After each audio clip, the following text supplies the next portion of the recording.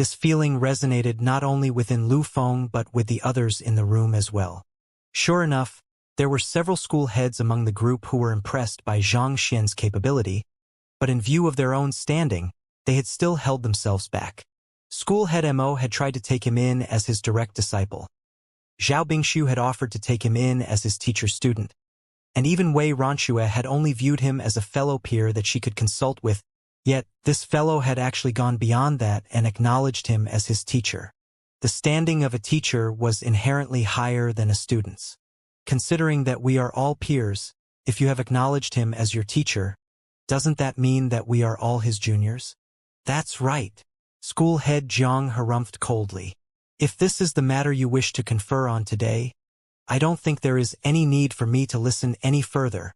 After saying those words, he turned to the door to leave.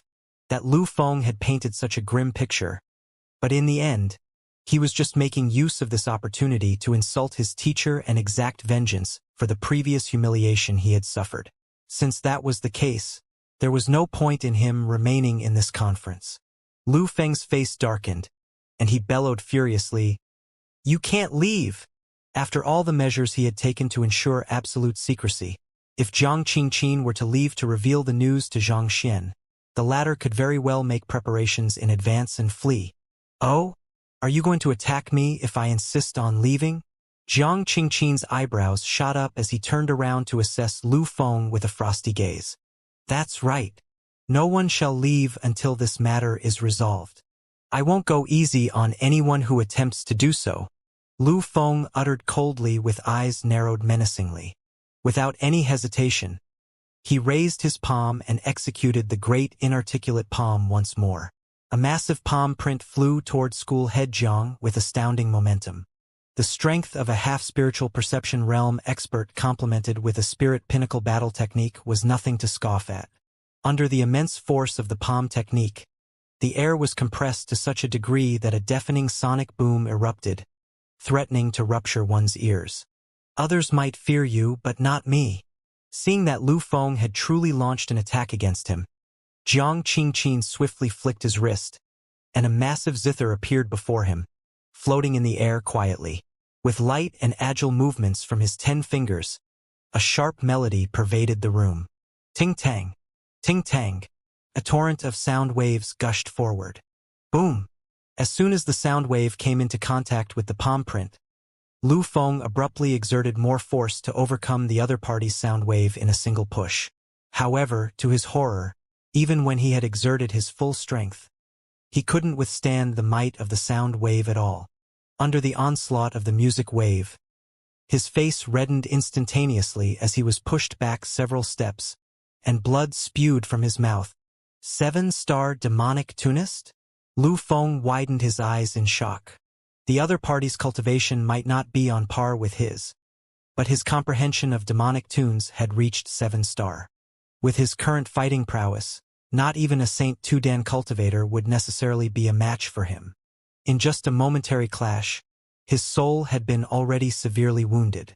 Indeed, under teacher's guidance, I managed to achieve a breakthrough, Jiang Qingqin said proudly. If not for Zhang Laosher, he might very well have been stuck at 6-star for his entire life. As such, how could he allow anyone to insult his teacher like that? Mu Shi. Lu Feng had thought that with his recent breakthrough, he would have been the #1 expert of the 10 great master teachers. He had never thought that he would be defeated by Jiang Qingqin in a single blow. Indignant, he could only turn to Mu Shi for help. "All right, let's end this here. School head Jiang, you calm down as well. Since Dong Xian has vowed on this matter in her name as a master teacher, this matter is indeed worth looking into." Mu Shi waved his hand and said, "Since things have already gotten to this point, why don't we invite Zhang Shi over to explain himself? If this truly is a misunderstanding, he will surely be able to come up with a logical explanation to convince us. Otherwise, if he truly is an otherworldly demon, we mustn't allow him to get away." Seeing that even Mu Shi had spoken up, Jiang Qingqin hesitated for a moment before returning to his seat. "All right, I will listen to Mu Shi's arrangements. However, I hope for Zhang Laoshe to be invited over in his capacity as a master teacher and not as a suspect. I don't want to see anyone doing anything disrespectful to my teacher. Fair enough. Mu Shi nodded. Even though Dong Xian had vowed on the matter using her name as a master teacher, it would be unfair to treat Xianxia as a criminal just based on her story alone. On top of that, Xianxia was an incredibly talented master teacher possessing the eye of insight as well. If they were to capture him and eventually find out that everything was just a misunderstanding, this could create a rift between him and the Master Teacher Academy. Besides, if the other party really was an otherworldly demon, if they were to send their forces out to apprehend him, he might notice that something was wrong and escape. That could potentially lead to a disaster. All right then. I have no more objections. Jiang Qingqin relented. Lu Feng, you heard it. Dispatch someone to invite Xianxia over to have his testimony cross-examined with Dong Xian's.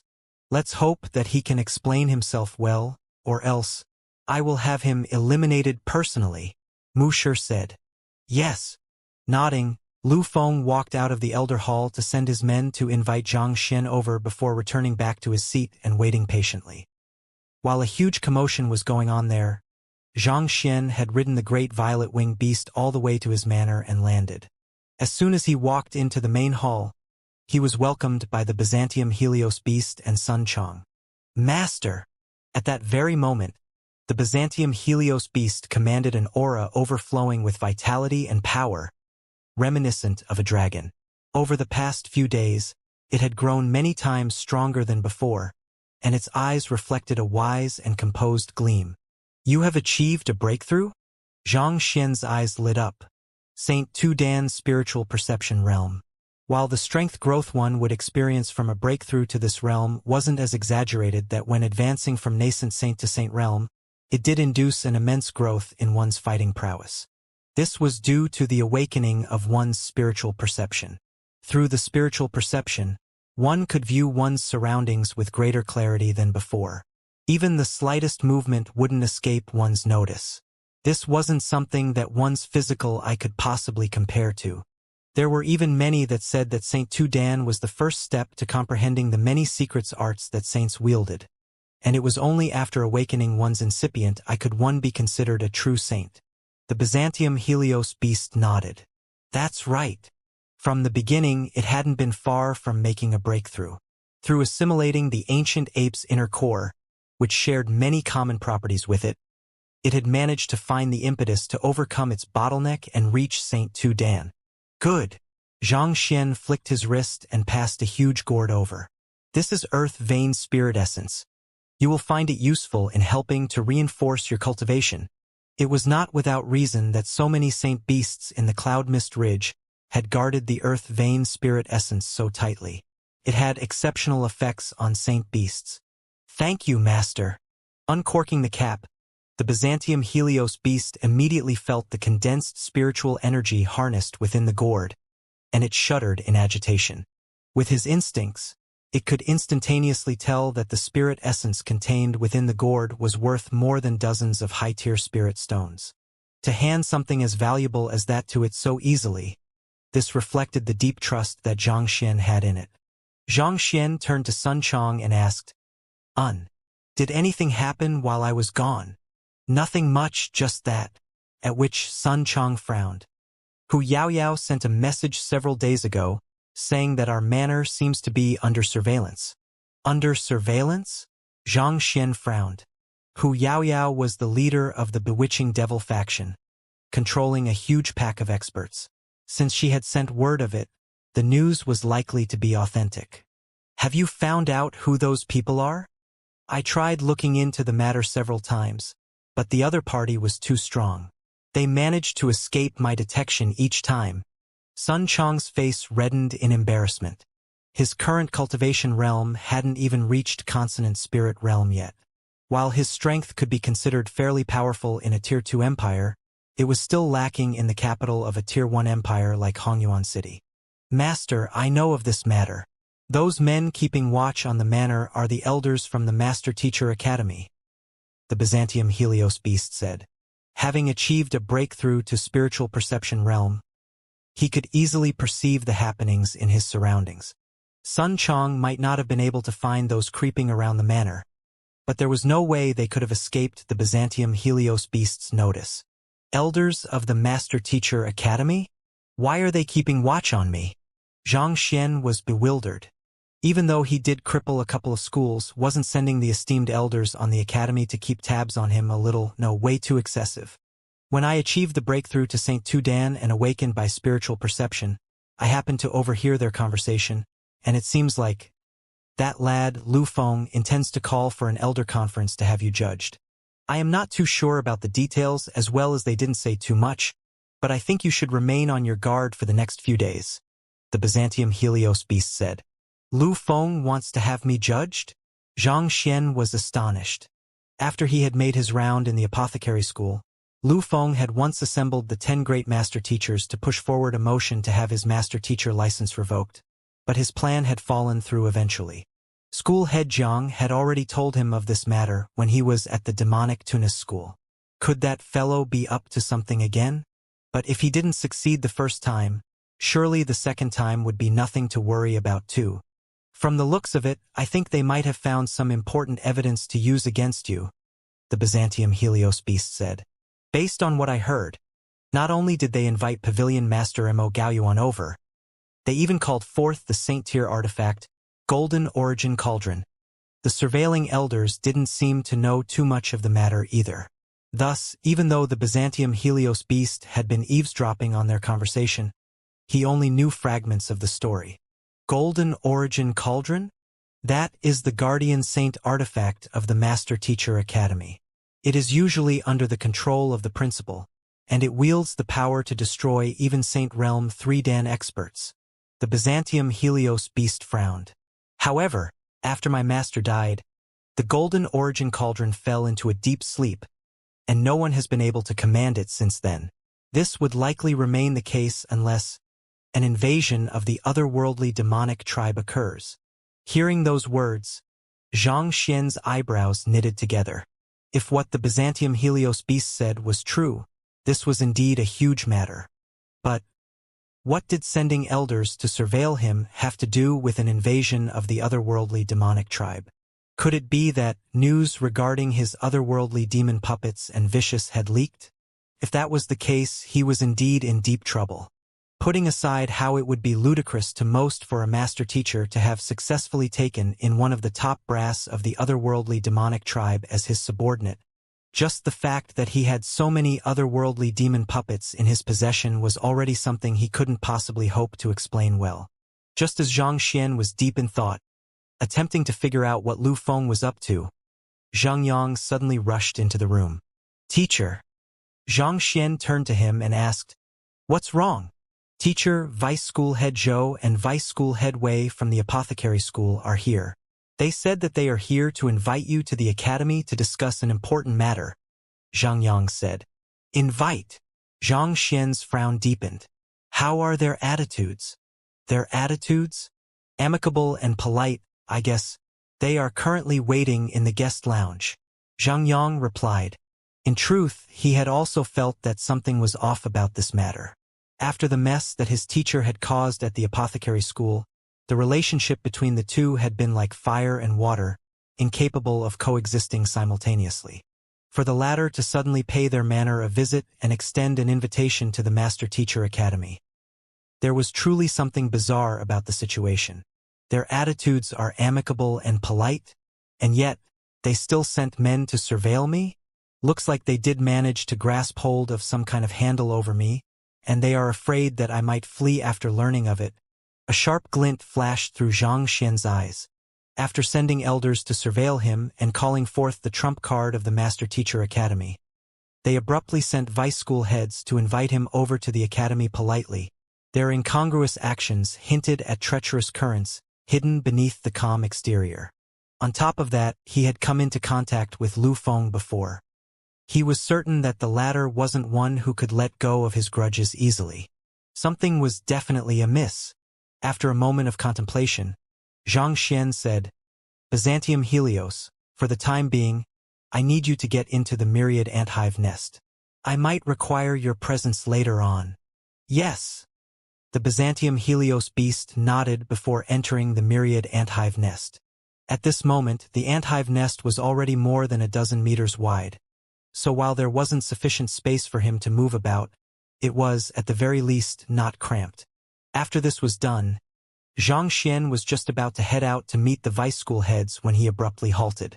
He gestured for Sun Chong and Zhang Yang to head to the guest lounge, and after confirming that there was no one around, he brought his clone out and passed his storage ring to him. Vicious and the newly acquired scroll containing Kong Shi's personal handwriting were in the storage ring. Wherever the otherworldly demonic tribe was concerned, master teachers would tend to act by the adage, better safe than sorry. On the off chance that he found himself cornered, it would be better to leave a hand. His clone and he shared the same soul, so as long as his clone wasn't kept in the storage ring, they could communicate remotely with one another. In the guest lounge, Vice School Head Zhou and Vice School Head Wei were conversing with one another via Jinshi telepathy. Do you think that he will try to escape?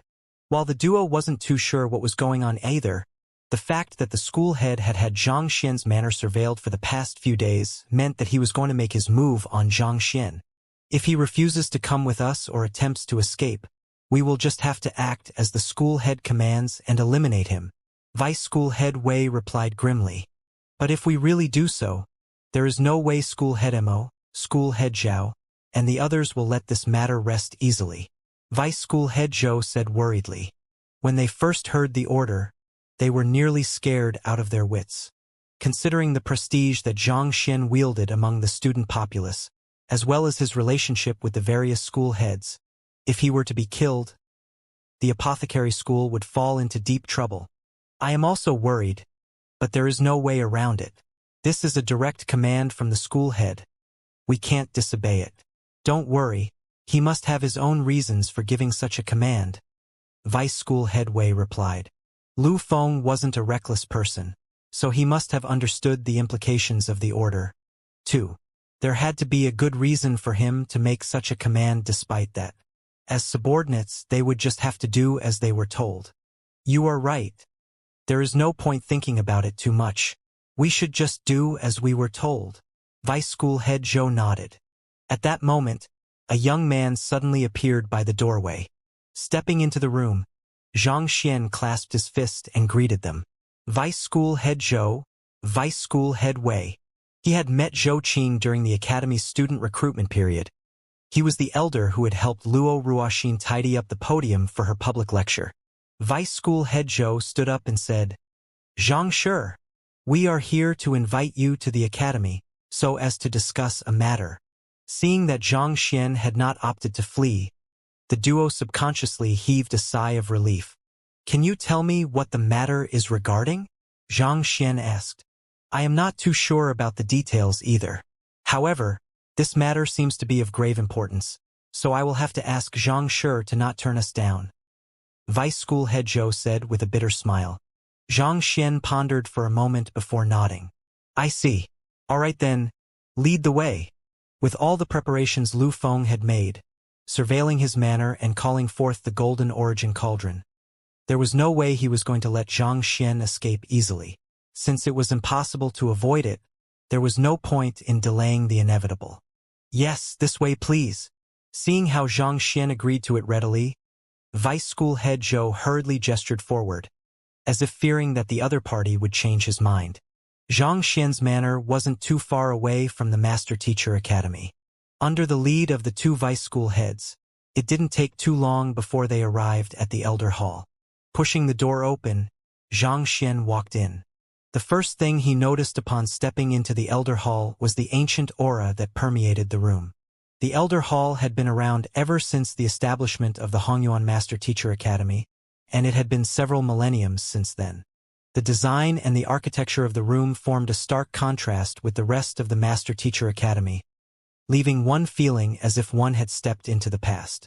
Gazing around the room, Zhang Xian saw the 10 great Master Teachers and Pavilion Master Mo seated around, and a massive cauldron stood at the center of the room.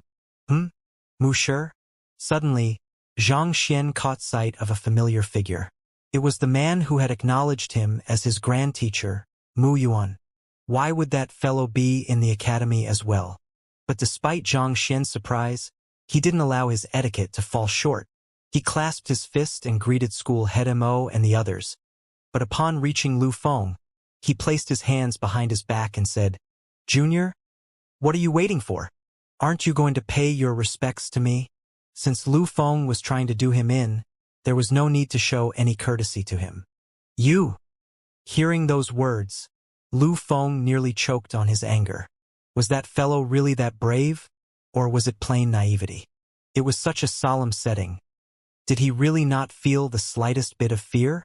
Lu Feng narrowed his eyes and flicked his wrist. "Jia!" The door closed, and a formation seemed to have started operating within the room, leaving the air slightly heavy. With the doors closed, Lu Feng glared at Zhang Xian with killing intent reflected in his eyes. "Zhang Xian, your identity has already been exposed. If you plead guilty, we might still consider sparing you. Otherwise, not only will you be killed, those who are related to you will be implicated as well." Zhang Xian frowned, seemingly confused by what Lu Feng had said. "My identity has been exposed? Still feigning ignorance? Dong Xen. Tell him." Lu Feng sneered coldly as he gestured Dong Xian forward. "Yes." Dong Xian nodded. "Zhang Xian, I saw with my own eyes how you used a formation to confine Senior Byzantium Helios, and after the latter broke out, you had 20 of your otherworldly demon subordinates pummel him. You saw with your own eyes?" Zhang Xian was momentarily stunned. 10 days ago, when he was teaching the Byzantium Helios beast a lesson, the latter managed to escape due to the formation being too weak. Could that lady have been hiding in his manor at that time? It seemed the formations that King Huai had prepared for the manor weren't reliable after all. He would have to work on them when he returned later on. Otherwise, if others could enter and leave his manor as they pleased, it could pose as a potential source of trouble. "That's right. I swear on my name as a master teacher that I saw you command your subordinates to assault Senior Byzantium Helios. From start to end, you said a total of 3 sentences, the first one being, 'Trying to escape? Vicious, take it down.' Followed by the rest of you, 'Get him. Pummel him to death.' And finally, when Senior Byzantium Helios passed out, you said, 'It fainted again.' Is there any mistake with what I said?" Dong Xian asked. She would never forget what she had seen that day. The viciousness that the young man before her had shown had been imprinted deep in her mind. "You do have a good memory." Seeing how the other party was able to recount what happened that day perfectly, Zhang Xian scratched his head awkwardly. Unaware of the Byzantium Helios beast's true identity then, he had thought that it was a crony of the otherworldly demonic tribe. Naturally, he wouldn't show any mercy to it. He is admitting to it? Realizing that Zhang Xian wasn't denying the matter, everyone was flabbergasted. If he had truly commanded otherworldly demons to pummel Senior Byzantium Helios, was he really from the otherworldly demonic tribe then? Unable to believe what he had just heard, school head Mo stood up and asked in agitation, "Zhang Shi, did you really assault Senior Byzantium Helios?" He was the first one to notice that Senior Byzantium Helios had gone missing, kidnapped by more than a dozen otherworldly demons as deduced from the traces left behind. The Master Teacher Academy had devoted its manpower to searching for it for half a month now, but there were no signs of him anywhere.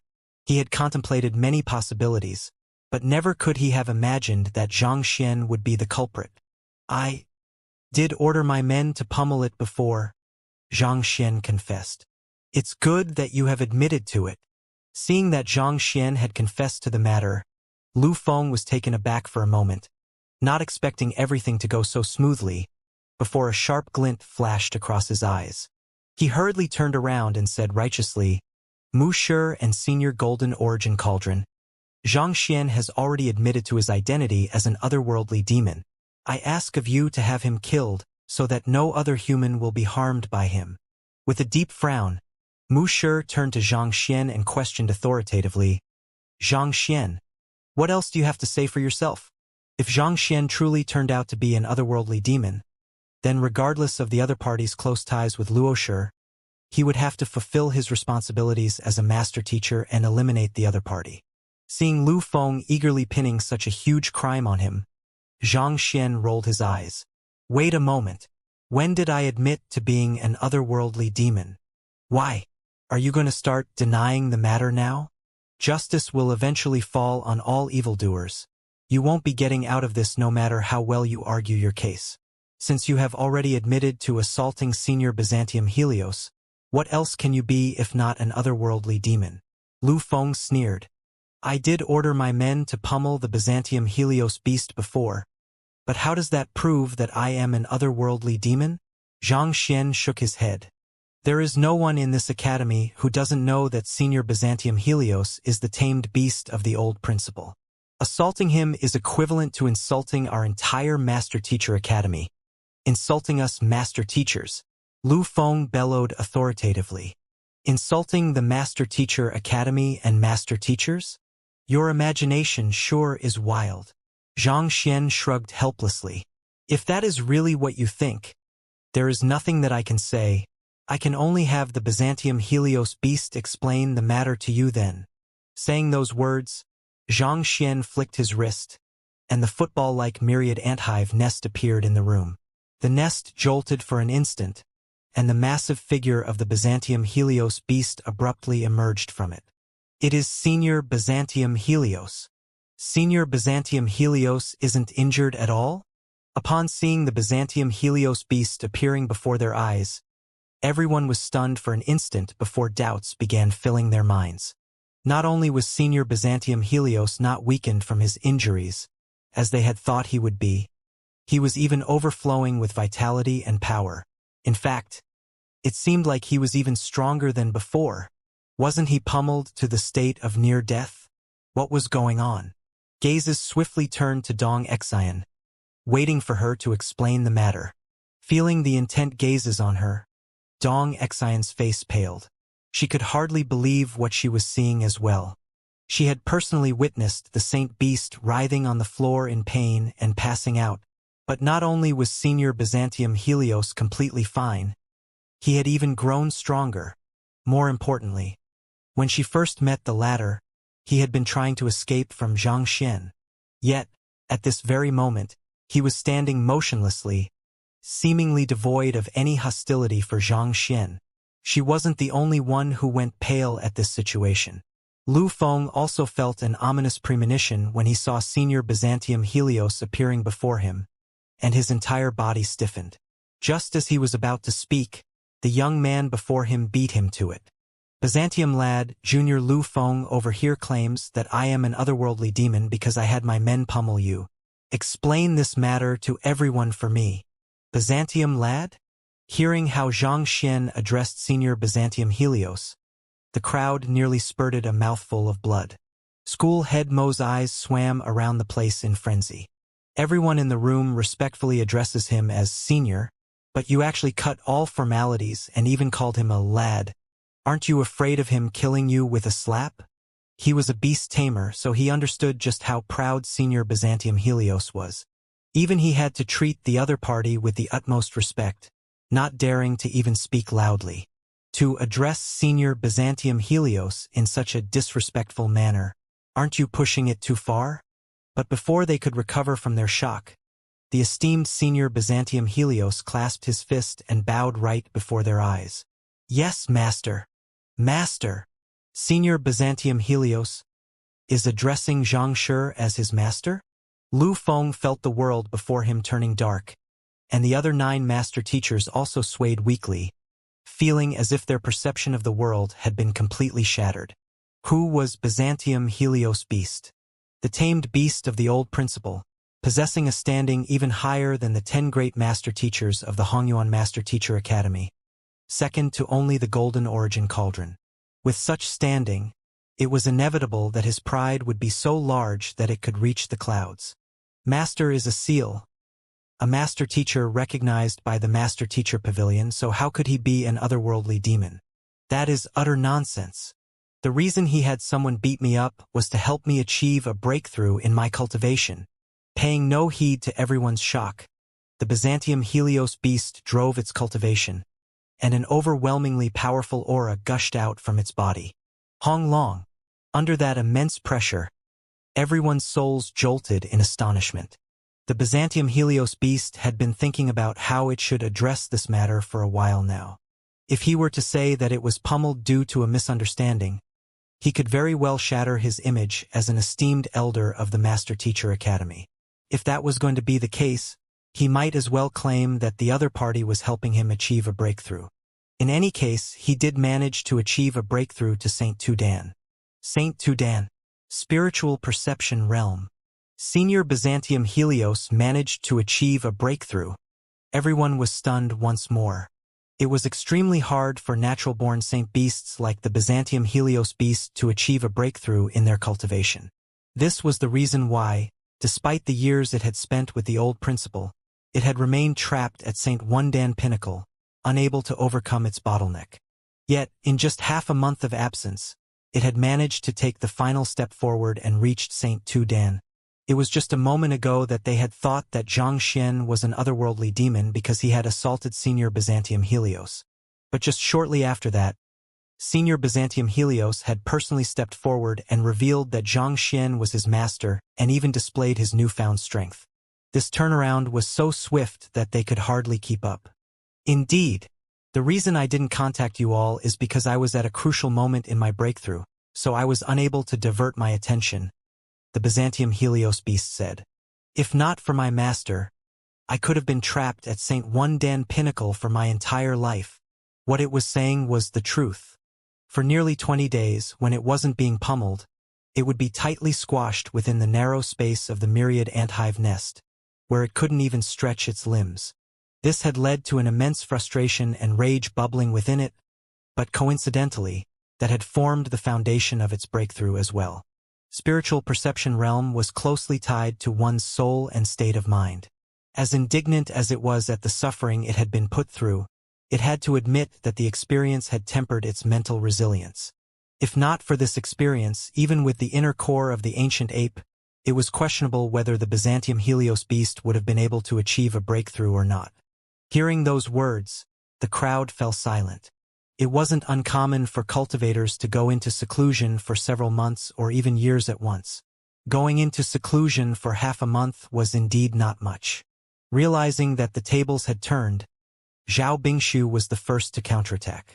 As the tamed beast of our old principle, Senior Byzantium Helios has contributed greatly to our academy. I believe I don't have to say this, but Xianxia has really done our academy a great favor this time around. Yet, despite all he has done, you accused him of being an otherworldly demon. Lu Feng, if you don't explain yourself well today, I will make sure you are charged for aspersion even if I have to bring this matter all the way up to Qingyuan Empire. You said that Xianxia had pummeled Senior Byzantium Helios and thus was an otherworldly demon. But now, even the victim has stepped forward to clarify the matter. What else do you have to say? Hearing those words, Lu Feng's face warped in savagery, and veins began popping up at his temple. He felt so stifled within that he could puke blood. He had thought that, with this intelligence, he would be able to have Xianxia begging him for mercy. Who could have known that the situation would end up turning on him instead? Standing by the side, Dong Xian, who had been watching the entire scene throughout, trembled uncontrollably as well. If she could, she would have loved to disappear that very moment. She had seen with her own eyes how Xianxia had viciously ordered his subordinates to pummel Senior Byzantium Helios. How did it turn into helping the other party achieve a breakthrough in the blink of an eye? Where in the world could one find a person pummeling another to the point of near death to help him achieve a breakthrough? In that instant, a thought suddenly emerged in Dong Xian's mind. Wait a moment. Could it be? She immediately clasped her fist and said, Mu Shi, Senior Golden Origin Cauldron, and school heads, I have a hypothesis in mind, but I am not sure if it will be appropriate for me to speak of it. Feel free to speak. Mu Shi nodded. I am certain that I saw Xianxia ordering his subordinates to pummel Senior Byzantium Helios. But at this moment, Senior Byzantium Helios is speaking in his stead. I find that there is something really unnatural about this situation. Thus, I am thinking, could it be possible that Senior Byzantium Helios is being threatened? Maybe there is something he is unable to tell us about, or perhaps, the very reason for the pummeling might have been to make Senior Byzantium Helios submit. Dong Xian said. She knew what she had seen, and she was certain that there had been tension and hostility between Xianxia and Senior Byzantium Helios back then. Yet, all of this had disappeared all of a sudden, and the latter had even acknowledged Xianxia as its master. Had it been anyone else, they wouldn't have been able to believe it either. For one's attitude to change that quickly, there could only be one possibility. He was being blackmailed. You mean that he is being coerced into saying those words? Mu Shi frowned. The other school heads fell into deep contemplation upon hearing those words. 2. Such a situation had indeed happened before. Even if Xianxia was a disguised otherworldly demon, he had spent some time as a master teacher, so it wouldn't be too surprising for him to be capable of spinning lies that could convince even them. Indeed, everyone knows that Senior Byzantium Helios is deeply loyal to the old principal. So far, we don't even know whether the old principal is alive or dead, and for Senior Byzantium Helios to acknowledge another man as his master under such uncertain circumstances, I find that hard to believe. Lu Feng's eyes lit up upon hearing Dong Xian's words, and he immediately leaped at the opportunity to build on it. It was true that the old principal had gone missing on an expedition in an ancient domain, but until his corpse was found, it was impossible to conclusively tell whether he was alive or dead. Considering the loyalty Byzantium Helios beast had for the old principal, to acknowledge another man as its master while its old master could still be alive, there was indeed something really suspicious about the situation. Chan Chengshuan stood up and said, "Could it be that Xianxia possesses some news regarding the old principal, and he is using it to threaten Senior Byzantium Helios into acknowledging him as his master and speak on his behalf? Or perhaps, if he is truly an otherworldly demonic tribe royal, he could very well be using some kind of special means unknown to us. He was on the same boat as Lu Feng. Sink or swim, their fates were already closely tied together." Hearing those words, Mu Shi had no choice but to rethink the matter. If his old friend was truly alive and Xianxia was using this piece of news to coerce the Byzantium Helios beast into doing his bidding, given the loyalty of the latter, it was indeed highly likely that the latter would speak on Xianxia's behalf. Until we can confirm whether Senior Byzantium Helios has been coerced or not, I think we should invalidate his testimony on the grounds of reliability, Lu Feng said. You, audacious! Not expecting that someone would use this kind of ridiculous theory to cast suspicion on his words, the Byzantium Helios beast's face turned scarlet, and he bellowed furiously, "Every single word of mine comes straight from my heart. How is it unreliable? Senior Byzantium Helios, please calm down.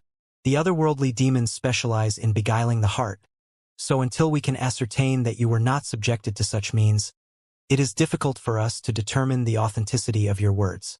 We have to ask for your understanding on this matter," Lu Feng said.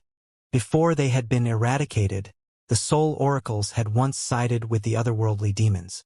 From them, the otherworldly demons had learned some techniques relating to the manipulation of the soul as well. Even if Dong Xian's testimony was unreliable and Xianxia had truly helped the Byzantium Helios beast achieve a breakthrough, it was still hard to believe that someone as loyal as the Byzantium Helios beast would abandon its possibly still living master and acknowledge a man whom it had barely known for half a month as its master. At this point, Pavilion Master Imo, who had been watching the scene silently all this while, suddenly spoke up. "School head Lu, if we start delving into such conspiracy theories, can I also claim that you have been beguiled by the otherworldly demonic tribe into plotting against a talented master teacher who possesses the Eye of Insight?" School head Mo harumphed in agreement as he stroked his beard. "Indeed, all of us are more than aware of the significance of a master teacher possessing the Eye of Insight to mankind. And yet, School head Lu has intentionally acted against Xianxia time and time again. Could it be possible that you are an otherworldly demon in disguise? Sure, you might have cast suspicion on Senior Byzantium Helios's words, but how credible are your words compared to his? You, not expecting that the duo to counterattack from such an angle, even pinning such a huge crime on him, Lu Feng nearly spurted blood. Left with no choice, he could only wave his hands and relent. Fine, we will get nowhere with that, so let us put that aside for the moment. Even if Senior Byzantium Helios's testimony holds, Surely the matter of Xianxia having otherworldly demons subordinated to him is a fact that cannot disputed? We visited Layuan Peak, the place where Senior Byzantium Helios was last seen before his disappearance, and I believe we can all agree that the lingering aura and remaining traces there belong to otherworldly demons. According to Dong Xian's description, not only did Xianxia assault Senior Byzantium Helios, he had an army of otherworldly demon subordinates as well. That was also the most crucial point to proving that Xianxia was an otherworldly demon. Furthermore, since all of the school heads had visited Layuan Peak to investigate the Senior Byzantium Helios's kidnapping, they wouldn't be able to refute this point.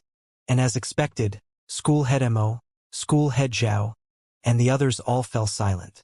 Given Xianxia's current cultivation realm, there was no way he could be Senior Byzantium Helios's match without any external help. Furthermore, Xianxia had also acknowledged that he had ordered his men to pummel Senior Byzantium Helios. Could he really have otherworldly demons as his subordinates? If that was really the case, that would complicate matters. Master teachers were banned from coming into close contact with otherworldly demons, and most would often refrain from doing so as well in order to avoid suspicion. Otherworldly demon subordinates. Do you mean this? Knowing that this matter would become a permanent stain on his record if he failed to explain himself well today, he flicked his wrist, and an otherworldly demon puppet appeared before him. I believe that with everyone's eye of discernment, you should be able to tell that this is a puppet forged out of the body of an otherworldly demon, Xianxia said. Indeed, this is a puppet forged out of an otherworldly demon. The crowd examined the puppet before them for a moment before nodding in agreement. All of those gathered there were 6-star pinnacle master teachers, and unlike Dong Xian, who had only seen the puppets from afar, they were examining it in close proximity as well. Whether it was a puppet or a real otherworldly demon, they were more than capable of differentiating. As School Head Zhao will know, before enrolling at the academy, I once accompanied Luo Qiqi, Princess Yufei, and a few others into an underground chamber, and in there we managed to stumble upon Elder Wu Yangzi's heritage, Xianxia said. Zhao Bingshu nodded, confirming his words. He had compiled a report on it and sent it to the other school heads as well, so they should be aware of the matter, too. The otherworldly demons mentioned earlier are actually puppets forged by Elder Wu Yangzi back when he was still alive, and I only managed to obtain them out of a stroke of luck, Xianxia explained. Master teachers are indeed forbidden from coming into contact with otherworldly demons, but Elder Wu Yangzi had already forged them into puppets to serve mankind. Even if I haven't contributed to mankind through them, at the very least, my possession of them can't be considered a sin, right? Everyone was stunned. They had thought that Xianxia's subordinates were otherworldly demons, but to think that they were only puppets. Puppets were mindless and possessed no sentience of their own. Unless they were commanded to do so, they wouldn't be able to hurt anyone. Thus, there was no harm in Xianxia possessing them. After studying the puppet carefully, Mu Shi remarked, "This is indeed a mindless puppet, and the manner in which it was forged does bear a striking resemblance with Wu Yangzi's smithing technique. The puppets had personally been forged by Wu Yangzi during his captivity in the underground chamber. Precious materials had been devoted to the forging process, so each of the puppets was invaluable treasures. However, this puppet still harnesses killing intent within its body, and it retains its innate instincts as otherworldly demons.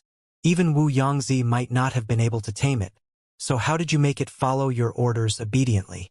Realizing the crux of the matter, Mu Shi frowned. Just as the otherworldly demons were mankind's nemeses, the opposite was true as well. The hatred for mankind flowed in the very bloodline of the otherworldly demons, making it nigh impossible for a human to command them. Even an expert like Wu Yangzi would not necessarily be able to tame them, so how did a perfect harmonization realm cultivator like Xianxia succeed? Hearing Mu Shi's words, Xianxia frowned. The reason he had been able to make the otherworldly demon puppets obey his commands was due to vicious, and exposing vicious existence meant exposing the existence of the Book of Heaven's Path and possibly his greatest secret, the Library of Heaven's Path as well. Those were his greatest trump cards, so by no means should he ever reveal them. On top of that, this puppet was forged by having body parts forcefully switched while it was still alive. Judging by the marks, it seems like the otherworldly demons didn't reject the swapping of the parts. Or to be more exact, they were willing to have it done. Back then, the disappearance of Wu Yangzi caused a huge uproar, and there is even a report documenting it in the Qingyuan conferred Empire Master Teacher Pavilion. If Wu Yangzi possessed the ability to have the otherworldly demons obediently undergo his forging and listen to his commands at the end of it, he should have been more than capable of escaping from his captivity. If that was the case, he wouldn't have been trapped in an underground chamber until his death, Mu Shi analyzed. As a 7-star master teacher, as well as a 7-star blacksmith, Mu Shi was able to easily deduce the forging process of the otherworldly demon puppet. Even with Wu Yangzi's outstanding smithing capability, it would have been hard for him to successfully forge it had the otherworldly demon resisted. Hearing Mu Shi's words, Lu Feng's eyes lit up. Mu Shi is right. These might just be puppets, but their origin is dubious. On top of that, you clearly don't possess the strength to tame them. Unless you are royalty of the otherworldly demonic tribe, allowing you to command the otherworldly demons just by your bloodline itself. That would explain why the otherworldly demons would willingly allow themselves to be torn apart to be made into puppets, and why they would obey your commands even after death. Xianxia's face darkened upon hearing those words. Naturally, he wasn't royalty of the otherworldly demonic tribe, but Vicious was, and he could very well be an emperor among them. It was due to him exerting pressure on those otherworldly demons that Wu Yangzi had been able to forge them into puppets successfully. But if he had to reveal the existence of Vicious, he would risk having to reveal the existence of the Library of Heaven's Path too. I have no idea how the otherworldly demons were forged into puppets either. That was Elder Wu Yangzi's doing. But as for the matter of taming them, after a moment of hesitation, Xianxia said, "My teacher, fearing for my safety, tamed them and gave them to me." "Your teacher?" Lu Feng harumphed coldly. "Which master teacher is that? I would like to know which formidable master teacher possesses the capability to make so many mindless otherworldly demon puppets obey the orders of a 4-star master teacher." "My teacher." Xianxia began to speak, but before he could finish his words, an impassive voice suddenly sounded from beyond the door. "His teacher is me." The room was abruptly engulfed by a devastating aura. That aura was reminiscent of a tsunami, leaving one feeling insignificant and helpless before it. Everyone's hearts turned cold, and goosebumps rose from their arms. Even Mu Shi's body had tensed in apprehension. Before this aura, there was no one, not even a person as strong Mu Shi, who dared to show the slightest bit of retaliation. Otherwise, they could very well be crushed by that overwhelming power in an instant. Jia! Jia! Under the crushing pressure of that devastating aura, the ancient Elder Hall came to the limits of its durability, and countless cracks began to surface throughout the room. Following which, with a long rumble, the room collapsed entirely. To be able to dissipate the formations here and collapse the room just with the aura he exudes, the school heads in the room exchanged fearful glances. Not only was the Elder Hall made of incredibly resilient material, it was even reinforced with several extremely powerful formations. Even if a Saint 3 Dan expert were to launch an attack with their full might against the room, they might not necessarily be able to destroy the formations. Yet, a person actually managed to dissipate the formations and collapse the room with just his aura. Just how powerful was Xianxia's teacher to be able to do that? With this thought in mind, they hurriedly raised their gazes and saw a blurred silhouette standing in the air above them. Amid the cloud of dust, they couldn't make out the other party's appearance clearly. Nevertheless, judging from his physique, the other party didn't seem too old, possibly only in his early 30s, but he carried an authority that none dared to defy. "Are you the ones who suspect my student of being an otherworldly demon?" The figure harumphed coldly. "Then, do I look like an otherworldly demon to you?" Boom! His voice wasn't loud, but it created a sensation that felt as if the sky was crumbling down on them. Under that immense pressure, Lu Feng and the others felt their bodies stiffening, and even breathing became a difficulty. Hong Long Long. With the intensity of the pressure, the building beneath them also reached its limit and crumbled as well. But that wasn't the end yet. The pressure that man exuded seemed to ripple outward like waves, and any building that came into the slightest contact with it would have the formations protecting it shattered immediately, and the majestic structure would come collapsing down as if nothing more than a fragile piece of paper. That is the Teacher Acknowledgement Hall. Everyone hurriedly turned to look at the building that had just collapsed, and their eyelids began twitching uncontrollably. That was the Teacher Acknowledgement Hall, where the tablets of the predecessors and Kong Shi's statue were housed. That place was protected by the will of their predecessors, and even if all of them were to strike it with all their might simultaneously, it wouldn't suffer the slightest damage. Yet, with just mere words from the other party, it had collapsed. The fact that the Teacher Acknowledgement Hall has collapsed means that the wills of the predecessors dared not stand against this elder, and even Kong Shi has fled, an elder muttered in a daze. Hearing those words, cold sweat began trickling down everyone's backs. That elder was right. The Teacher Acknowledgement Hall was protected by the will of Kong Shi and many predecessors. Even the otherworldly demons would be doomed for failure if they were to attempt to breach those grounds. For it to collapse that easily with mere words, there was only one possibility. That elder's strength was so great that not even the will Kong Shi had left behind dared to stand against him. And for this to occur, it could only mean that either Kong Shi himself had arrived at the scene, or that the other party possessed strength worthy of Kong Shi's respect. But how could that be possible? Kong Shi was no longer around, and considering the overwhelming strength Kong Shi wielded, a person who possessed strength worthy of his respect would be. Another elder's eyes narrowed as he muttered in a quivering voice.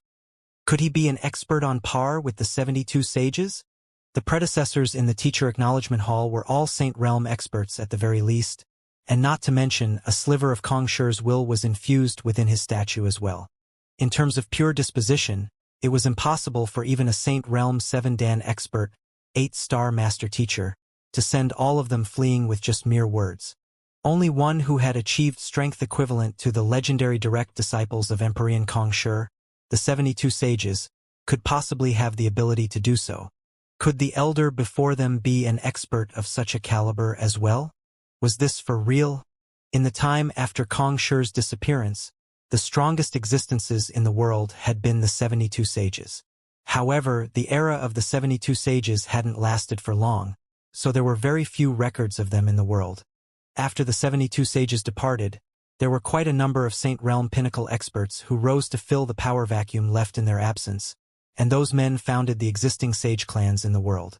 Those old ancestors of the sage clans possessed power surpassing any mortal's imagination.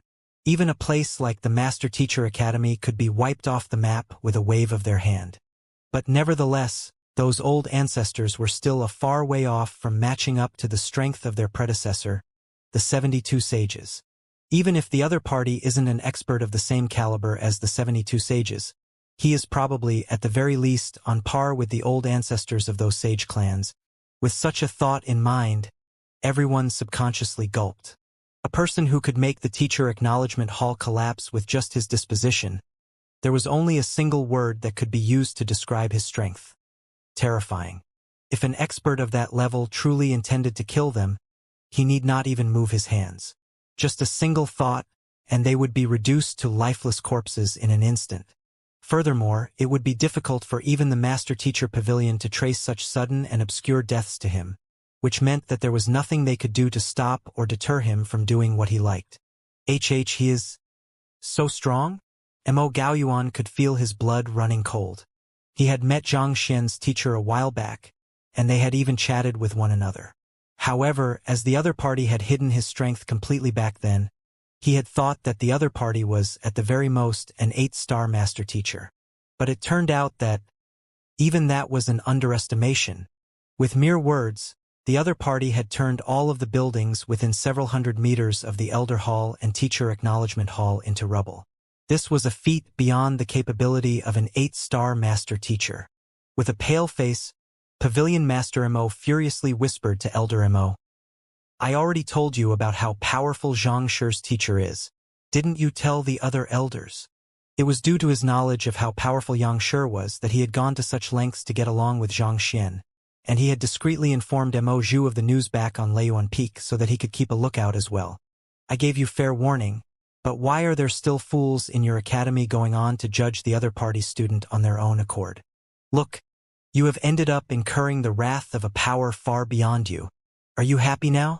For an expert of such caliber, even if he chose not to make a move personally out of sheer disdain, he could easily damn one to the bottom of hell with just a single word. I did tell them, but they refused to believe me, Elder Mo replied tearfully. He had never met Xianxia before, only hearing several rumors from Pavilion Master Mo. So his impression and fear of the man didn't run as deep before. Thus, he had only brought it up casually before the others. Who in the world could have known that the man would be a monster? His strength was way off the charts. You all, fearing that the man above might just destroy the entire Master-Teacher Academy in a moment of anger, Mo Gaoyuan hurriedly raised his pale face and said, Xianxia, I am Mo Gaoyuan. You offered me a pointer once before. It's not our intention to make things difficult for Xianxia. We only invited Xianxia over to ask him a few questions. At this point, he had no choice but to speak up personally. Otherwise, if he were to give that fool Lu Feng an opportunity to speak, they might really just end up breathing their last here. The figure in the sky glanced downward and uttered coldly, Oh? You only invited my student here to ask him a few questions? But why does it seem to me that you are judging my student instead? Is it because you think that he is an otherworldly demon? Or do you think that I am an otherworldly demon? An immense pressure that left one feeling as if the world before one was crumbling apart fell from the heavens, leaving the crowd below suffocated. This is a celestial master teacher? In an instant, the faces of everyone in the room paled even further, and the sheer fright they were experiencing rendered them incapable of words. For as long as the world remembered, the only one known to be a celestial master teacher had been Kong Shi. But the inviolable authority reminiscent of a deity from the heavens that the figure above commanded.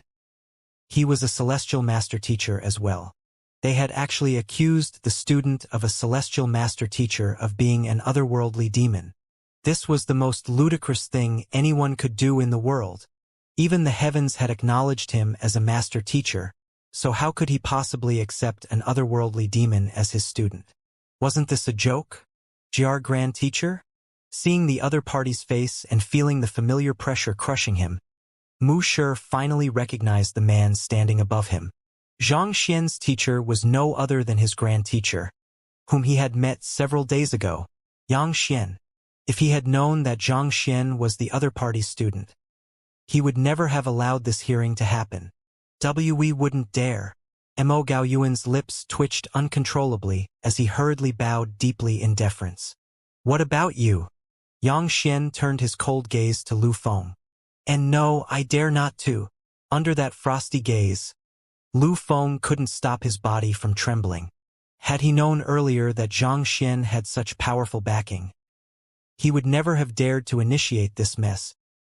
He had truly dug his own grave this time around. It was all over. Having offended such a powerful master teacher, even if he were to survive this ordeal, his future was already over. There would be no one and nowhere that would dare accept him. Beside him, Chun Chengshuan and Dong Xian nearly keeled over. They had thought that they would enjoy a life of glory once Lu Feng took over as the principal. They had never imagined such a situation would occur instead. It was as if the path to paradise had suddenly collapsed beneath their feet, damning them to the depths of hell. That had better be the case. Yang Xian harumphed coldly as he raised his gaze, seemingly peering into the depths of the heavens. My name is Yang Xian. If any of you feel that I have abused my power, feel free to report me to the Master Teacher Pavilion headquarters. We wouldn't dare do such a thing. Mo Gaoyuan's face immediately paled in fright. Like hell they would report the other party. On the contrary, if the Master Teacher Pavilion headquarters were to learn that they had offended a Master Teacher of Xianxia's stature, not only would they not redress their grievances, they might even get rid of them to appease Xianxia's rage. Master Teachers of Xianxia's caliber could be considered as the wealth of mankind. Putting aside a Master Teacher Academy of a Tier 1 empire, not even an entire conferred empire could match up to them in value. They would be counting their blessings if the happenings today never reached the ears of the headquarters. to report this matter the headquarters on their own accord. They would have to be tired of living to do so. It was true that the Master-Teacher Pavilion worked to uphold justice in the world, but it had to be practical as well, especially considering the existing threats it faced. As such, the higher ranked a Master-Teacher was, the more privileges they were granted. This served as motivation for Master-Teachers to work harder, as well as a measure to preserve the forces of the Master-Teacher Pavilion as far as possible. Even the life of 10,000 six-star Master-Teacher couldn't match up to the value of an expert like the other party. Which side the Master-Teacher Pavilion would choose to take, it didn't take a genius to figure it out. That will be for the best, Xianxia uttered impassively. With a final glance at the crowd beneath, he flung his sleeve and turned around, preparing to leave. At that moment, Wuxia suddenly rushed forward. Grand Teacher! He had been practicing the cultivation method that his Grand Teacher had imparted to him over the past few days, and the affliction he had been suffering from had alleviated. For the first time in a very long time, he had experienced a growth in his cultivation. Thinking of the changes he had experienced over the past few days, he was filled with deep gratitude for the man before him. Seeing that his benefactor was about to leave, Wuxia couldn't help but rush forward in agitation. Xianxia took a glance at Wuxia and nodded slightly. Cultivate well, and perhaps a day might come when you are able to return to the Mu clan. After which, with a slight step, he abruptly disappeared from the spot, as if having teleported away. This is spatial manipulation. He is a 9-star Master-Teacher. After witnessing that scene, the crowd was completely dumbstruck. Having grasped the laws of space, the most distinctive trait of 9-star Master-Teachers was their ability to manipulate space, which allowed them to accomplish the unthinkable, such as constructing inner worlds through folding space. Given how Xianxia had disappeared before their eyes in an instant, it could only mean that he had comprehended such laws as well. A living 9-star Master-Teacher. There was barely a handful of them still in this world, and they had actually met one and even attempted to judge his student. A shiver ran down everyone's spines as fear gripped their hearts. It was fortunate that the other party, perhaps in view of his identity as a Master-Teacher, had no intentions of getting even with them. Otherwise, they, along with the entire Master-Teacher Academy, would have become a thing of the past. Nevertheless, even though they were spared from this calamity, they would still do well not to push the other party's buttons anymore, which, in this case, was his student. As such a thought came to their minds, they subconsciously turned their gazes to Xianxia, only to see the latter with a deep frown on his forehead, seemingly displeased. And the truth was that at this very instant, Xianxia was indeed displeased. While he knew that his clone wasn't a reliable person, he hadn't thought that the other party would be so unreliable. Isn't this overdoing it? As he would have to expose the existence of the Library of Heaven's Path in order to explain how he managed to tame those otherworldly demonic puppets. Xianxia had planned to have Xianxia make an appearance to save the day. Thus, through his mental connection with his clone, he had the latter appear in Xianxia's form. Xianxia had initially only intended to have Xianxia scare the others just a little. But who could have known that he would blow the entire matter way out of proportion? Looking at the wreckage around him, Xianxia slapped his forehead in frustration. All his clone had needed to do was prove that he wasn't an otherworldly demon. But that fellow actually turned the Elder Hall, along with many other crucial buildings, into rubble. As for how everything had happened, the powerful aura which his clone seemed to emanate was from Vicious, naturally. That fellow had once said that as long as he devoured Kong Shi's personal handwriting, he would be able to turn his aura that was drenched with killing intent like all other otherworldly demons into a purer and more orthodox form, similar to that of a Master-Teacher. The collapse of the Teacher Acknowledgement Hall was probably a result of the aura coming from Kong Shi's personal handwriting. While Kong Shi had yet to reach his peak when he left behind those words, there was no way that the will of any Master-Teacher would dare to stand against him. As for the aura of a celestial Master-Teacher, as his clone's soul had come from his, he had also been recognized by the heavens. On top of that, Vicious was around to assist, so they managed to pull it off easily. And the final disappearance was naturally not teleportation either. While the crowd had been being distracted by their own fear, Xianxia had managed to slip them into the myriad anthive nest discreetly. Entering a folded space was similar to entering another world. Even with the spiritual perception of a Saint Tudan expert, it was impossible to find any traces of them anywhere, thus creating the illusion of teleportation.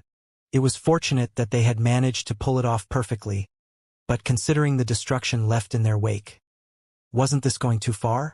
Since this was only a small conflict, Xianxia had intended to just erase all doubts of him being an otherworldly demon from the minds of the others. But he could see deep fear in the eyes on him. Just as he was conflicted as to what he should do under such circumstances, Mu Shi suddenly stepped forward, clasped his fist and bowed. "Senior uncle." Xianxia was slightly stunned for a moment before he responded with a slight nod. There is no need to stand on ceremony. Since Xianxia was his grand teacher, as the direct disciple of Xianxia, there was no mistake with Mu Shi addressing him as such. "Senior uncle?" Lu Feng's lips twitched, and he nearly fainted on the spot. Mu Shi was a 7-star master teacher, so in terms of seniority, Lu Feng could be considered to be a generation younger than the other party. If the other party was calling Xianxia senior uncle, didn't that mean that his seniority before Xianxia had dropped yet another generation, putting him on equal standing as the latter's grand student? It was just a moment ago that he had still been a junior. Would the other party be calling him a child next? What the heck was going on? Not only did Lu Feng suffer a heavy blow from this, Dong Xian's vision had also darkened upon hearing those words. Previously, Long Congyue had said that going by the current trend, the next one of them to provoke Xianxia could just end up as his great-grand student. Back then, she hadn't thought much of it, thinking that it was impossible. But this, as a direct disciple of Lu Feng, if her teacher's seniority was that of Xianxia's grand student, wouldn't that make her his great-grand student? Of the great 4-student factions in the Master Teacher Academy, Hu Yaoyao was the first to challenge Xianxia, and she ended up becoming his apprentice. Xue Zhenyang was the second, and he became his grand student. And she, being the third, became his great-grand student. Tears wouldn't stop flowing down Dong Xian's cheeks. If she had known that this would happen, she would never have gotten involved in this trouble. Now, she would have to call even Hu Yaoyao her grand teacher. This, Pavilion Master Mo, and the others were also at a loss after hearing Mu Shi calling Xianxia senior uncle. Paying no heed to the bizarre expressions of the crowd, Xianxia asked Mu Shi, "With this, there shouldn't be anyone who still suspects me of being an otherworldly demon, right?" Mu Shi hurriedly shook his head. "Of course not. You are Yangshi's student, and Yangshi is a celestial master teacher. There is no way a student of a celestial master teacher could be an otherworldly demon." The other master teachers in the area also hastily agreed. "Since this matter is cleared, this hearing should be over. I can take my leave now, right?" Xianxia continued. "Of course." Mu Shi nodded hurriedly. "All right, I will bid you all farewell now," Xianxia said. Given the current state of affairs, even if he didn't say a word, the Master Teacher Academy would still certainly make sure that Lu Feng was punished severely for his actions. As the most senior figure in the room, there was no need for him to lower his standing to deal with a mere grand student. If he really insisted on dealing with Lu Feng, the prestige that he had just built up using his clone's disguise would be diminished. Furthermore, the reputation of the Master Teacher Academy was at stake here, so it wouldn't be good for a student like him to get involved in the matter. It would be best to leave it to the school heads to deal with the matter as they deemed fit. But just as Xianxia was just about to leave, School Head Mo stepped forward and said, "Xianxia, please wait a moment. Is there still a problem?" Xianxia asked politely. School Head Mo had granted him plenty of help ever since his enrollment, so he had a high opinion of the latter. Even in the hearing just a moment ago, before Yangshi made an appearance, he had been active in speaking up for him. "It is like this. Mu Shi once said that anyone who finds Senior Byzantium Helios will be made the next principal. Since you were the one who found Senior Byzantium Helios, and you have even become his master, I feel that it will only be right for you to take on the responsibility as the next principal of our academy." After saying those words, school head Mo turned to look at the others and asked, "What do the rest of you think of this matter?" Ever since the old principal disappeared, the academy had slowly become divided, and troubles had emerged one after another. It was imperative that someone in the academy had to step up to take hold of the situation, and Xianxia seemed to be the ideal candidate for that. While he might be lacking in his cultivation, he made up for that through his deep comprehension in the other supporting occupations. Besides, he had Senior Byzantium Helios as his tamed beast. With such powerful backing, who would dare question his authority? "I was thinking of making the same suggestion." Zhao Bingshu nodded in agreement. "I have no qualms with Zhang Shi becoming our next principal," Wei Ranxue replied.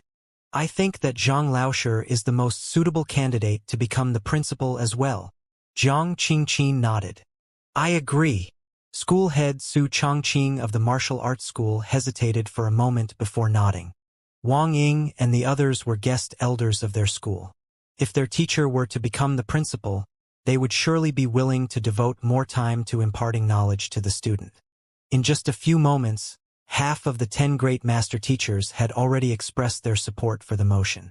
Senior Uncle is a student of the Hongyuan Master Teacher Academy himself, and he also fulfills most of the conditions required to become the principal. If he is willing to take on this responsibility, that will truly be a blessing for the academy. Mu Shi's eyes lit up, and he nodded. "I agree to this motion as well." His main mission for coming to the Master Teacher Academy was to nominate and confirm the next principal. While Senior Uncle might still be young, and his cultivation is still weak, he has a strong backer who is more than sufficient to make up for his deficiencies. Besides, Senior Uncle is also an exceptional genius. Most likely, he will be able to rise up to the role in just a few years' time, and under his leadership, the Hongyuan Master Teacher Academy could be brought to unprecedented greatness. Mu Shi turned his sights to the remaining 5 school heads. "What about the rest of you?" This, Lu Feng and Chun Qingshuan glanced at one another with extreme reluctance. They would have vetoed the motion immediately under normal circumstances. But considering their current plight and Zhang Xian's newfound status, since even Mu Shi is in support of this matter, "I have no objections either," the head of the painter school said. "I have no objections too," the head of the celestial designer school said. "I am of the same opinion as the others." Zhong Dingchun, the head of the physician school, nodded. Eventually, Lu Feng and Qin Chengshuan had no choice but to relent as well. "All right, we agree to the motion." They had no choice in this matter. With 8 of the 10 great master teachers in support of this motion, even if they were to voice their disagreements, nothing would change.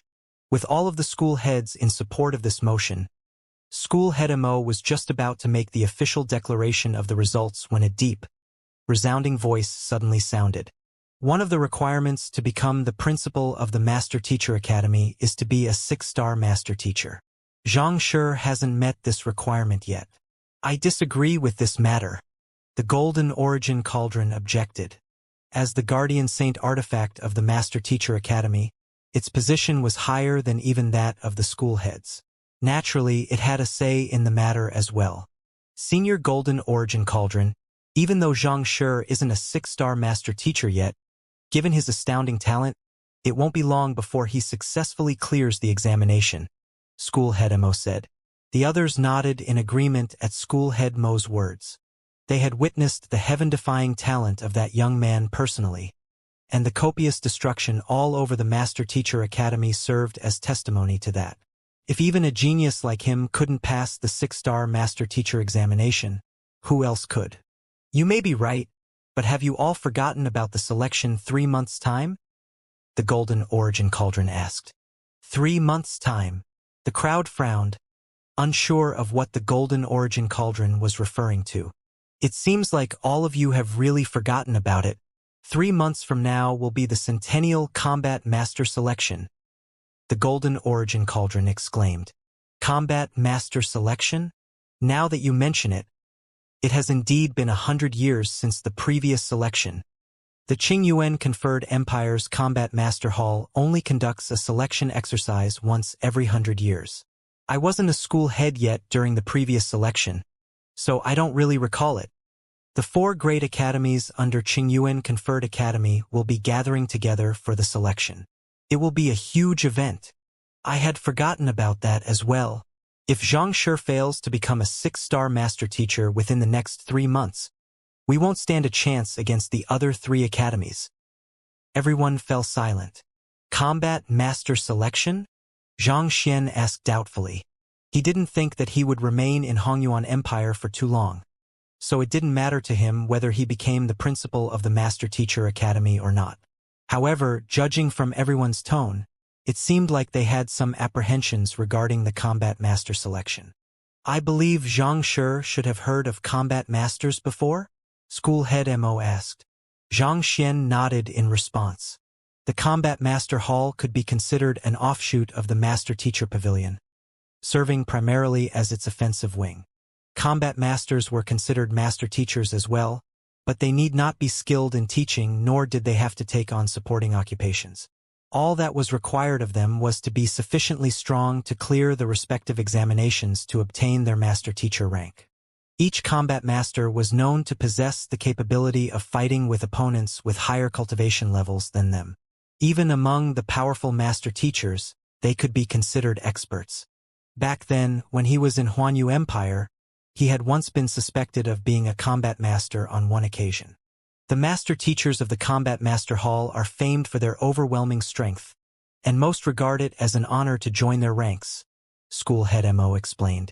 Once every century, the Combat Master Hall will select fresh blood from the various academies to fill their ranks, and the next selection happens to be in 3 months' time.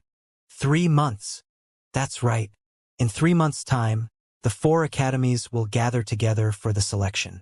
However, due to the limited slots, the principals of the 4 academies will be first competing in a duel to decide on the allocation of slots to each academy first.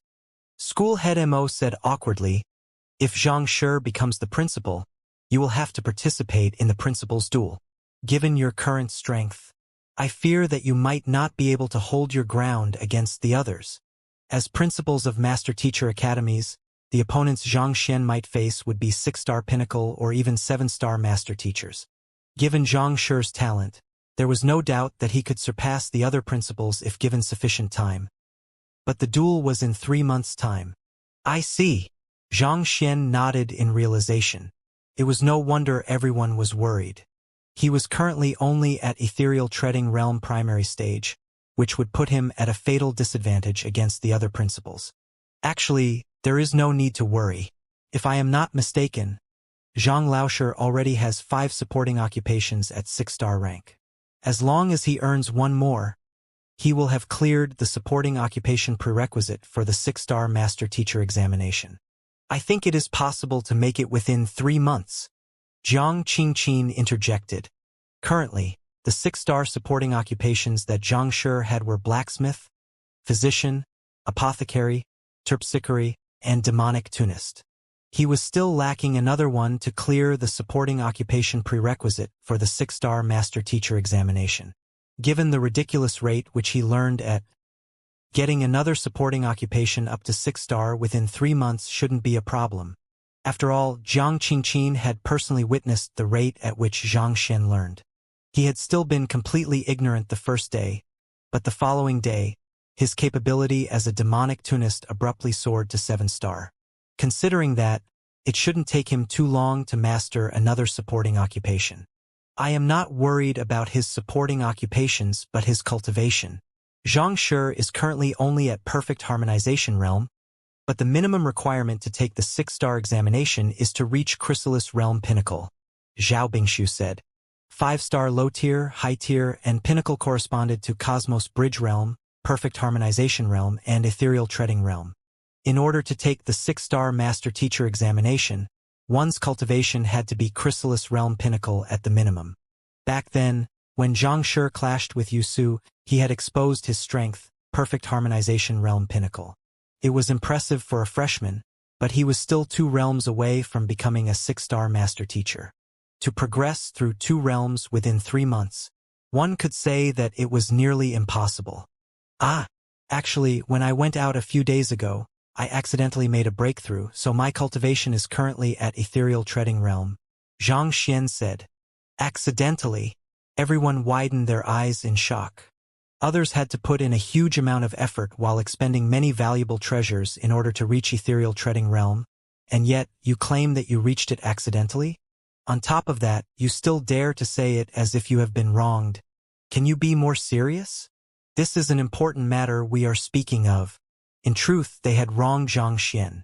It was indeed true that he had made the breakthrough unintentionally, and he was frustrated by the matter. You made the breakthrough to ethereal treading realm? But different from the frustrated and stifled expressions of the others, school head Mo froze, and his mouth suddenly began twitching. When Xianxia first participated in the entrance examination, I remember that his cultivation was only at consonant spirit realm pinnacle. It was to save a group of students that he made the breakthrough to Cosmos Bridge realm in the midst of the examination. As the invigilator, he had kept tabs on the happenings of the examination so as to source out talented students which the academy could devote resources to grooming. According to what he'd heard, Xianxia had forcefully raised his cultivation by an entire realm just so to save his fellow peers from the encirclement they were in. He had lamented after hearing the news as such forceful and abrupt breakthroughs tended to leave hidden traumas within one's body, limiting one's future progress. This was also why he had advised Xianxia to take note of this matter and make sure to stabilize his cultivation well. But before he knew it, the other party was suddenly at ethereal treading realm.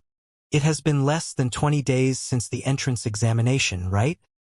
Someone amid the crowd muttered. Everyone hurriedly turned their gazes to the young man in horror, as if they were staring at a monster.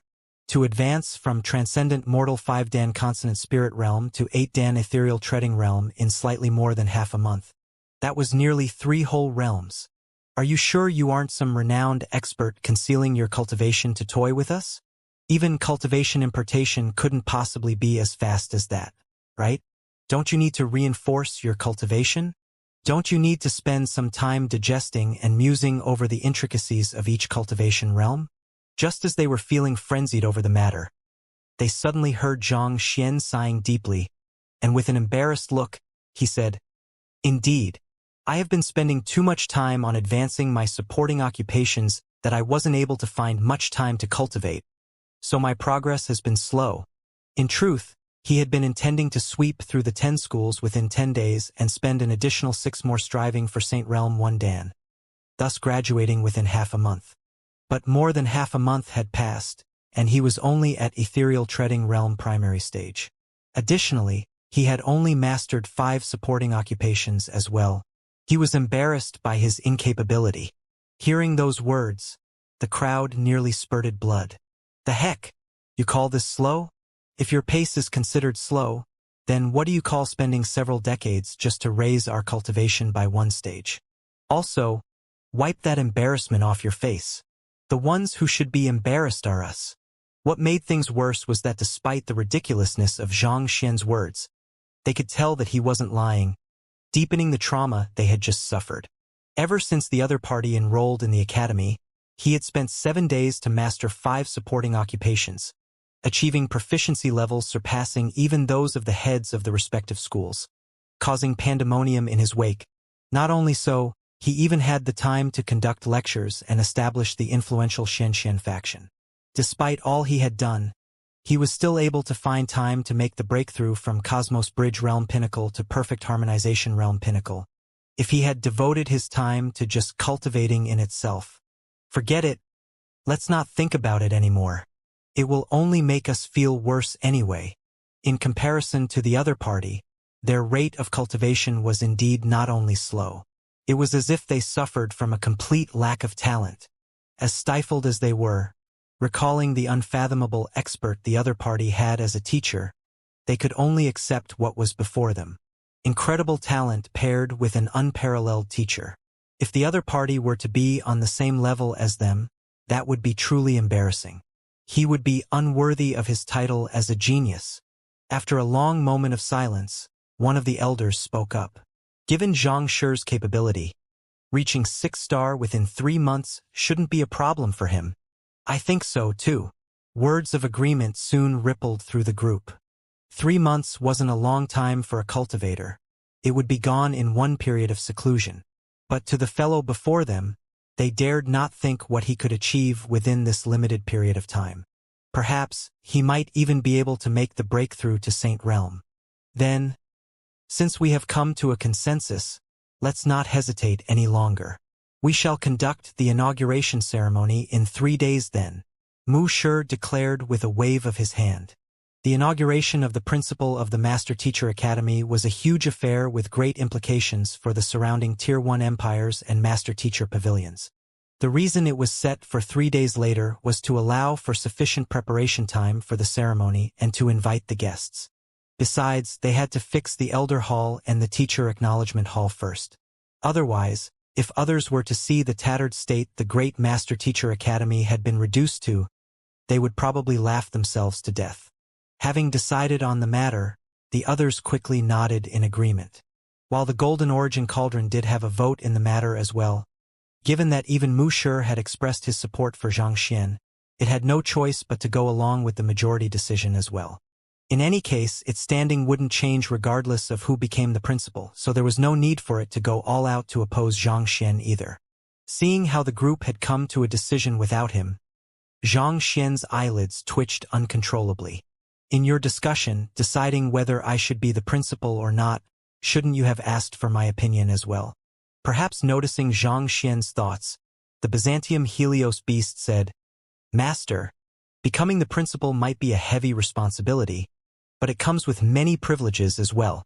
For one, you can access the facilities of the school, the libraries and such, freely. Hearing those words, Xianxia's eyes lit up. If he could gain access to all of the books in the academy freely, becoming the new principal was indeed nothing much.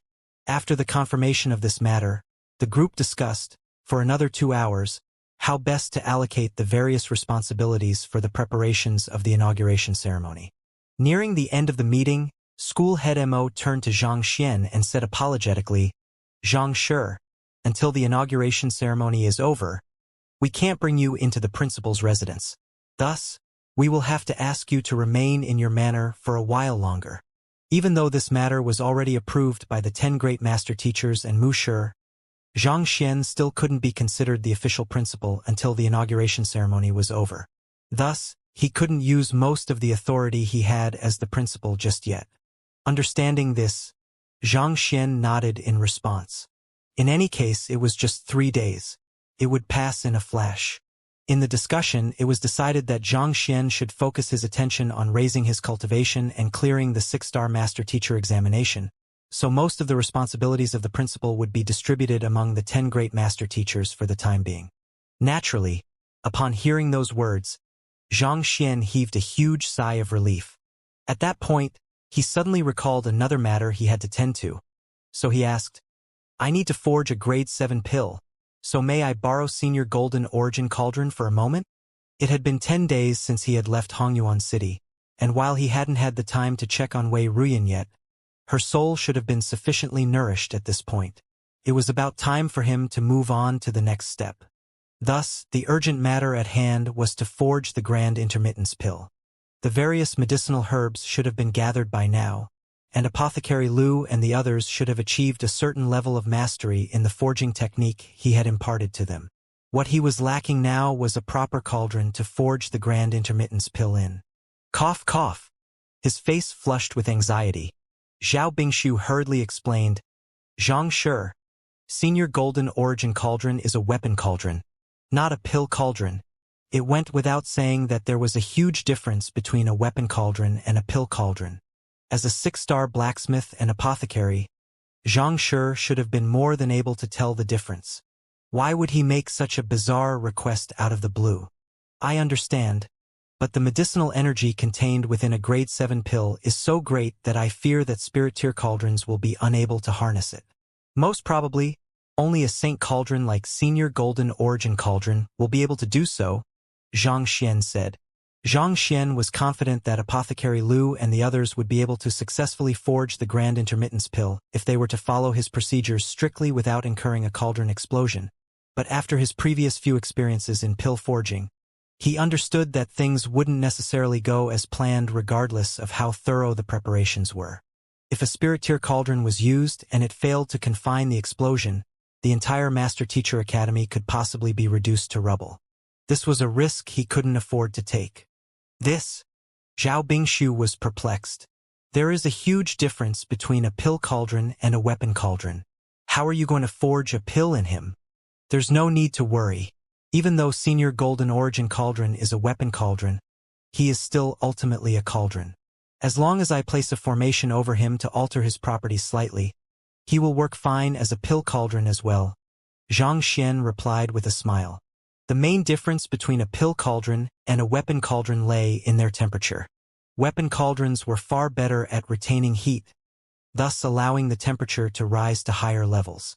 On the other hand, pill cauldrons could heat up and cool down swiftly, making it easier to manipulate the temperature. Fortunately, this problem could be easily solved by implementing a formation on top of the cauldron, so it wasn't a huge issue. Hearing that Xianxia could alter the properties of a weapon cauldron into that of a pill cauldron with a formation, Zhao Bingshu hesitated for a moment before nodding. If you are confident, I will talk to Senior Golden Origin Cauldron on your behalf. However, at that moment the Golden Origin Cauldron suddenly harumphed. I am a Saint Weapon Cauldron, and you expect me to forge a pill for you? Dream on. As a saint artifact, it had its own pride. To it, making it forge a pill was like forcing a duck to lay chicken eggs, and it viewed it as a huge insult. How could it possibly agree to that? Hearing those words, Zhao Bingshu clasped his fist and pleaded, Senior, don't waste your breath. It's not like you are unaware of my temper. If you say another word, I shall swallow you and turn you into cinders. The Golden Origin Cauldron bellowed with unconcealable pride in its tone. Hearing the obstinate tone of the Golden Origin Cauldron, Zhao Bingshu could only sigh deeply and shake his head helplessly. Xianxia, I'm afraid that I won't be able to help you on this. If Senior Golden Origin Cauldron refuses to help you, there is no way we can force him to help you. If the spirit within a saint artifact refused to cooperate, it would be impossible to use the artifact. If the Golden Origin Cauldron were to tamper with the forging process even in the slightest, the medicinal herbs could be easily turned to ash, resulting in a tragic failure. Let me try negotiate with him myself, Xianxia told Zhao Bingshu telepathically before walking up to the Golden Origin Cauldron. It must be said that the saint artifact was indeed massive, standing half a head taller than Xianxia. It emanated a domineering aura that exerted immense pressure on those standing before it. As expected of the guardian saint artifact of the Master Teacher Academy, it indeed possessed fearsome prowess. Even the Byzantium Helios beast, despite its breakthrough, was no match for the other party. The Golden Origin Cauldron harumphed coldly. You want me to forge pills for you? That is impossible, so you'd better kick that idea out of your mind. Otherwise, even if they have all nominated you to be the next principal, I will still reduce you to cinders. Senior, hold it for a moment. It won't be too late for you to make your decision after hearing my offer.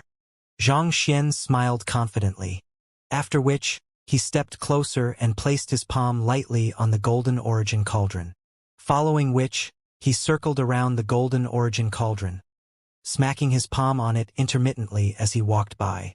Do you think that Xianxia will be able to tame Senior Golden Origin Cauldron? School Head Mo asked School Head Zhao discreetly as he gazed at the sight before him. Zhao Bingshu shook his head.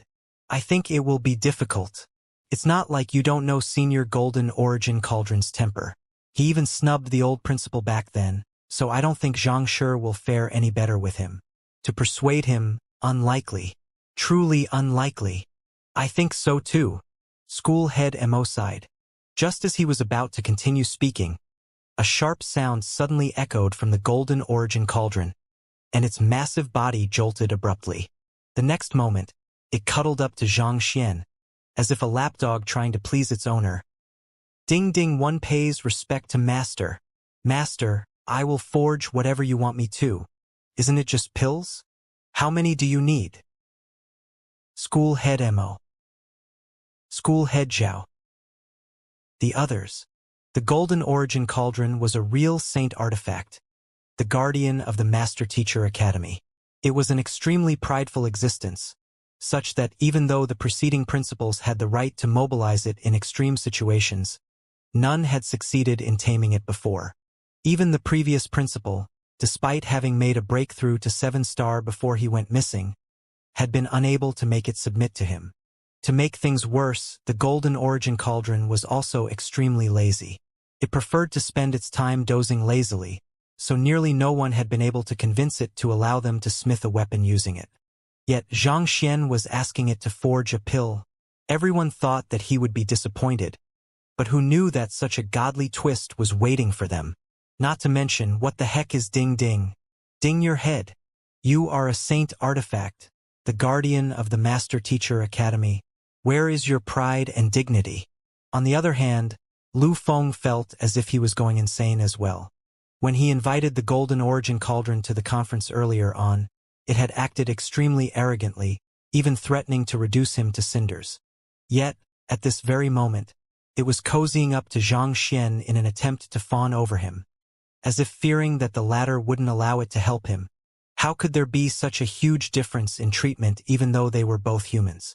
Having tamed the Golden Origin Cauldron, Xianxia turned his gaze back to the crowd and smiled. Done! Even though the Golden Origin Cauldron was a saint artifact, it still had its fair share of flaws. Using the Library of Heaven's Path, Xianxia had been able to find them easily, and he had corrected some of them on the spot. After building up his credibility, he had given his word to the other party that he would help it raise its tier. With such an alluring offer placed before it, it was inevitable that the Golden Origin Cauldron would jump at it. After a long moment of speechlessness, Zhao Bingshu could only raise his thumb and compliment him. Incredible, my principal! It was impossible not to be impressed by him. Xianxia had always managed to exceed their expectations each and every time. Under his lead, the academy just might reach unprecedented heights, perhaps even surpassing the other three to become the top Master-Teacher Academy under Qingyuan Empire. Master, that fellow has gone to great lengths to do you in. Shall I reduce him to cinders for you? After pledging allegiance to Xianxia, it immediately began thinking on his behalf as well. With an aura dripping with savagery, it glared at Lu Feng ferociously, seemingly threatening to devour him whole. It had seen how the other party had gleefully tried to bring his master down. His master, as a grand teacher-like figure to the other party, could overlook his grandstudent's mistake, but as his master's loyal artifact, it couldn't do the same. Hearing those words, Lu Feng's face immediately paled in fright. Senior, famed as the Master-Teacher Academy's guardian saint artifact, the Golden Origin Cauldron standing could be considered equivalent to an old ancestor of the Master-Teacher Academy. Even if it were to really reduce him to cinders, considering that this was an internal affair of the Master-Teacher Academy, not even Wuxia would be in a good position to speak up on his behalf. Who are you calling senior? Call me your grandfather. The Golden Origin Cauldron sneered coldly. I. On the verge of tears, Lu Feng turned to Wuxia desperately to plead with him for help. However, Wuxia shook his head and said, Senior Golden Origin Cauldron is right. You framed an innocent master teacher and nearly ruined his reputation. I will report this matter to the headquarters as I have seen it. Not only will you lose your position as the head of the apothecary school, there is a good chance that your master teacher license will be revoked as well. My master teacher license will be revoked? Lu Feng muttered in utter shock as he suddenly felt a surge of weakness through his body, and his knees fell to the ground. He had known that this matter would result in the loss of his position as the head of the apothecary school, but if he were to be stripped of his master teacher license as well, he would have lost everything that he had worked hard for over the past few centuries. Seeing Lu Feng's defeated state, Wuxia sighed pensively. As the role model of mankind, master teachers must remain upright at all times. You allowed your own emotions to get in the way of your judgment, leaping at an opportunity to frame a fellow master teacher without conducting prudent investigation beforehand. This is already against the moral code that we, as teachers, have to observe. I can't help you with this matter. You only have yourself to blame for your plight. If he had really listened to Lu Feng's words and punished Zhang Shi without giving him a chance to explain himself, he would have truly erred greatly. A person like Lu Feng was like a black sheep among the master teachers. In order to maintain a righteous culture within the master-teacher pavilion, he would have to be expelled. I understand, Lu Feng replied weakly. 2 hours ago, he had still been the influential stand-in principal of the Master-Teacher Academy, a 6-star pinnacle master teacher, and a half-spiritual perception realm expert. Alas, he had fallen from grace, and the authoritative disposition that he commanded before had withered into helplessness. In this battle against Zhang Xian, he had suffered a complete defeat. After dealing with Lu Feng, Mu Shi turned his sights to Chen Chengshuan. Chen Chengshuan, for blindly listening to the words of another, failing to discern right from wrong, you will be stripped of your responsibility as the head of the Formation Master School, and you are to await the verdict from the headquarters. While school head Chen might not have played a huge role in this incident, he was still a culprit who had played a part in framing Zhang Shi. I understand. In that instant, Chen Chengshuan seemed as if he had aged a decade. As for Dong Xian, as a student of the Master Teacher Academy, instead of working hard on your studies and acting as a role model for the freshmen, you got involved in the politics of the academy and became a tool for Lu Feng to frame Zhang Shi. From today onward, you will be stripped of your position as a student. In other words, you are expelled from the academy. Mu Shi waved his hands. With the accusations against Zhang Xian proving to be unfounded, and that he was going to be the next principal of the Master Teacher Academy, those who had attempted to do him in had to be dealt with. Otherwise, if they were to set a precedent for leniency in such a matter, it might encourage others to do the same. Furthermore, the authority and standing of the principal could not be sullied by just anyone. While Dong Xian had said that she was just recounting that she had seen, it was due to her words that Lu Feng and Chen Chengshuan had put the plan into motion. The words of a master teacher held great power, so it was imperative that they should be held accountable for their words. It was an unfortunate mistake, but it was a fact that she had unwittingly become Lu Feng's accomplice as well, so she had to be promptly punished, too. With a darkened complexion, Dong Xian clasped her fist and bowed.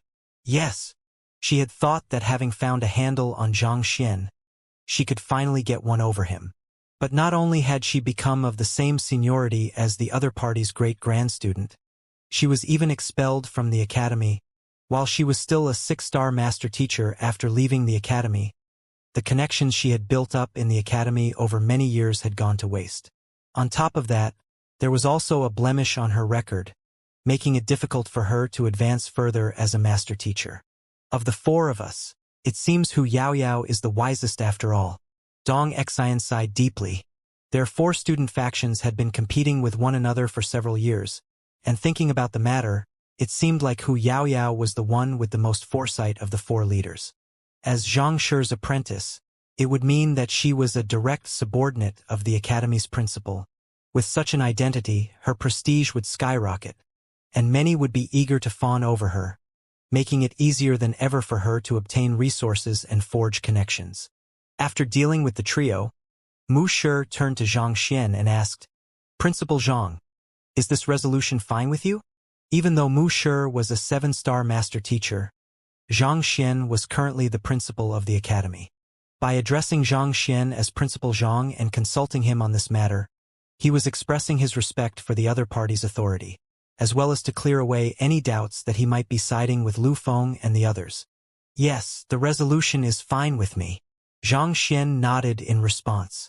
Actually, in his view, as long as the trio were willing to contribute all of their spirit stones to him, he didn't mind dropping the matter altogether. In any case, those 3 were unlikely to be able to start anything anymore. Yet, not only were they removed from their current positions, some of them might even lose their master teacher license. What complaints could Zhang Xian have of this? I still have matters to tend to, so I will be returning now. Ding ding, let's go.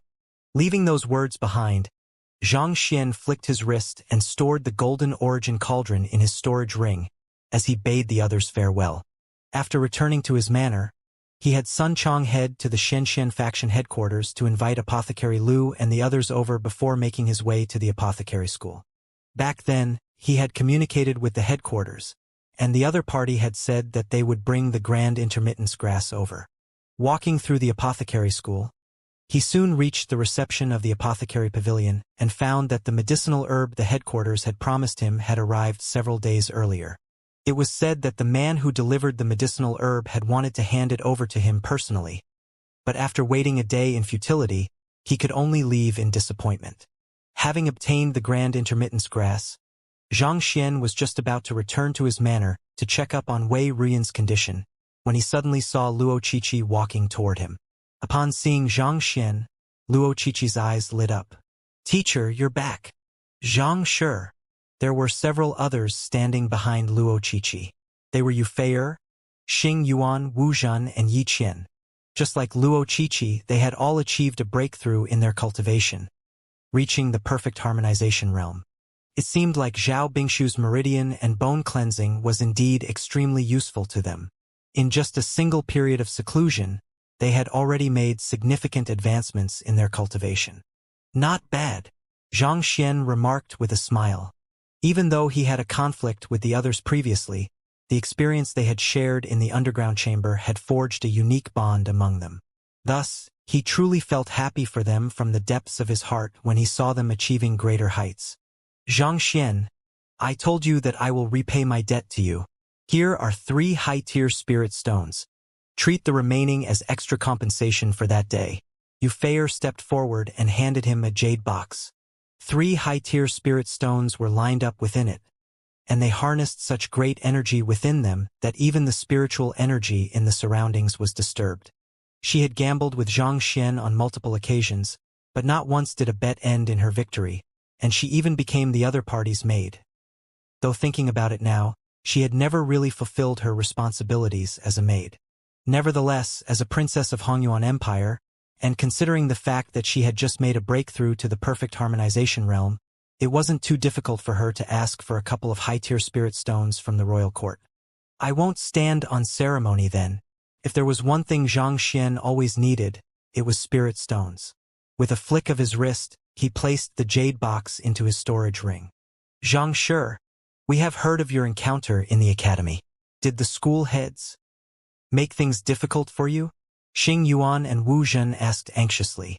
From the moment they came out from their seclusion, they had been hearing about Xianxia's affairs in the academy, how he crippled several schools and even challenged a vice school head to a life-and-death physician duel. It could be said that in just the half of month since Xianxia's enrollment, the ruckus he had caused in the academy was greater than what the 4 of them had caused over the past few years. Seeing that the others were sincerely worried for him, Xianxia replied with a smile, "They didn't. Don't worry, I'm fine." "That's good." Hearing those words, the group heaved a sigh of relief. At this point, Yufei stepped forward, and gritting her teeth, she hesitated for a brief moment before saying, "My father hopes to meet you." "Your father?" "That is, the Emperor of Hongyuan Empire." Xianxia was taken aback. Since Yufei was the 6th princess of Hongyuan Empire, naturally, her father must be the incumbent emperor. "That's right." Yufei nodded. "When?" Xianxia asked doubtfully. "He has asked me to invite you to the banquet tonight," Yufei replied. "Why would he invite me to a banquet?" Xianxia was puzzled. He was only a 4-star master teacher. He might have caused quite a ruckus in the academy, but surely what he had done wasn't sufficient for the emperor of a Tier 1 empire to extend an invitation to him. "King Huai has gifted you a luxurious manor, and you once took me in as your maid as well. On top of that, you caused quite a huge ruckus in the academy and emptied out nearly the entire spirit emporium. Naturally, my father hopes to meet the mastermind behind all of that," Yufei said. At Xianxia's current pace, it seemed as if he would tear apart the capital next. If Yufei's father hadn't heard of him after everything that he had done, he would truly be an incompetent emperor. Not to mention, he had taken the other party's daughter as his maid at one point in time. Even though Yufei didn't mention it to him, he still had his sources to uncover that. "This?" Xianxia scratched his head awkwardly. "All right then. However, I need to forge a pill first. If I have time, I will make sure to drop by." Since he was staying in Hongyuan Empire for the time being, it would be impossible for him to steer completely clear of Yu Feier's father Wei, especially if the other party was intent on meeting him. Besides, there was nothing for him to fear either. It's settled then. I will meet you at the banquet. The location is the royal palace, and here is your invitation letter. Seeing that she had received Zhang Xian's agreement, Yu Feier passed a letter over with a smile. Zhang Xian took the letter and stowed it in his storage ring. After bidding farewell to Yu Feier, Luo Qiqi, and the others, Zhang Xian returned to his manor. However, as soon as he stepped through the door, Sun Chong suddenly rushed up to him with an anxious look on his face. Young master, bad news. The 10-leafed flower you have planted in the courtyard has changed colors. The color changed? Taken aback, Zhang Xian hurriedly made his way over the area where the 10-leafed flower was planted. The 10-leafed flower was a saint herb. Upon reaching maturity, a different colored flower would bloom on each of its 10 leaves, and each flower corresponded to a human's 307 pu. 1. Wei Ruyan's soul had been placed into it to be nourished. Based on what his deduction, the color of the 10-leafed flower shouldn't change in the midst of the treatment, so what could be happening? Soon, at the center of the courtyard, Zhang Xian saw the 10-leafed flower. Its previously resplendent flowers had all turned pitch black, as if someone had tossed a bucket of ink over it. What happened? Zhang Xian's face darkened. The 10 colors of the 10-leafed flower were symbolic of its ability to nurture a soul. For them to have turned black, it was clear that some kind of mishap must have happened. He had already promised the deceased Wei Changfeng to take good care of his daughter, so nothing could be allowed to happen to Wei Ruyan. Young master, you told me take care of this flower, so I have been diligently watering it with some earth vein spirit essence every day. It had been growing well, and even when I checked it this morning before you returned, I didn't notice any anomalies. However, just 2 hours ago, the colors of its flowers suddenly turned pitch black. I checked the surroundings carefully, but there were no signs of anyone coming by and tampering with it. I have no idea what happened, Sun Chong explained anxiously. It suddenly turned pitch black? Zhang Xian muttered with a frown. He released the surrounding formation and studied the surroundings carefully. And indeed, just as Sun Chong said, it didn't seem like anyone else had been there. Since no one else had been there, Sun Chong would have been the greatest suspect. However, Sun Chong had been with him for some time now, and he trusted the other party deeply. Furthermore, Sun Chong had no reason to harm Wei Ruyan. Just what could have happened? Perplexed, Zhang Xian walked up to the 10-leafed flower and studied it carefully with his eye of insight. Previously nourished by the earth vein spirit essence and heaven's path Xinqi, the 10-leafed flower had been overflowing with vitality when he left Hongyuan City 10 days ago. But in this instant, not only had the resplendent flowers turned black, even the leaves seemed to have become slightly withered, as if they were suffering from some kind of terminal illness that was sapping its life force away. This feeling was particularly prominent when Zhang Xian saw the decay on the exposed rhizome of the herb. How could this have happened? Under the constant nourishment of the dense spiritual energy from the spirit-gathering formation and the earth vein spirit essence, the saint herb should have flourished with time. How could it have been reduced to this state instead? Zhang Xian stretched his hand over to touch the 10-leafed flower and muttered, "Flaws," beneath his breath. The next moment, a book materialized in the library of Heaven's Path, and he hurriedly flipped it open. Upon taking a look, his complexion turned awful. It was indeed poisoned. According to the details recorded in the library of Heaven's Path, the reason the 10-leafed flower had been reduced to its current state was because it had been poisoned. Wei Ruyan possesses the poison soul constitution, which means that her soul contains lethal poison. The 10-leafed flower has the ability to nurture a soul, but after prolonged contact with her soul, it was inevitable that it would be poisoned. If not for the dense spiritual energy and the earth vein spirit essence nourishing it and sustaining its life force, it would have died several days ago. A deep frown surfaced on Zhang Xian's face as he analyzed the situation. Wei Ruyan's poison soul constitution was simply a formidable ability. The fact that it could suppress even the innate fetal poison in his soul served as proof of its prowess. The 10-leafed flower was a saint herb that possessed the ability to nurture a deficient soul, but even it was powerless before such a formidable poison, thus resulting in its current state. Xianxia had been single-mindedly thinking about nurturing Wei Ruyan's soul to rouse her consciousness and treat her body that he had neglected the potency of her poisoned soul constitution. If the 10-leafed flower died, Wei Ruyan's soul would lose its binding to the world and dissipate swiftly.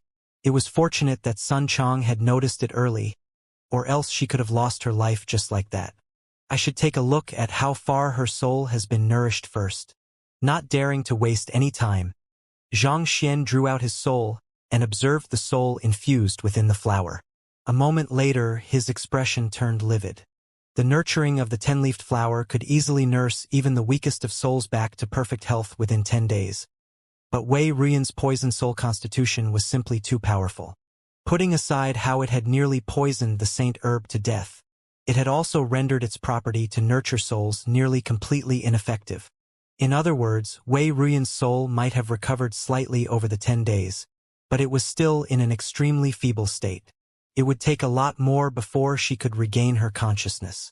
At the current rate, if I wish to bring back her consciousness, I will require at least 100,000 10-leafed flowers.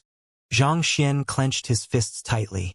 Just to obtain this 10-leafed flower, he had caused a huge ruckus and nearly crippled the physician school for good. 100,000 10-leafed flowers. Where in the world could he find that many? It clearly wasn't feasible. It seems like I will have to try looking for a higher tier saint herb than the 10-leafed flower. Xianxia frowned. While the 10-leafed flower was a saint herb, it was of the lowest tier. To put it in terms of human cultivation realm, it was only at Saint 1 Dan. Naturally, its ability to counteract poison and its potency in nurturing souls would be weaker.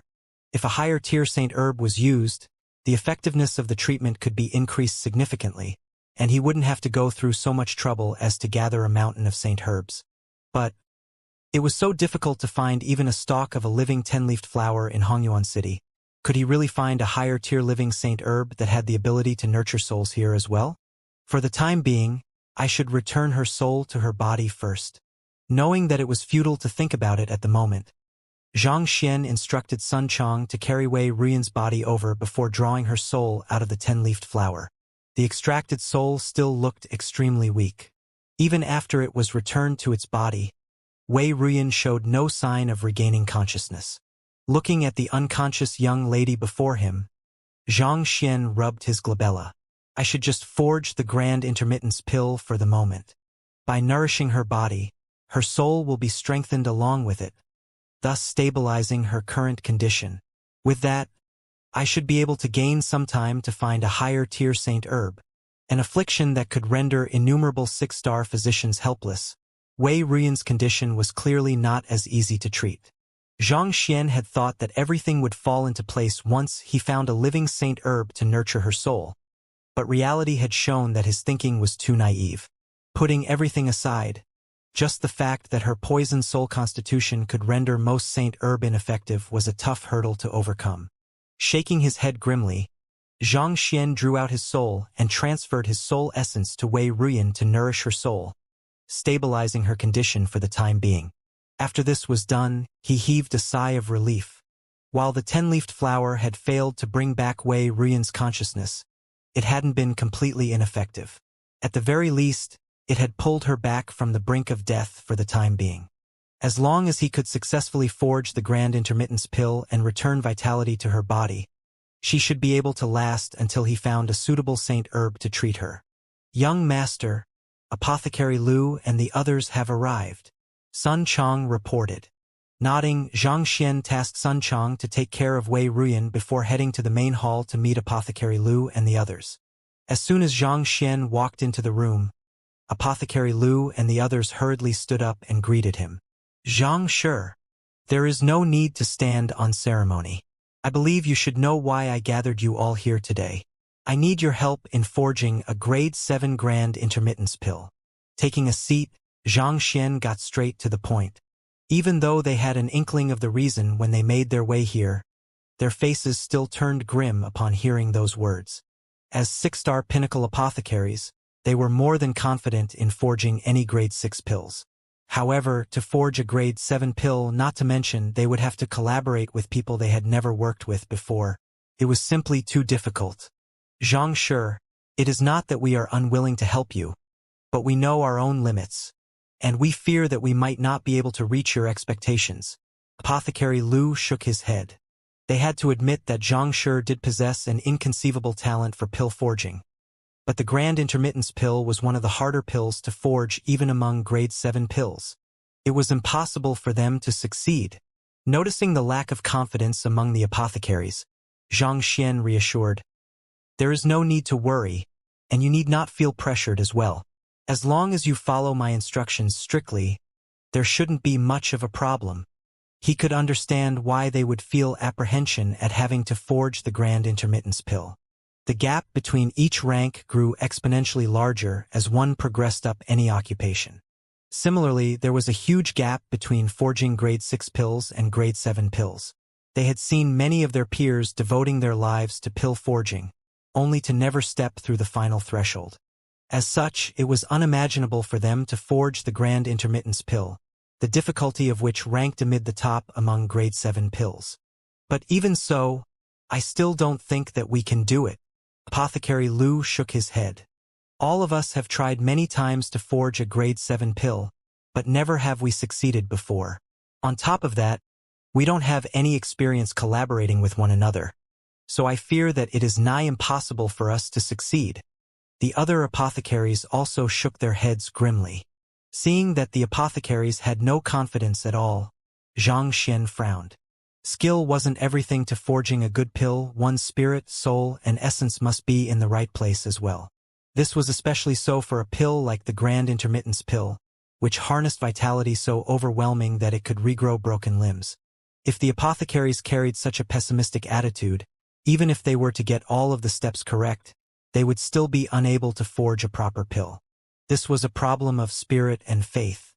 This was similar to how in his 1-star apothecary examination, one of his invigilators, Apothecary Xianxia, had managed to successfully forge tranquil heart pills in his pill debate, but due to his own condition, the pill harnessed a death aura, which not only rendered the pill ineffective but could cause one's cultivation to go berserk as well.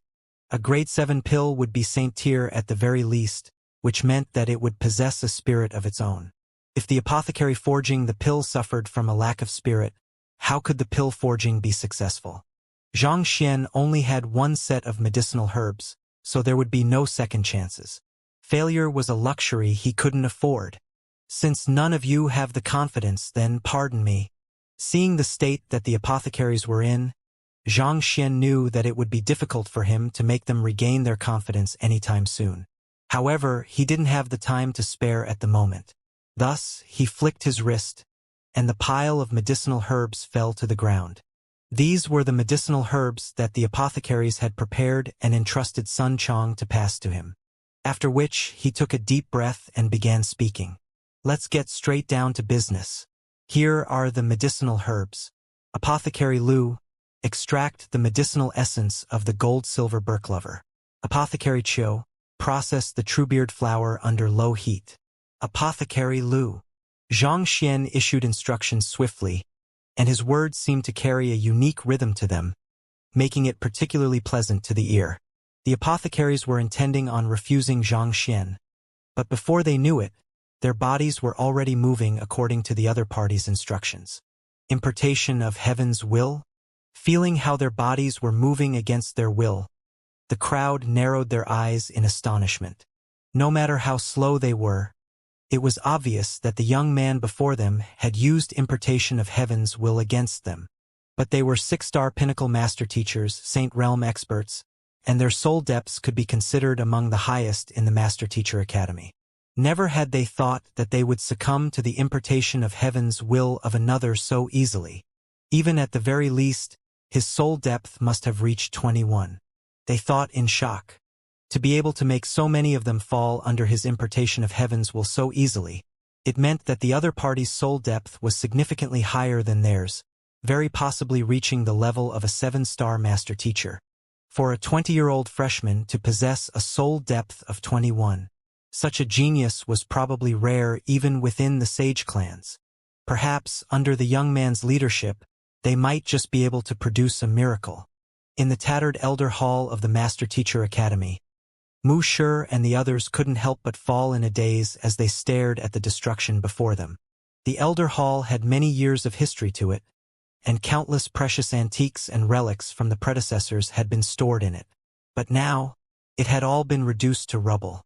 To be able to reduce the entire area to this state with just the aura he exuded, collapsing even the teacher acknowledgement hall, Xianxia's prowess was too fearsome. Wei Ronxue couldn't help but remark. It seems like Xianxia's destructive capabilities were picked up from Xianxia. The other school heads nodded in agreement with bitter smiles. Even though Xianxia had destroyed quite a few of buildings since his enrollment, they could tell that had happened due to a series of unfortunate coincidences, and it wasn't intentional. However, the matter with Xianxia was different. In a fit of rage, the entire elder hall just abruptly collapsed under his wrath. That ability to destroy was clearly a level higher than Xianxia's, tearing down walls and buildings without the slightest warning beforehand in the face of a disagreement. It was truly fortunate that they didn't hurt his student. If someone had really injured Xianxia, wouldn't Xianxia tear down the Master Teacher Academy or even the entirety of Hongyuan City? It is really a blessing that there is a protective formation around the area which helped to conceal the destruction from the eyes and ears of others, and Xianxia seemed to have held himself back as well, so the destruction isn't too widespread. Otherwise, the Master Teacher Academy would become the laughingstock for the entire Master Teacher Pavilion for years to come, Mu Shi said. Indeed, the others nodded in agreement. It was clear that Xianxia had reigned in his immense strength, choosing to destroy only the Elder Hall, Teacher Acknowledgement Hall, and the buildings in the region in order to strike fear into their hearts. Otherwise, given the other party's incredible strength, if he had wished to see blood, putting aside just the handful of them present at the scene, it was questionable whether even the full force of the Qingyuan conferred Empire Master Teacher Pavilion would be able to stop him. Repair those buildings within a day, and send out news to the relevant powers in the region to inform them that the new principal has been chosen, and they are invited to attend the inauguration ceremony, Mu Shi instructed. The others nodded in acknowledgement to his instructions. Right? As for the matter regarding Xianxia, since we are all master teachers, I believe that you should know what to do even without me saying so. As per the norm, make sure to seal your lips tight. Anyone who fails to do so will be punished according to the crime of betraying humanity. With his hands behind his back, Mu Shi's eyes swept through the crowd with a gaze as sharp as a knife. The whereabouts, appearance, and even students of a pinnacle master teacher like Xianxia were considered to be confidential secrets of the Master Teacher Pavilion. Juniors like them had no right to discuss such matters. Otherwise, if news were to leak to the enemies of the Master Teacher Pavilion and some sort of mishap occurred, they would be unable to pay for their sins even if they were to die 1,000 times over. Mindful of the grave importance of the matter, the crowd nodded. Understood.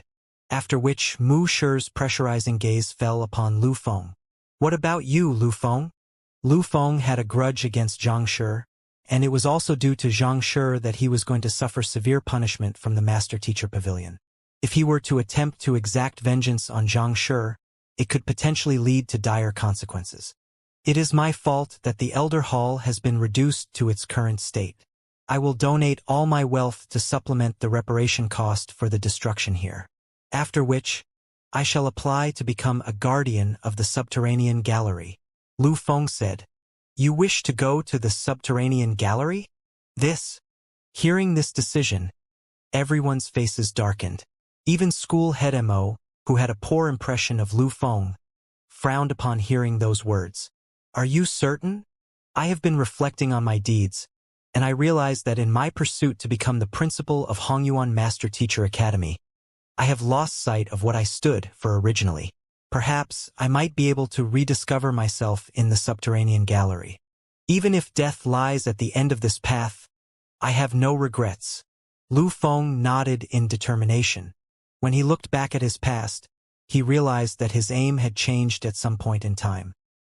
He had not started out as a person hungry for power, but under the intense rivalry amid the 10 great master teachers and his desire to prove himself, the desire for the principal seat sparked in his mind, and before long, it had grown into a blazing flame. And like a moth attracted to a flame, he found himself sinking deeper and deeper into his desire. However, with Xianxia decided as the next principle, the flame that had blinded his eyes vanished, and as if a man awakening from a dream, he suddenly realized how ludicrous and shallow his actions had been. The reason Kong Shi established the Master-Teacher Pavilion wasn't to bask in the respect and glory of it, nor was it to serve as a tool to vie for power and claim supremacy. It was to guard mankind and bring it to greater heights. But the allure of power was simply too difficult for any man to resist.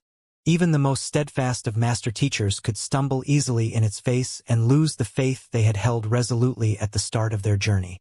Since you have made such a decision, I will not report this matter to the headquarters for the time being and allow you to remain as a 6-star master-teacher.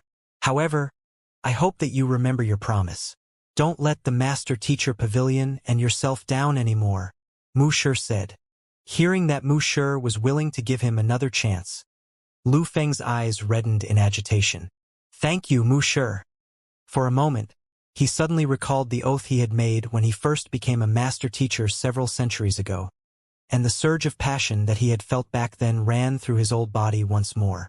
Following which, Mu Shi turned to school head Zhao and instructed, Zhao Bingshu, you will be in charge of liaising with the powers and inviting them to the inauguration ceremony. Remember not to reveal the matter of Xianxia being the succeeding principal for the time being. He is still too weak at the moment, so it is necessary that we take such precautions to ensure his safety.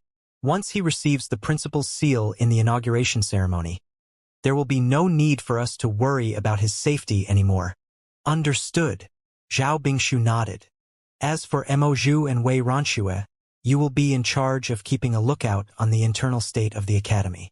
Take note of the atmosphere in the academy, and make sure to quell any unnatural movements that might not be conducive to the inauguration ceremony. Mu Shi continued. However, halfway through his words, the ground suddenly began trembling, and a deafening blast reverberated from the distance. Hearing the explosion, Mu Shi narrowed his eyes. What happened? Along with the other school heads gathered in the Elder Hall, he immediately headed in the direction of where the explosion originated from.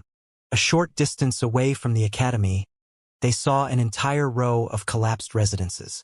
It seemed like the explosion had originated from that area. Mo Zhu's eyes narrowed, and he exclaimed in astonishment. Isn't that Xianxia's manor? He had heard that King Huai had given Xianxia a manor, and he had looked into the matter as well.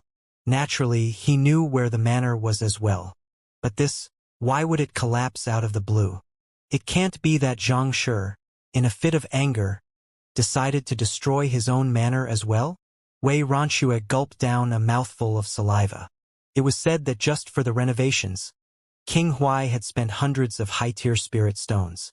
Yet, in an instant, that extravagant manor was reduced to rubble along with dozens of residences in the surroundings. This was an even greater tragedy than what had happened to the Elder Hall. They had known that wherever Xianxia went, destruction wouldn't be too far away. But to destroy his own manor as well, this was way too exaggerated. They had seen people going on a rampage and punching others, but they had never seen anyone going on a rampage and punching themselves. It doesn't seem like he has torn down his manor intentionally. Look! At that moment, Mu Shi abruptly pointed upward. Hong Long. As if in response to his words, a violent jolt suddenly occurred from the direct center of the area of destruction, and a 7-colored mist abruptly burst forth, illuminating the surroundings. This is Pill Mist. Pill Mist? Legend has it that it will only appear when a grade 8 pill is forged. The higher grade a pill is, the more potent it will be. Upon reaching a certain point, it has to suffer a backlash from the heavens as well. The pill mist is a form of heavenly tribulation that appears with the forging of grade 8 pills. Just what in the world is Xianxia forging? How could pill mist appear here? Upon taking a closer look at the form of the mist, the school heads immediately recognized what it was, and they nearly lost their sanity. Pill mist, just as the name suggested, was a phenomenon that occurred in the midst of the forging of a grade 8 pill. For it to appear, didn't it mean that Xianxia was attempting to forge a grade 8 pill? No, it isn't a grade 8 pill. If that were the case, there would be a tribulation within the pill mist, but the fact that it is absent means that it is highly unlikely that the pill forged has reached grade 8 yet. Nevertheless, there is no doubt that it is a grade 7 pinnacle at the very minimum, and the chances are that it is an inscribed pill as well. Otherwise, such a phenomenon wouldn't have occurred, Mu Shi said with a frown. He had once had the privilege of witnessing the formation of a grade 8 pill with his own eyes. Not only was there pill mist, even the apothecary himself had to undergo a lightning tribulation as well. Through the refinement of lingering lightning sparks, the pill would be further perfected, thus forming a sentient spirit within it. However, the fact that there was only the pill mist but no lightning tribulation meant that the grade of the pill forged hadn't reached the mark yet. A grade 7 pinnacle inscribed pill? Everyone's mouths twitched in astonishment. That was likely to be more valuable than most ordinary grade 8 pills. Pills could be classified into 4 tiers of quality: formation, satiation, perfection, and inscribed pill. Even within their academy, inscribed pill was a thing of the legends. Only very few apothecaries had achieved it in their lifetime. Yet, to think that Xianxia would manage to achieve this level of quality while forging a grade 7 pill. Was this for real? Let's go over to take a look. Unable to hold back their curiosity, the school heads hurriedly flew over. In Hongyuan Empire's royal palace, a middle-aged man was currently sitting before a golden table with a brush in his hand, browsing through memorials. The emperor of Hongyuan Empire, Yu Feier's father, Yu Xinqing. He had a dense layer of Jinqi shrouding around him, morphing into the forms of many beasts such as dragons and tigers, projecting an authoritative disposition that put others at bay. Even though he wasn't driving his cultivation, judging by the aura he commanded by itself, it seemed that Yu Xinqing possessed strength on par with Schoolhead Mo and the others, Saint Realm Wundan Pinnacle. A eunuch walked into the room and reported, "Your Majesty, we have completed the preparations for the banquet tonight." Putting down his brush, Yu Xinqing pinched his glabella before asking, "What did Feier say? Did she manage to invite Zhang Xian over?" "Reporting to your Majesty, Her Highness says that Xianxia has received the invitation and that he will be here tonight," the eunuch reported. "That's good. I would love to see the young man who dares to make my daughter his maid." Yu Xinqing harumphed in displeasure. "Your Majesty, that Xianxia has caused quite a huge ruckus in the Master-Teacher Academy, so he is likely to be a man with great capability. However, to make Her Highness his personal maid, he has indeed overstepped his boundaries," the eunuch said. "Indeed, I have doted on my daughter ever since she was born, and it pains me deeply to even chide or nag at her. And yet, he actually dared to take advantage of her. I sure would like to see how many heads that fellow has. I will make sure to teach him a lesson when he arrives later on so that he learns what humility is." Yu Xinqing's gaze turned cold. At that moment, the ground beneath him suddenly tremored violently. Frowning deeply, Yu Xinqing instructed, "What happened? Go and take a look." "Yes, Your Majesty." Hearing those words, the eunuch hurriedly rushed out of the palace. Not too long later, the eunuch returned with a bizarre look on his face. "Reporting to Your Majesty, it seems like Xianxia has destroyed the manor that King Huai gifted him." "He destroyed his own manor?" Yu Xinqing was taken aback. "That's right. That Xianxia. When he went to the blacksmith school collapsed. When he went to the physician school collapsed. When he went to the apothecary school collapsed. Now, when he returned to his own manor, even his manor collapsed. He really brings destruction wherever he goes," the eunuch remarked. "Brings destruction wherever he goes?" Yu Xinqing's mouth twitched. Shall we cancel the banquet tonight then? Or, why don't we just cancel our invitation to Zhang Xian? No, that won't do. It would be a breach of etiquette if we were to cancel the banquet or our invitation abruptly. Since that's the case, help me invite Formation Master Wu over and have him set up a dozen fortification formations in case anything happens." "Yes, Your Majesty." The eunuch was slightly stunned for an instant before nodding and backing out from the palace. When Mu Shi arrived at Xianxia's manor, they realized that Senior Byzantium Helios had wrapped everyone within his power, so no one had been injured in the catastrophe. At this very instant, Zhang Shi was standing before a towering cauldron, bellowing furiously. What did you guarantee me before the pill forging? To be unable to withstand even the medicinal energy of a mere grade 7 pill? How can you have the cheek to call yourself a Saint Artifact? Saint Artifact your head. He was indeed very infuriated by this incident. That fellow had promised him that it would have no trouble forging a grade 7 pill. That was the reason he had gone to the extent of using the importation of Heaven's will to control Apothecary Lu and the others so as to guarantee that there were no mistakes in the steps at all. All of the medicinal herbs prepared were of excellent maturity, and there was no mistake whatsoever, so the pill was swiftly formed. Yet, in the instant that the pill was formed, it turned out that the one who would drag his feet wasn't Apothecary Lu and the others but the guardian saint artifact of the Master Teacher Academy, Golden Origin Cauldron.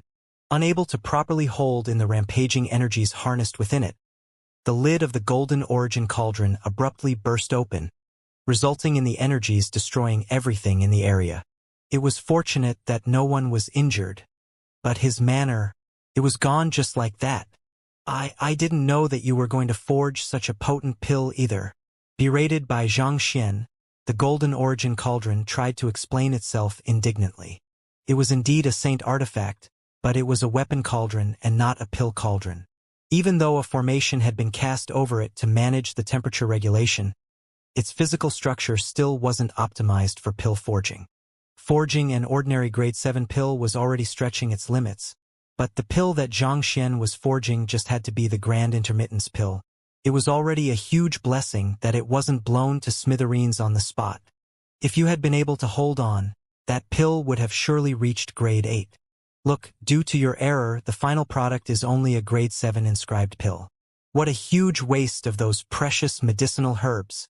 Xianxia harumphed coldly. He knew that the Golden Origin Cauldron couldn't be blamed for this matter, but he simply couldn't hold back his rage. One must know that there was a huge qualitative difference between a grade 7 inscribed pill and grade 8 pill. It was such a waste of Jiang Qingqian's Phoenix Timber Core and the high-maturity medicinal herbs that the other old elders of the apothecary school had prepared for him. Grade 8, grade 7 inscribed pill. On the other hand, after hearing those words, Apothecary Lu and the others finally understood what kind of pill they had just forged, and their bodies wouldn't stop trembling in excitement. Big brother, the Grand Intermittence pill is a grade 7 pill in itself. It is already an incredible feat to forge it to the level of an inscribed pill. There is no guarantee that 8-star pinnacle apothecaries would be capable of doing the same. And yet, you were thinking of forging it to the level of a grade 8 pill? Man, you are really about to break out of the atmosphere. Forget it. At the very least, the pill is fine. Otherwise, you wouldn't be able to compensate for it even if I were to sell you off. After berating the Golden Origin Cauldron one last time, he took a deep breath and released his anger before storing the pill in a jade bottle. After which, he finally noticed the presence of Mu Shi and the others. He clasped his fist and greeted, "Mu Shi, school heads." Recognizing the pill, Mu Shi asked, to verify the matter, "Senior uncle?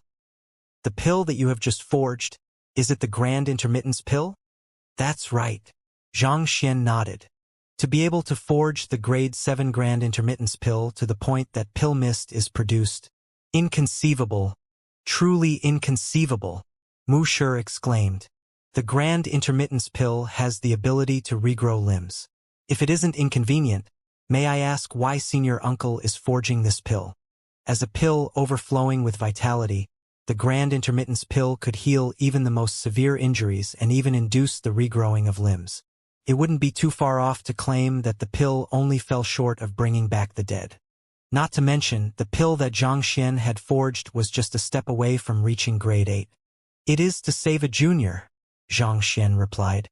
After which, he gestured for the Byzantium Helios beast to bring Wei Ruyan over before taking out the jade bottle once more. "Is this the person whom Senior Uncle hopes to save?" Mu Shi frowned. "That's right. Xianxia nodded. This young lady's body is currently too frail. I fear that your grand intermittence pill might be a little too potent for her current condition.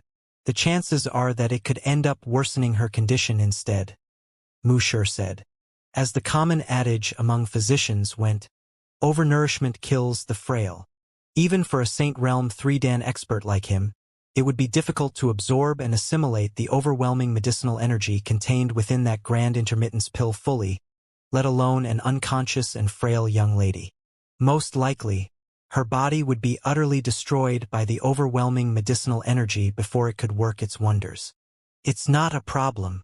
Xianxia waved his hands casually. He uncorked the jade bottle, and a dense surge of spiritual energy immediately gushed into the surroundings. In the next instant, a pill abruptly surged into the air, attempting to flee. At the level of a grade 7 inscribed pill, the grand intermittence pill possessed spirit, granting it the instinctive ability to avert danger. Even though it hadn't developed sentience yet, given sufficient time, it could develop sentience like the golden origin cauldron. If it were allowed to continue developing, a day might come when it could even morph into a human. Trying to flee? Come back. However, Xianxia seemed to have expected that the pill would react in such a manner. With a cold harumph, he abruptly closed his fists, and a surge of energy suddenly emerged from the pill itself, sealing its movements. Following which, the pill was forcefully pulled back to the ground by the surge of energy. Having gone through the books in the library of the apothecary school, Xianxia knew that grade 7 pills possessed such a property, so he had left a hand in advance. Using his zhenqi to support the Wei Ruyan's lower jaw, Xianxia opened her mouth and fed her the grand intermittence pill. Tzzzzzzzzzzzz.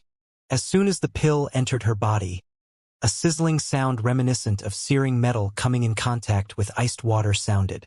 At the same time, Wei Ruyan's ghastly pale face gradually began to regain a healthy red glow. However, a short moment later it stopped. At this point, even though Wei Ruyan seemed to be in a better state than before, she was still in a deep sleep, and there was no sign of her regaining consciousness. Xianxia quickly placed his fingers on the other party's pulse before heaving a sigh of relief. If it had been someone else, perhaps they might have succumbed to the overwhelming medicinal energy contained within the grand intermittence pill and died. However, Wei Ruyan was a unique case. Her unique constitution was so powerful that she could even poison a saint herb like the 10-leafed flower while unconscious. A grade 7 inscribed pill might contain immense medicinal energy within it, but most of it had turned into nutrients to feed her innate poison body. While the grand intermittence pill wasn't enough to cure her affliction entirely, it did help her body to recover to perfect health.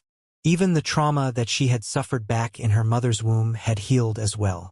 With the recovery of her body, even if her soul remains unconscious for the time being, she shouldn't be in any danger, Xianxia thought. To still remain unconscious despite having consumed the grand intermittence pill. Senior uncle, what kind of affliction is this young lady suffering from? Wuxia asked in astonishment. One must know that the grand intermittence pill was so potent that it would be difficult for him to bear it. It was one thing for a frail patient to be fine after consuming it, but for her to remain unconscious after that, the affliction she was suffering from sure was fearsome. On top of her frail physical body, her soul has suffered some damage as well. Even though her body has recovered with the consumption of the grand intermittence pill, her soul is still far too weak for her to regain consciousness, Xianxia explained. At that instant, he suddenly thought of something and asked, Wuxia, do you know where I can obtain living saint herbs that can nurture souls? I need as many of those as possible. He didn't have any clue as to where he could find saint herbs to nourish Wei Ruyan's soul, but Wuxia might know where he could source them. After a moment of contemplation, Wuxia shook his head. I do know of a few places that sell saint herbs capable of nurturing souls, but all of them are dried. Living saint herbs? I really don't have any idea in mind. You don't know either? Xianxia sighed in disappointment. He could easily find dried saint herbs in the apothecary school and physician school as well, but it was a pity that those were useless for Wei Ruyan's current condition. For his treatment, the saint herb must be alive. At this moment, Zhong Dingchun, who was among the group of school heads who had gone over to check out the situation, abruptly spoke up. Xianxia, if you really require a living saint herb, I do know of one in Hongyuan City. As the head of the physician school, he maintained an intelligence network on medicinal herbs so that he could easily source them when he required them. Oh? Where is it? Zhang Xian asked anxiously. In the royal palace of Hongyuan Empire, there is a Bodhi saint tree. It is known to possess exceptional effectiveness in nurturing souls, Zhong Dingchun said. Bodhi saint tree? Zhang Xian frowned. He had never heard of such a tree before. Rumor has it that the tree was brought back from the wilderness by the ancestors of the current Hongyuan royal family. Knowing that it has the effect of nurturing souls, they chose to plant it in the royal palace to benefit the generations to come. This is the reason the royal offspring of Hongyuan Empire possess exceptionally powerful souls. After a moment of hesitation, Zhong Dingchun continued, however, the tree is one of the most important treasures of the royal family, so I fear that they might not be willing to lend it to you. I see. Stroking his lower jaw, Zhang Xian fell into deep thought. It happens that there is a banquet at the royal palace tonight. I should make use of the opportunity to take a look at the Bodhi tree and determine if it will be effective on Wei Ruyan first. If it is, it will be worth giving it a shot. Anyway, thank you for your advice, school head Zhong. Zhang Xian clasped his fist. There is no need to stand on ceremony, Xianxia, Zhong Dingchun hurriedly replied. After which, Zhang Xian tried asking for some more details regarding the Bodhi tree, but it seemed like the others didn't know much about it either. Thus, he could only shake his head helplessly. Xianxia, I will send some men to help you repair your manor, Xiao Bingshu said. It would be truly tragic if the future principal of the Master Teacher Academy were to be rendered homeless, and such publicity could have adverse effects on the inauguration ceremony 3 days later. I will be depending on you, school head Zhao. Zhang Xian nodded in gratitude. If only he'd known that such a mishap would occur in the forging of the Grand Intermittence Pill, he would have surely taken the others to a clearing to conduct the pill forging. At the very least, he wouldn't have ended up destroying his own residence. Zhao Bingshu nodded. After which, Mu Shi and the school heads bade farewell and returned to the Master Teacher Academy. It had already been afternoon when Zhang Xian first returned to his manor from the Saint Ascension platform. After which, he had attended the hearing at the Elder Hall and forged the Grand Intermittence Pill. Time passed swiftly, and unknowingly, the sun had already set, allowing darkness to permeate the sky.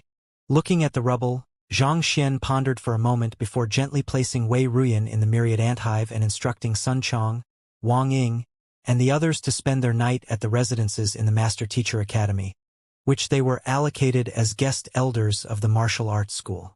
After this was done, he was just about to make his way to the royal palace to attend the banquet when something suddenly caught his eye, and he stopped in his tracks. His gaze swept across his surroundings, and he couldn't help but notice that the rubble around him seemed to be laid in a formation resembling a massive dragon prowling the grounds. Is this the Earth Dragon? Zhang Xian's eyes narrowed in astonishment. Looking at this formation, he couldn't help but recall the clue that he had obtained from Wu Yangzi regarding the location of his treasure. In his old residence, beneath 3 stars of the Earth Dragon. If what he was seeing before him was the Earth Dragon in the clue, then what could the 3 stars be? Zhang Xian immediately turned his gaze upward.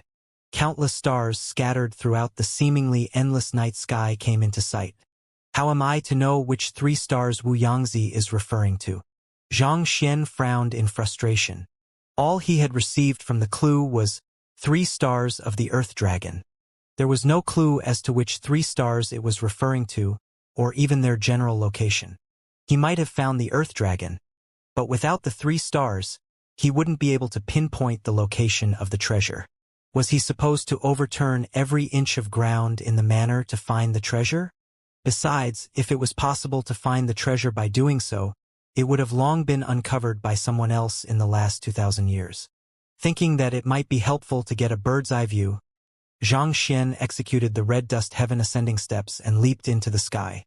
The collapsed rubble seemed to meander on the ground, connecting with the dark sky at the horizon, as if a massive dragon that was on the verge of soaring into the heavens.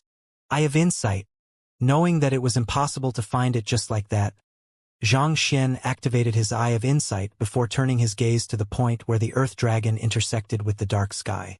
At the point where the Earth Dragon and the dark sky intersected was a river that flowed along the walls of the academy and into the depths of the seemingly boundless darkness. Looking along the body of the Earth Dragon, there were several ponds with flowers and trees by the side. It resembled patches of clouds, which further accentuated the image of a dragon rising to the heavens. After studying the area for over 10 minutes, Xianxia's head was starting to spin from overusing his Eye of Insight. Shaking his head, he could only stop there. From what he had deduced so far, it seemed like the 3 stars Wu Yangzi had referred to weren't literal stars or a figurative description of the geography. It didn't seem like he would be able to figure out what it was with just a quick glance, and a more thorough investigation was required. Nevertheless, having found the Earth Dragon, he was already at the halfway mark to finding Wu Yangzi's treasure. As long as he were to put in some more effort, he should be able to find the 3 stars easily. After all, if Wu Yangzi was willing to reveal the location of his treasure, he would have hidden it with the expectation that someone would be able to find it. Thinking that he should head to the banquet first and continue his investigation after that, Xianxia was just about to descend back to the ground when he saw a figure in the distance flitting swiftly toward the manor. Hu Yaoyao? What is she doing here at this time? Xianxia muttered under his breath. The Eye of Insight could peer through the darkness, thus allowing Xianxia to recognize the other party immediately. However, it didn't seem like she had noticed him in the sky, bypassing him and rushing straight to a vantage point amid the rubble.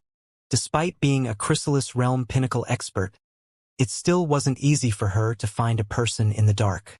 Flicking her wrist, she took out a night illumination pearl and began scanning the area carefully. "Zhang Laosher," she shouted.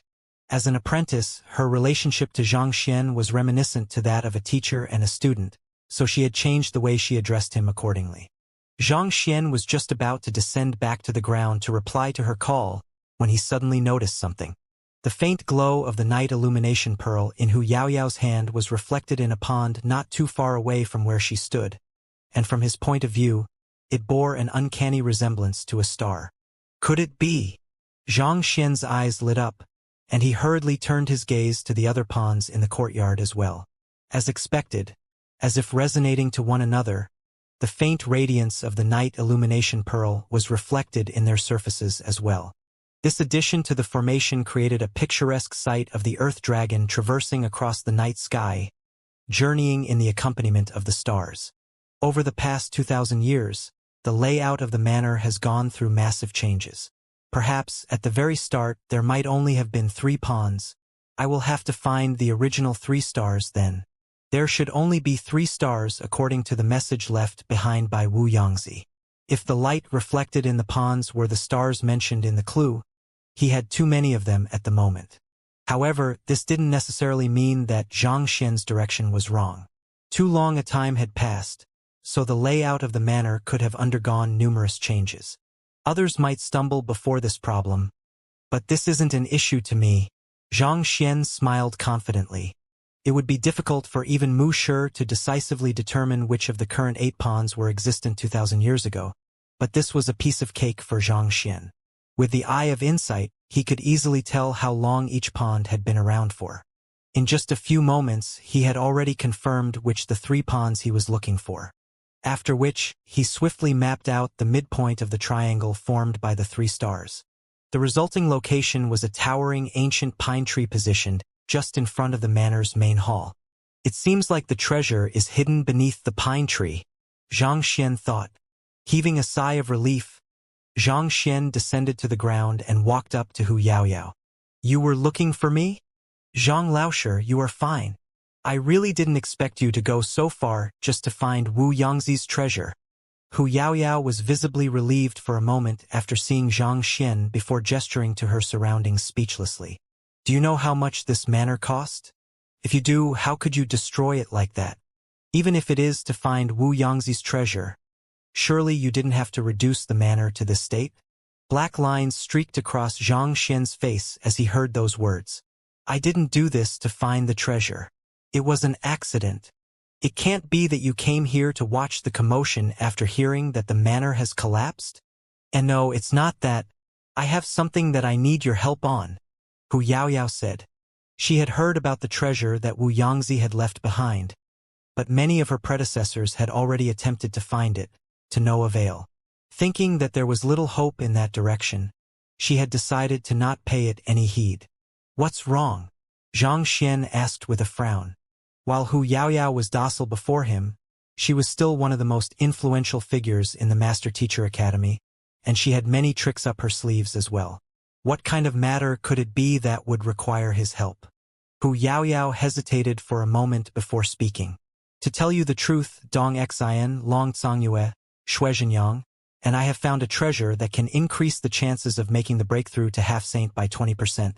Naturally, we are planning to obtain the treasure, but there are two powerful beasts guarding it, and we aren't a match for them. Thus, we hope to seek your help for this matter.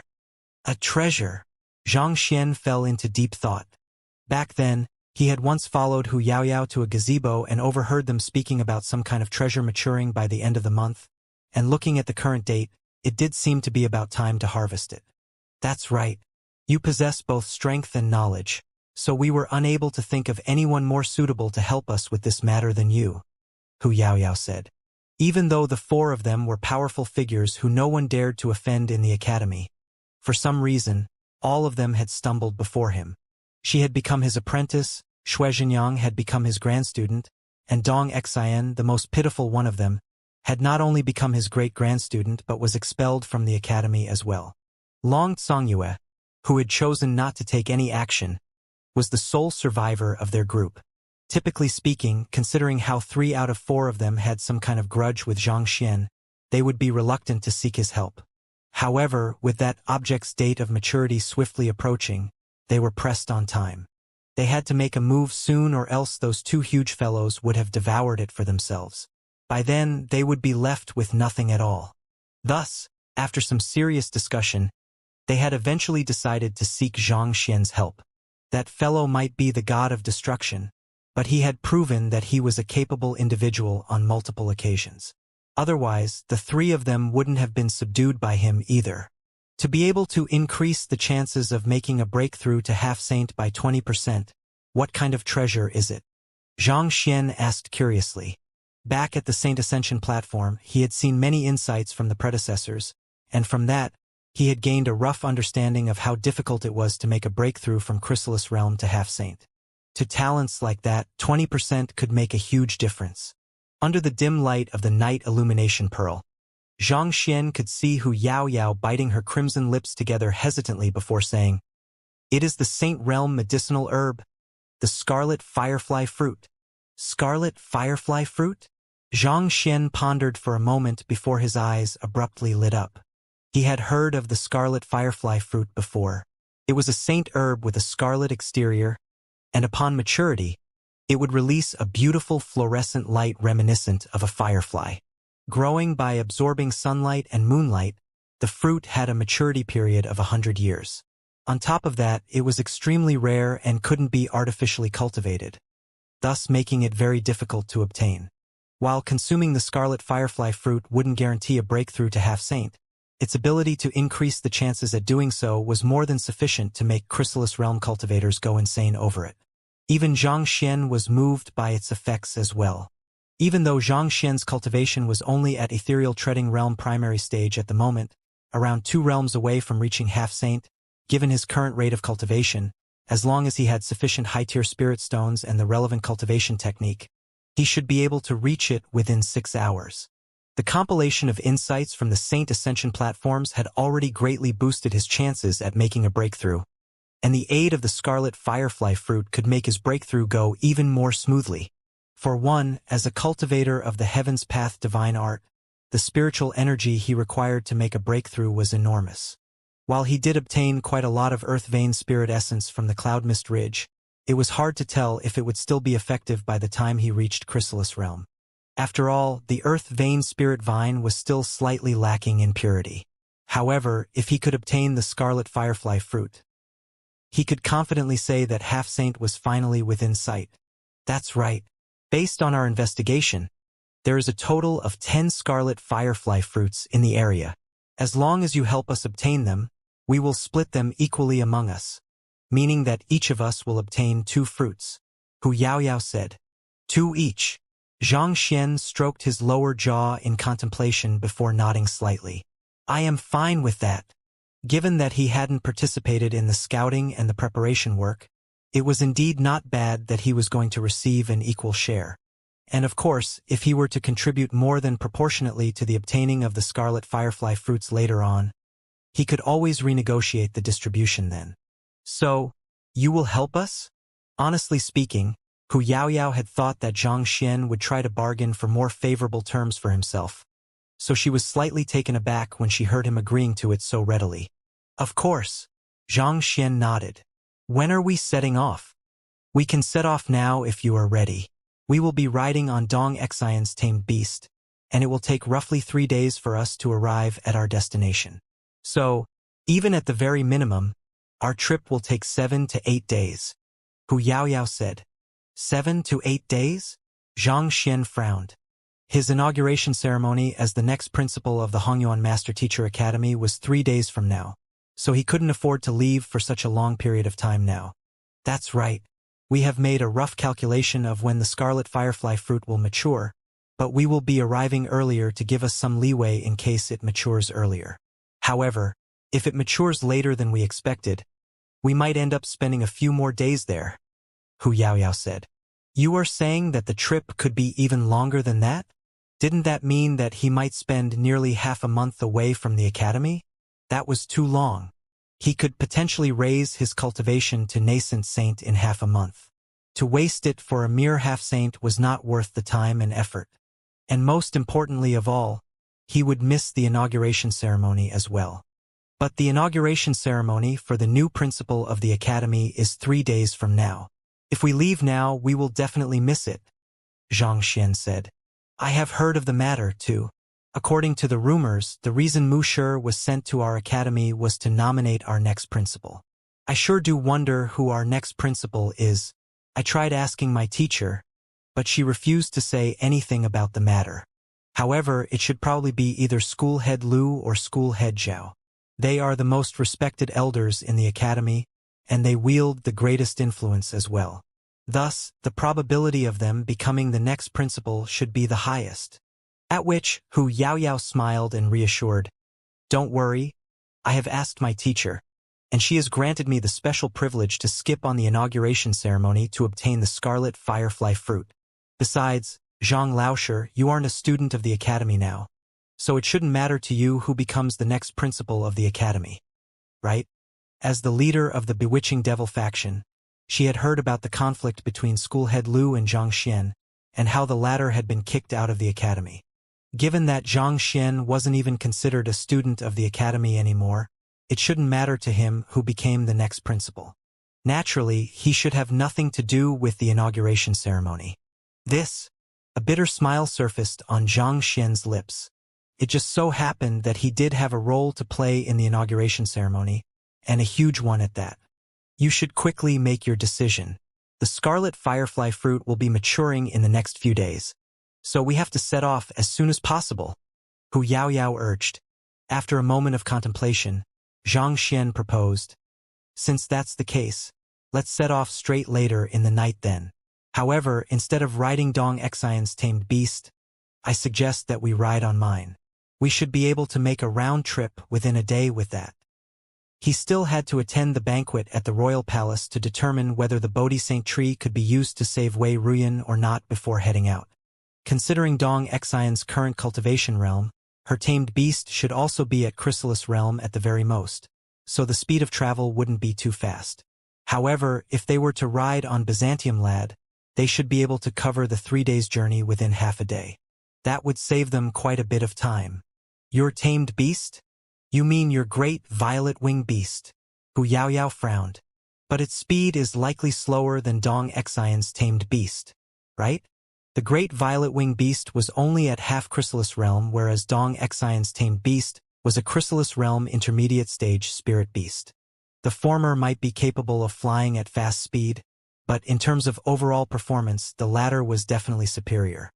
Given that Dong Xian's tamed beast would require 3 days just to make a one-way trip, do you really believe that your great violet-winged beast could make a roundabout trip in a day? You must be joking. It's settled then. Meet me at Leiyuan Peak at the Z hour 1 tonight. We will set off from there. Xianxia noticed the doubtful expression on Hu Yaoyao's face, but since they would understand when the time came, he didn't think that there was any need for him to explain himself. All right then. Seeing that Xianxia was unwilling to speak, Hu Yaoyao didn't ask on as well. Turning around, she returned back to the Master Teacher Academy. After she left the manor, Xianxia didn't rush off to the royal palace to attend the banquet. Instead, he made his way to the ancient pine tree in the courtyard. Since this tree was located beneath the 3 stars of the Earth Dragon, the treasure should be in its vicinity. Activating the Eye of Insight, he began to examine the pine tree carefully. However, despite scrutinizing every inch of it, he was unable to find anything peculiar at all. But that was to be expected. If it could be found that easily, someone else would have claimed the treasure long ago. Wu Yangzi mentioned that I have to put down 3 formation flags according to the 3 stars, and the items will surface automatically. Recalling the words Wu Yangzi had mentioned back then, Xianxia flicked his wrist and took out 3 formation flags and a night illumination pearl. With a swift leap, he returned to the area where Hu Yaoyao stood previously and raised his night illumination pearl up high. In an instant, 3 brilliant stars appeared in the 3 ponds scattered around the courtyard. Go! With another flick of his wrist, Xianxia tossed the formation flags into the air. So. The 3 formation flags fell directly onto the stars in the 3 ponds simultaneously. Wang! With a faint buzz, the ground suddenly started rumbling slightly, as if the Earth Dragon had come to life, following which the towering pine tree abruptly burst apart, revealing a medium-sized metal box within. Xianxia rushed over and grabbed the box.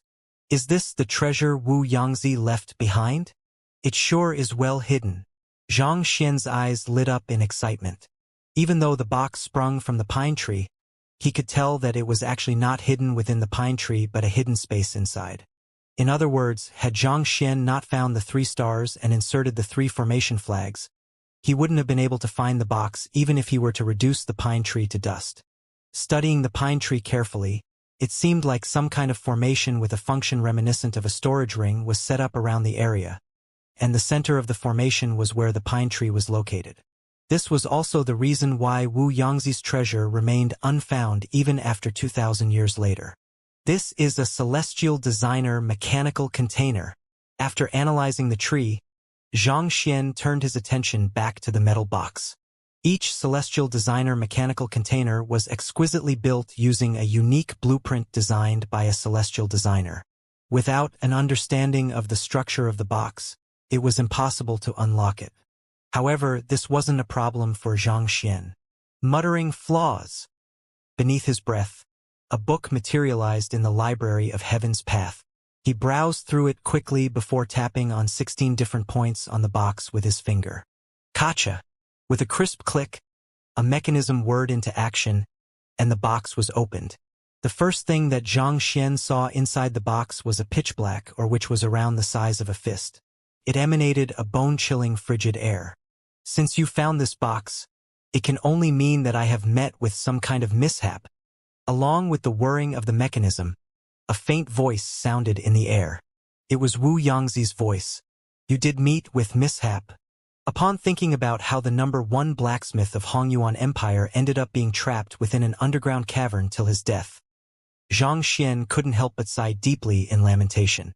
Wu Yangzi thought that he was contributing to mankind by turning those otherworldly demons into puppets and killing them, but the truth was that Vicious was making use of his smithing capability to turn his subordinates into everlasting guards that could protect him until his comeback. Regardless of whether I have passed away or not, the fact that you were able to find my treasure means that there is fate between you and me. Contained in here are my most valuable possessions, so I hope that you can use them wisely. The ore in the box is known as the black gold crystal Oregon. I had to go to great lengths in order to obtain it, If you were to add even a pinch of it into the weapon you are forging, you will be able to raise its quality up a notch. Black gold crystal ore? This is the black gold crystal ore. Xianxia's breathing hastened in agitation. As a 6-star pinnacle blacksmith, he had a deep understanding of the various valuable ores in the world. Of those, the black gold crystal ore was definitely one of the most expensive and rarest ores.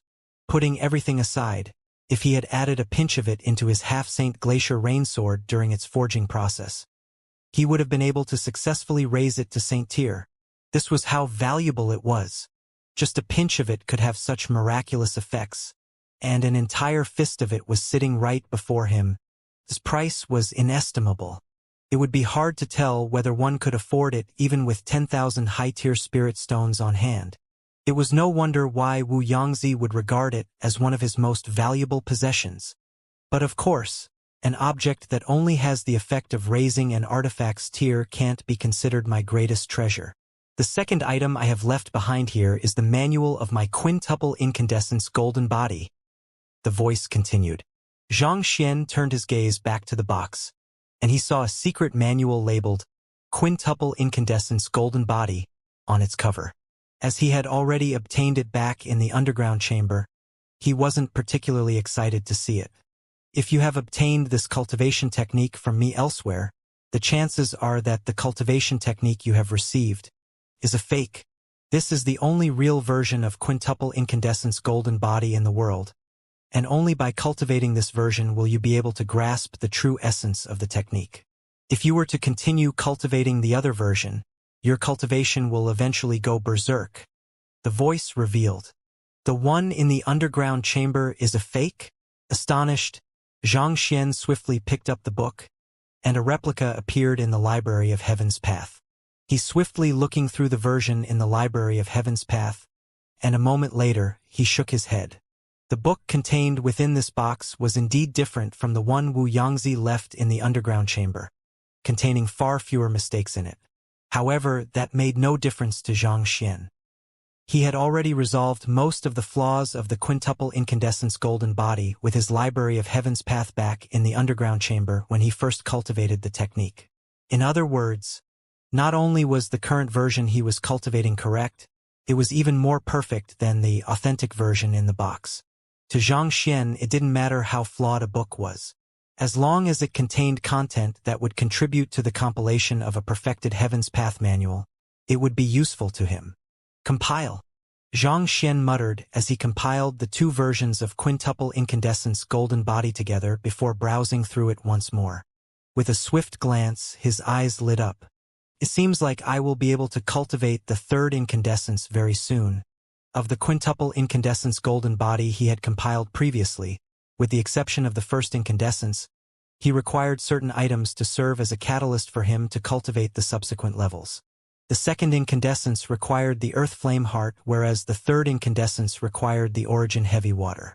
He had learned the price of the Origin Heavy Water by eavesdropping on Hu Yaoyao's conversation.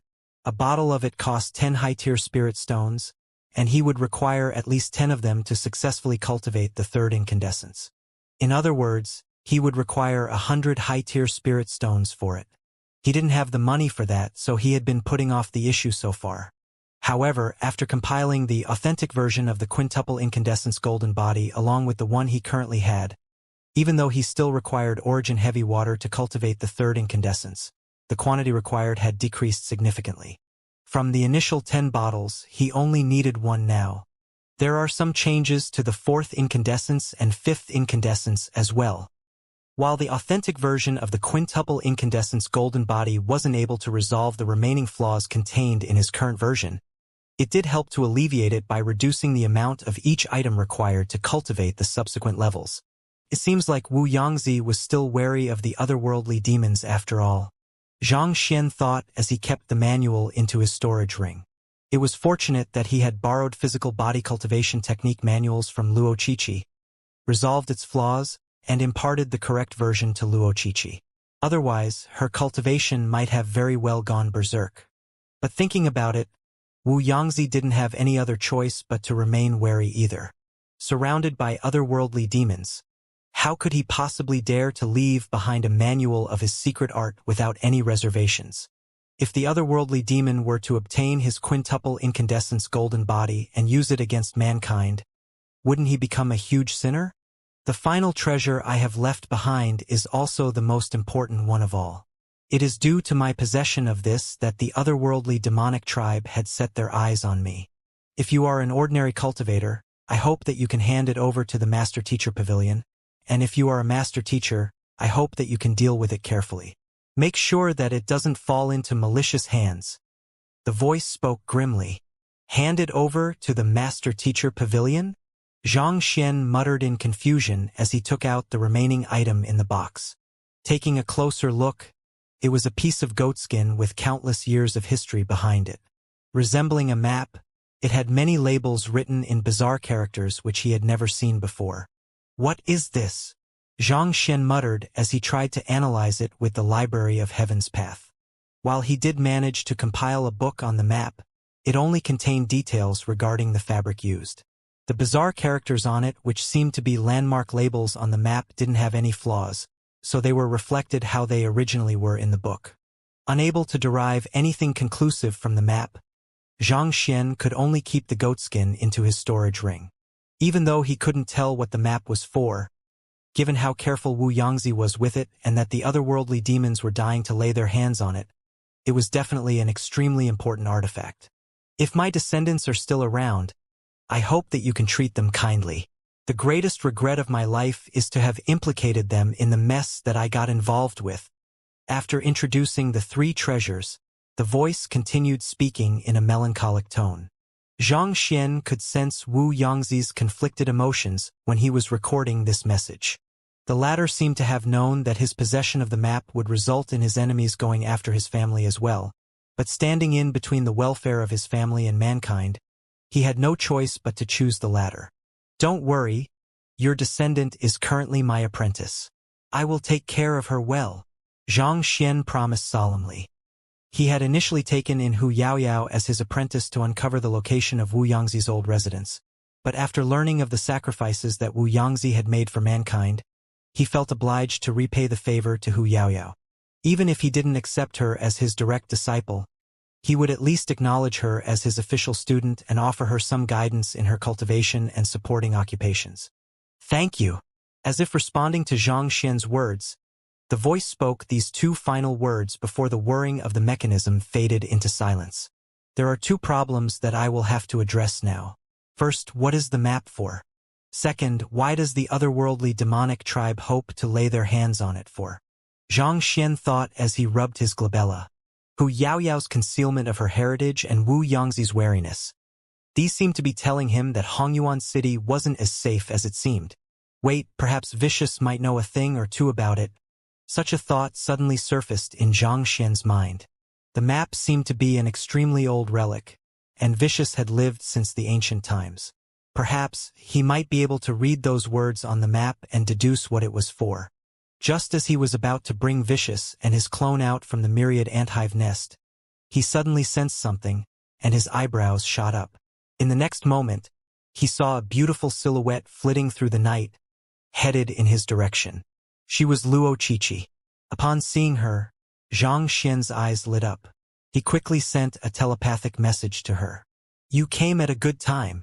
I have found Elder Wu Yangzi's treasure. Flicking his wrist, he took out the metal box and the 3 artifacts. Since he had received Wu Yangzi's heritage along with Luo Chichi, and the latter was Wu Yangzi's direct disciple at that, she had the right to know what the treasures were and share possession of them as well. You've found it. Stunned, Luo Chichi turned her sight to the items in Xianxia's hands. Luo Chichi widened her eyes in disbelief. This is black gold crystal, or you recognize it? Xianxia asked. Due to the sheer rarity of black gold crystal, or he had never seen it in person before, only learning of its existence from the books. It was due to Wu Yangzi's explanation that he was able to confirm its identity before using the Library of Heaven's Path. And yet, Luo Chichi actually recognized it with a single glance. Could it be that her eye of discernment was beyond his? One must know that even though he might not be the most capable blacksmith in Hongyuan Empire, He was definitely the most knowledgeable one. Even Zhao Bingshu, the head of the blacksmith school, was far from a match for him in terms of knowledge. I have seen some before. However, the piece I saw was only the size of a walnut, and the price was already astronomical. Considering the size of this one, I can hardly even imagine how much it is worth. Luo Qiqi exclaimed. You have seen black gold crystal or before? Zhang Xian was taken aback. Even if the piece she had seen was just the size of a walnut, it was sufficient to show that her background was anything but ordinary. Luo Qiqi nodded, after which, she turned her sights to the other two objects, and upon seeing the quintuple incandescence golden body, she nodded in realization. You should take the authentic manual for now. I will help to alter it to suit your constitution better when I have the time. After passing the correct quintuple incandescence golden body over to the other party, Zhang Xian turned his gaze to the map and asked, Do you happen to recognize the words on this map? Luo Qiqi shook her head. I have never seen such words before. I see. Allow me to keep the map for the time being then. Once I figure out what the map means, I will get back to you and bring you there, Zhang Xian said. As for the black gold crystal, I will try to find a way to melt it to forge a weapon for you. Thank you, teacher. Luo Qiqi nodded in gratitude. Each of the three items was incredibly valuable, but her teacher didn't hide them from her and take them for himself. That said a great amount about his character. At this moment, Luo Qiqi finally recalled her aim for coming over, and she hurriedly said, Oh right, teacher. I am here to invite you to the banquet at the royal palace. Yu Feier had invited her, Zhang Xian, Xing Yuan, and the others to the banquet in the royal palace. Knowing Zhang Xian's personality, she knew that he might attempt to skip the banquet, and she had also heard the news about his manor collapsing as well, so she specially made the journey here to take a look. Knowing that he had to make the trip to the royal palace to take a look at the Bodhi-Saint tree, Zhang Xian nodded. Let's go. Leaving the rubble of the manor, the duo got onto a carriage that Luo Qiqi had prepared beforehand and headed to the royal palace. It didn't take them too long to arrive at their destination. Befitting of its status as the center of authority of a Tier 1 empire, Hongyuan Empire's royal palace was enormous. Before the towering gates stood 2 rows of guards, every single one of them possessing the cultivation of transcendent mortal 6-dan cosmos bridge realm. With several hundreds of them gathered in a spot, their presence exerted a huge pressure on those walking between them. Stepping through the palace gates, Zhang Xian noticed all kinds of formations in the area, and even the weakest of them was a grade 6 primary formation. Those who were unfamiliar with the layout of the royal palace would swiftly find themselves trapped within a labyrinth, unable to escape. With traps potentially springing on one with each step, not even a Saint Realm 1-dan expert would dare to casually step into the royal palace. Handing over their invitation letters, a guard led them around the royal palace, and soon, they were standing before a huge palace. This is the place where the banquet is held, Luo Qiqi said. At this moment, Zhang Xian suddenly recalled this matter and asked, Right, I forgot to ask, what is the occasion today? Why are we invited to the banquet? Even the royal family couldn't possibly hold such a grand banquet for no good reason. You don't know? Seeing how her teacher came here without even knowing anything at all, Luo Qiqi was rendered speechless. You were also there when Yu Feier handed me the invitation letter. She didn't tell me anything, so how could I possibly know? Zhang Xian replied in bewilderment. Luo Qiqi slapped her forehead and shook her head. Her teacher was a person of great capability, but his emotional quotient was truly lacking. An esteemed princess of the empire invited you to a banquet. The least you could do was to ask around, find out what the occasion is beforehand, and make preparations accordingly. After all, this is the monarchy of an empire we are talking about. But if I hadn't gone to the manor to bring you over, would you still be loitering around the rubble, at a loss of what to do? Today is Yu Feier's birthday banquet, Luo Qiqi said. His Majesty has invited the young talents from all over the empire along with her good friends to celebrate this occasion. Birthday banquet? Hearing those words, Zhang Xian's eyelids began twitching. That's right. Don't tell me that you didn't even prepare a present. Luo Qiqi stared at her teacher with a frustrated look. Am I supposed to prepare one? Zhang Xian returned her a blank stare. None of you told me that it would be a birthday banquet. How was I supposed to know that I had to prepare a present? I don't even know what an appropriate gift for a lady would be. How am I supposed to pick one out for her? Besides, I have been busy the entire day, so I wouldn't have had the time to find one either. You! Luo Qiqi shook her head, not knowing what she could say to enlighten that blockhead of a teacher she had. Even if you didn't know that it is Yu Feier's birthday, that is a personal invitation from the emperor that you have over there. Shouldn't you prepare some gifts to at least avoid leaving an unfavorable impression? To arrive empty-handed. You are probably the only one who dares do such a thing. Forget it. I have some items here. You can make do with them for the moment. Flicking her wrist, Luo Qiqi took out a few items that most ladies would fancy. There was a massive pearl, a hair ornament embedded with precious gems, a fragrance pouch with a unique aroma. They were all fairly expensive accessories. It's fine. If it comes down to it, I will just leave the banquet. Don't worry about it. Zhang Xian shook his head. In the first place, he wasn't really interested in the banquet. The main reason he wanted to come to the royal palace was to take a look at the Bodhi Saint tree and see if it could be used to save Wei Ruyan. If he was going to be snubbed for not bringing a present, there didn't seem much point remaining at the banquet then. Leave the banquet? Luo Qiqi frowned, but seeing the serious look on her teacher's face, she could only give up on persuading him otherwise. All right then. As close friends, she knew Yu Feier's personality and temper very well. The latter wasn't one to care about gifts. As long as Zhang Shi was present at her birthday banquet, she would be satisfied. Thus, the both of them stepped into the palace and began making their way over to the main hall. The corridor linking the entrance of the palace to the main hall had a particularly tall ceiling that made one feel minuscule in comparison. There were various extravagant ornaments placed along the corridor, which gave it a dignified and regal air. A thick red mat of around half a chi wide stretched from the entrance of the palace all the way to the main hall. There was a pleasantly soft and springy sensation stepping on it. Activating his eye of insight discreetly, Zhang Xian took a brief look into the main hall. To his astonishment, he saw countless formations laid out inside the main hall. Some were for defensive purposes and some were for offensive purposes, but most of them were for the sole purpose of fortifying the room. Grade 6 Pinnacle Stabilization Formation, Grade 6 Pinnacle Grand Monolith Formation, Grade 6 Pinnacle Castle Fortification Formation. Why would the main hall of the royal palace require so many fortification formations? Zhang Xian wondered in bewilderment. As the center of Hongyuan Empire, the royal palace was constructed by the most capable of craftsmen, so there was little to question about its stability. It wouldn't collapse even in the face of a massive earthquake, so it was baffling to see so many fortification formations in the room.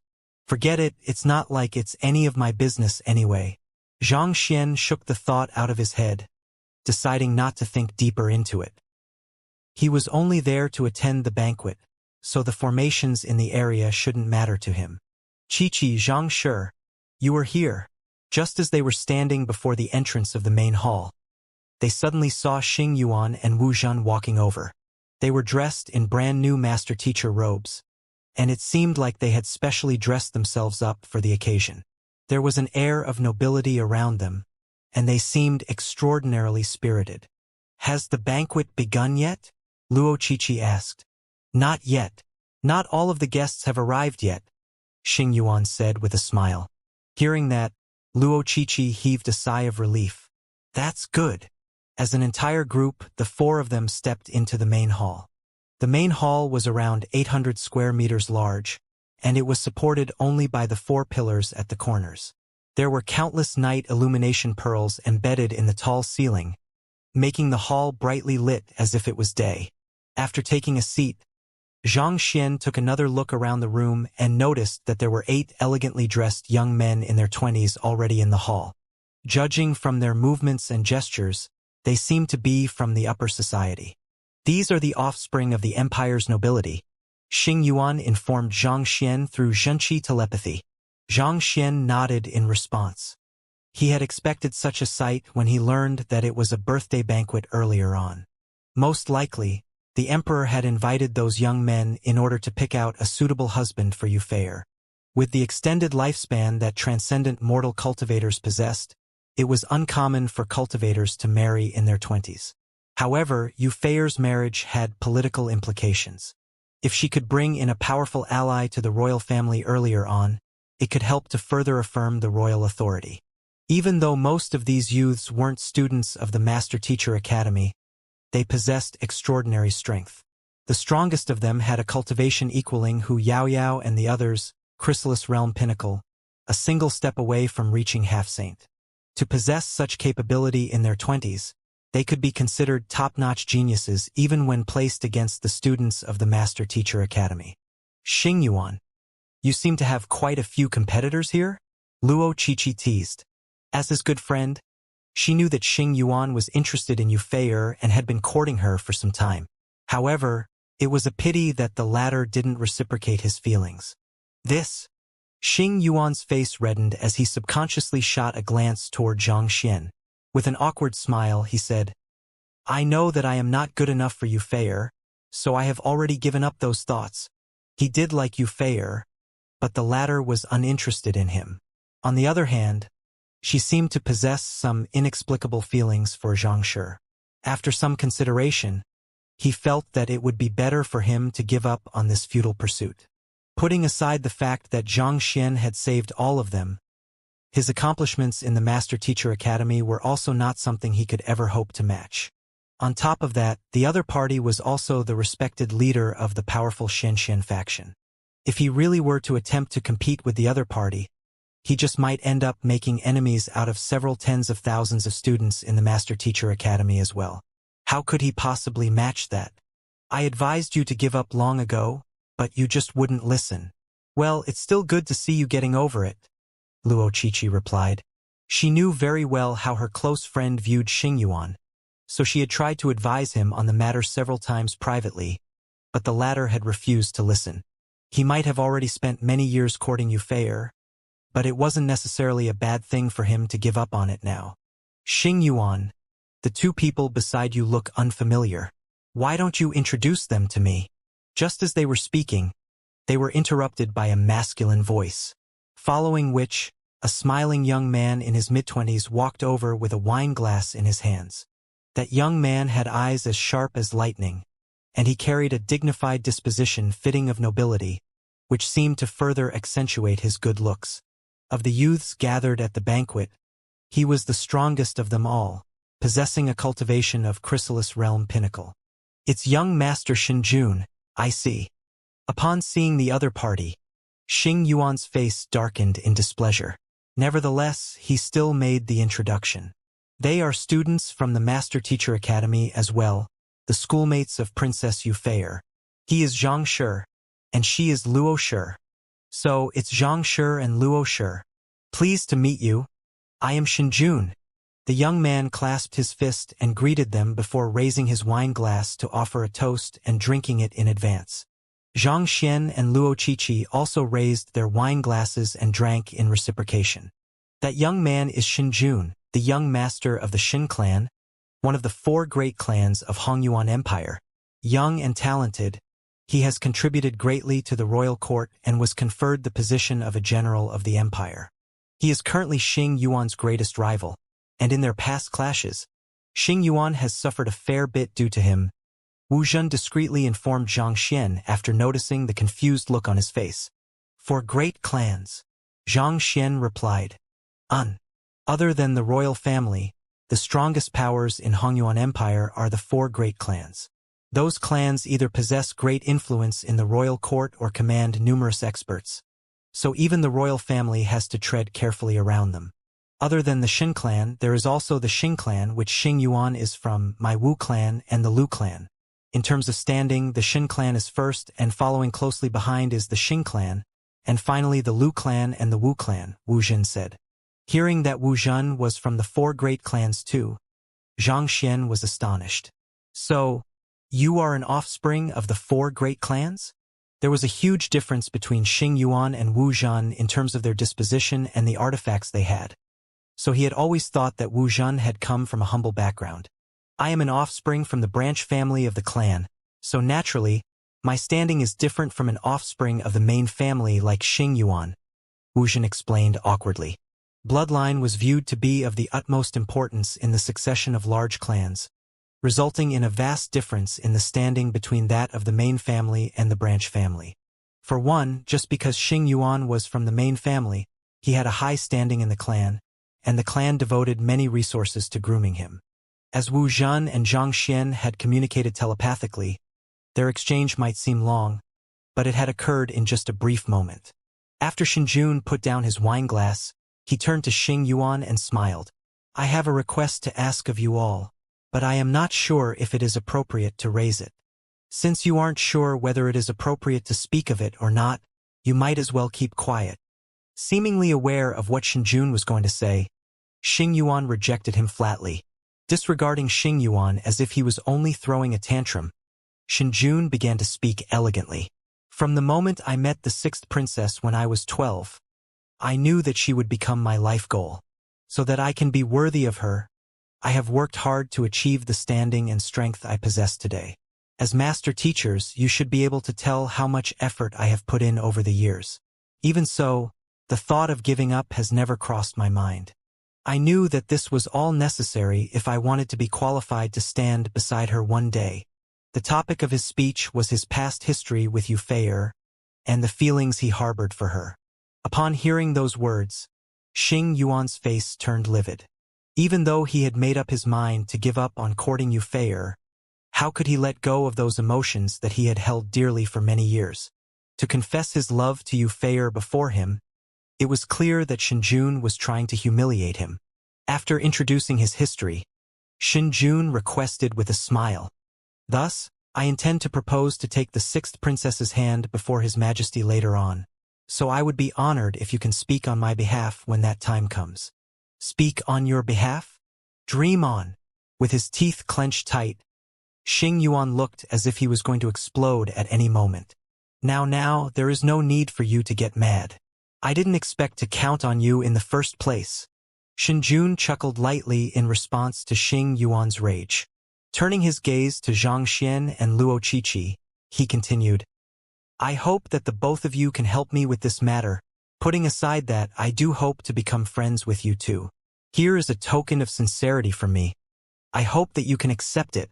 After saying those words, Xinjun raised his hand and beckoned, and a young man walked up from behind. With a flick of his wrist, he took out 2 jade boxes and placed them on the table. Opening the box, spiritual energy immediately gushed into the air, bringing a refreshing breeze to everyone's face. Astonishingly, there were 2 high-tier spirit stones in each box. To gift them 2 high-tier spirit stones each on their first meeting, Xinjun sure was generous. However, this also reflected how extreme his means were. There were no cultivators who could possibly reject high-tier spirit stones, but if they were to accept them, they would no longer be in a good position to voice their objections to Xinjun's proposal. As expected of the young master of the Xin clan, he sure knew how to deal with people. You are giving us 4 high-tier spirit stones to speak up on your behalf? Young Master Xinsure is generous. Qiqi, since he has offered them to us, it would be impolite for us to turn him down. Take them. Zhang Xian replied enthusiastically with a smile. For high-tier spirit stone was a huge sum of money. It would be a huge waste not to take them, especially since the other party was giving them to him for free. Yes, Luo Qiqi, of course, knew that her teacher was not one to fall for such cheap trickery like that. The chances were that he already had an idea in mind. Thus, she stepped forward without any hesitation and stowed the high-tier spirit stones into her storage ring. Xinjun's mouth twitched for an instant before he swiftly covered it up naturally with a chuckle. Haha! Brother Xianxia is a straightforward man. We will definitely get along well.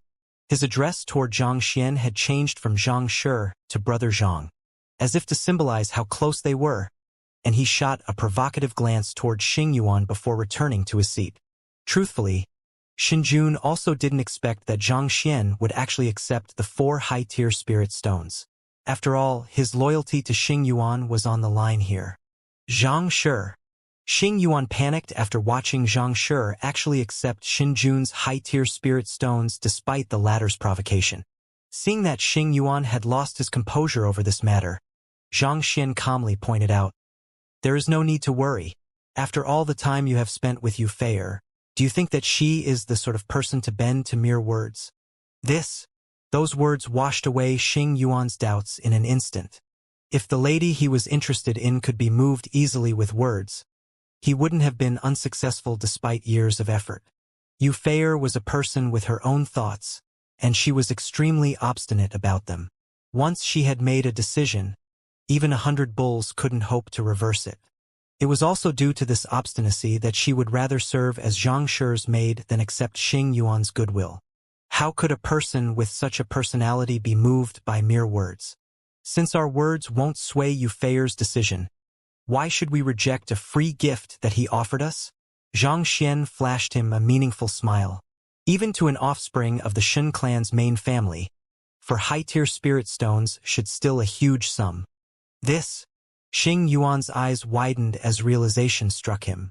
His Xing clan didn't pale too much compared to the Shen clan, and his standing in the Xing clan was also nearly equivalent to Xinjun's. Considering how it was difficult for Xing Yuan to access the high-tier spirit stones of the clan with his current standing, even with Xinjun's higher cultivation realm, it was unlikely that his plight would be much better than his own. Thus, despite the generous exterior that Xinjun had put up, his heart was probably bleeding when Luo Qiqi stowed the 4 high-tier spirit stones into her storage ring. Most likely, Xinjun was just making use of this opportunity to humiliate Xing Yuan and sow discord among them. But who could have known that Zhang Xian would shamelessly accept his spirit stones? Xinjun had already said that those spirit stones were for them, and as the young master of the Shen clan, he would be a laughingstock of the city if he were to go back on his word. Most likely, his heart must be filled with regret and remorse at this very instant. Having understood all of this, Xing Yuan's eyes lit up, and the negative emotions he had accumulated from the encounter with Xinjun earlier dissipated without a trace. Turning his eyes to Zhang Shi once more, he couldn't help but feel deep respect and admiration for the other party. And the truth was that Zhang Xian was right. Young Master Shen's heart was indeed bleeding at this very instant. He had taken out those 4 high-tier spirit stones to oppress Xing Yuan, but who would have thought that the other party would be so shameless as to accept them? Furthermore, the other party accepted them so candidly, without the slightest hint of hesitation at all. "Are you sure you are Xing Yuan's friends? Where did your loyalty to your friends go?" Just as Xinjun returned to his seat, a young man before him secretly sent a telepathic message to ask, "Brother Shun, who is that fellow?" The young man was an offspring of the Lu clan, one of the 4 great clans as well. Xinjun harumphed coldly. "A greedy fellow. Greedy." Lu Gongzi was baffled by Xinjun's response. Judging from the greedy fellow's clothes, he seemed to be a master teacher. Aren't master teachers upright and incorruptible? How can he be greedy then? The encounter with Xinjun was only a small matter, so Zhang Xian didn't pay much heed to it. At this moment, his attention was focused on uncovering the details of the Bodhi Saint tree and determining if it would be effective at healing Wei Ruyan's soul. Thus, he turned to Xing Yuan and asked, "I heard that there is a Bodhi Saint tree in the royal palace that has the effect of nourishing one's soul. Is that true? Bodhi Saint tree? Now you mention it, I think I have heard of such a matter before." Xing Yuan nodded. As the offspring of the 4 great clans, he was privy to some of the deep secrets in the royal palace. Hearing that Xing Yuan knew of its existence, Zhang Xian's eyes lit up as he continued his questioning. "Then, do you know where in the royal palace it is located?" "If I recall correctly, it should be in the emperor's sleeping chamber," Xing Yuan said. "This is a secret of the royal family, so I am not really sure about it either. If it had been someone else, there was no way Xing Yuan would have revealed these secrets so easily.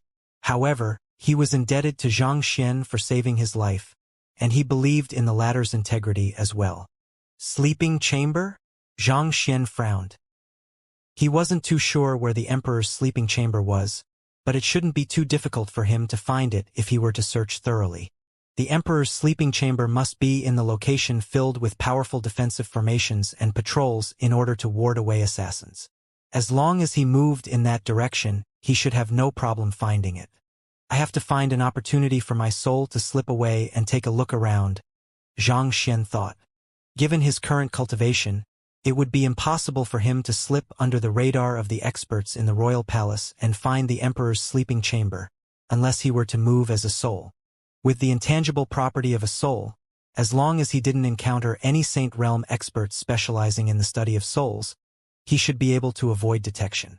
With this thought in mind, Xianxia turned to ask the young lady seated beside him, "Chi-Chi, when does the banquet start?" Luo Chi-Chi took a look around the surroundings before replying. "Not all of the guests have gathered yet, so I would estimate around an hour. That's plenty of time. I just had a sudden spurt of inspiration, so I would like to cultivate for a moment. Stand guard for me. Don't let anyone interrupt me," Xianxia instructed. "You want to cultivate here?" Luo Chi-Chi widened her eyes in shock. "We are at a banquet, a place where people drink, sing, and make merry. And you want to cultivate?" Xianxia nodded. "All right then." Hearing those words, Luo Chi-Chi couldn't help but feel awed by her teacher. With his diligence, it was no wonder her teacher was able to improve so swiftly. There were very few who could go to this extent. "Thank you." Closing his eyes, Xianxia slipped his soul out of his body. Having studied both demonic tunes and terpsichorean arts, his understanding of souls had deepened.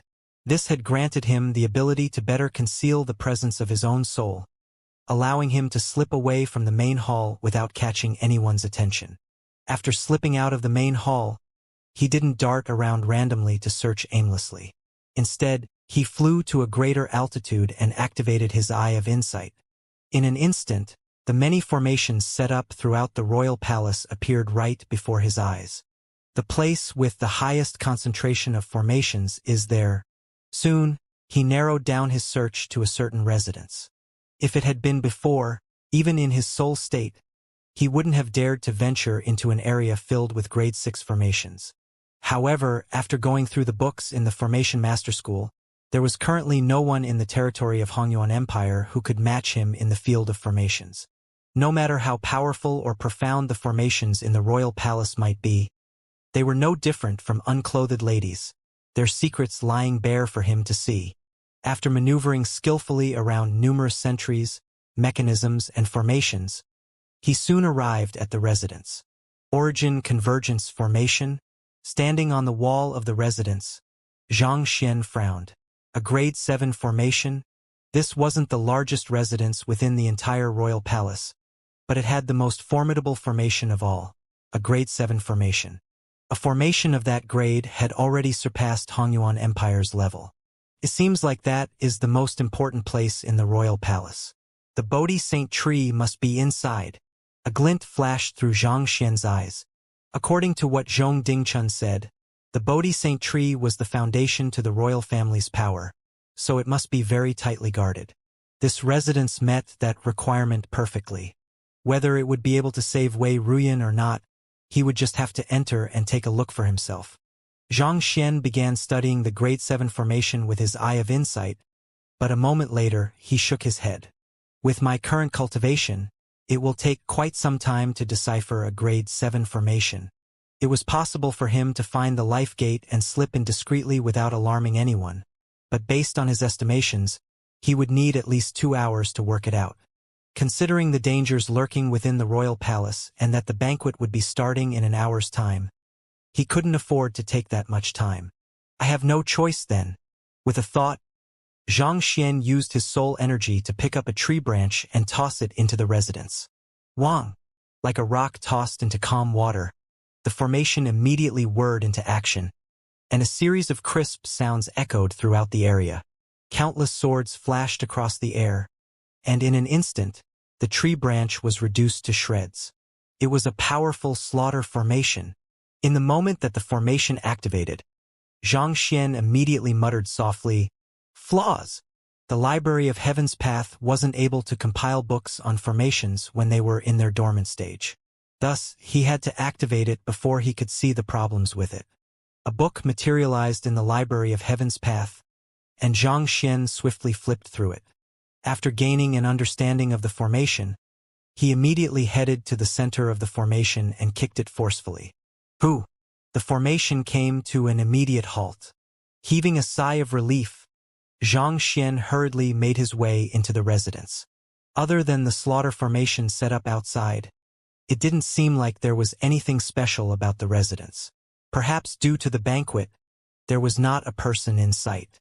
Xianxia swiftly scanned the entire premises, but the Bodhi Saint tree was nowhere to be seen. Instead, he found several ancient tombstones. Was I mistaken? Xianxia frowned. According to the information he had received from Zhong Dingchun, the Bodhi Saint tree was likely to be of the utmost importance to the royal family.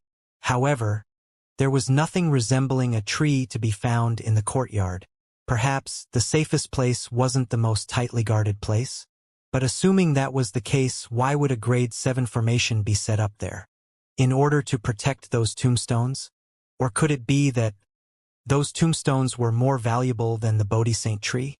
Perplexed, Xianxia headed to the closest tombstone to take a closer look. Judging from the severe wear and tear, the tombstone was extremely old, possibly having existed for thousands of years. There were several large characters inscribed on it. These words were unlike those of a painter. There wasn't any form of unique intent that could be felt from it. In fact, the handwriting was only an inch away from being classified as hideous. However, for some reason, just by looking at it, Xianxia felt his soul being drawn in by some kind of inexplicable force. Thousand tempering soul refinement art. These large words were inscribed on the top of the first tombstone. Is this a soul cultivation technique? Xianxia's eyes lit up in excitement. It was well known that the soul was the hardest to cultivate, and this was especially so after the soul oracles went extinct.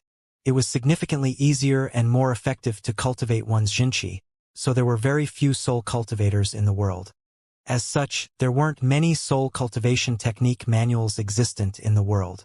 This was also the reason his soul had reached a bottleneck at perfect harmonization realm pinnacle, unable to advance any further. He had come to this residence thinking that he would find the Bodhi Saint tree, but who could have known that he would stumble upon a soul cultivation technique instead? That might not have been much to others, since cultivating one's soul was an arduous process with disproportionate returns. But this was definitely a treasure to him. He had received the transcendent 1 Dan to 9 Dan cultivation techniques of the Soul Oracle from Mo Hunxing, but there were many flaws in the later portions, making them unsuitable to be cultivated. Perhaps, with this 1000 tempering soul refinement art, he might be able to resolve those flaws. Flaws! Xianxia turned his sight to the tombstone, and a book materialized in the Library of Heaven's Path. After the previous experience at the Saint Ascension platform, he knew that he could replicate written content into the Library of Heaven's Path through his sight, even if it wasn't a book. He quickly did the same for the other tombstones before heaving a sigh of relief. As he was still within the royal palace, and danger was lurking around him, this wasn't the place for him to process his newfound knowledge. For the time being, he had to get out of the area as soon as possible. However, just as he was about to leave the residence to continue his search for the Bodhi Saint tree, a bellow suddenly reverberated across the room. Who's there? Following which, an immense might came crushing toward his soul. This is bad. Alarmed, Xianxia hurriedly moved away, dodging the attack by a hair's breadth, after which, he turned around and saw a middle-aged man staring at him intently. The middle-aged man seemed to be in his mid-40s, and he was dressed in posh clothes. He harnessed a powerful aura, which commanded subservience from others. In his eyes, Xianxia could see vortices that seemed to reflect his existence. An expert specializing in souls, Xianxia's eyes narrowed in alarm. With a swift glance, he could tell that the other party, rather than really seeing him, was able to sense his presence, similar to Wei Ranxue back then. It seemed like it wasn't for no reason that the royal family was able to maintain a tight grasp of power over a country as powerful as Hongyuan Empire. It was filled with experts who could fend off even the elusive soul oracles. Which brazen vermin dares to barge into the royal palace? The middle-aged man harumphed coldly as he sent a punch over. An overwhelming might of a Saint One Dan pinnacle swiftly tore through space to strike its target. An expert of that caliber was indubitably ranked amid the top power tier in Hongyuan Empire. Flee! Xianxia immediately dove out of the residence decisively, knowing that he wouldn't be a match for the middle-aged man. Trying to flee? Do you think that the royal palace is a place where you can come and go as you please? Sensing the presence hiding within the room attempting to flee, the middle-aged man's eyebrows shot up, and he swiftly raised his hand and grabbed firmly. Hong Long. A huge palm print fell from the heaven, sealing all of Xianxia's paths of escape. He might not be able to see me, but having cultivated his soul, he is able to sense my presence. If this goes on, I might just lose my life here. Trapped? Xianxia's soul tensed anxiously. He was in far greater danger currently than when he had encountered Wei Ranxue previously. At the very least, Wei Ranxue seemed to be trying to apprehend him for investigation back then, so she had held back in her attacks. However, this middle-aged man had gone all out from the start, seemingly determined to vanquish him from the face of the world. Considering that he was an unidentified intruder in a seemingly important area of the royal palace at the current moment, it was natural that the other party would be uneasy. Xianxia swiftly moved to dodge the palm strike, but he was still nicked at the edge of his soul, inducing fiery pain upon him. No, this won't do. I won't last long like this. But despite his anxiety, Xianxia didn't allow panic to cloud his rationality. Instead, he swiftly analyzed his current circumstances. His soul cultivation was only at perfect harmonization realm pinnacle, and against a Saint One Dan pinnacle opponent, he couldn't possibly hope to stand his ground. But if all he did was evasive maneuvers, he would only be gradually worn thin and die. A glint flashed across Xianxia's eyes as an idea surfaced in his head. The slaughter formation. With his current strength, it would be impossible for him to defeat the other party. His only hope lay in the origin convergence formation set up around the residence. Having compiled a book on it in the Library of Heaven's Path, he had gained a clear grasp of the formation's layout and flaws. To escape, he would have to borrow the strength of the formation. Having made up his mind, he immediately darted to the core of the formation. At the same time, the middle-aged man also sent another palm strike at him. With his life on the line, Xianxia dared not hesitate. He immediately kicked the core of the formation forcefully. Activate! Hong Long! The halted formation immediately came to life, and an abrupt burst of mist shrouded the middle-aged man in an instant. This is my chance, Xianxia thought as he quickly darted out of the residence. Considering that the middle-aged man was able to enter the residence as well, it was likely that he was able to control the formation. In other words, it was only a matter of time before he disabled the formation and came after him. Knowing that he had to get as much distance between him and the middle-aged man as possible, Xianxia fled as fast as he could. Damn it! On the other hand, the middle-aged man didn't expect that the intruder would be able to control the formation as well, and he bellowed in frustration. By the time he stepped out of the formation, he was unable to detect the other party's presence anymore. Just what could it be? Standing in the air above the residence, the middle-aged man pondered with a livid expression. The content inscribed on the tombstones was profound, and without proper guidance, it was impossible to comprehend it. As such, he didn't fear the soul cultivation technique being leaked out. However, to be able to enter the royal palace freely and even control their grade 7 formation, this was way too exaggerated. Had he not sensed the formation in the residence being halted and come to investigate the matter, it was unlikely that the intruder would have been found at all. It seems like it's about time to step up the security of the royal palace, the middle-aged man muttered. Regardless of whether the intruder was a saint beast or a human, the only thing he could do now was augment the defenses of the royal palace and eliminate the intruder the next time he struck. That was a close shave. After fleeing some distance away from the residence, Xianxia dove into a nearby building to conceal himself and decide on his next move. He could easily see through the flaws of the formation in the building, so he was able to slip through them easily. Having escaped so far, he should already be out of the other party's detection range by now, and he heaved a sigh of relief. The royal palace of Hongyuan Empire sure was impressive. To think that there would be soul experts in the palace as well. But giving the matter some thought, considering that the Bodhi Saint tree had the ability to nourish souls, the members of the royal family should possess extraordinarily powerful souls. Paired with some soul techniques, even if they were still far from matching up to the soul oracles, they would still be an incredible force to reckon with. It seemed like the search for the Bodhi Saint tree wouldn't go smoothly after all. Forget it, the banquet should be starting soon. It's about time for me to make my way back now.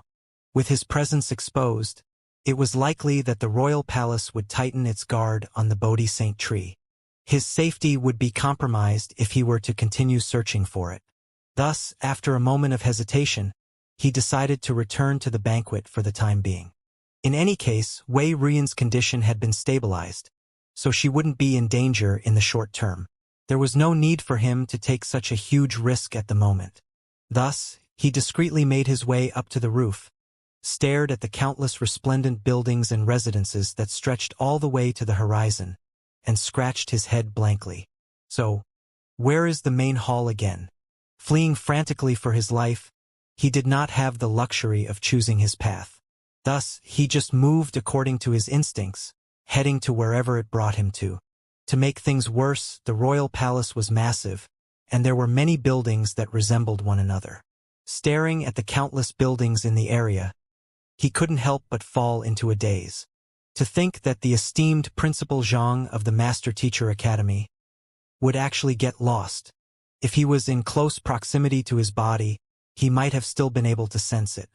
However, putting aside the fact that he was quite a distance away at the moment, the royal palace was filled with formations and experts, resulting in a multitude of auras permeating the area, making it nigh impossible for him to sense his physical body.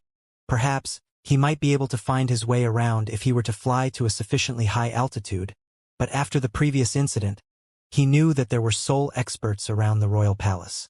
With his presence made known, he couldn't guarantee that there weren't soul experts keeping a lookout over the airspace as well. On top of that, the middle-aged man was likely still looking for him at the moment. He didn't have the confidence to be able to flee from the other party once more. He had been able to catch the other party off guard with the slaughter formation earlier, but such a trick was unlikely to work twice. As long as I head in single direction persistently, I should be able to get out of the royal palace. Unable to find his direction and daring not to fly high, Xianxia could only resort to the most unsophisticated method in the book. He had once heard that if a person found themselves lost inside a completely dark cave, the best way out was to continue advancing forward along the wall. No matter how deep the cave might be, one should eventually be able to find a way out. This was the very method he had decided to employ. With all of the buildings identical to one another, if he were to attempt to return via his original route, putting aside the fact that he could very well bump into the middle-aged man once more, it was questionable whether he would be able to find the main hall or not. Thus, the best option lying before him was to simply continue advancing in a single direction all the way to the end.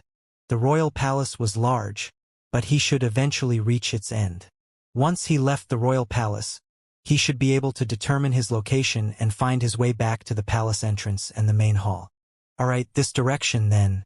Having made up his mind, Xianxia decided on a direction and began to move. As a soul, he could float over the walls easily. As long as he didn't go too high, it shouldn't be easy for the soul experts in the royal palace to sense him. What was troublesome were the formations in the courtyard and the occasional patrols in the area, so he had to move carefully.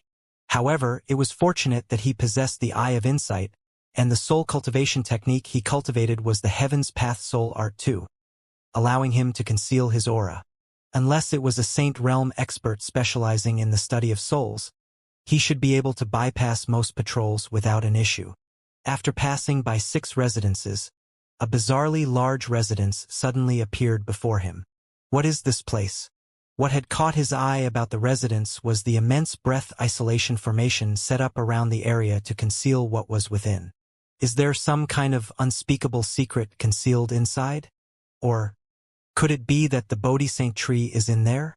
The main purpose of the breath isolation formation was to cast a barrier over the auras within, making it impossible for those outside to sense what was inside. For the ground to be protected by a breath isolation formation instead of the usual defensive formations for the other residences, it seemed like there was something really important inside that the royal family was trying to hide. Curious, Xianxia slipped through the breath isolation formation and began scanning the area. This seems to be some kind of trial grounds. Am I already out of the palace? The first thing he noticed was that there were many strength-measuring rock pillars scattered throughout the courtyard, reminiscent of a training ground. But the royal palace had its own barracks for soldiers to train at. Why would there be so many strength-measuring rock pillars in this large residence? Intrigued, Xianxia wandered around the residence to take a look, and at the other end, he saw two walls lined side by side to form a narrow alley. Closing in, there seemed to be some sort of inscription on two walls. There are 7 conventional ways that one can cultivate one's soul. First, conception of intention. Second, facing one's negative emotions. Third, there were various pieces of knowledge concerning the soul written on the two walls. These are the bare basics to soul cultivation, Xianxia thought. The content contained on the walls was extremely simplistic, involving only the very basics of soul cultivation. Couldn't even be compared to the soul guiding method, which he had learned from Mo Hunxing back then. They were only useful to consonant spirit realm cultivators, who had just barely begun to start cultivating their souls. The inscriptions extended from one end of the wall to the other. Reading on, Xianxia began to inch deeper into the alley. It seems like the cultivation techniques here are slightly more profound, Xianxia remarked. The knowledge contained on the portion of the wall deeper into the alley was slightly more profound than what he had read earlier on. Even though they still paled greatly in comparison to the cultivation techniques of the soul oracles, there was no doubt that they did have the effect of enhancing one's soul energy if practiced diligently. Staring into the depths of the long alley, Xianxia curiously wondered, does the content get more and more profound the further one proceeds into the alley? Taking a few more steps in, he realized that the content became even more profound yet again. Perhaps, if he were to travel deep enough, the knowledge there could help to resolve the flaws existing in his Heaven's Path soul art. I still have some time before the banquet begins. Let's do it then. So far, it had only been 10 minutes since he had left the main hall. He could still afford to explore a little longer. Thus, he proceeded forward. The content on the walls did get more and more profound the further he progressed. Even though it was still useless to him, it was at the level where an ordinary cultivator would consider it as a treasure. Why do I feel a slight pressure on my soul? Proceeding slightly deeper, just as the end was in sight, he suddenly realized that there was some kind of force in his surroundings exerting pressure on his soul. However, it was extremely weak. If he wasn't paying any notice to it, he wouldn't have even felt it. Regardless of what it is, I should finish reading through the content on the walls first. Knowing that there were profound soul cultivation techniques ahead of him, Xianxia proceeded forward without any hesitation. To him, the number of flaws in a soul cultivation technique didn't matter. As long as he could gather a sufficient number of them to form a Heaven's Path soul art, that would be enough. Thus, he took in all of the inscriptions on the wall without discriminating among them. Wherever his gaze fell, the writings inscribed in the area would appear in the library of Heaven's Path in the form of a book. By the time he reached the end of the alley, the complexity of the cultivation technique was already nearing the level of the 1,000 tempering soul refinement art. It still wasn't particularly profound, but at the very least, it wasn't as unseemly as those he had seen earlier on. At this point, the truth finally dawned on Xianxia. From the basics to the advanced, this should be an area where the offspring of the royal family cultivate their soul. The content at the very start of the alley was aimed at those who had just started cultivating their souls, and the profoundness deepened gradually the further one advanced. At the very end, the knowledge had begun to overlap with the stone tablets he had seen earlier. Those who had reached this point should have already achieved a deep understanding of souls, not to his level perhaps, but at least on par with the middle-aged man he had encountered earlier. Considering that these were valuable and rare soul cultivation techniques, it was no wonder the stone tablets he had encountered earlier were guarded by a grade 7 slaughter formation, and this residence was concealed a breath isolation formation. After reading the final writing on the wall, Xianxia shook his head in disappointment. But still, these soul cultivation techniques are still far too basic. Ordinary cultivators might find these soul cultivation techniques profound, but as one who had inherited the heritage of the soul oracles, they were still too basic. To make an analogy, it was like a college student taking on a junior school student's work. Nevertheless, one thing praiseworthy about it was that even though the cultivation techniques were simple, they were well-structured and complete, and it was definitely possible to cultivate a powerful soul expert through it. It must have taken the royal family quite a lot of effort to gather and organize this. Turning his gaze away from the walls, Xianxia saw an average-sized round door at the end of the alley. Seemingly fortified by some kind of power, it stood tightly shut. He moved over to the door and attempted to push it open, only to find that it wouldn't budge. Humph! With a frown, Xianxia gathered his soul energy and pushed forcefully. Kacha! The round door was blasted open, revealing a vast hall ahead. Curious, Xianxia moved into the hall. Hong Long. As soon as Xianxia entered the premises, he immediately felt a massive force crushing down on his soul, threatening to tear it apart. Humph! Xianxia immediately drove his Heaven's Path soul art, and a golden glow rippled across his soul, significantly reducing the pressure exerted on him. With his discomfort alleviated, he began to scan the room, and he swiftly found the culprit behind the crushing force on his soul. For glowing statues. The statues were tall and powerfully built. 2 wielded swords while the remaining 2 wielded massive sabers. They emanated a powerful aura around them that exerted a huge pressure on those who entered the room. Those who were lacking in their soul cultivation might just find their souls dissipating in the face of that immense force. One thing that Xianxia swiftly noted about the hall after his recovery was that the spiritual energy in the area was extremely concentrated, to the point that it was nearly tangible. It was similar to the sensation he had felt when he first entered the lake eye of the cleansing lake. Wait, this spiritual energy has the property of nourishing souls? Xianxia's eyes lit up in excitement. As souls tended to be more fragile compared to physical bodies, they needed to be nourished by more soothing spiritual energy. Otherwise, he wouldn't have been so troubled over Wei Ruyan's illness. But while this spiritual energy can nourish souls, given that Wei Ruyan is still unconscious at the moment, even if I were to bring her here, she wouldn't be able to absorb it either. While the spiritual energy had the ability to nourish souls, Wei Ruyan couldn't absorb and assimilate it into her soul given her lack of consciousness. This was also the reason why Xianxia eventually chose to transfer her soul to a saint herb to nourish it. But while she is unable to do so, I can. If I can strengthen my soul before treating her, I will be able to raise my chances of saving her. With a stronger soul, he would be able to utilize his means as a soul oracle more effectively, which would be vital in rousing Wei Ruyan's consciousness. I should first see if I can compile the subsequent levels of the Heaven's Path soul art first. With such a thought in mind, Xianxia immersed his consciousness into the library of Heaven's Path. Compile. With a silent command, he compiled the soul oracle cultivation technique he had obtained from Mo Hunching with the numerous books that he had just collected. Flipping it open, Xianxia's eyes lit up. A perfect ethereal treading realm Heaven's Path soul art. By compiling the 1000 tempering soul refinement art and the other soul cultivation techniques here, along with Mo Hunching's soul oracle cultivation technique, he had successfully produced the transcendent mortal 8-dan Heaven's Path soul art. With a dense concentration of spiritual energy optimized for a soul's absorption in the area, this was a good opportunity for him to raise his soul cultivation from perfect harmonization realm pinnacle. Thus, without any hesitation, he immediately sat down. Driving the ethereal treading realm Heaven's Path soul art, his massive soul seemed to have turned into a spirit-gathering formation in an instant. The surrounding spiritual energy was swiftly drawn around him and disappeared into his soul. Gugagugu. Xianxia's soul cultivation swiftly rose. Hong Long.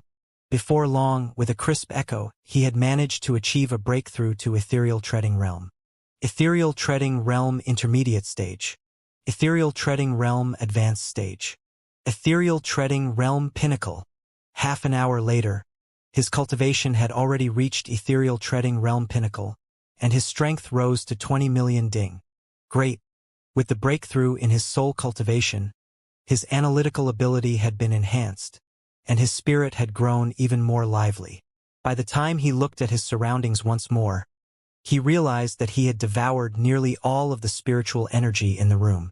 The 4 statues before him had also lost their glow, seemingly on the verge of breaking apart after being deprived of their energy source. In Hongyuan Royal Palace, 2 young men dressed in lavish clothing were walking side by side. Both of them seemed to be in their early 20s, and their cultivation was both at perfect harmonization realm as well. "Fifth brother, are you challenging the trial today as well?" the younger of the duo asked with a smile. Sixth sister has managed to clear 4 trials after her previous breakthrough. As her elder brother, how can I lose out to her? If I can't match her at the very least, father might just start looking down on me. The man addressed as fifth brother replied with a glint in his eyes. The older of the duo was the 5th prince of Hongyuan Empire, Yu Hong, and the younger was the 8th prince, Yu Zheng. Even the most talented of us siblings, our third brother, only managed to clear the 3rd trial when he was at perfect harmonization realm. Yet, sixth sister managed to clear the 4th trial. She sure is amazing. In fact, it is after hearing about her matter that I came over today to see if I can surpass my previous limit and reach higher grounds. Yu Zheng nodded. The 1,000 tempering soul passageway works wonders in tempering one's soul, but it also exerts immense pressure on it as well. Without a resilient mind, it could result in loss of consciousness or even a trauma in one's soul. You have been dispatched to guard the borders until recently, so it must have been a long time since you have cultivated your soul. If you find yourself reaching your limit, don't force yourself to continue. You can always try again another time, Yu Hong advised. Don't worry, 5th brother. I might have been guarding the border, but I haven't slacked on my training either. Even if I can't clear the 3rd trial, I think I should still be able to get pretty far, Yu Zheng said confidently. Yu Hong nodded. That's good. Soon, the duo arrived at the alley that Xianxia had gone through previously. Let's start then. Exchanging glances, the duo stepped into the passageway simultaneously with grim expressions. However, in just a few steps, they could already feel an overwhelming pressure crushing their soul, and their bodies began to sway unsteadily. Cold sweat began flowing down their backs. Hold on. The duo exchanged glances before clenching their teeth and pushing onward. As they ventured deeper into the passageway, their bodies began shaking more and more intensely. Pooh! Yu Zheng was the first one to cave in. Spurting a mouthful of blood, his body abruptly fell to the ground. Sighing deeply, he said, "Fifth brother, I can't go on any further. I guess I am still stuck on the 2nd trial for the time being. Good luck." "Thanks." Yu Hong squeezed out through his clenched teeth before trudging forward arduously.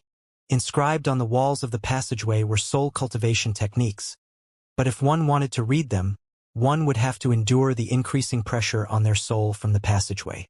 Each trial was roughly 5 meters, and there was a total of 9 trials in the passageway. If a perfect harmonization realm could clear the 3rd trial, he could already be considered a talented soul cultivator. Pooh!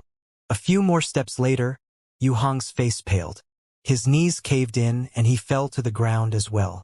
Even though he had been diligently cultivating his soul day and night, he was still unable to clear the 3rd trial. I am still too weak. The 2 princes looked at one another and shook their heads in frustration. Hearing that the 6th princess had managed to clear the 4th trial had motivated them to give the 1,000 tempering soul passageway another try. But their results still didn't live up to their expectations. This passageway was simply far too difficult. After resting for a moment and feeling the stabbing pain in their heads disappear, they stood up and left the premises. It seems like we are still too weak. I guess the current record holder is still 6th sister, right? Yu Zheng asked. I would think so. Let's go and take a look. Yu Hong nodded. The duo walked up to a wall outside the passageway, and Yu Hong placed his palm on it lightly. This wall was known as the Wall of Records, and it detailed the results of the current record holder of the passageway's challengers. Wang. With a slight buzz, a few words appeared on the Wall of Records. First trial, 2 breaths. 2 breaths? Sixth sister cleared the first trial in 2 breaths? That is unbelievable. Yu Zheng widened his eyes in astonishment. That is impossible. Even if she can reach the 4th trial, it shouldn't be possible for her to clear the first trial in 2 breaths. Let's take a look at her result for the 2nd trial. Yu Hong frowned in bewilderment as he swiped his hand on the wall. Wang. Yet another row of words appeared. 2nd trial. 2 breaths. 2 breaths again? The duo stared at one another in disbelief. They hurriedly swiped the wall once again. Wang. 3rd trial. 2 breaths. 4th trial. 2 breaths. 5th trial. 2 breaths. 6th trial. 2 breaths. All the way up to the 9th trial, the recorded challenger had only used 2 breaths. Someone managed to clear the 9th trial? And in 2 breaths for all of them at that? The 2 princes exchanged glances, and they could see sheer horror reflected in the other's eyes. Was this for real? They couldn't even clear the 3rd trial, and yet someone managed to clear all of the 9 trials in 2 breaths each, no more and no less? Was the person strolling instead of challenging the trials? The person who made the existing record didn't leave their name behind, Yu Zheng noted. After a moment of contemplation, Yu Hong said, "Let's call Uncle by here. He is in charge of this passageway, so he probably has some way of finding the person who left the record." All right. The duo left the passageway hurriedly, and not too long later, they returned with a middle-aged man following behind them. If Xianxia were there, he would surely be able to recognize the middle-aged man as the St. Wundan pinnacle expert he had encountered back in the residence filled with stone tablets. "What happened for you two to call me over so anxiously?" Uncle Bai asked with his eyebrows knitted tightly together. He was in the midst of pursuing that intruding soul, and he didn't have time to waste with these 2 princes. "Uncle Bai, did you or my father challenge the 1,000 tempering soul passageway in the last 2 days? How do you expect us to break the record you left there?" Yu Hong asked with a bitter smile. "What are you saying? Why would we challenge the 1,000 tempering soul passageway?" Uncle Bai replied with a deep frown. He had been spending his time studying the ancient stone tablets in recent years, so how could he have the time to spare to challenge the 1,000 tempering soul passageway? This was even more so for Yu Shenqing, the emperor of Hongyuan Empire. With an endless stream of work on his hands, he couldn't possibly find the time to challenge the passageway either. But, if isn't my father or you, who else could have left that record? Hearing Uncle Bai deny the matter, Yu Hong hurriedly placed his palm on the wall of records once more. Wang. The records reflected previously appeared again. "TT2 breaths?" Uncle Bai's body staggered weakly, and he nearly fainted from shock. "Even with His Majesty's and my cultivation, we can only reach the 8th trial. Furthermore, beyond the 6th trial, every single step made will take us a very long time, and it could easily take up to an hour for us to clear the trial. To succeed in just 2 breaths. Just who could it be?" Uncle Bai was in disbelief as well. The 1,000 tempering soul passageway was created by an old ancestor of the Yu clan to challenge the later generations. The pressure emanated by the passageway had the astounding effect of tempering souls, and it was due to this that the Yu clan was reputed for its soul cultivation amid the many Tier 1 empires. Countless outstanding geniuses had emerged in the Yu clan over the years, but still, no one had succeeded in clearing the 9th trial to enter the hall, so how could there be a record reflected for the 9th trial? Not to mention 2 breaths? If he recalled correctly, there wasn't such a record when Yufei challenged the passageway yesterday after coming out of her seclusion. Could it be? Uncle Bai's eyes narrowed as he recalled the soul he had encountered earlier. "No, I have to check the hall." Realizing what could have happened, he quickly circumvented the passageway and headed to the hall lying behind it. As the manager of the 1,000 tempering soul passageway, he had the authority to enter the hall even without clearing the passageway itself. Pushing open the door, he rushed into the hall, and what he saw left his eyelids twitching uncontrollably. The dense concentration of spiritual energy that should have been inside the hall had disappeared without a trace, and the 4 ancestral sculptures that were used to temper the souls of later generations had lost their glow. With a touch, voila! The sculptures crumbled to the ground. Damn it! Just who is that fellow? Uncle Bai felt as if he was going insane. Harnessed in this hall was the overwhelming aura of their ancestors, and had he not been the manager of the 1,000 tempering soul passageway, he would have never dared to enter the grounds. Who could the intruder have been to be able to enter the hall and reduce it to such a state? To be able to achieve this feat, just how powerful must his soul be? No, I must report this matter to His Majesty immediately. Alarmed, Uncle Bai hurriedly rushed to the main hall, where Xianxia was. In a majestic assembly room of the royal palace, Xianxia had just finished going through the reports and was currently closing his eyes for a short rest. An old eunuch walked into the room and said, "Reporting to Your Majesty, the Master Teacher Academy has sent a notice saying that the inauguration ceremony for the succeeding principal will be held in 3 days, and they have invited Your Majesty to witness the ceremony." Understood. Tell them that I will be there. Xianxia nodded.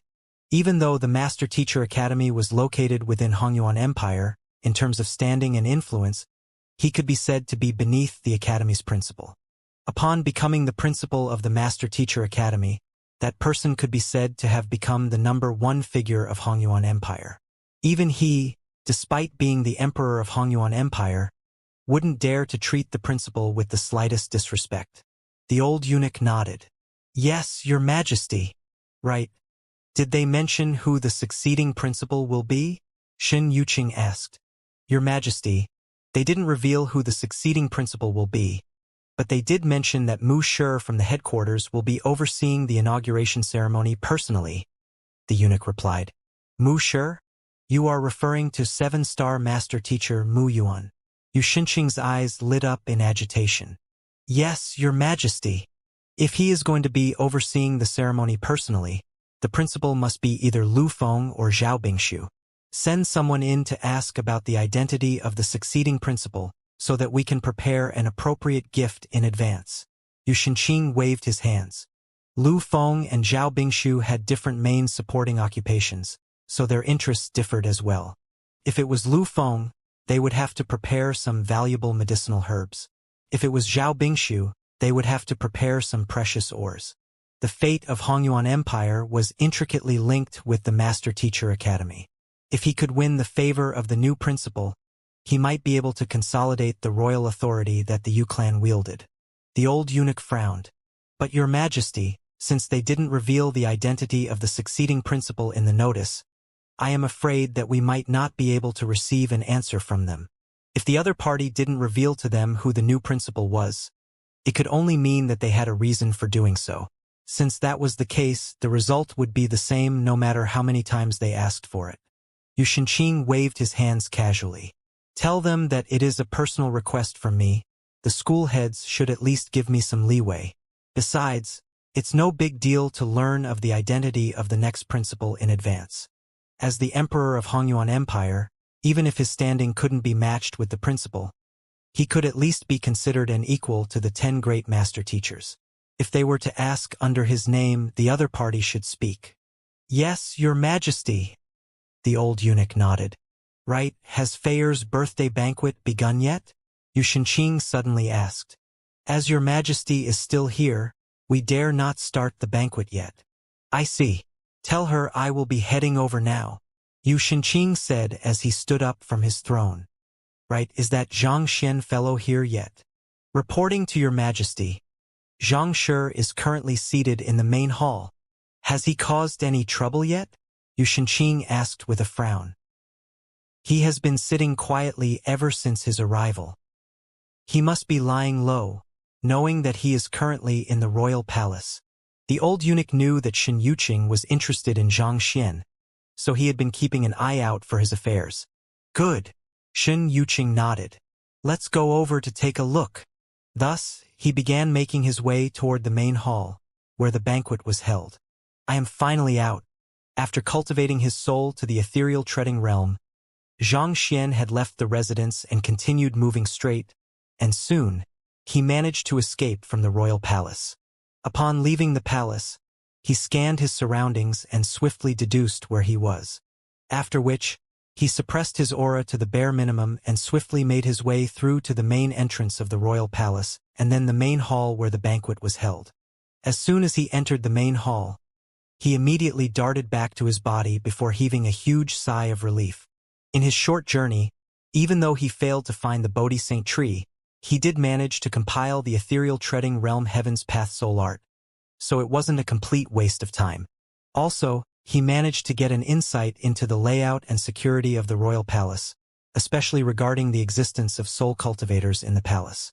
With this knowledge, he would be able to better plan his movements the next time. Seeing Xianxia open his eyes, Luo Qiqi, who sat beside him, asked, "Teacher, are you done cultivating?" She'd had the scare of her life when her teacher started cultivating. Not only did his breathing stop, even his heartbeat had disappeared as well. If he hadn't told her that he was cultivating in advance, she would have thought that he was already dead. Xianxia nodded. "Has the banquet begun yet?" "Not yet, but it should be starting soon. All of the guests have arrived," replied Luo Qiqi. Coincidentally, at that moment, a eunuch outside suddenly announced, "Her Highness has arrived." Everyone swiftly turned their gazes to the doorway, and they saw a beautiful figure slowly making her way in. It was Euphayre. She was dressed in a purple dress embedded with innumerable gemstones, and it glowed beautifully beneath the light of the night illumination pearls. She had light makeup on, which further accentuated her beautiful facial features, sending the hearts of men leaping uncontrollably. She was simply too beautiful. "Your Highness!" A fiery passion lit up in Shinjun's eyes upon seeing Euphayre, and he hurriedly rushed forward to greet her. However, Euphayre paid him no heed, walking straight past him. Her beady eyes scanned the hall swiftly, and before long, she found Xianxia's figure. "Xianxia, Qiqi, you are all here." With a delighted expression, she rushed up to the group excitedly. Even though she had sent an invitation letter to Xianxia, she wasn't sure whether he would really come. After all, considering the latter's personality, he would probably have no qualms snubbing even the royal family. Thus, upon seeing him, she heaved a sigh of relief. "Feyre, you are really beautiful today," Luo Qiqi complimented earnestly. In terms of beauty, the both of them could be considered equal, each possessing their own unique charms. However, Euphayre had dressed up meticulously today, allowing her to grab the spotlight as soon as she stepped into the room. "Brother Xin, isn't that the greedy fellow you spoke of?" Lu Gongzi asked Shinjun doubtfully. "Didn't you talk to him earlier? Why does it seem like Princess Euphayre is more concerned with him than you?" "Humph." Shinjun's expression turned livid. Even without Lu Gongzi pointing it out, he could see it clearly. Privately, he had already viewed Euphayre as his woman, and he had been destroying all rivals who dared stand in his path. Even Xing Yuan had been utterly defeated by him. So where did this fellow pop up from? He had thought that that fellow was just an insignificant figure, but from the looks of it now, that wasn't the case. "Sixth Princess, it has been too long since we last met. Knowing that it's your birthday, I specially prepared this for you." Concealing his displeasure in the depths of his heart, he put on a warm smile before walking up to Euphayre once more and presented a jade box to her. Wang! A dense concentration of spiritual energy gushed out from within, leaving those standing before it feeling energized and spirited. "This is the inner core of a Saint One Dan water serpent?" Someone amid the crowd exclaimed in shock. "The inner core of a saint beast? What an incredible gift!" Hearing that voice, a commotion broke out in the main hall. Everyone was shocked. Relishing the shocked expressions of the crowd, Shinjun chuckled lightly and explained gleefully. "Indeed, this is the inner core of a Saint One Dan water serpent. I heard that it has the ability to nourish a cultivator's body, and if one wears it frequently, it can help to calm their state of mind and enhance their cultivation speed. As such, I specially made the trip to the depths of the ocean to obtain one for your highness." The water serpent wasn't a member of the dragon tribe. It was only a unique saint beast living in the deep oceans. Nevertheless, its inner core was a highly sought-after artifact due to the incredible properties it possessed. If a cultivator wore it on them often, it could increase their rate of cultivation and strengthen their body. As such, its inner core was easily worth hundreds of high-tier spirit stones. As expected of Shinjun, his hand was indeed amazing. In an instant, the gifts that the others had prepared for the princess seemed to pale in comparison. Thank you. Yufei also hadn't expected Shinjun to present her with such a valuable gift. Nevertheless, she gracefully took the gift and stowed it in her storage ring. As the princess of Hongyuan Empire, she had seen plenty of treasures in her time. The inner core of a water serpent might be valuable, but it wasn't enough to make her lose her nerve. It is my pleasure.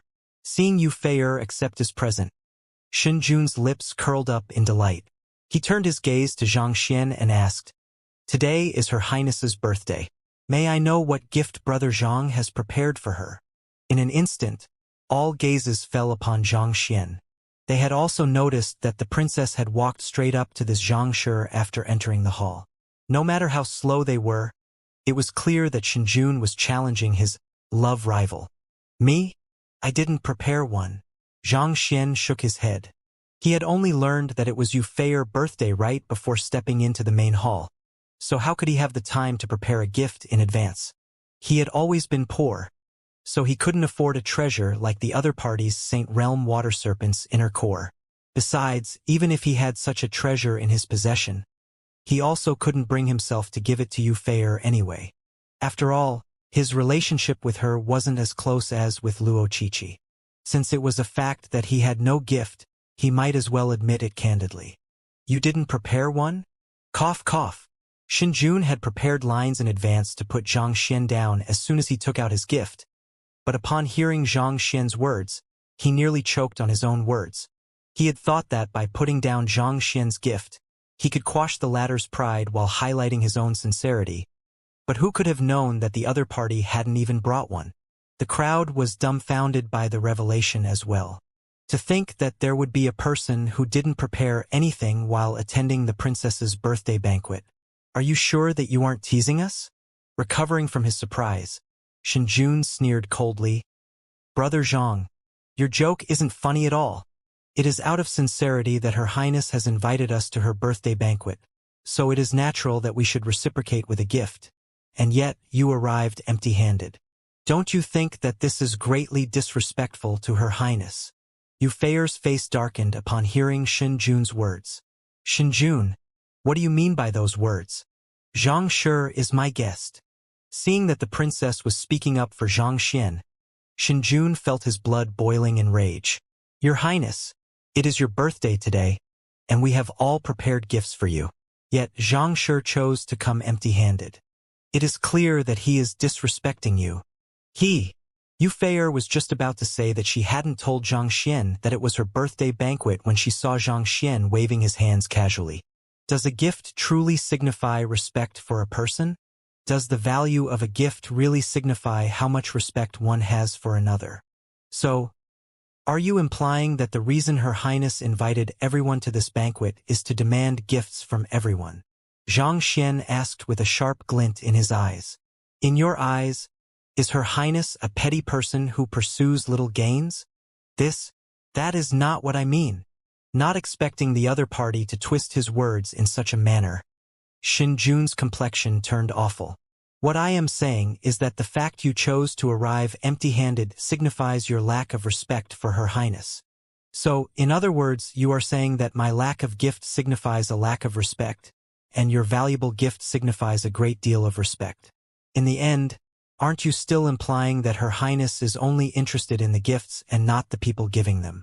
Zhang Xian shook his head grimly and said, To insult Her Highness like that, just what malicious intentions do you have? Stop spouting nonsense. When did I insult Her Highness? Seeing that Zhang Xian was pinning such a huge sin on him, Shinjun turned to Yufei anxiously and said, Your Highness, don't listen to his words. This isn't what I meant. On the other hand, Luo Qiqi, who had been watching the farce from the side, nearly burst into laughter. Her teacher's mouth sure was a formidable weapon. It is one thing for you not to bring a gift to a Feyer's birthday banquet, but to think that you can still take pride in it, arguing unabashedly that the other party was insulting Feyer by bringing a gift here. The crowd was also dumbstruck by the turn of events. They had all prepared gifts of their own as well, but given the current circumstances, if they were to present them, it would look as if they were implying that the princess was a superficial person who was only interested in material gains. Yet, if they didn't present them, it would seem as if they were being disrespectful, conflicted, their faces scrunched up tightly as if they were suffering from constipation. Interrupting in Xinjun's apology, Yu Feier flung her sleeves and harumphed. "All right, that is enough. I have invited everyone here today just to get together. If anyone dares to present me with another present, I will ask you to leave and never return. I, Yu Feier, will not welcome you in the royal palace." "I." Xinjun's face turned livid, and he clenched his fists tightly together. After going through so much trouble to obtain such a valuable gift, he had thought that he would be able to win the princess' fancy. Who would have thought that not only did his gift not delight her, it even incurred her ire instead? What was this? He had truly made a huge loss this time around. "It's all that fellow's fault." Glaring at Xianxia coldly, Xinjun flung his sleeves furiously and returned to his seat. He was currently in a disadvantageous position. The more he talked, the deeper he would err. As such, he decided to back down silently for the moment. In any case, as long as the fellow remained in Hongyuan City, he would surely be able to find a chance to teach him a lesson in the future. To think that a day would come when he, despite being the successor of the Xin clan and reaching a chrysalis realm pinnacle at such a young age, would suffer such a setback in the hands of a 20-year-old brat. Just the thought of it left him incredibly stifled inside. Shaking his head, Zhang Xian ignored the infuriated Xinjun and turned his eyes to Yu Feier and asked, "Are you currently cultivating your soul?" While he snuck around the royal palace in his soul form earlier, even though he had failed to find the Bodhi Saint tree, he did notice that the royal family seemed to pay quite a bit of attention to the cultivation of the soul. Since Yu Feier was a member of royalty as well, she should have dabbled in soul cultivation. "I did cultivate my soul for a while." Yu Feier nodded as she gazed at Zhang Xian doubtfully, unsure of what he was up to. "I learned from Xing Yuan earlier that your royal family specializes in soul cultivation, so I spent some time a moment ago to tailor a soul cultivation technique for you. Consider it my birthday gift to you," Zhang Xian told her telepathically. He had secretly learned the soul cultivation secret arts of the royal family and devoured an entire hall's worth of spiritual energy dry. Given that he had taken so much from the other party, it was imperative that he return the favor. "A soul cultivation technique tailored for me? I came up with it while musing over the quintessence of demonic tunes and terpsichorean arts. It has a high affinity with your constitution," Zhang Xian replied. His inheritance of the Soul Oracle's heritage was a secret that he couldn't reveal, and he couldn't possibly tell the other party that he had secretly learned their soul cultivation secret arts either. Thus, he could only try to cover it by using his high mastery as a demonic tunist and terpsichore as a front. In any case, he stood at the peak for those two occupations in the Master Teacher Academy, so there was no one who was sufficiently qualified to question him. This, after a moment of hesitation, Yu Feier clenched his teeth and said, "I don't want it." "You don't want it?" Zhang Xian was taken aback. Since the cultivation technique was from him, there was no doubt about its prowess. At the very least, it was several times stronger than the 1,000-tempering soul refinement art. Yet, the other party said she didn't want it. To think that an impartation from the principal of the Master Teacher Academy would actually be turned down. What was going on? "I am delighted that Zhang Shi has specially tailored a cultivation technique for me. But I can't accept it." Yu Feier shook her head. Zhang Xian asked with a frown, "You do understand how valuable a cultivation technique for me is, right? As long as you cultivate it, your soul cultivation will potentially increase many-fold." Those were not empty words. Even if it was a simplified of Heaven's Path soul art, the essence of demonic tunes, terpsichorean arts, and the 1,000 tempering soul refinement art were infused into it. If Yu Feier were to study it, her soul cultivation would surely rise by leaps and bounds. It would just be a matter of time before she surpassed the emperor or even the middle-aged man from before. It is precisely because I know that it is valuable that I can't accept it, Yu Feier said hesitantly. Why don't I buy it from you instead? If she were to accept Xianxia's cultivation technique without giving anything in return, it would be equivalent to acknowledging Xianxia as her half-teacher. In the Master-Teacher Academy, traditions were extremely important, and the order between a teacher and a student had to be respected. If she were to become Xianxia's student, everything else that she hoped for would become a pipe dream. However, it would be a different matter if she were to purchase it from Xianxia. Upon Yu Feier's insistence, Xianxia eventually nodded. All right then. He lifted his forefinger and tapped the other party's forehead. Wang! Yu Feier's body jolted, and a complete set of cultivation techniques emerged in her consciousness. This, with just a single glance, her eyes bulged from their sockets, and she couldn't stop her body from trembling in agitation. The set of cultivation techniques she had just received was simply too profound. It was far stronger than the one she was currently cultivating. This is simply too valuable.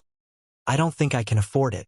I will report it to my father and have him compensate you duly, Yu Feier hurriedly said with her face flushed. She had thought that no matter how powerful the set of cultivation techniques Xianxia came up with was, it couldn't possibly be more formidable than the secret arts passed down in their lineage. However, from her very first glance, she realized that before Xianxia's set of cultivation techniques, her clan's secret arts were nothing at all. Even if she were to hand the secret arts to him, he might not even be willing to spare them a single glance. This was how big the difference was. I'm fine with anything. Xianxia waved his hands, indicating that he wasn't bothered. Raising his soul cultivation could boost his chances at saving Wei Ruyan. So he had made the decision to absorb the spiritual energy within the mysterious hall in the royal palace. Nevertheless, he felt guilty about the matter, so he had decided to repay the favor by imparting a set of soul cultivation techniques to them. As for how the other party decided to deal with this matter, that was no longer under his control. While they were discussing this matter with one another, Shinjun's face was progressively turning darker and darker, and it looked as if he would explode at any moment. At this very moment, he felt as if a grassy field had sprouted above his head. As the duo were communicating telepathically, he had no way of telling what they were saying. However, there was a moment when Xianxia had struck Yu Feier's forehead lightly, and the latter's face had turned red in embarrassment. How could they flirt so openly before him, treating him as if he were invisible? Damn it! Damn it! Lu Quan! Look into the background of that fellow when we return later. Shinjun spat through gritted teeth as he crushed the wine cup in his hand with immense force. He had only returned to the capital not too long ago, so he wasn't aware of the recent happenings. On top of that, Xianxia's full name hadn't been revealed in the introduction, so it was inevitable that he wasn't able to recognize him. All right, Lu Quan nodded. Since he is a student of the Master-Teacher Academy as well, when I left earlier, my father told me a new principal will be inaugurated at the Master-Teacher Academy in 3 days, and he said that he would take me to watch. We can make use of that opportunity to bring in a few men to pummel that fellow so as to teach him a lesson. That's a good plan. It is decided then. I will bring a few of my men there as well. I swear that I will pummel him until he is forced to crawl on the floor to search for his fallen teeth. Shinjun sneered viciously. Right after leaving the residence, Uncle Bai headed right for the assembly room where Yu Shinqing should have been. However, when he arrived at the assembly room, a eunuch walked up to him and said, "Reporting to the 7th king, today is the 6th princess's birthday, so His Majesty has gone to the main hall to attend her banquet." "All right, I will head there now." Not daring to waste a single moment, Uncle Bai rushed all the way to the main hall, and finally, at the main hall's entrance, he caught up with the emperor and his entourage. "Brother," Uncle Bai hurriedly called out. "Mu Bai, for you to be in such a rush, what's wrong?" Yu Shinqing frowned. Uncle Bai's full name was Yu Mu Bai, and he was the 7th king of Hongyuan Empire. as well as Yu Xinqing's blood-related younger brother. The matter is like this. I went to the stone tablets earlier in order to decipher them. Knowing that this matter was of grave importance, Yu Mubai hurriedly explained everything that he had encountered in detail. You are saying that a soul-like object has appeared in the royal palace, and the soul-tempering hall has been destroyed? On top of that, someone managed to clear the 9th trial of the 1000-tempering soul passageway, using only 2 breaths for each of the trials. Yu Xinqing's body staggered as he shook his head in disbelief. As the emperor of a Tier 1 empire, he had heard of many huge matters throughout his life. Yet, when he heard the other party's account, he felt as if his head was unable to keep up. As the head of the Yu clan, he knew full well how difficult the 1000-tempering soul passageway was. Even with his prowess in the face of that crushing pressure, he was still unable to clear the 8th trial. Yet someone had managed to clear even the 9th trial in just 2 breaths. And that wasn't all. That person had even rushed into the soul-tempering hall and absorbed all of the spiritual energy contained in the area, causing the ancestral sculptures to shatter. How powerful must that person's soul be? That's right. Yu Mubai nodded as he looked at Yu Xinqing worriedly. Your Majesty, shall we activate the Great Palace Defensive Formation to capture that fellow? The Great Palace Defensive Formation was capable of stopping even Saint Threedan experts. Even if the enemy they were facing was intangible, they were certain that they could trap him with it. Yu Xinqing shook his head. That won't do. The moment that we activate the formation, pandemonium could very possibly break out in the royal palace. Furthermore, considering that his presence has been exposed, chances are that he has already gotten away. Unless the empire was on the brink of destruction, the Great Palace Defensive Formation shouldn't be activated.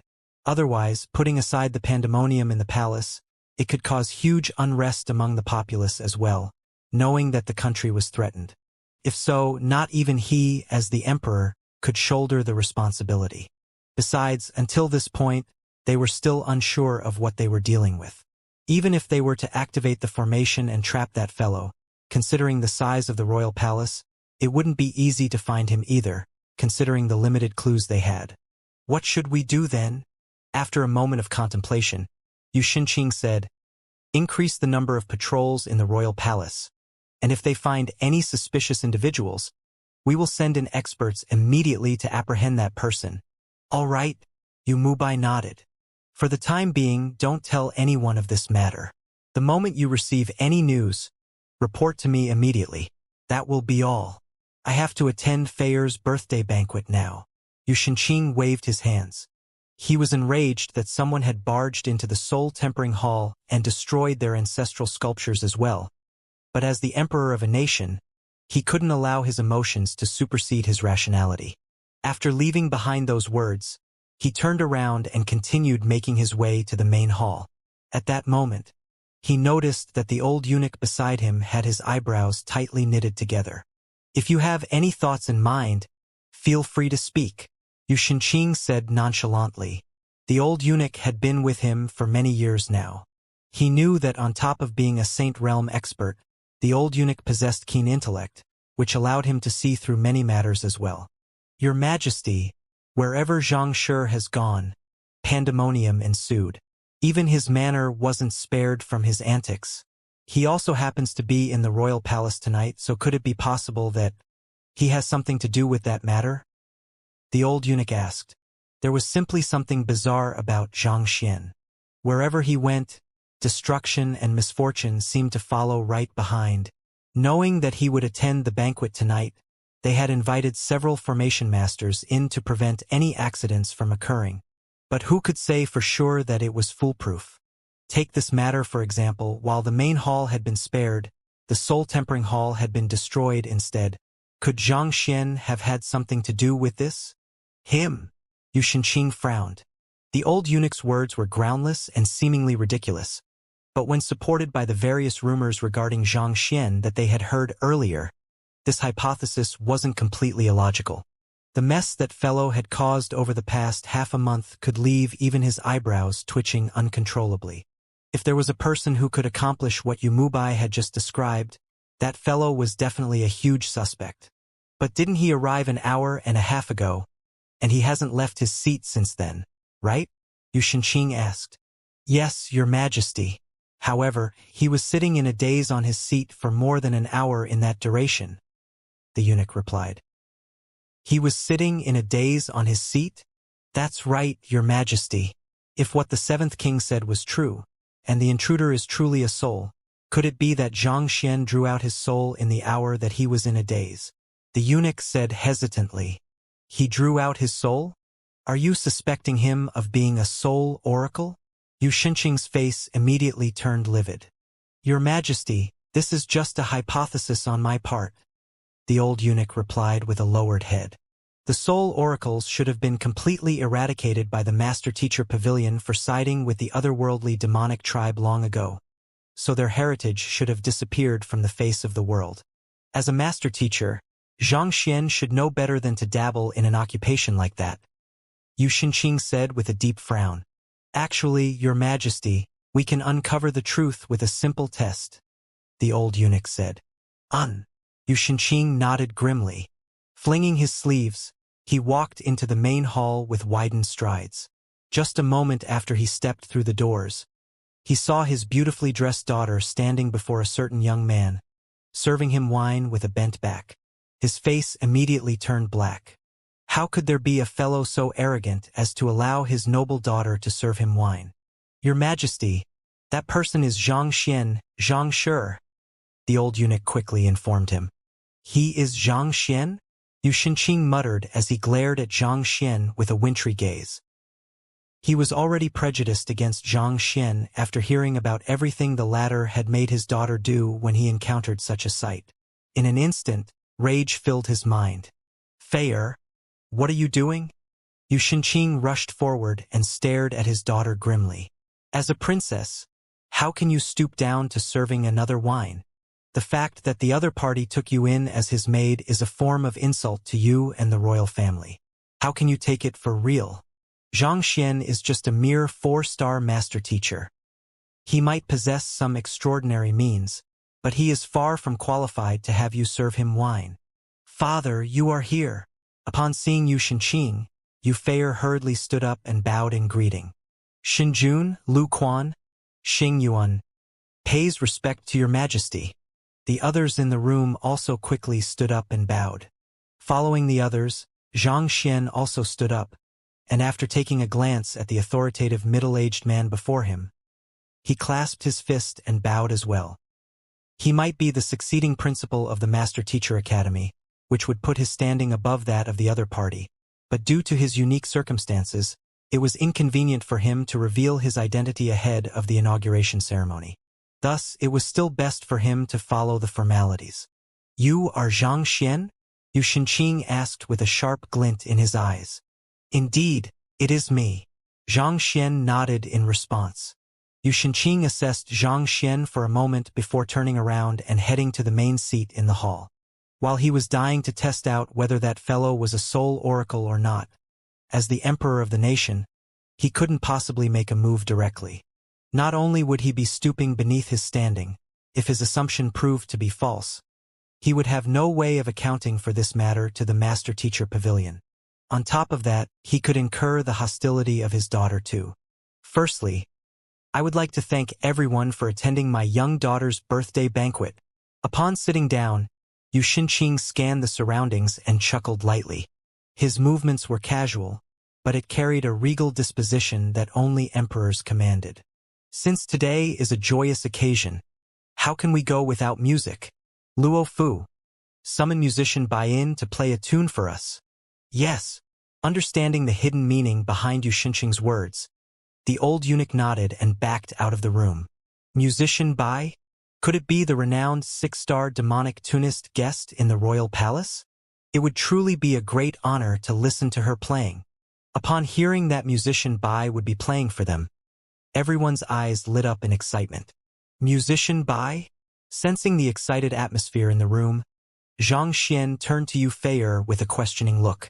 Musician Bai is a demonic tunist whom my father specially invited as a guest to our royal palace. It is said that her proficiency has already reached 6-star pinnacle, and her playing resonates deeply with one's soul.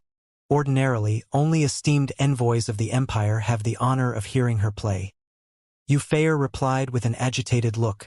As a 6-star demonic tunist, musician Bai's standing in society was generally lower than her apothecary and blacksmith peers. However, the set of skills she possessed made her more desirable in royal palaces and the manners of nobility. For one, having such a talented musician in one's home could better reflect their high standing. On top of that, musician Bai's playing had the effect of nurturing one's soul if one were to listen to it frequently. It seems like she is a performance-type demonic tunist, Xianxia noted. Demonic tunists could be divided into 2 main categories, offensive and performance. Take school head Jiang Qingqin, for example, as a master teacher. He shouldered the responsibility of protecting mankind and warding against the otherworldly demonic tribe.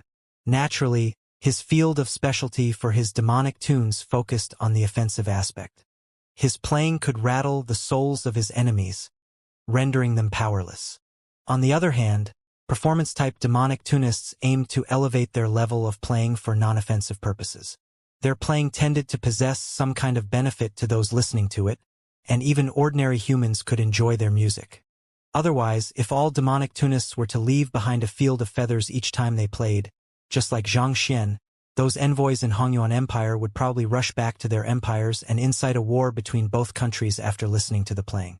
For those gathered in this main hall to be excited at the opportunity to listen to musician Bai's playing, it went without saying that she was a performance-type demonic tunist, whose playing could soothe and pleasure one. Seeing that his daughter was still acting so intimately around that Zhang Shi, Yu Xinqing said in displeasure, "Fei, come over." "Yes, father." Nodding, Yufei stood up and took the seat beneath her father's. A short moment later, the old eunuch, Luo Fu, returned with a beautiful, white-robed lady behind him. Her appearance might pale in comparison to Yufei and Luo Qiqi, but her face was still one that few could tear their gazes away from. Demonic tunist by Xian pays respect to your majesty, 6th princess, and the fellow young talents here.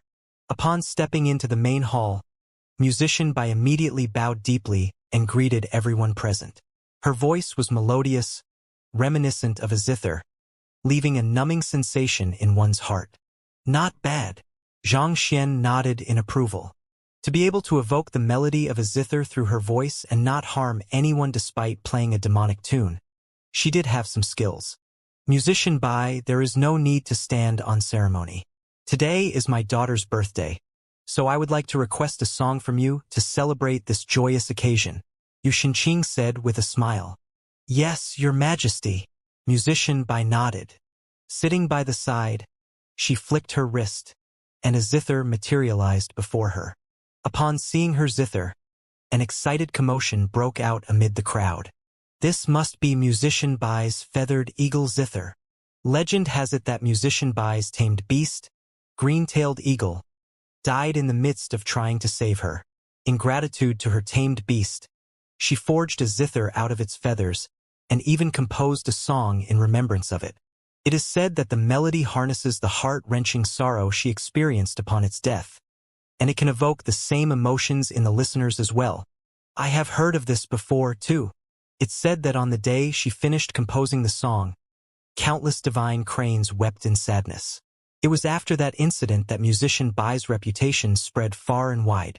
Countless experts in the capital considered it an honor to have heard her playing then.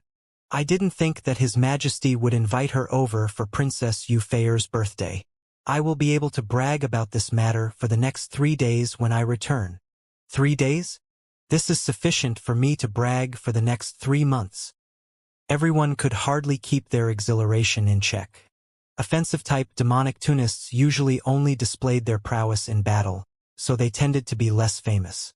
On the other hand, performance-type demonic tunist could easily win the hearts of others through their euphonious music, thus granting them widespread fame. Hearing the discussion of the crowd, musician Bai chuckled lightly before placing her slender fingers on the zither and plucking on a string slightly. Tring. It was an extremely deep sound that seemed as if it had come from the ancient past, and it reverberated right within their souls. Zhang Xian's eyes immediately lit up. As a skilled demonic tunist himself, He could easily tell whether the other party was truly skilled or not. While musician Bai's level of playing might be slightly beneath that of school head Zhang's, she had embarked on a completely different path than him. Xianxia couldn't help but anticipate what was going to come. Trining Tang. Under the light touch of musician Bai, melodious music drifted from the zither. In the blink of an eye, the crowd found themselves standing before a vast plain. Countless birds were chirping harmoniously in the surroundings, and the aroma of flowers wafted in the air. It was a pleasurable sensation. Unknowingly, everyone began to close their eyes to feel the music with their hearts. Even Shinjun had his eyes shut, immersed in the world carved out by the music. An occupation that had been passed down through the ages, even if it was a lower nine paths occupation, should never be underestimated. Even a seemingly powerless painter, upon reaching the zenith, could bring out a fearsome army of millions at the tip of their brush, leaving powerful cultivators in despair. Seeing that she had captured everyone within her music, musician Bai chuckled softly before turning her sights to Xianxia. Before entering, she had already received the emperor's edict to test this young man. Trying Tang. There was an abrupt twist in the tune. It was still a euphonic melody to the ears of others, but beneath this exterior, a powerful surge of soul energy was creeping swiftly toward a certain target. Xianxia was listening to the music carefully, trying to identify the main differences between a performance-type music and an offensive-type music, when his soul abruptly jolted. An offensive edge had suddenly emerged amid the music to assault his soul. How brazen! Xianxia swiftly dispelled the attack with his soul energy before directing a sharp gaze to musician Bai to assess her. As a 7-star demonic tunist, he could tell that the previous assault was an intentional act from her. But this was the first time the two of them had met, so there shouldn't be any grudges between them. Why would the other party attack him? Could it be that she knew that he was the succeeding principal of the Master Teacher Academy and she was trying to assassinate him? I can't discount this possibility. Too many people have told me that Hongyuan Empire isn't as peaceful as it seems. And even the elders of the Master Teacher Academy have chosen to conceal my identity until the inauguration ceremony in order to protect me as well. Perhaps danger is closer to me than I thought. Xianxia thought grimly. Luo Ruoxin had told him one of the pathways between the Master Teacher continent and the other worlds lay in Hongyuan City, and the otherworldly demons could exploit it to invade this land. The main purpose for the existence of the Master Teacher Academy was to keep a lookout on the passageway. Besides that, the powerful Wu Yangzi being captured by otherworldly demons and Hu Yaoyao concealing her own lineage, all of these events simply pointed to treacherous currents lying beneath the surface of Hongyuan City. It seemed there were many unspeakable secrets hidden in the depths of this place. Musician Bai might be a respected figure in Hongyuan City, but to assault him abruptly in the midst of her performance, there was no doubt that she was up to no good. Humph! You might stand a chance if you fight me directly, but to attempt to deal with me through demonic tunes, you have just sealed your own doom. Xianxia's eyes turned cold. He was only an ethereal treading realm primary stage cultivator at the moment, so if the other party had fought him in a normal battle, unless he were to bring out the Byzantium Helios beast to fight in his stead, he would be utterly crushed. But, of all things, the other party had chosen to launch her attack through demonic tunes. She was courting her own death. Even the powerful school head Jiang has acknowledged me as his teacher. Yet, a performance-type demonic tunist like you dared to provoke me. You must really be tired of living. Xianxia slowly closed his eyes, acting as if he was immersed in the music like everyone else. However, his hands were moving elegantly to raise a wine gourd and wine cup before pouring the wine from the gourd into the cup slowly. Swoosh! It was a sound reminiscent of a stream flowing down the towering mountains or a river flowing through a peaceful valley. It wasn't too loud, but mixed amid the zither melody, it caused the other party's assault to dull. Sensing that the sound was perfectly timed to interfere during the pauses of her melody, musician Bai swiftly realized that she was facing a skilled demonic tunist. Her eyebrows shot up, and she abruptly changed her playing style. Trang ting trang. Her playing hastened. In an instant, The listeners felt as if a huge cavalry troop was charging across the vast plain. Dust rose in the horizon of the trembling earth as dark, ominous clouds began to set in. "Come at me." Having guessed that she would respond in such a manner, Xianxia chuckled softly. Placing the gourd and cup on the table, he picked up a chopstick with his right hand and tapped it lightly on the cup, gourd, and plates intermittently. Ting! Even though they were all ceramic, so the music sounded a little monotonous. Due to the food and wine in the dishes, cup, and gourd, Xianxia was able to play different tones. Ting ting tang, ting ting tang. Limited by the tools at hand, the music Xianxia played wasn't as rich as the other party's melody. However, each tap he made coincidentally landed on the brief pause in between each note of the zither melody, thus causing her tempo to go into chaos. If one were to compare the zither playing of a demonic tunist to ripples in a body of water, Xianxia's every tap would be timed perfectly at each trough of the wave. Not only did he manage to interfere in the other parties playing through this, even her bodily functions, such as her breathing and her heartbeat, began moving to his rhythm. Shit, the other party is a true expert. It was at this instant that Musician Bai realized what kind of opponent she was facing, and her face paled in fear. Despite the seemingly calm showdown, a clash of demonic tunes was actually incredibly dangerous. The slightest carelessness could cause one side to lose their cultivation or even die. As the saying goes, it is the silent dog that bites. The more elegant an occupation seemed to be, the more treacherous it usually was. Taking master teachers for example, they sought to become role models and bring enlightenment to the world. A truly noble occupation. However, if one were to incur their wrath, they could become an unstoppable force that even the heavens would pale in fear before. The same went for demonic tunists. The fact that the other party could generate such power with just dining tools showed that the other party's comprehension of demonic tunes far exceeded hers, reaching a height she couldn't have imagined.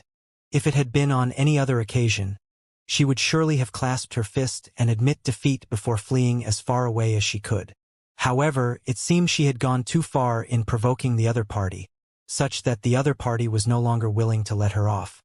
The intermittent taps had already harmonized perfectly with her zither music, and she could no longer stop the fight of her own accord anymore.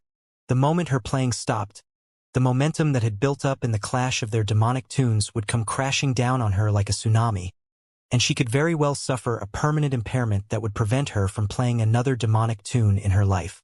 In the worst-case scenario, her heart might even leap out of her throat, resulting in her immediate death.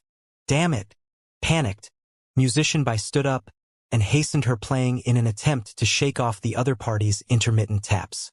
Due to her driving her Xianxia too fast, white smoke was puffing out of her head.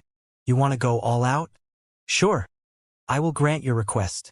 Seeing the other parties playing getting even more intense, Xianxia's eyes narrowed. He grabbed another chopstick with his left hand and began tapping it on the table. Dong dong dong. The table had been crafted out of a unique lumber that produced a deep and powerful note reminiscent of a drum. Even though he had only added a chopstick to his offense, the prowess he could exert was increased by more than twofold. Pooh! From the very start, Musician Bai was already struggling under Xianxia's counterattack. Now that Xianxia had abruptly raised the intensity of his offense, how could she possibly withstand it? Her face paled, and a mouthful of blood spurted from her mouth. Her body flew back and struck a stone pillar in the hall. Attempting to retreat? Try it if you can. With a forceful strike on the plate, Xianxia produced a reverberating sound reminiscent of the chiming of a bell. Pooh! As if someone had struck her squarely on her chest, Musician Bai felt the Xianxia in her body running amok, and she spurted another mouthful of blood. Under the immense impact, the pillar behind her reached the limits of its durability and collapsed, and dust fell from the ceiling. The pillar might have collapsed, but as the hall had been fortified by numerous formations, it was still holding steady for the time being. What happened?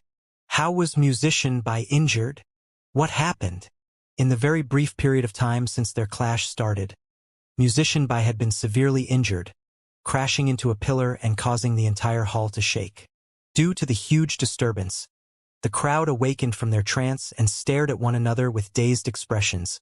confused by the situation before them. There didn't seem to be anything wrong with musician Bai's playing. So why would she abruptly spurt blood and break a pillar? She had always been famed for her good-tempered and gentle nature. Did a screw fall from her head today? What happened? Taken aback, Xianxia swiftly turned his gaze to Xianxia. As the one behind the matter, he knew that musician Bai's bizarre actions definitely had something to do with the young man's use of chopsticks to tap on cups and plates. Are they fighting with one another? Xianxia frowned doubtfully. Didn't I instruct musician Bai to check if Xianxia possesses any exceptional means to do with souls? Why did they suddenly start fighting with one another instead? Wait a minute, could it be that Xianxia is a demonic tunist as well? As the only ones who knew that Xianxia had taken the demonic tunist examinations were the student worker at the demonic tunist aula, school head Jiang, and vice school head Ning. This piece of news was missing from the intelligence Xianxia had received from his men. However, with Xianxia knocking on the table and the plates, the truth couldn't be any more apparent to him. Yufei turned to Xianxia and said anxiously, "Father, Xianxia is my guest. If anything happens to him, it will reflect badly on the royal family." Even though she had no idea why musician Bai would make a move against Xianxia, she knew that her father was definitely involved in this matter. Knowing that his daughter's words rang true, Xianxia nodded grimly. Turning to musician Bai, he said, "Musician Bai Xian, please stop." Xianxia was unaware of the dangers involved in the clash of demonic tunes, so he thought that Bai Xian was still carrying out his orders, oblivious to the fact that she was in a desperate situation herself. Hearing Xianxia's words, Bai Xian was just about to explain the situation to him when the sound of Xianxia's tapping sounds assaulted her once again. Under the furious onslaught, she had to put her everything into playing her zither just to fend off Xianxia's offense, leaving her with no additional energy to speak. Dang dang dang dang. The immense pressure she was placed under left her retreating uncontrollably, and every step that she took left a half-chi one deep footprint in the ground. Pong! Eventually, she found herself backed against the wall of the main hall. The fortification formation behind her glowed, obstructing her path, and her footsteps came to a halt. Feeling the support behind her, Bai Xian heaved a sigh of relief.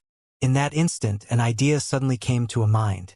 With her back pressed against the wall, a smile emerged on her face as her crimson lips parted. His blue robe flutters in the wind. My heart wanders into the distance. Even if fate permits me not to be with you, is silence the only word you offer me?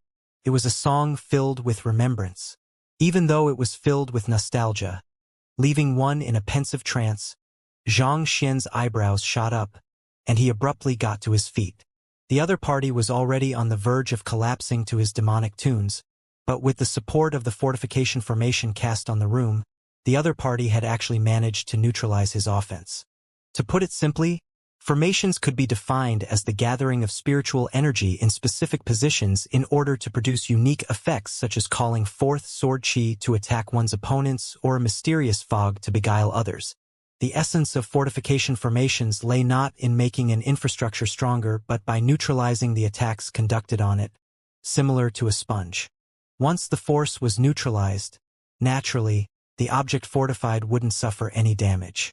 By hiding within the fortification formation, Xianxia's offense would be weakened by it, which gave the other party room to counterattack.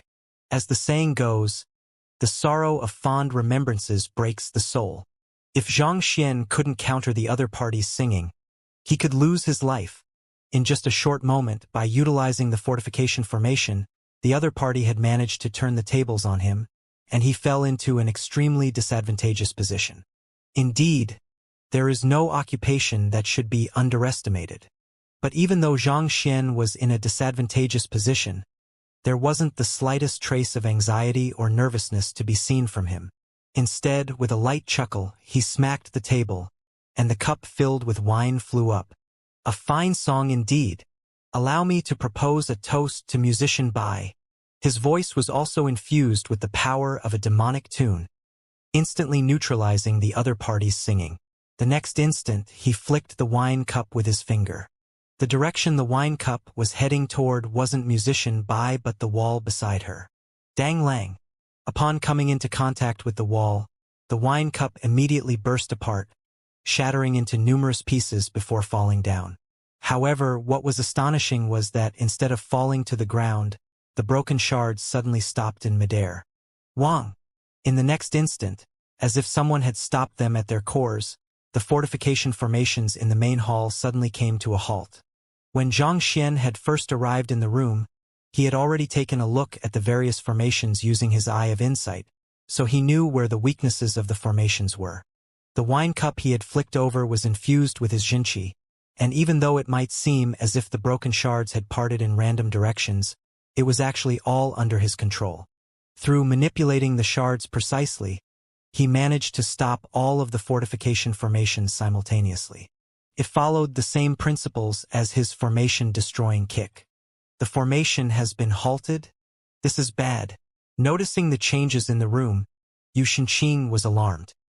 He had been waiting for musician Bai to stop when the latter abruptly started singing. Before he could process what was going on, Zhang Shi had already stood up and thrown the wine cup, and the formations had come to a sudden stop right after. As if a déjà vu had struck him, he immediately stood up to intervene in the matter.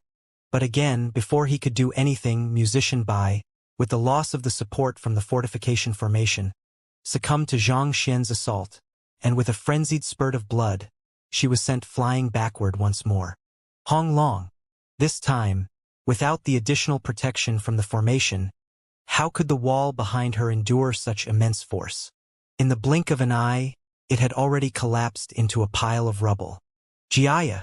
The main hall was only supported by 4 pillars. It had lost one just a moment ago, and with another wall face collapsing, the entire room's support became extremely unstable. With a loud rumbling, the ceiling came crashing down. Damn it! Yu Shenqing felt as if he was losing his mind. That fellow was really a god of destruction, collapsing everything that he came into contact with. He had gone to the extent of inviting formation masters to heavily fortify the main hall, but it eventually still met with such an outcome. Are you here to attend Yu Fei's birthday banquet or to demolish our buildings? But knowing that this wasn't the time for that, he exerted his powerful jinqi to hold up the collapsing ceiling so as to protect those in the room. As a Saint Realm Wundan Pinnacle expert, even if he was unable to undo the damage done to the building, he could at least break the fall of the collapsing rubble. No matter what, it was his daughter's birthday. The main hall might have collapsed, but he couldn't allow any of those young talents to be injured due to it. Otherwise, what would this say about the royal family? Pardon me. After knocking musician Bai out, Zhang Xian heaved a sigh of relief and clasped his fist elegantly. If the other party had fought with him as a cultivator, he might have suffered a tragic loss. But to challenge him to a battle of demonic tunes, that was pure foolishness. After that, Zhang Xian turned to Yu Shenqing and said with a righteous aura, Your Majesty, I am a master teacher recognized by the Master Teacher Pavilion, and yet, musician Bai over here secretly attacked me during her playing. It is clear that she is up to no good. I suspect that she is involved with the otherworldly demonic tribe. I ask of your Majesty to apprehend and interrogate her for the safety of the citizens of Hongyuan City. Otherworldly demonic tribe? Hearing those words, Yu Shenqing nearly keeled over. I am the one who asked her to test you. How did the otherworldly demonic tribe get into the picture? Furthermore, I haven't settled the grudge with you for messing up my daughter's birthday banquet. How can you be so shameless as to dare speak up in such a righteous tone? If your Majesty doubts my word, I beseech you to allow me to invite Pavilion Master Mo over to look into the matter. Seeing Yu Shenqing's silence, Zhang Xian thought that the other party might be doubting his words due to his long years of friendship with musician Bai, so he made another suggestion. On the other hand, hearing that Zhang Xian was going to involve even the Master Teacher Pavilion in this matter, Yu Shenqing nearly erupted in rage. Musician Bai was only testing you to see if you are a soul oracle by my order. Not only did you knock her out, you even destroyed my building. So how can you still speak so boldly? Flinging his sleeves furiously, Yu Shenqing harumphed coldly. Today is my daughter's birthday banquet, but you messed up this joyous occasion with your antics. Regardless of whether musician Bai attacked you or not, the royal palace welcomes you no more. Leave. Even though Yu Shenqing was so angry that he could kill, in the face of the crowd before him, he still had to uphold his bearings as an emperor. Furthermore, the other party was a master teacher, so he dared not go overboard. You are asking me to leave? Not expecting the other party to not interrogate the culprit who had attacked him and instead order him to leave, Xianxia frowned in displeasure. That's right. From today on, I prohibit you, Xianxia, from stepping onto the grounds of the Hongyuan royal palace. You are no guest of our royal family, Yu Shenqing bellowed authoritatively. If he could, he would have issued an even harsher punishment. However, Xianxia had a close relationship with several school heads of the Master Teacher Academy, so he dared not go too far. Father! Not expecting such a situation to evolve out of her birthday banquet, Yu Feier hurriedly turned to her father to plead with him. Speak no more. I have made up my mind. Yu Shenqing waved his hands decisively. What are you waiting for? Did you not hear His Majesty's words? Seeing that Xianxia had incurred the emperor's anger, Shinjun almost burst into laughter.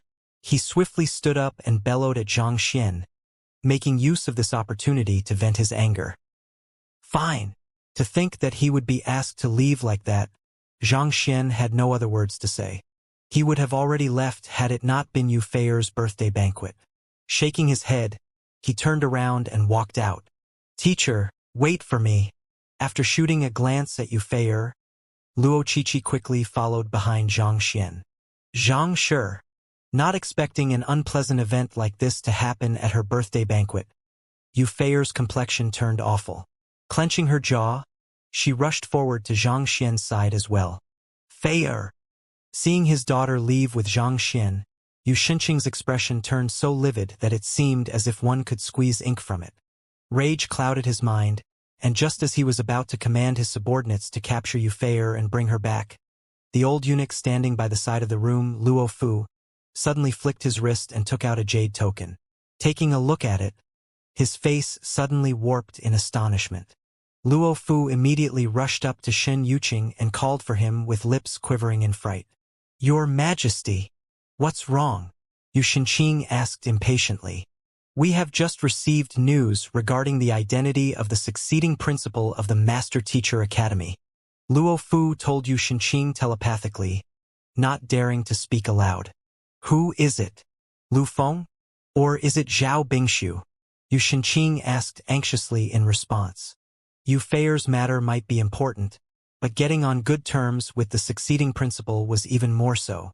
After all, the latter concerned the future of the Yu clan, whether it would rise to greater heights or fall into decline. Your Majesty, it is neither of them.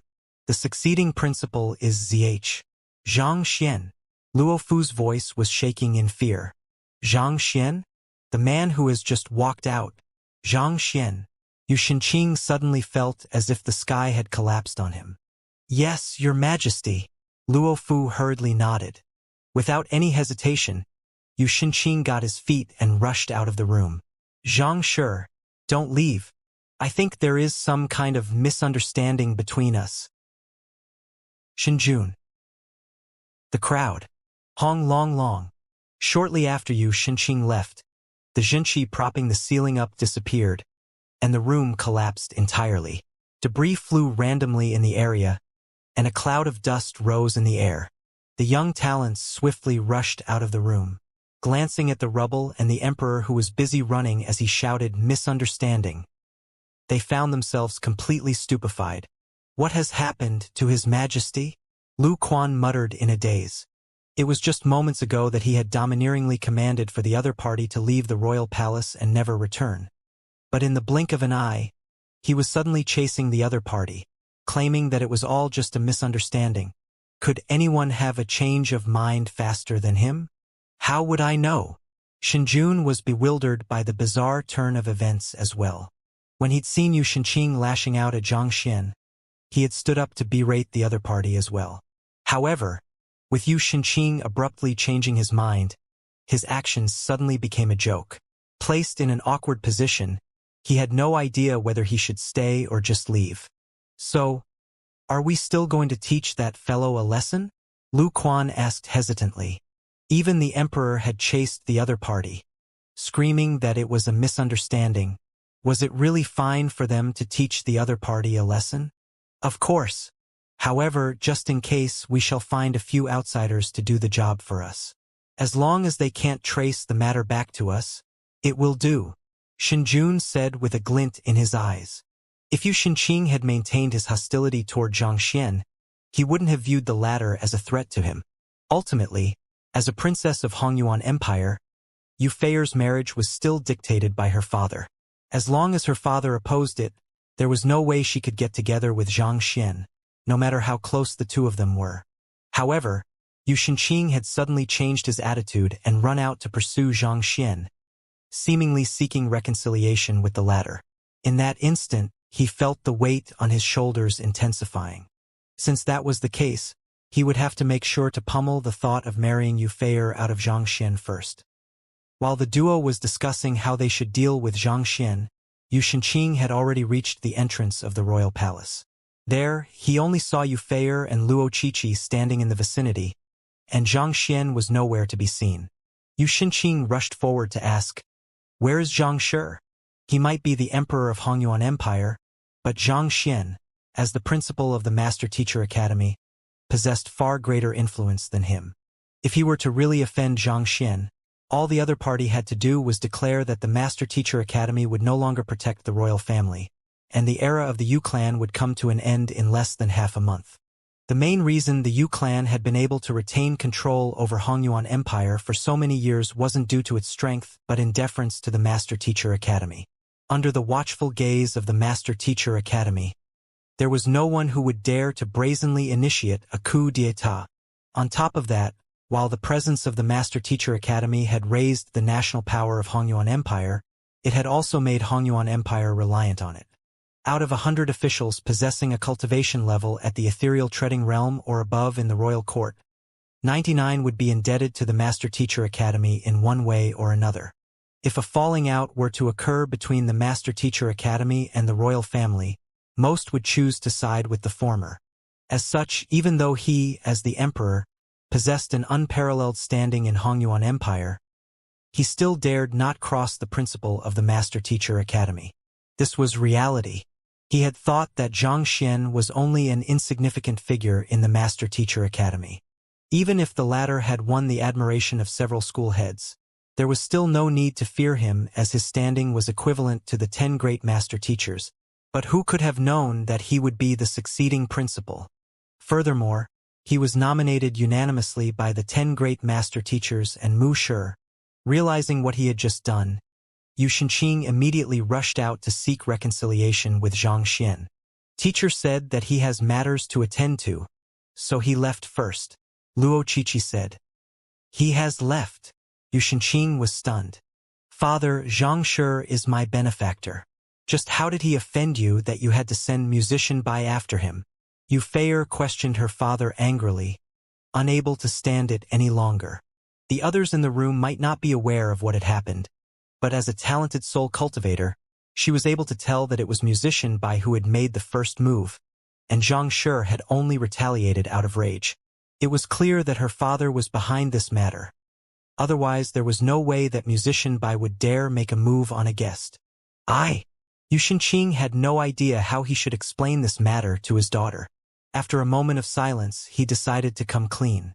Before the start of the banquet, someone cleared our 1,000-tempering soul passageway at an unprecedented speed, devoured all of the spiritual energy within the soul-tempering hall, and destroyed our ancestral statues. I suspect that it was Zhang Shi's doing. Impossible. Ever since arriving at the royal palace, teacher has been with me, so how could he have caused destruction in the soul-tempering hall? Luo Qiqi shook her head. I suspect that the culprit behind the destruction in the soul-tempering hall is a soul. Didn't Zhang Shi fall into a daze earlier on? Yu Shinqing asked. The reason he was in a daze was because he had just found out that today is my birthday, and he was creating a soul cultivation technique for me, interjected Yu Feier upon hearing her father's words. Upon recalling this matter, her eyes couldn't help but redden. As she hadn't informed Zhang Shi that it was her birthday, The latter had probably only learned of it after arriving at the main hall. Yet, he still devoted his effort to creating a cultivation technique for her as a gift. But he was still misunderstood like this. In fact, he had even been assaulted in the midst of the banquet. Wouldn't his heart break from indignation? Creating a cultivation technique? Xianxia was surprised to hear those words. That's right. Let me write down the cultivation technique for you, so that you can see for yourself whether or not a person who created such a cultivation technique within a few hours could still have the time to wreak havoc in the soul-tempering hall. Gritting her teeth, Yufair took out a brush and a book and swiftly wrote down the set of cultivation techniques that Xianxia had imparted to her. Taking the book, Xianxia had barely read half a page when his body suddenly stiffened. Embarrassment flooded his face in the form of a crimson glow. The set of soul cultivation techniques detailed in the book was extremely formidable, even more powerful than their 1,000-tempering soul refinement art. Even for a master teacher of Wuxia's caliber, it would take at least several decades to compile a technique like that. To create it on the spur of the moment, the other party must have put a lot of effort into it. And yet, he had actually suspected the other party of destroying the soul-tempering hall. In that instant, he felt as if he was an ingrate. This cultivation technique is tailored perfectly for the constitution of our Yu clan. After browsing through the entire book, Xianxia felt so ashamed of himself that he was tempted to dive into a burrow. The cultivation technique was built upon the special constitution that the members of the Yu clan possessed, so outsiders were incapable of cultivating it. Thus, it was not even a possibility that this set of cultivation techniques had been taken from elsewhere. If the members of their clan were to cultivate such a profound cultivation technique, the overall prowess of the Yu clan would be raised by at least 30%. Putting aside a soul-tempering hall, the value of this cultivation technique was worth at least a half of the entire royal palace. In order to create such a profound cultivation technique, it was inevitable that the other party would have to fall into deep thought. Yet, he doubted the other party and had someone test him out, even demanding that he leave eventually. The more he thought about it, the more he felt that he had gone overboard. Xianxia turned around and commanded, "Luo Fu, didn't Xianxia's manor collapse? Send the best craftsman in the empire to fix it immediately, before daybreak. I want to see a manor that is even grander than the royal palace." Yes, the old eunuch hurriedly left to have the matter done. A huge manor like Xianxia's would surely cost a bomb to repair and refurbish. But so what? As long as they could repair their relationship with Xianxia, it would be worth the expense. Oblivious to Xianxia's intentions, Xianxia finally reached Leiyuan Peak. The mountain peak was covered in a thick layer of snow, creating a chilling atmosphere. He entered the straw cottage where he first met the Byzantium Helios beast and sat down. It was still some time before the Z-hour one, and Hu Yaoyao and the others hadn't arrived yet. He could make use of this time to impart the ethereal treading realm Heaven's Path soul art to his clone to allow him to raise his cultivation as well. The clone appeared in the room and called out, "Main body! What happened back then when you were disguising as Xianxia? How did the teacher acknowledgement hall collapse as well?" Xianxia asked. The last time Xianxia had met his clone was when the latter had appeared as Xianxia. As everything had happened too quickly, he didn't have time to process everything his clone had done before the latter was returned to the myriad anthive nest, thus breaking the telepathic connection between them. As such, there were still certain aspects of the incident back then that he was unsure of. It was an effect created by Vicious through the use of Kong Shi's writing. The clone responded. In that instant, Xianxia seemed to see everything fall into place. His deduction hadn't been too far off. Through utilizing Kong Shi's handwriting, Vicious had not only strengthened his aura, he had also managed to conceal the killing intent in his aura, converting it into a more orthodox and righteous form. It was through borrowing Vicious' strength that his clone suddenly became so formidable, suppressing Wuxia and the 10 great master teachers to the point that they dared not utter a word.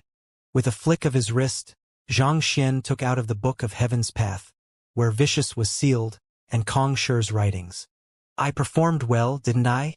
See, I wasn't lying when I said that I would definitely be of great help to you if you were to let me devour Kong Shi's writings." As soon as Vicious saw Xianxia, He immediately began claiming credit for his accomplishment. Devour Kong Shi's writings? Dream on. Shaking his head, Xianxia opened up the scroll containing Kong Shi's writings when he abruptly froze. Astonished, he exclaimed, "What is this?" In the bamboo scroll, several hundred words of the initial 3,000 had gone missing, leaving behind a smooth surface in their place. It was as if those words had never existed at all. But he had definitely seen those words before, even undergoing the soul tempering of a mentor's calligraphy due to them. If you didn't let me devour those words, how could I possibly have produced such a powerful aura capable of destroying even formations and buildings? Vicious replied. Devour? You devoured those words. Xianxia felt the world spinning around him. He had known that his clone was not a person he could rely on, but who knew that the other party would allow Vicious to do something like that? That is Kong Shi's personal handwriting. On top of that, a cultivation technique is hidden within it, with a portion of it devoured by this fool.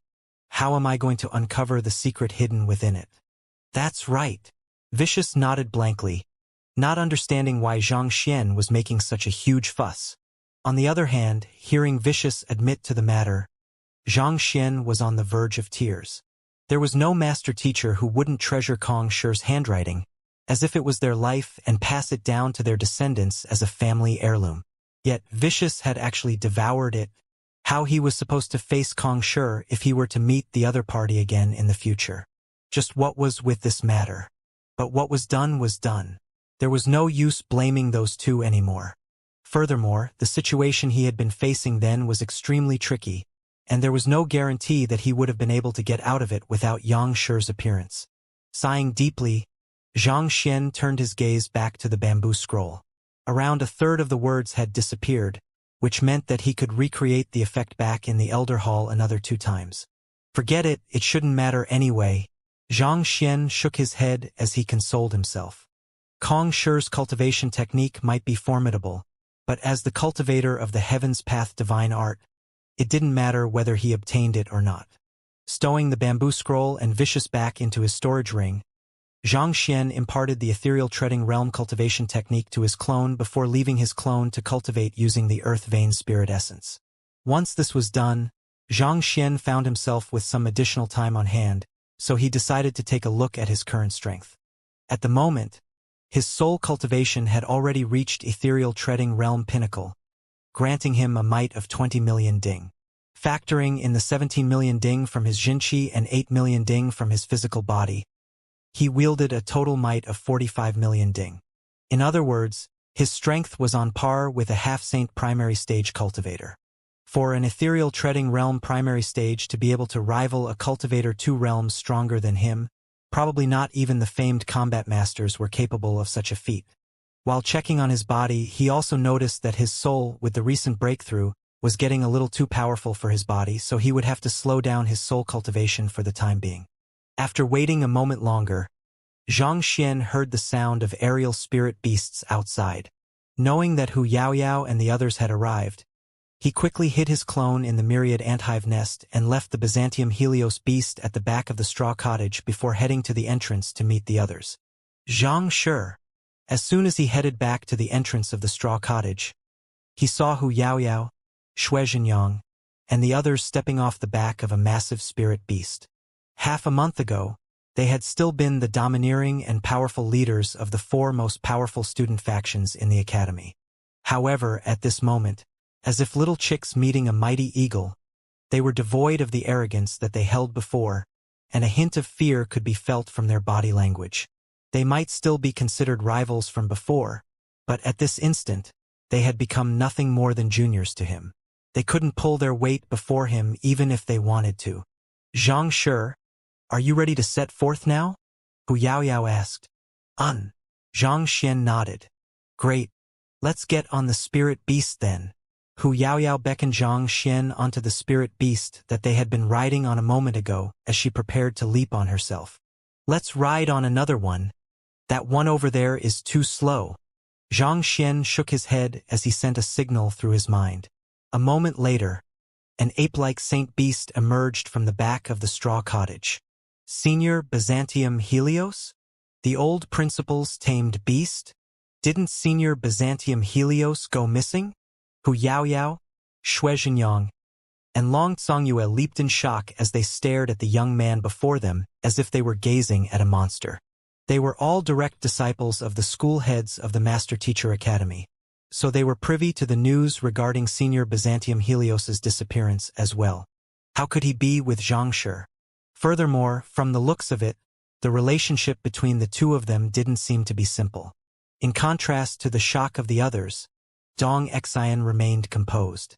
She had personally seen how Senior Byzantium Helios had addressed him as master, and she also knew that the 10 great master teachers and Wuxia had nominated the young man before her as the next principal as well.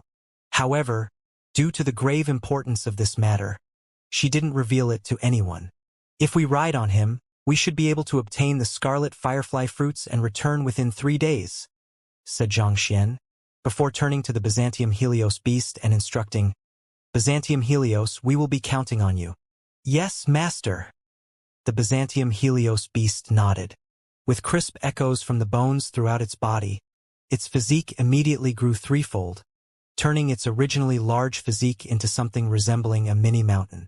After which, it walked forward to take the room on top of Dong Xian's spirit beast and placed it on its back. Let's set off, Xianxia said as he leaped onto the Byzantium Helios beast's back. On the other hand, watching as the old principal saint beast of the academy turn into a mount, Hu Yaoyao, Xue Zhenyang, and Long Tsongyue were completely flabbergasted, and they couldn't help but think that either the world had gone mad or they hadn't awoken from their dreams yet. They had heard of how prideful Senior Byzantium Helios was, so it was hard to believe that not only would he acknowledge Xianxia as his master, he would even willingly serve as a mount. Even though they were witnessing the sight personally with their own eyes, they couldn't help but find it inconceivable. Even after they had entered the room on the Byzantium Helios beast's back and soared into the clouds, they were still unable to recover from the blow. After a long moment of silence, Xue Zhenyang suddenly recalled something and exclaimed in astonishment. My teacher told me that the person who found Senior Byzantium Helios would be the next principal of our academy.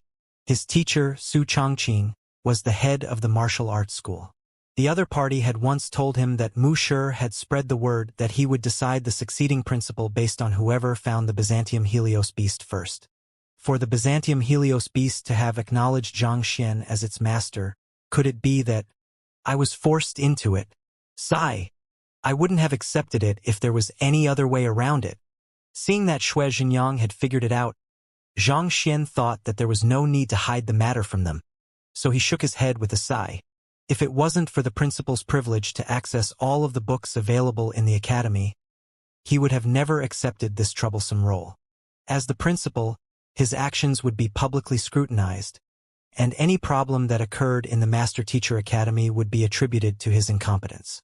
It was not as if this was anything good, so there was no need to make a huge fuss over the matter. You were forced into it? You wouldn't have accepted it if there was any way around it? Hu Yaoyao, Xue Zhenyang, and Long Tsongyue rolled their eyes upon hearing Xianxia's words. It is actually possible to be forced into becoming the principal of the Master Teacher Academy? Why can't such fortune come to us instead? We would have loved to be forced into it as well. Putting the matter aside for the moment, Xianxia turned to Hu Yaoyao and instructed, Hu Yaoyao, show me your battle technique. Since he had promised Wu Yangzi to take care of his descendant, he had no intention of reneging on his words. All right. Knowing that Xianxia was going to offer her some pointers, Hu Yaoyao nodded and began executing her strongest battle technique. A moment later, after gaining a thorough understanding of the flaws in Hu Yaoyao's cultivation, Xianxia began offering her some pointers. It must be said that Hu Yaoyao was a rare gem. Not only was she knowledgeable, she possessed extraordinary talent, and the foundation of her cultivation was extremely stable as well. With Xianxia's guidance, she improved swiftly, especially in the field of terpsichorean arts. With her alluring figure, even a half-saint expert could be left in a trance after watching her dance. Hu Yaoyao's rapid improvement had left the others with an itch in their hearts, and eventually, they could no longer hold back the urge to consult Xianxia. Xianxia also offered them his pointers without any reservations, and the other three improved swiftly as well. While they were still a significant stretch from making the breakthrough to half-saint, they did manage to further reinforce their cultivation. In their current states, as long as they were to obtain the scarlet firefly fruit, it was almost a certain that they would be able to make a breakthrough. Half a day passed in a flash. By the time they were arriving in the vicinity of the scarlet firefly fruit, the sun had just begun to rise from the eastern horizon. Even though it was in line with Zhang Xian's estimation, he still couldn't help but be amazed by the Byzantium Helios beast's speed. As expected of a Saint Tudan spirit beast, its speed and endurance were truly on a different level from spirit beasts. Let's stop here. Under Dong Xian's directions, the Byzantium Helios beast landed right outside a mountain valley. Senior Byzantium Helios, I think it would be best for you to remain here. The scarlet firefly fruit is guarded by two spirit beasts, and if they sense your presence by any chance, I fear that they might destroy the fruit out of desperation after realizing that they won't be able to maintain possession of it, Dong Xian said. The instincts of a spirit beast should never be underestimated. The moment they sense the Byzantium Helios beast's presence, they might choose to take a position close to the scarlet firefly fruit and hold it hostage, threatening to destroy it should they approach. That would put them in an extremely disadvantageous position. I also don't think that it is a feasible plan to get past those two spirit beasts by brute force. Due to our lower cultivation, they won't view us as a huge threat and will be less wary around us. Our best shot at obtaining the fruits is to exploit their possible negligence toward us to sneak past their defense and obtain them discreetly, Long Xianxia said. This was the plan they had derived after many rounds of discussion based on the intelligence they had gathered. Otherwise, they could have simply invited any of the elders over to help them overpower those two spirit beasts. There was no need for them to seek help from a nemesis. I am confident at masking my presence such that they won't be able to find me, the Byzantium Helios beast said assuredly. As a Saint Tudan Saint beast, it was an easy feat for it to conceal its aura from spirit beasts. It isn't that easy. Take a closer look at the valley ahead, Dong Xian said grimly. The valley. Zhang Xian and Byzantium Helios beast turned their sights to the valley ahead. The valley was extremely narrow, reminiscent of a sealed box. Perhaps due to the presence of the scarlet firefly fruits, it was rich in spiritual energy, reminiscent of a blessed land. The first thing that the duo noticed upon looking into the valley was that it was filled with a particular flower. The flower carried a tinge of red, as if embarrassed to be looked at. A certain plant surfaced in Zhang Xian's mind, and deep frown emerged on his face. Are those crimson koi flowers? The crimson koi flower was similar to the mimosa in his previous life. Upon coming into contact with foreign objects, it would change its color depending on the strength of the intruder. In other words, it would change into a differing color should a saint approach the valley. This was also why this flower was a common ingredient in formulating medicine used to gauge the cultivation of an individual. Indeed, those are crimson koi flowers, Dong Xian said with a bitter smile. I see, Zhang Xian nodded. The crimson koi flowers were extremely sensitive plants. Even if the Byzantium Helios beast was able to conceal its aura perfectly, the flowers might still be able to gauge its true strength through its movements and other aspects. Of course, it was unlikely for the two spirit beasts to destroy the scarlet firefly fruits just because a Saint Realm expert was in the area, but this was a risk that they couldn't afford to take. After getting a clearer glimpse of the situation, Zhang Xian waved his hand and instructed, Byzantium Helios, you should rest for the time being then. Don't worry, nothing bad will happen. Besides, it won't be too late for you to make a move if we really encounter danger. Yes, master, the Byzantium Helios beast replied, after which it flew into the distance, and once it was out of sight, it returned to the myriad anthive nest. Given Zhang Xian's current strength, there was no cultivator beneath half-saint that was a match for him. Besides, he could keep the Byzantium Helios beast by his side via the myriad anthive nest and release it immediately if they encountered a difficult situation, so there was nothing to worry about. Let's enter. Without any hesitation, the group began heading into the valley. As soon as they stepped into the valley, A ripple of color began to spread across the scarlet koi flowers, as if transmitting information of some kind.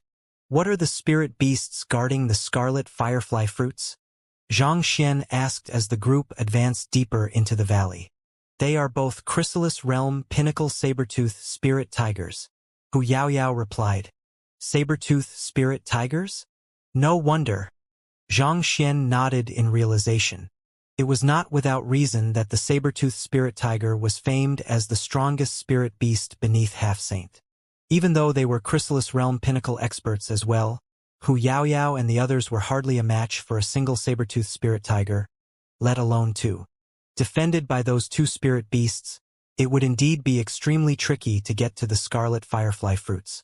Of course, this wasn't a problem for Xianxia.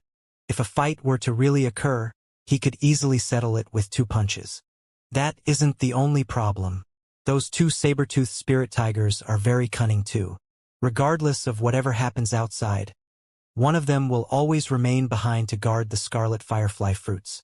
If anything were to happen, that saber-tooth spirit tiger might choose to destroy the entire tree. Thus, we can't just rely on brute force for this matter. We have to find a way to lure the both of them out simultaneously, Dong Xian said. She had spent some time in this valley gathering intelligence for the operation, so she had gained a rough understanding of the habits of the 2 saber-tooth spirit tigers. Lure the both of them out simultaneously? Realizing how tricky this matter was, Xianxia frowned. That's right. Thus, we prepared the origin heavy water that they are extremely fond of.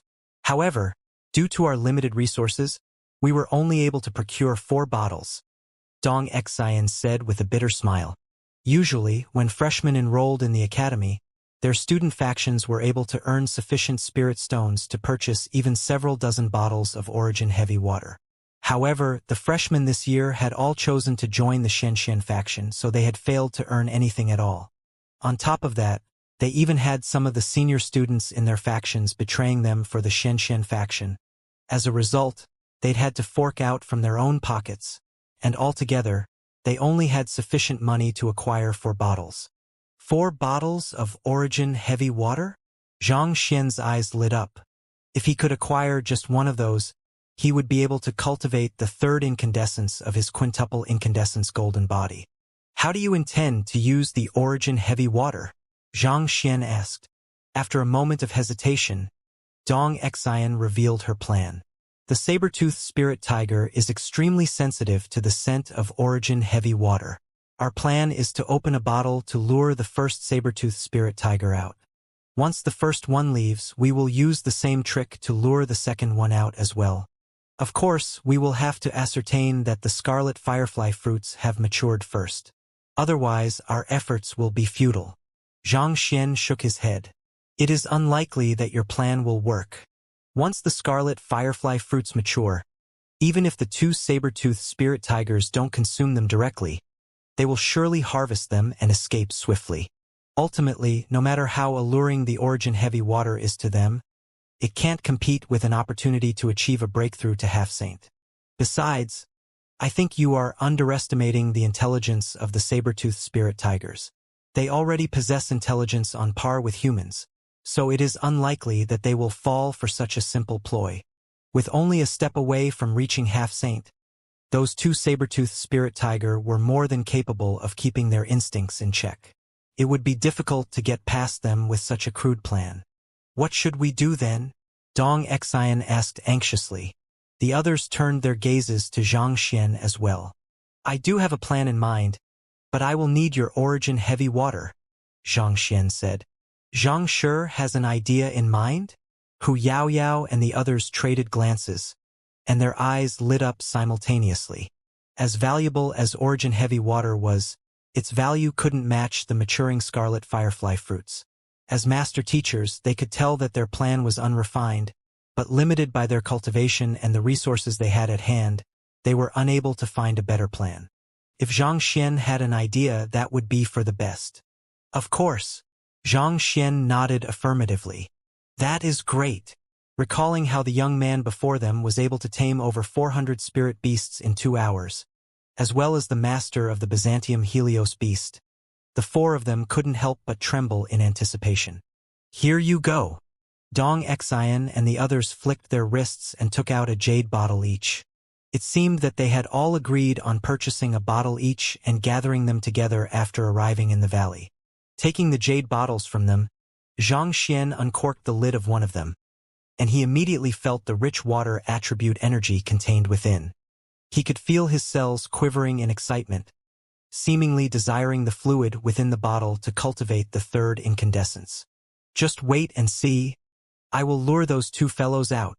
However, knowing that this wasn't the time for him to cultivate, Xianxia stowed the jade bottles into his storage ring. Given how valuable the origin heavy water was, it would be a huge waste to use it to lure the saber-toothed spirit tiger away. In any case, he did have another plan in mind to lure out the spirit beasts that wouldn't require the origin heavy water. In fact, if he wanted to, he could easily sneak in and make it out with the entire tree as his soul. Since that was the case, there was really no need to waste good origin heavy water on this matter. Could be put to better use in his hands. But of course, he would make sure to compensate the four of them properly for the origin heavy water too. A compilation on the insights of achieving a breakthrough to half-saint to guarantee them a successful breakthrough should be sufficient. Considering that they were using the origin heavy water to bet on the possibility of obtaining the scarlet firefly fruit, which only raised the possibility of achieving a breakthrough to half-saint, a compilation that could guarantee them a successful breakthrough was definitely worth more than the price of the origin heavy water. After putting away the origin heavy water, Xianxia asked, "Right, can you share your full plan with me? I can help you analyze it to determine its feasibility." Our plan is actually rather simple.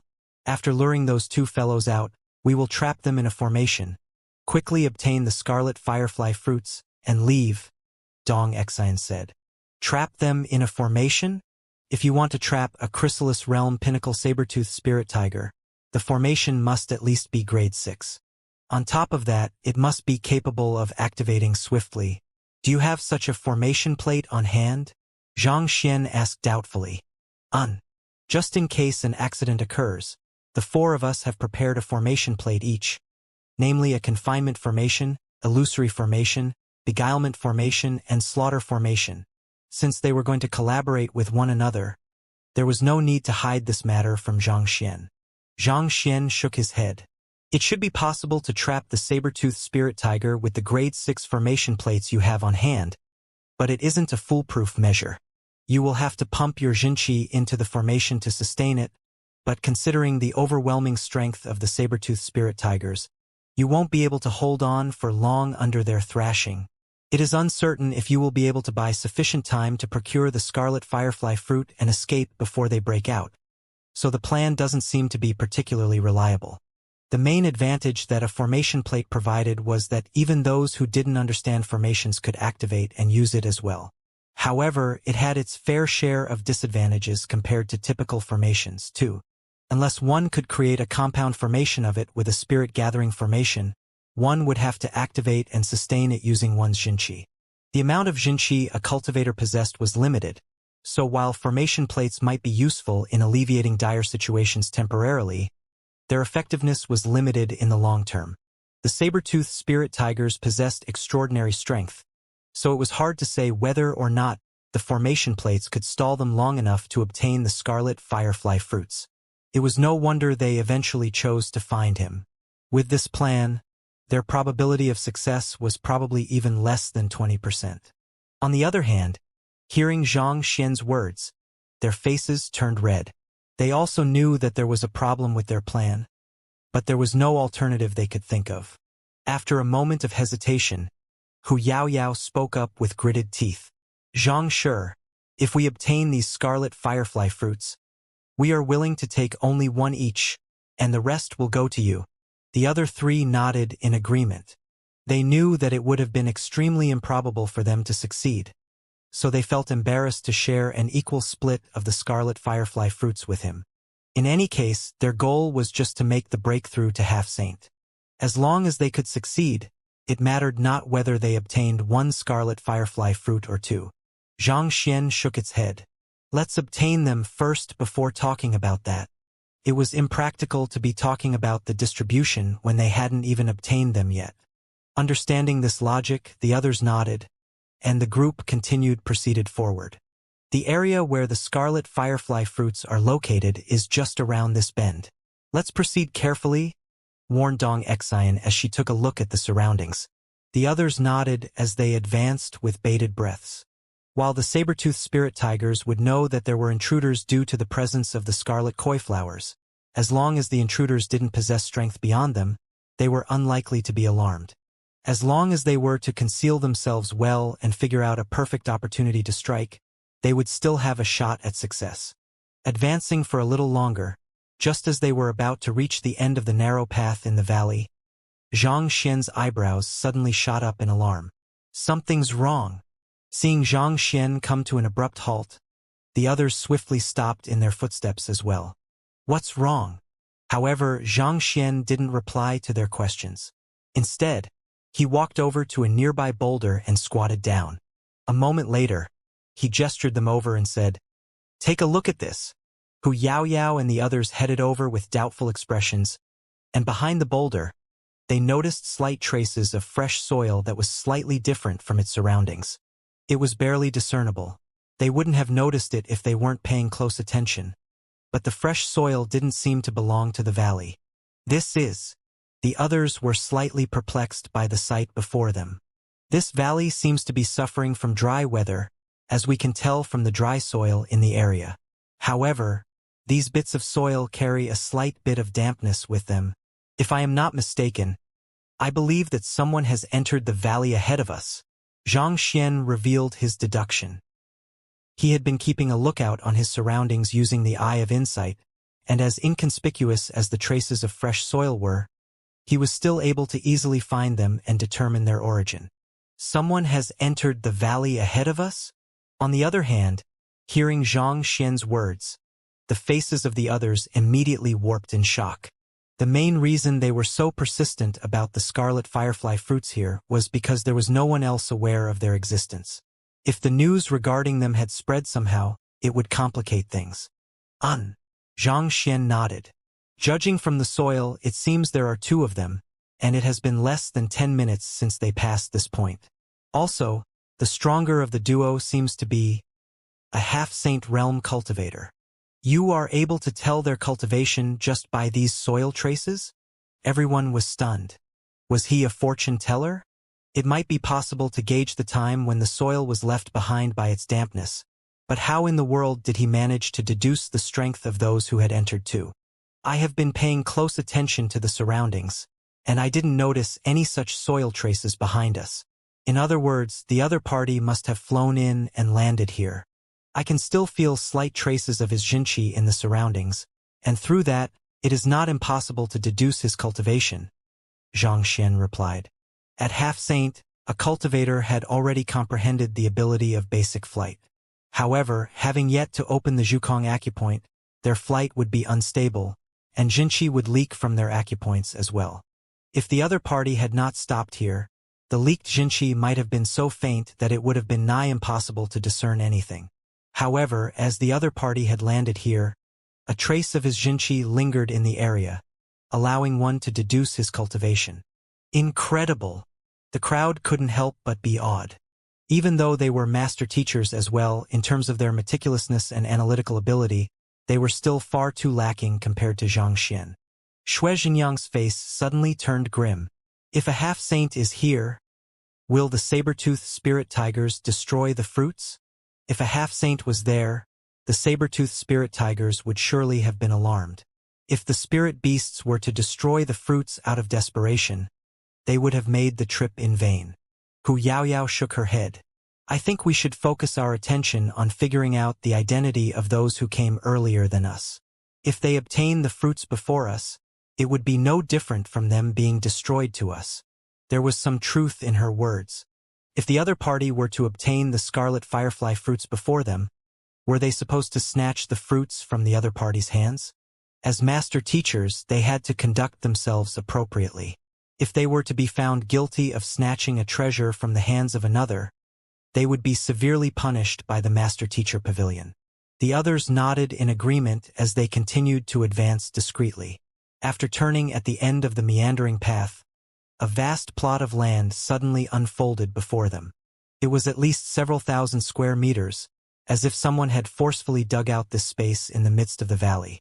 At the end of the path, lying against the cliff face, was a massive cavern. The scarlet firefly fruits were inside it. Through the eye of insight, Xianxia could see dense spiritual energy congregated within the cavern, puffing out from time to time. There is indeed someone ahead of us. Xianxia frowned. Following her gaze, there were two silhouettes hiding behind a boulder outside of the cavern, seemingly fiddling with something in their hands. A half-saint and a chrysalis realm expert. Upon discerning the cultivation of the duo before them, the four of them couldn't help but glance at Xianxia in admiration once more. It was exactly as he had deduced. The clothes that they are wearing, are those master-teacher robes? But why are they different to ours? Xianxia frowned. It was after Xianxia's remark that everyone turned their attention to the clothes of the duo.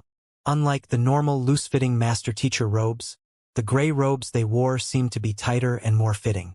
From their side profile, they could vaguely make out a master-teacher emblem pinned on their chest, but unlike the usual soothing and magnanimous aura it carried, the emblem they donned felt sharp and aggressive. It seemed as if their eyes would be pricked if they were to stare at it a moment longer. After a moment of contemplation, Long Tsongyue said, "Even if their robes are different from ours, I can still sense that they are master teachers from the unique imprint on their emblems. However, it doesn't seem like they are from Hongyuan Empire. I know nearly all of the experts of their caliber in the Hongyuan Master Teacher Academy and Master Teacher Pavilion, but neither looks familiar to me." Xianxia and the others nodded in agreement as well. As elites of the Master Teacher Academy, they'd had the privilege of meeting many of the top master teachers in Hongyuan Empire. If those two had been from Hongyuan Empire as well, they should have been able to recognize them. Since they couldn't, chances were that they were from a foreign land. In any case, the mountain range they were in was already beyond Hongyuan Empire's territory, so it wasn't surprising to see foreign master teachers in the area. The convention among master teachers regarding the distribution of artifacts is on a first-come, first-served basis. Once someone has obtained the treasure, the others are not to snatch it by force. Even if they really wish to obtain the treasure, they will have to do so via proper means, Xianxia said. In a scenario where many master teachers were going for the same artifact, regardless of means, the first one to obtain it would be considered its owner.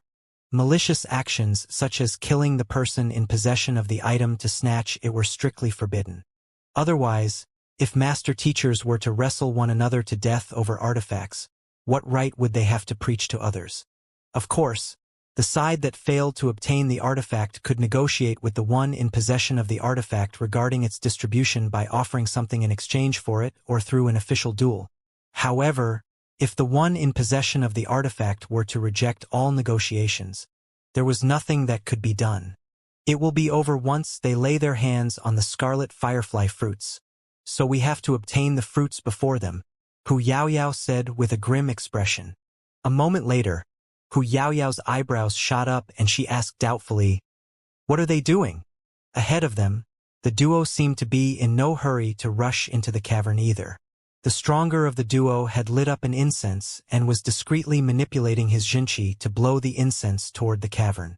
"If I'm not mistaken, that item should be soul shock incense," Xianxia said. "Soul shock incense?"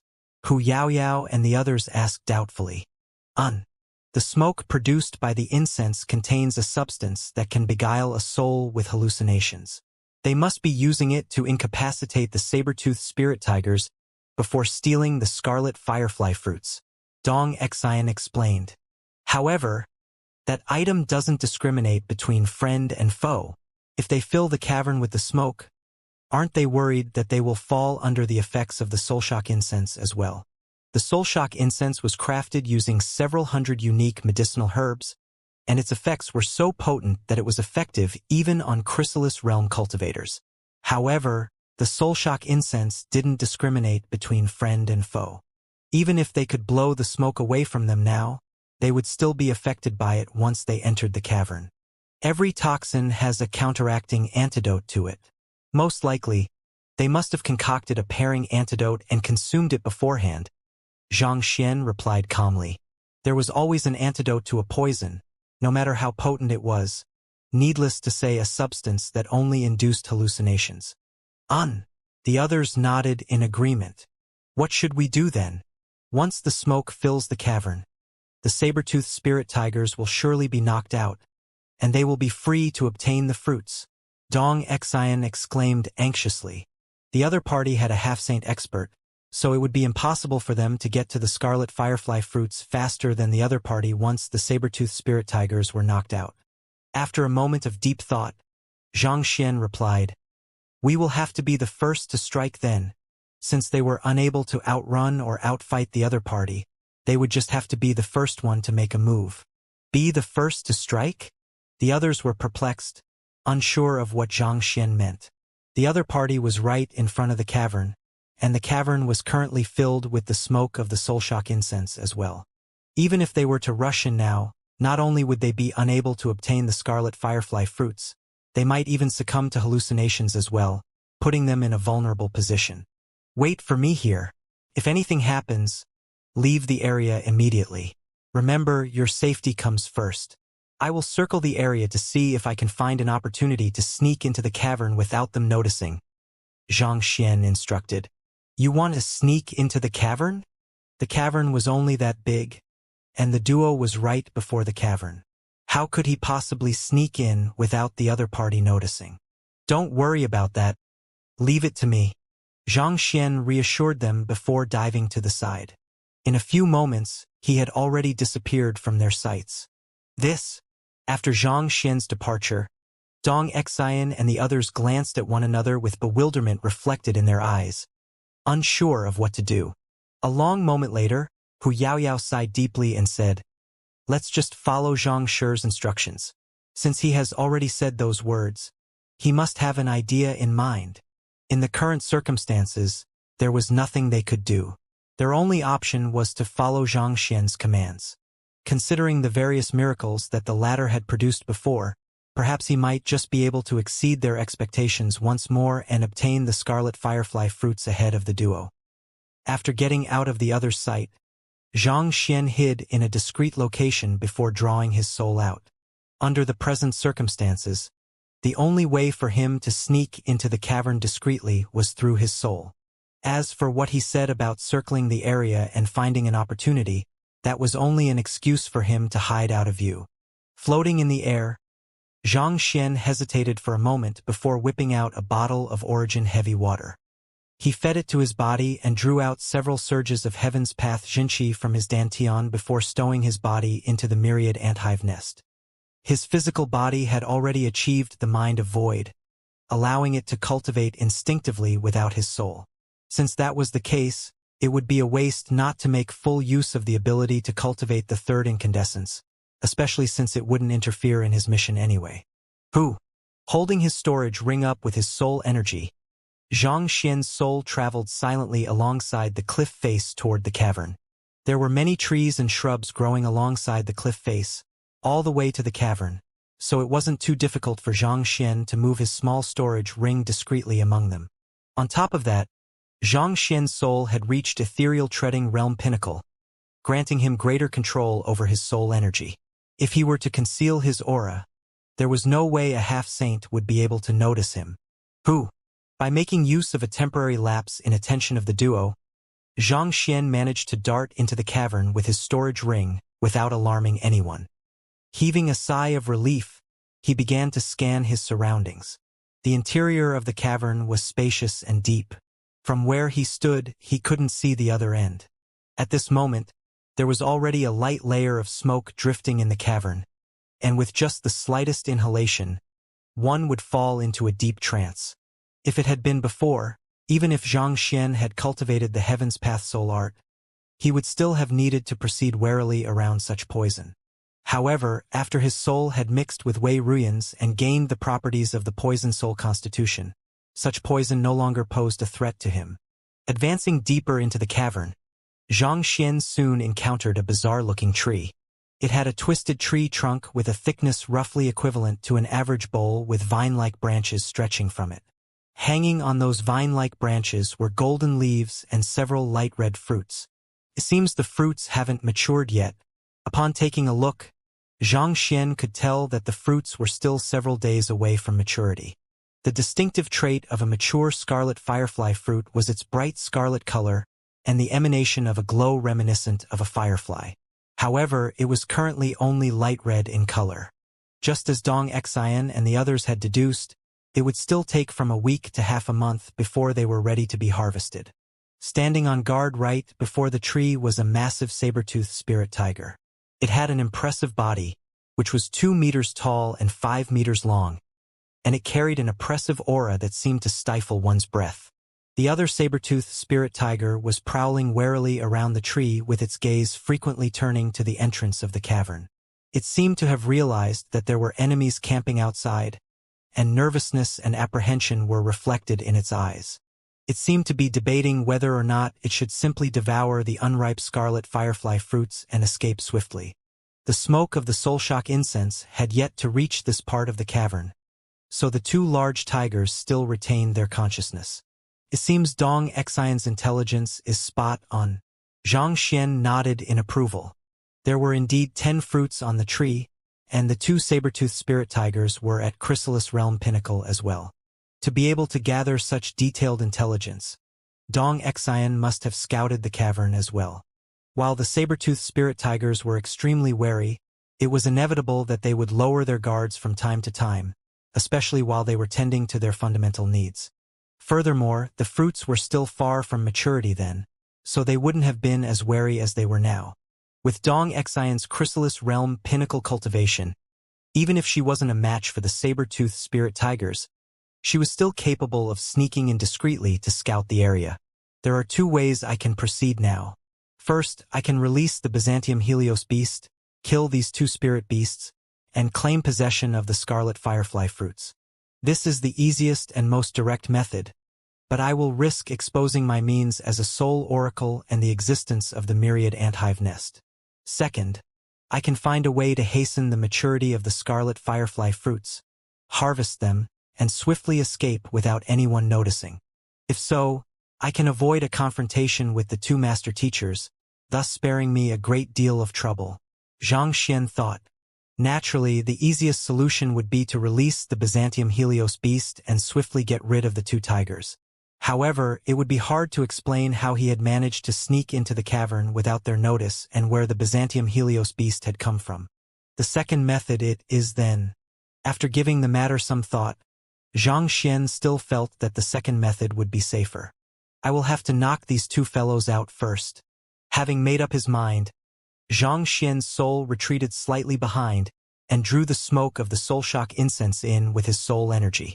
The scarlet firefly fruit should only be harvested upon maturity, and in order to hasten the maturity of the scarlet firefly fruit, Xianxia would have to bring out his physical body to utilize his heaven's path Xianxia.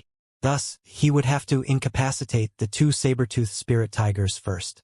Under the control of his soul, the smoke of the soul-shock incense swiftly gathered around the tree. 2 focused on the cultivators loitering outside the cavern. The 2 spirit beasts didn't expect to be poisoned. Unknowingly, they took a few breaths in, and their bodies began shaking uncontrollably. In the blink of an eye, they were already hallucinating. After waiting for a few moments to confirm that the 2 fellows were incapacitated, Xianxia rushed forward to the tree, took out his physical body, and returned his soul to it.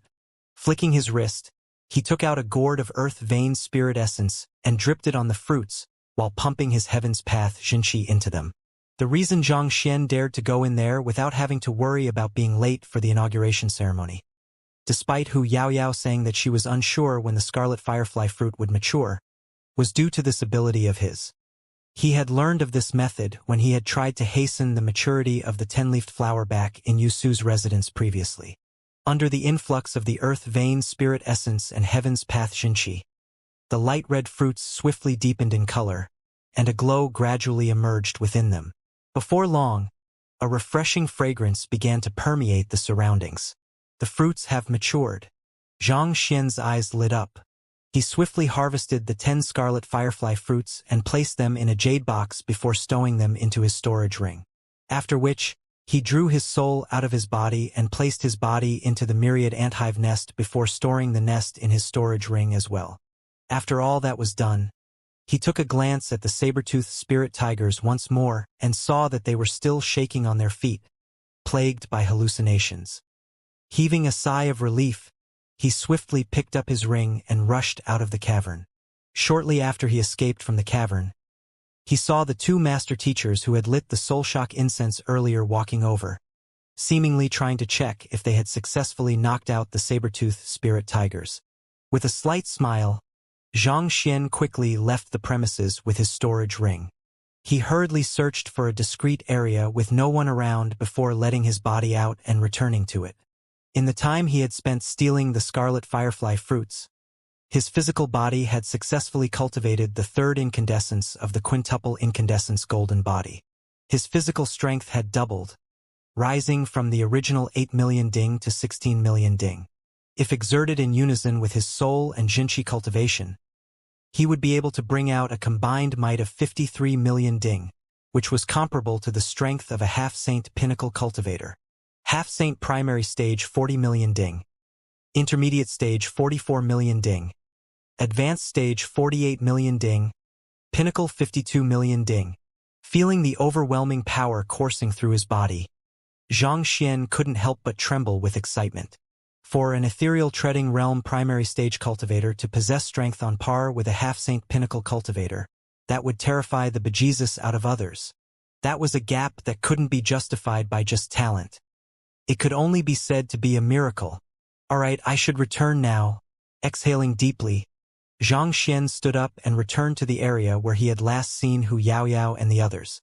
However, just as he was approaching the area, he suddenly felt a violent shockwave rippling in the surroundings. This is bad. Narrowing his eyes in alarm, Xianxia picked up his pace and rushed over. A few breaths later, he saw several cultivators battling one another intensely in a clearing. Shuizhenyang, Hu Yaoyao, Dong Xian, and Long Congyue were fighting one of the duo they had encountered earlier. They executed powerful attacks with varying styles, but their opponent, despite fighting the four of them simultaneously, didn't seem to be falling in defeat. On the contrary, he easily neutralized their attacks and even cornered the four of them to the point that they had to execute their strongest techniques just to hold their ground. It's the Chrysalis Realm Pinnacle Fellow? Xianxia took a look at their opponent and frowned. If their opponent had been the half-saint expert, it would be understandable for the four of them to still be in a disadvantageous position despite putting their strength together. However, their opponent was the Chrysalis Realm Pinnacle Master Teacher, possessing cultivation equal to theirs. The four of them were famed geniuses of the Master Teacher Academy, and there were barely any cultivators of the same cultivation realm who could defeat them. Yet, for them to be cornered even in a 4-on-1 battle against a fellow peer, was this really happening? Their opponent was a little way too powerful. Glancing to the side, Xianxia saw the half-saint cultivator leaning a boulder as he gazed at the duel impassively, seemingly unworried that his companion would lose at all. It seemed that the other party had absolute confidence in the strength of his companion. Knowing that Hu Yaoyao and the others would lose tragically should the duel continue as it was, Xianxia stood forward and bellowed, "Stop! Zhang Shi!" Upon seeing Xianxia, the eyes of Hu Yaoyao and the others immediately lit up. They immediately attempted to retreat from the battle to unite with him, but their opponent harumphed coldly. "Do you think that you can stop this battle just because you want to?" Hoo.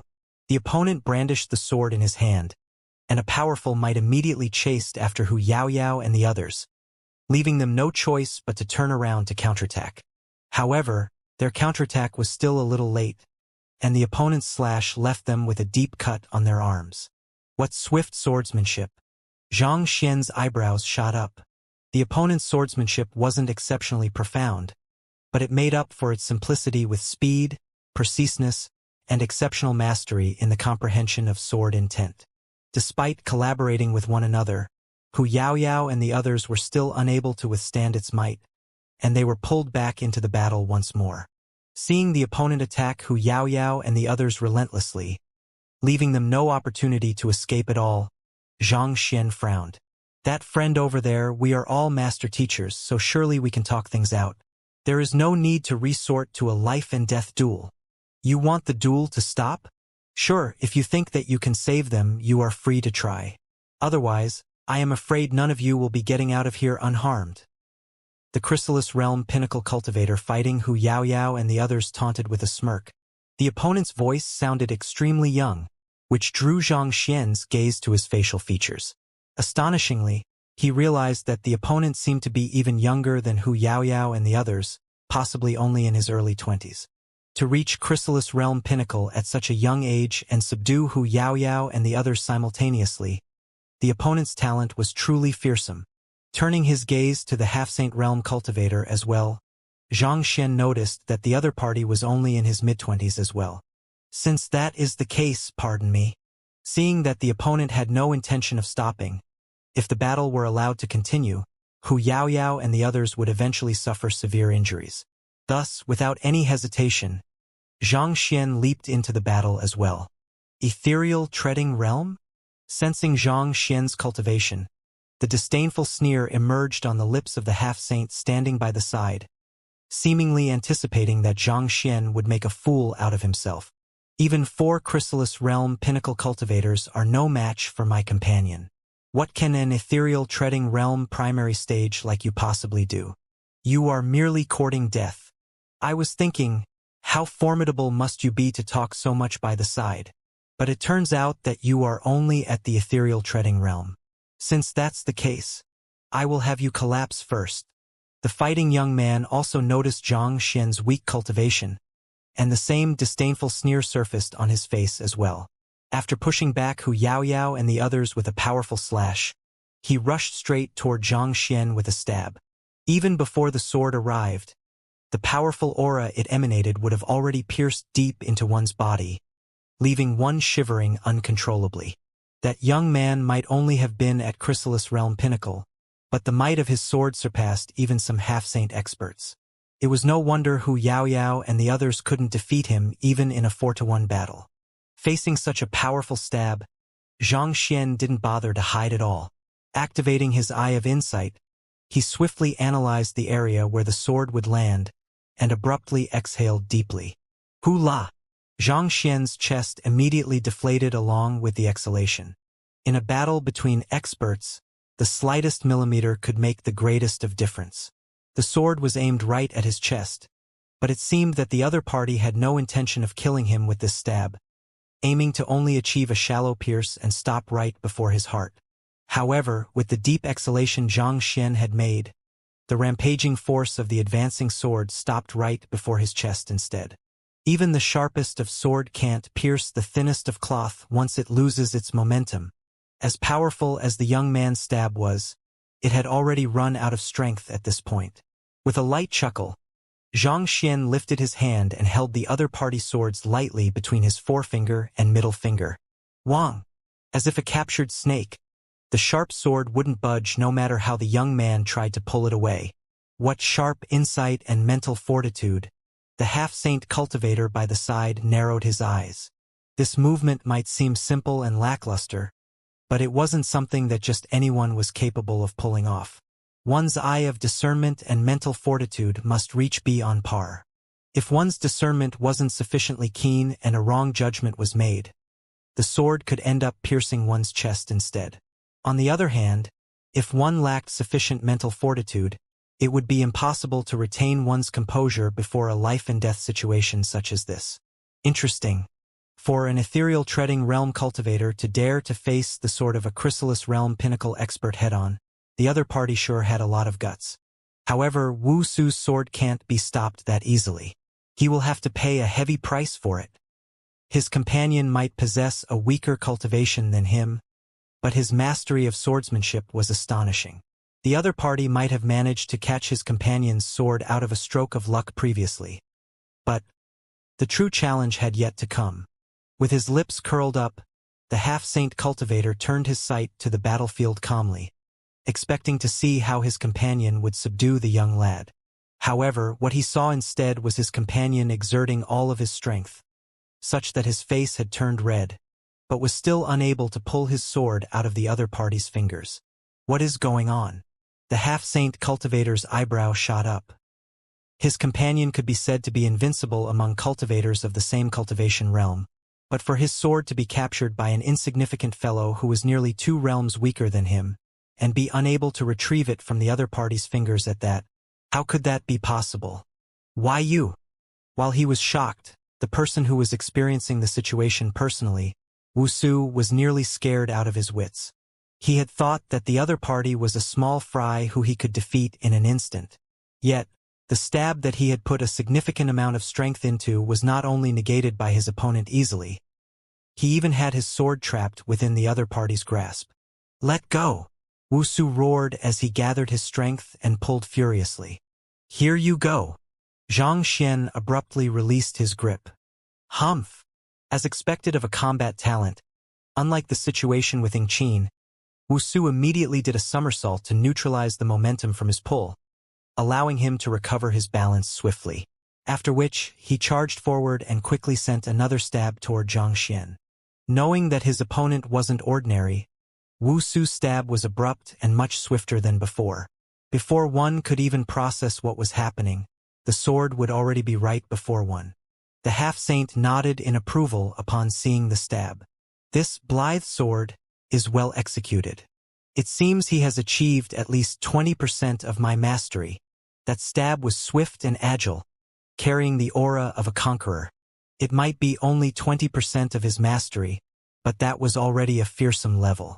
Considering how close the two of them were, even of an average half-saint intermediate stage cultivator would be unable to dodge the attack. There was no doubt about it. The ethereal treading realm lad's defeat was certain. You really want to have a go at it, don't you? If Xianxia had been unable to react, he would have surely suffered severe injuries under the assault. Even if he were to survive this ordeal, he would have to spend at least the next few months in bed. He had already gone easily on the other party, but the other party still launched such a vicious attack on him. Displeased, Xianxia's eyebrows shot up as he bent his middle finger and flicked it lightly. Ding! With a crisp echo, as if a cracked glass, Wuxia's sword abruptly broke into numerous pieces and fell to the ground.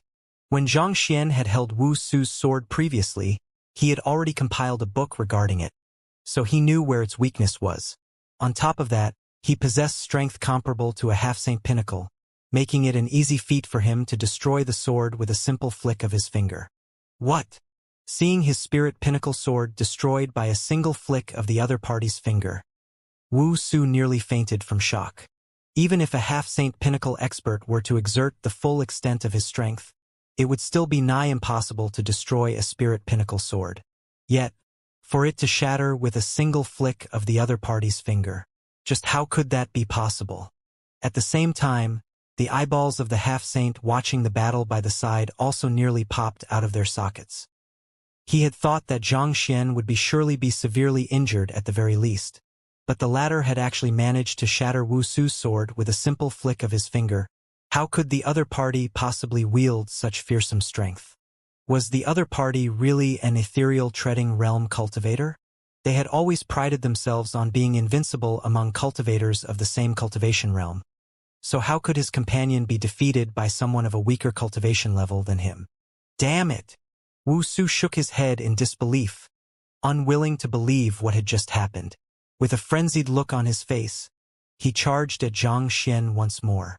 It was impossible for someone who was nearly 2 cultivation realms weaker than him to defeat him so easily. Impossible. On the other hand, seeing that the young man was still unwilling to give up, Xianxia shook his head with a sigh and raised his fist. Heaven's Path Fist Art. Pong!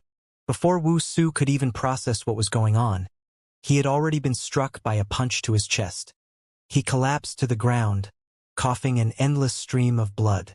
It felt as if his internal organs had shifted under the incredible force, and even after a brief respite, he was still unable to catch his breath. You! It took him a few more moments before he managed to recover sufficiently to return to his feet. With a face completely warped by rage, Wuxia glared at Xianxia, seemingly preparing to make his next move, when the half-saint cultivator by the side abruptly intervened. Enough! Don't you think that you have embarrassed yourself enough? Yes. Wuxia glared at Xianxia hesitantly for a moment longer before hesitantly backing down to the side. He took out a pill and swallowed it, and only then did he feel his condition alleviate slightly. Even though he had decided not to make a move, his hostile gaze was still fixated on Xianxia, seemingly tempted to tear him apart.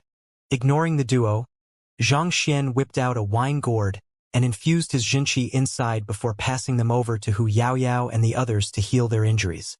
After that was done, he turned his gaze back to the duo with a deep frown on his face. We are all master teachers here, but you willfully made a move on my companions, and not to mention you even resorted to such vicious moves. Do the rules of the Master Teacher Pavilion mean nothing to you? Vicious moves? You haven't seen what truly vicious is yet. Hand over the scarlet firefly fruits, and I can consider letting you off. Otherwise, none of you will be getting out of here unscathed today. Wuxia roared in response. Hearing those words, the short-tempered Shui Zhenyang bellowed furiously.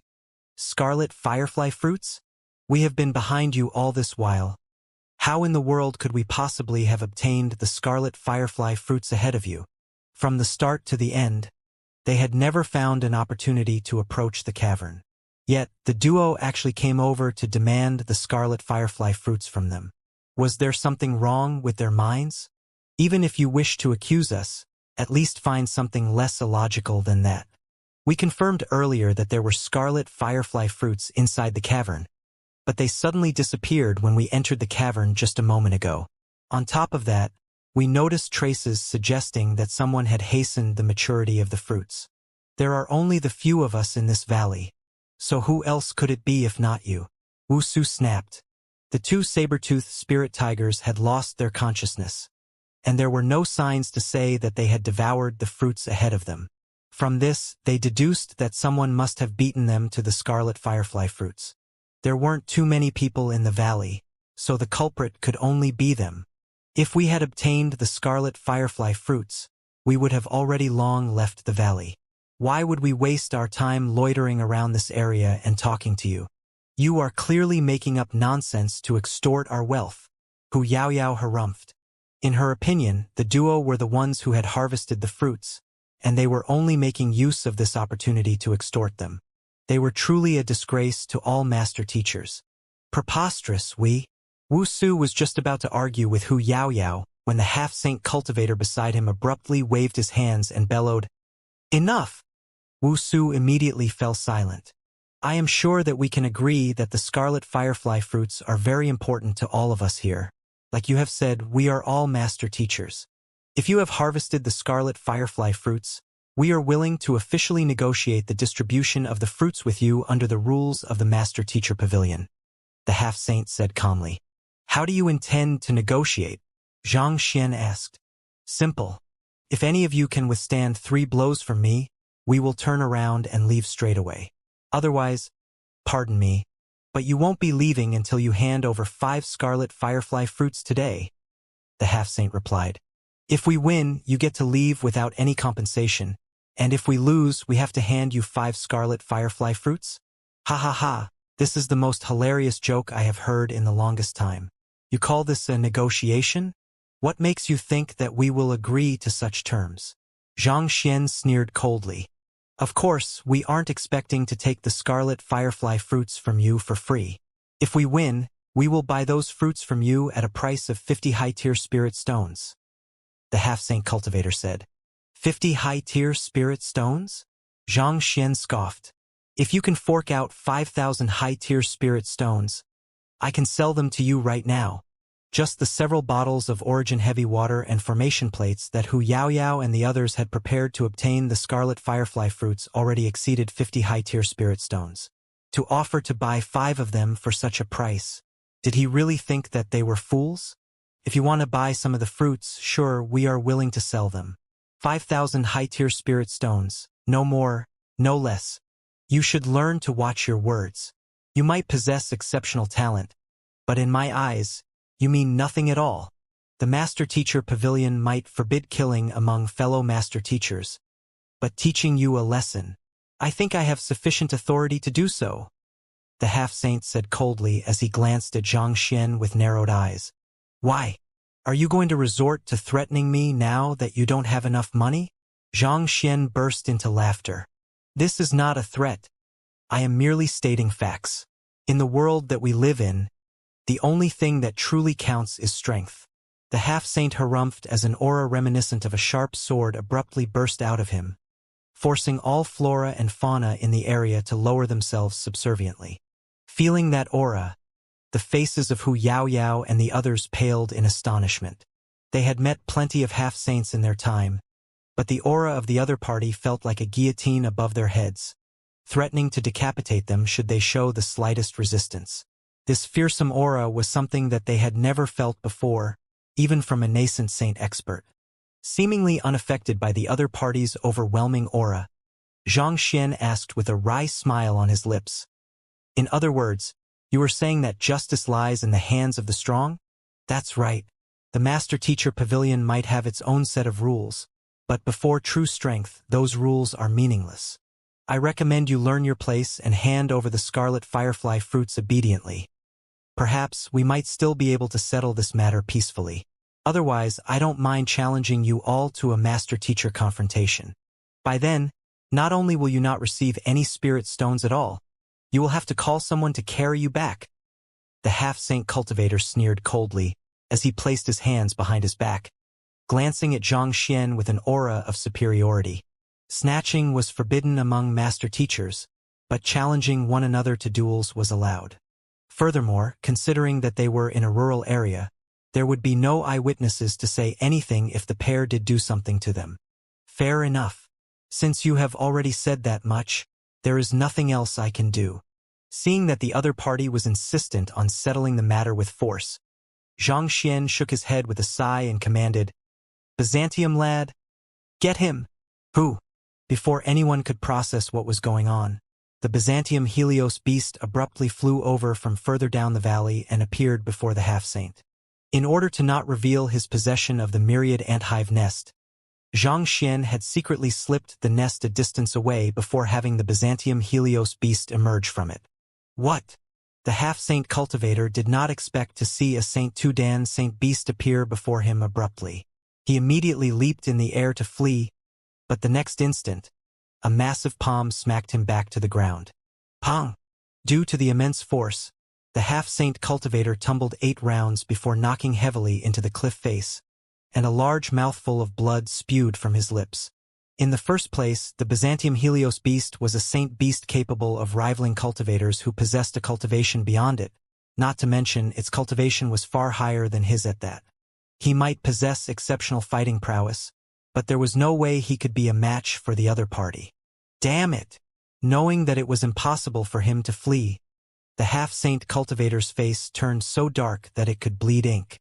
Flicking his wrist, a sword appeared in his hands, and with a swift motion, he charged forward to strike the Byzantium Helios beast.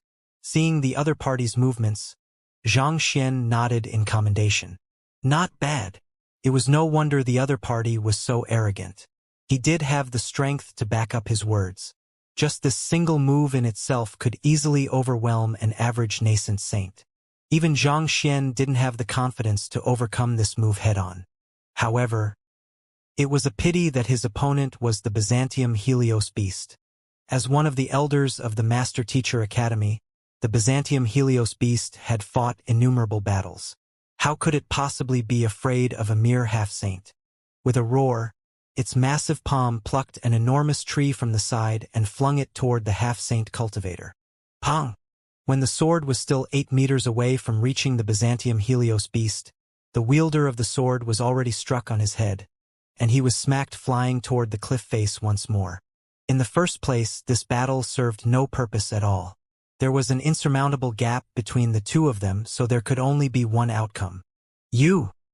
Pushing himself away from cliff, the half-saint cultivator popped a pill into his mouth to alleviate his injuries.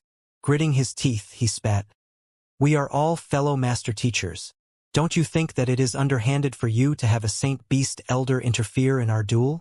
In his view, the Byzantium Helios beast was probably an elder accompanying them on this trip to ensure their safety.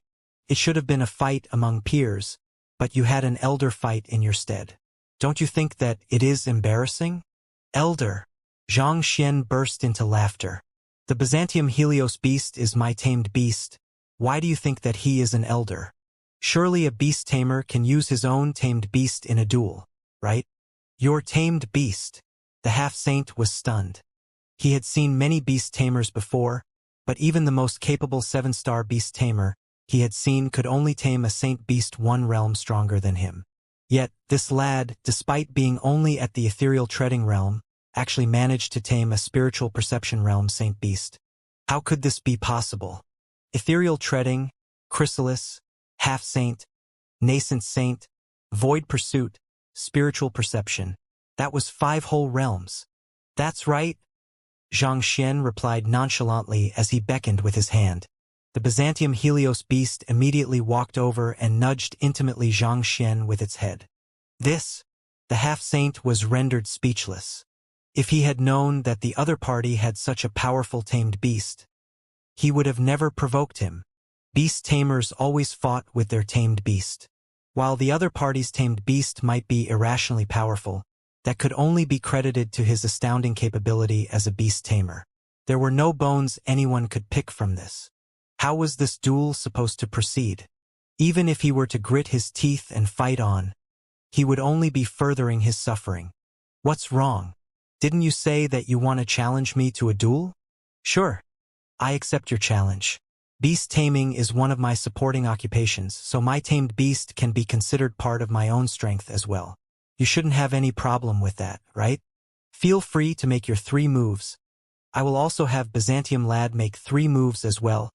There is no need to stand on ceremony. Xianxia said as he politely gestured for the other party to make his moves. Weren't you arrogant just now, thinking that we are powerless before you? Sure, 2 can play that game. If you can withstand 3 blows from my Byzantium lad, I will admit defeat willingly. The half-saint cultivator nearly spurted a mouthful of blood.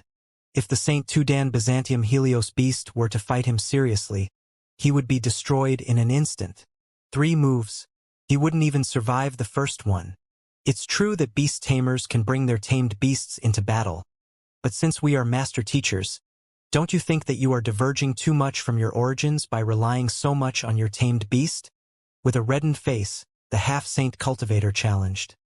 I dare you to have a battle with me without the assistance of your tamed beast. You can use any other means at your disposal, and as long as you can defeat me, we will turn around and leave immediately. I can use any other means at my disposal? Xianxia asked the half-saint cultivator with a peculiar smile on his lips. That's right. The half-saint cultivator nodded vehemently. As long as the other party didn't make use of the Byzantium Helios beast's strength, given his prowess as a half-saint, he could achieve victory easily. He had gained a rough gauge of the other party's strength from his battle with Wuxia earlier, and he was confident that he could defeat the other party in a normal duel. Don't you think that those words sound familiar? I recall that someone said those words just a moment ago. However, if you are willing to compensate me 100 high-tier spirit stones if you lose, I don't mind having another duel with you, Xianxia said. Naturally, Xianxia wouldn't accept a duel if he had nothing to gain from it. 100 high-tier spirit stones? Fine. But if you lose, you have to give me 5 scarlet firefly fruits. Seeing Xianxia agree to the duel, the half-saint cultivator's eyes lit up in excitement. Sensing the other party's excitement even before the duel had started, Xianxia shook his head and said, I haven't lost yet, you know? Humph, we will see soon enough. The half-saint cultivator flicked his sword, and a crisp reverberation sounded from his sword. Come. Wait a moment. Allow me to confirm once more. As long as Byzantium lad doesn't make a move, I can use any other means at my disposal. Xianxia confirmed once again. The half-saint cultivator nodded. That's right. All right then, sounds fine to me, Xianxia replied. Good. With a cold sneer, the half-saint cultivator stood upright, and in that moment, it felt as if he had become one with his sword. Despite the arrogance of the half-saint cultivator, his comprehension of swordsmanship wasn't beneath Xianxia's at all, achieving sword heart realm. Otherwise, his swordsmanship wouldn't harness might that could destroy even a nascent saint expert. Xianxia, be careful, Hu Yaoyao said worriedly. Even though the half-saint cultivator had been struck twice by Senior Byzantium Helios, due to the latter going easy on him, his injuries weren't too severe, and they had mostly recovered with the pill he had swallowed earlier. In his current state, he should be able to exert his full strength. Hu Yaoyao wasn't too sure how powerful Xianxia was, but the disparity in their cultivation realms was simply too huge. No matter how formidable Xianxia might be, defeating a half-saint while at the ethereal treading realm seemed to be nigh impossible. This worry was also shared by Shui Zhenyang and the others. It was not that they didn't have faith in Xianxian's strength, but that his opponent was simply too powerful. Be it the other party's aura or sword intent, those weren't what ordinary cultivators could withstand. Seeing everyone's expressions, Xianxia chuckled leisurely. Don't worry. He said it himself that I can resort to any means as long as Byzantium lad doesn't interfere in the duel. With a flick of his wrist, he said, Ding ding, you're up. Teach that fellow a lesson. Who? In the next instant, a massive weapon cauldron appeared before everyone else. It seemed to harness searing flames within it, causing in the surroundings to become exceptionally torrid.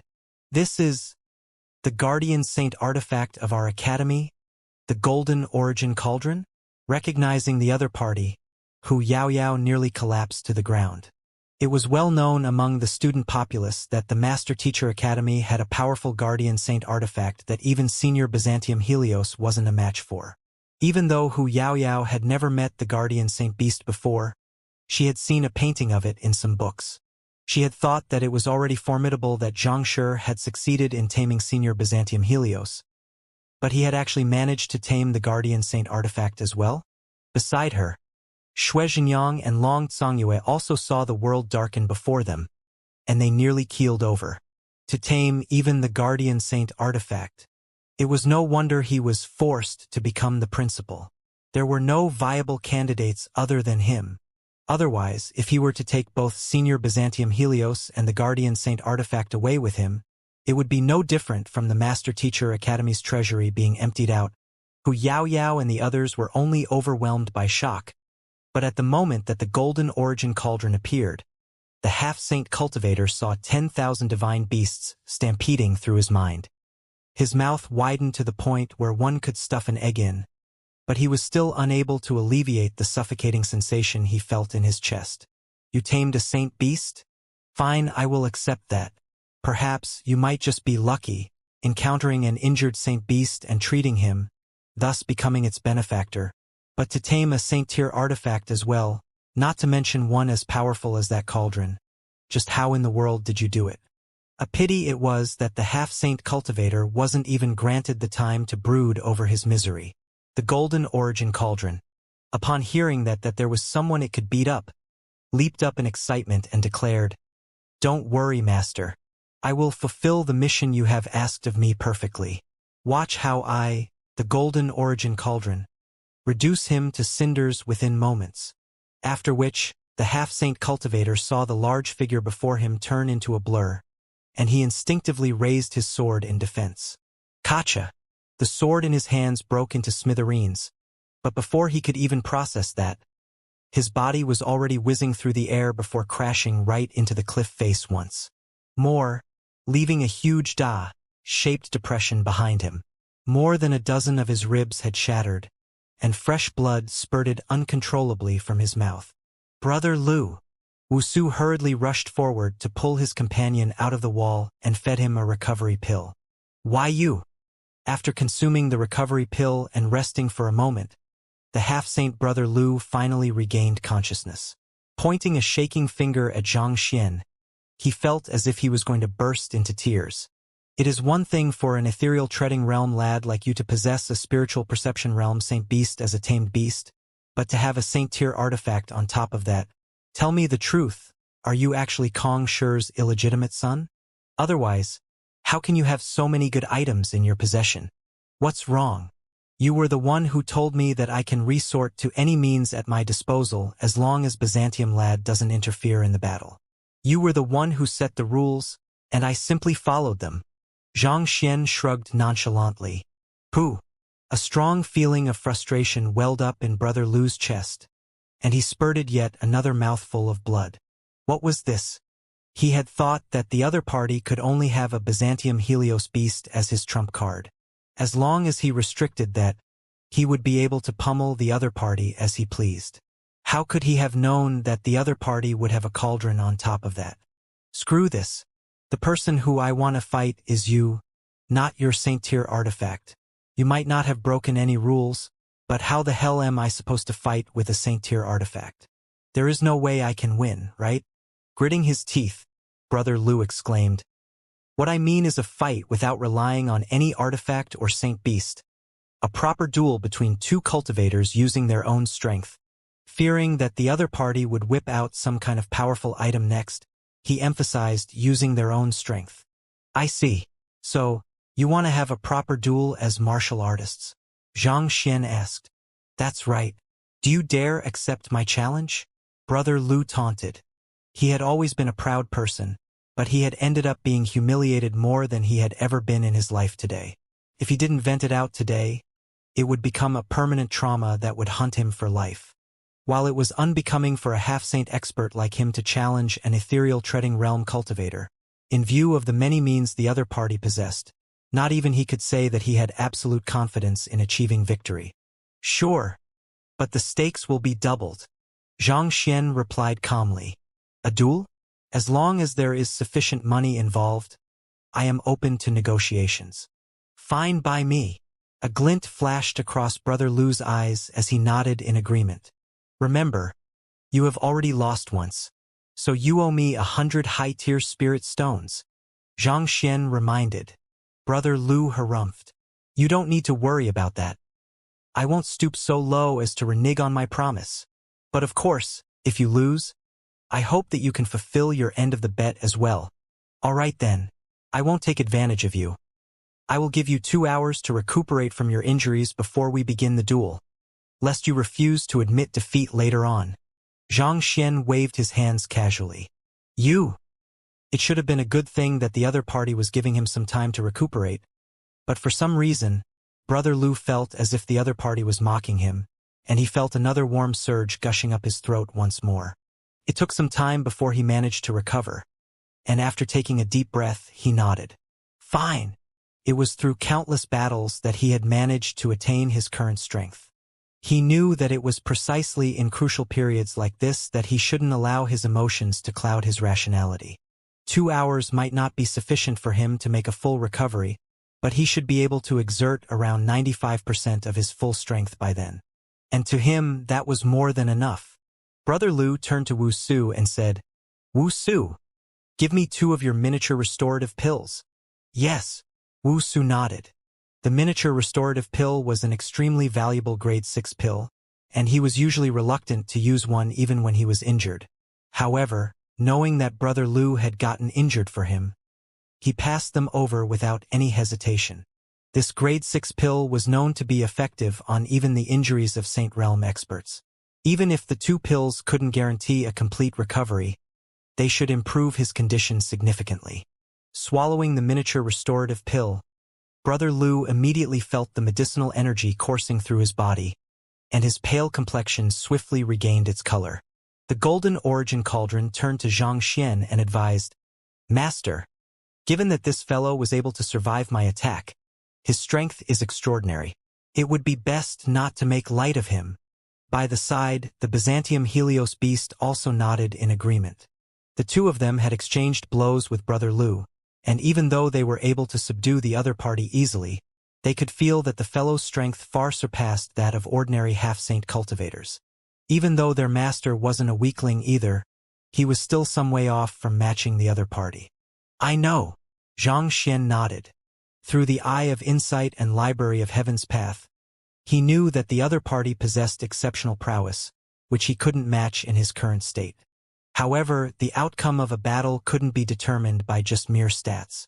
The decisions one chose to make in the midst of a battle played a vital role, too. Even though Xianxia felt that he wouldn't lose, he still thought that he should make some preparations just in case. This was also why he had proposed taking a 2-hour break before the duel. The enemy needed time to recuperate, but he needed time to prepare his hand as well. Xianxia turned to Hu Yaoyao and the others and asked, "Do you have any ethereal treading realm cultivation technique manuals? I need as many of them as possible." The best way for him to stand against that brother Lu was to raise his cultivation and narrow the gap between them. 2 hours might not be much to anyone else, but to him, as long as he compiled the corresponding Heaven's Path divine art manuals, he would be able to raise his cultivation swiftly. "We do have some." Hu Yaoyao nodded, and the 4 of them began taking out all of the ethereal treading realm cultivation technique manuals they had. As the leaders of their respective factions, they tended to keep quite a handful of cultivation technique manuals of lower cultivation realms in their storage rings so that they could refer to them whenever they were guiding their subordinates in their cultivation. For ethereal treading realm, they had around several hundred books each. Xianxia swiftly scanned them with his gaze, collecting them into his library of Heaven's Path. By compiling all of them together, he successfully formed the ethereal treading realm Heaven's Path divine art. Xianxia turned to them and asked once more, "What about chrysalis realm cultivation technique manuals? I only have 20 chrysalis realm cultivation technique manuals with me at the moment. 12 here. Dong Xian is more meticulous, so she might have more with her. I do have a few more, but I only have around 40 of them in total." Soon, gathering the 4's chrysalis realm cultivation technique manuals together, there was a total of around 100 books or so.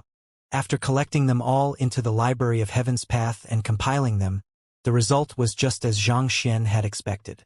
There were still too many flaws to form a complete Heaven's Path divine art. Nevertheless, the portion regarding the breakthrough to chrysalis realm was still perfected. In other words, he had the Heaven's Path divine art manuals to cultivate from ethereal treading realm primary stage all the way to chrysalis realm primary stage. "Guard me. I need to cultivate now," Xianxia said. Even though he had failed to compile the complete chrysalis realm Heaven's Path divine art, he was still rather satisfied with the result. "Yes," the others nodded, but they couldn't help but trade perplexed glances with one another.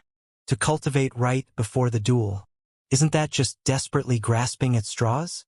But despite the doubts in their mind, they still made sure to guard him earnestly. They hid him behind them while directing their gazes intently at Wuxia and Brother Lu, fearing that they might attempt to do something in the meantime.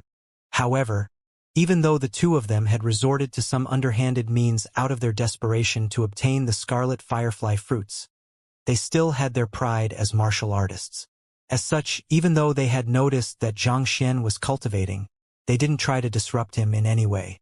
They chose to focus their efforts on recuperating from their injuries instead, so that they would be in their top condition for the duel 2 hours later. Seeing that they weren't going to pull anything, Hu Yaoyao heaved a sigh of relief. However, with her attention freed, doubts about the impending duel began sprouting in her mind. Unnerved, she turned to Senior Byzantium Helios to ask her about the chances of Xianxia achieving victory, hoping to ease her worries, when she suddenly heard Dong Xian gasping in shock. "What's wrong?" The others immediately turned to her with doubtful gazes. With a body stiffened with shock, Dong Xian pointed behind her. "Look at Xianxia." Xianxia. Hu Yaoyao and the others turned around to take a look, and what they saw left them dumbstruck. Is it just my imagination, or has Xianxia's cultivation reached ethereal treading realm intermediate stage? Shui Zhenyang uttered with quivering lips. They had gotten a clear glimpse of Xianxia's cultivation when he made a move against Wuxia earlier, ethereal treading realm primary stage. Yet, in just a short moment after he started cultivating, why did it feel as if the latter had achieved a breakthrough? "It's not your imagination. He has indeed reached ethereal treading realm intermediate stage." Hu Yaoyao nodded affirmatively. Most likely, Xianxia must have been stuck at ethereal treading realm primary stage for quite a long while, and was already on the verge of a breakthrough. Advancing a single stage abruptly wasn't much to be surprised about. To use an analogy, if one was already standing before the goal of a marathon, all it would take was one final push to successfully achieve the breakthrough. There was no need to make a fuss over it. That does seem to be the case. No wonder Xianxia agreed to have a duel with the other party so readily. It seems he was already on the verge of a breakthrough. However, it doesn't seem like advancing a single stage will make much of a difference to the outcome. Ah, Shui Zhenyang remarked while he nodded. But then he suddenly exclaimed in the midst of his words, "What is with you again?" Seeing Shui Zhenyang make a big fuss out of everything, Long Tsangyue was rendered speechless. No matter what, they were the cream of the crop in the Master Teacher Academy, competent and knowledgeable. Why did it seem that after meeting Xianxia, they had all become countryside bumpkins who were ignorant of the world? Why do I feel like Xianxia has reached ethereal treading realm advanced stage? Could my eyes be playing tricks on me? Shui Zhenyang's face paled as he rubbed his eyes forcefully. He was certain that Xianxia had just reached ethereal treading realm intermediate stage a moment ago, so how could he be at the advanced stage right now? Even the greatest genius in the world couldn't advance that fast. Advanced stage? You must be joking. All of us clearly saw it just now, and he is definitely at the intermediate stage. Long Tsangyue chuckled softly, and just as he was going to make a joke about how Shui Zhenyang's eyes had been failing him recently, he suddenly caught a glimpse of Zhang Xian, and his eyes widened in shock. Holy moly! He really is at advanced stage. Long Tsangyue exclaimed with tears threatening to spill from his eyes. On the other hand, watching the frenzied state that the other two were in, Hu Yaoyao and Dong Exine hurriedly turned their gazes over, and their eyes couldn't help but widen in astonishment as well. It appeared that Xianxia was truly at ethereal treading realm advanced stage. Could they have made a mistake earlier? But was it really possible for all four of them to make such an elementary mistake simultaneously? However, no matter how they looked at it, the other party was indeed at ethereal treading realm advanced stage. There was no mistake about that. Before the few of them could recover from their shock, Dong Exine suddenly exclaimed with a hoarse voice, "Wait a moment. He isn't at ethereal treading realm advanced stage, but ethereal treading realm pinnacle." Pinnacle? The group couldn't help but feel the world spinning around them. With a tearful expression, Hu Yaoyao gasped, "Why does it seem like he is attempting a breakthrough to chrysalis realm? No, he is indeed attempting a breakthrough. Wait, that isn't right. He has already reached chrysalis realm." The group couldn't help but be dumbstruck once again. The young man behind them was already a chrysalis realm primary stage expert at this very moment. To advance from ethereal treading realm primary stage to chrysalis realm primary stage, one entire realm in less than an hour, even though they had witnessed the sight with their very own eyes, they still couldn't help but think that they were in a dream. Feeling so shocked that her mind was going to explode, Hu Yaoyao asked, "Dong Exine, how long did it take you to advance from ethereal treading realm primary stage to chrysalis realm primary stage?" 2 years and 4 months. With this record, I was already considered one of the fastest cultivators in the Master Teacher Academy. Dong Exine replied hoarsely. When she'd achieved the feat back then, she had felt a huge surge of confidence, which had made her feel as if she was unrivaled in the world. But looking at the young man before her, she realized that her record didn't even come close to being associated with the word fast. It felt as if even a turtle would be faster than her. It was no wonder that, back at the Elder Hall, that fellow had said that his rate of cultivation had slowed due to him being busy with various matters. Back then, she had thought that he was just bragging, but after witnessing this sight, she realized that not only was he not bragging, he was even being incredibly humble. At this moment, a random, passing thought raced through her mind. If she were to run to the 10 great master teachers to tell them that Xianxia was actually extremely humble and low profile, would they think that she was exaggerating and throw her out? Having compiled the relevant Heaven's Path Divine Art Manual, Zhang Xian began cultivating with the Earth Vein Spirit Essence without any hesitation. Due to the easier absorbability of the Earth Vein Spirit Essence, his rate of cultivation was much faster than if he had cultivated using a Spirit Stone instead, so he was able to achieve breakthroughs faster than normal. However, even though he had managed to achieve breakthroughs swiftly, the amount of spiritual energy he needed had, in fact, increased exponentially instead. He had procured a huge pool of Earth Vein Spirit Essence from the Cloud Mist Ridge, but in just this hour of cultivation, he had already depleted nearly a third of it. The higher my cultivation is, the harsher the requirement on the spiritual energy I have to absorb. Even though the earth vein spirit essence is rich in spiritual energy, its purity is still lacking. Xianxia shook his head. The earth vein spirit essence was rich in spiritual energy and had a high absorbability, thus making it an invaluable treasure. However, its purity was inferior to high-tier spirit stones. It was sufficient for the usage of saint beasts and other cultivators, but to Xianxia, who cultivated the heavens path divine art, it was still lacking. Only 1/10 of the earth vein spirit essence was suitable for his absorption, and the remaining 9/10 ended up being wasted in the process. It seems like I shouldn't cultivate using the earth vein spirit essence anymore. If it comes to it, I should just sell it for high-tier spirit stones, Xianxia thought. Since the effectiveness of the earth vein spirit essence for him was declining, he would only be wasting it if he were to continue using it. Rather than to waste such a valuable resource, it would be wiser for him to sell it instead. It might be useless to him, but it was still an invaluable treasure to others.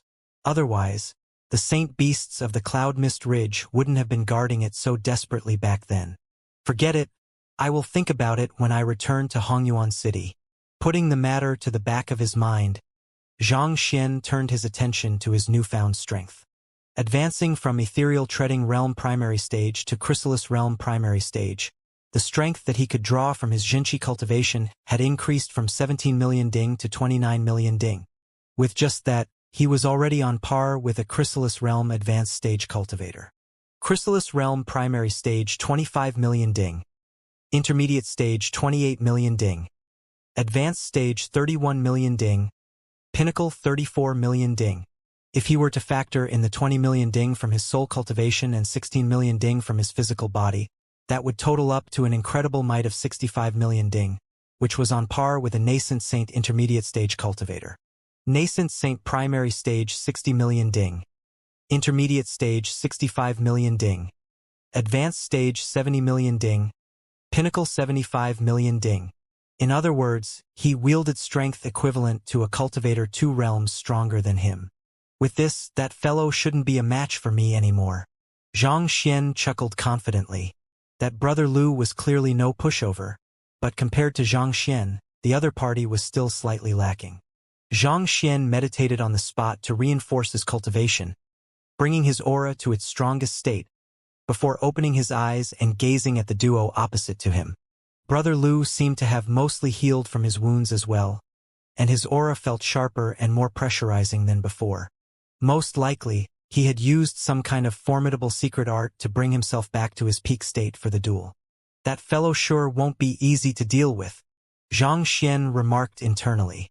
Under normal circumstances, given how much weaker he was than the other party should not view him as much of an opponent. Yet, the other party focused his attention fully on conditioning himself to his peak state, not underestimating him in the least. It was truly rare to see a cultivator not becoming complacent before an opponent weaker than them. Often, geniuses were defeated not due to being overpowered by the strong but due to carelessness against the weak. A long moment later, Brother Lu exhaled deeply and abruptly stood up. I am done recuperating. Are you done yet?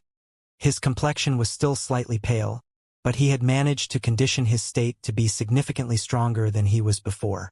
Of course. Xianxia chuckled as he stood up as well. Let's begin then. Draw your weapon.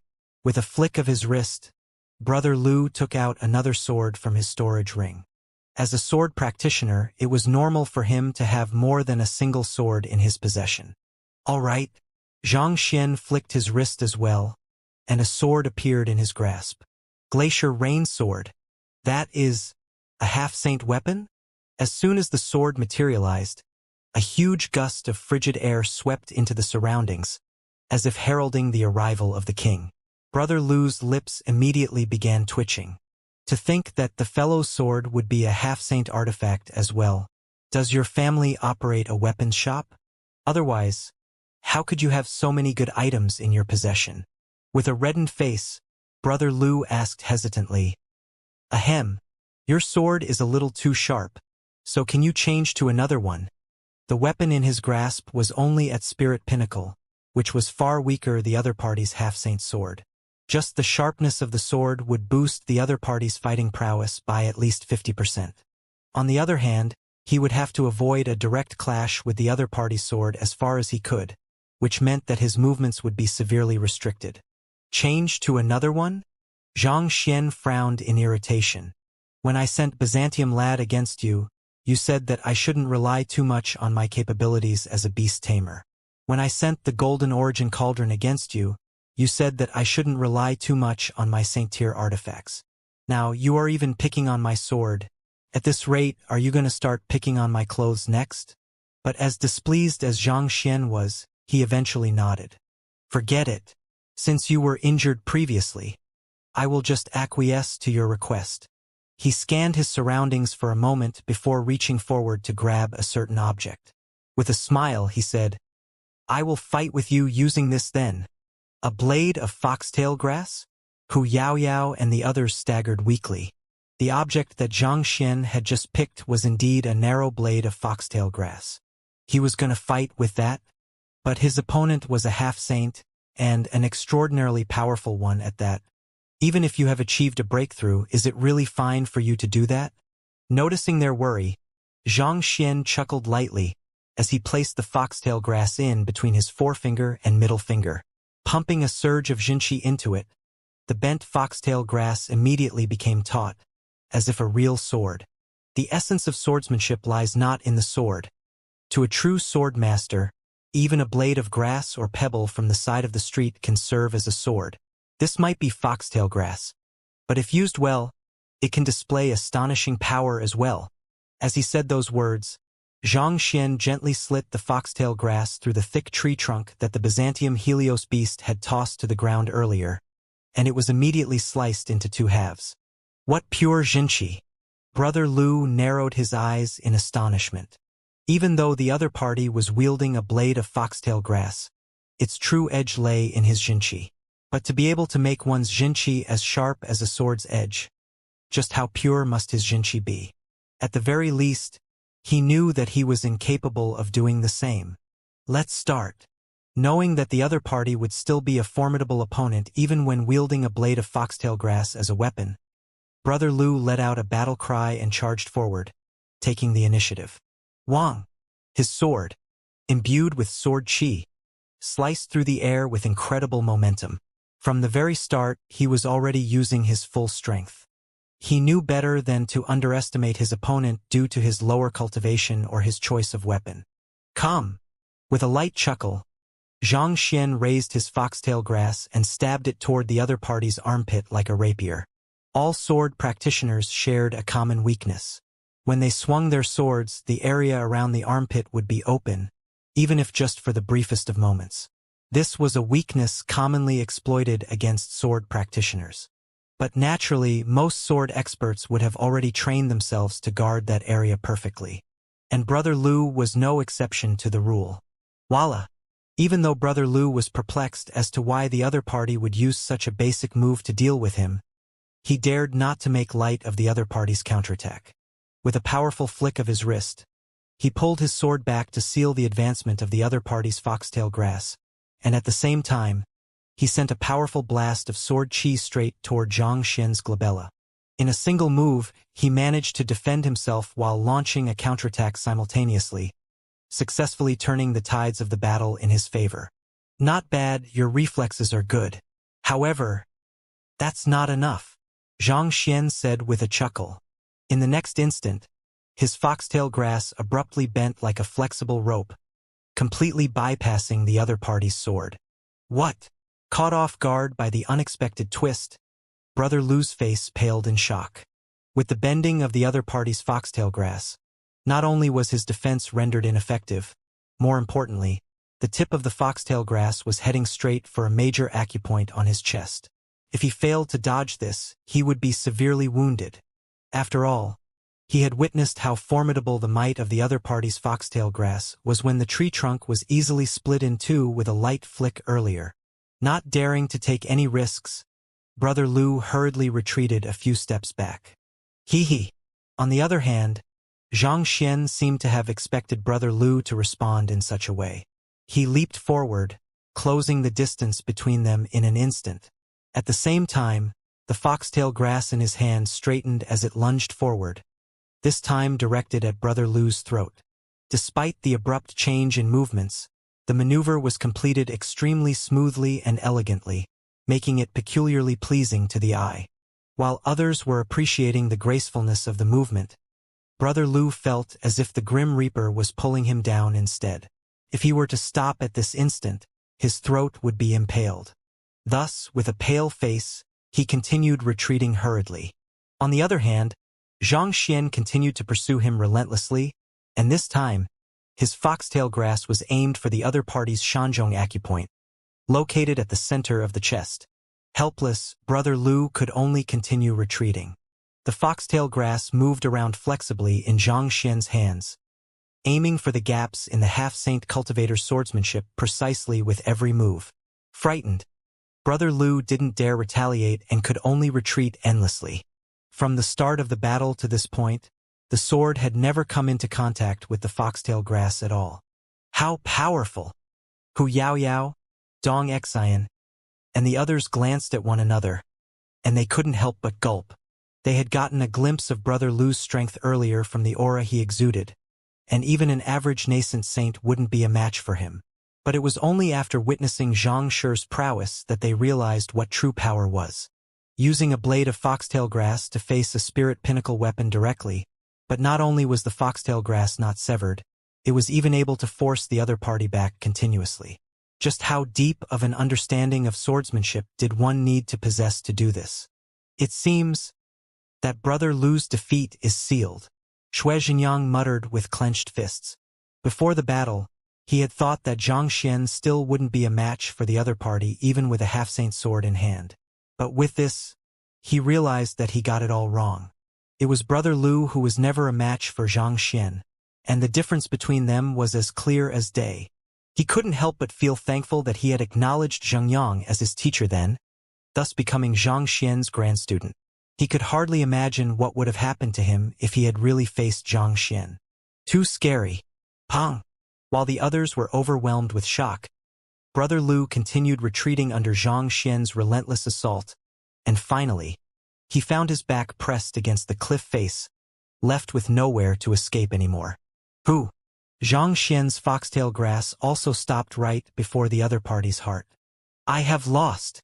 With a face as pale as a sheet of paper, Brother Lu hated to admit it, but he knew that it was his utter defeat.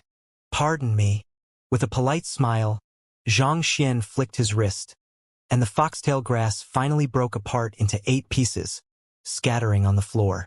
Wuxia, who had taken the entire battle into sight, muttered with quivering lips. 132 moves, but Brother Lu didn't even manage to nick the other party. Instead, he retreated a total of 77 steps and was eventually forced to cast aside his sword and admit defeat. Is this still the feat of a human? As Brother Lu's companion, Wuxia knew how powerful his swordsmanship was. Just slightly short of becoming a 100-man commander, Brother Lu's fighting prowess far surpassed that of his peers. 132 moves from such a powerful expert, and yet, not a single one had managed to nick the other party's clothes or even the weapon at that. Instead, he had been forced back 77 steps before being eventually cornered.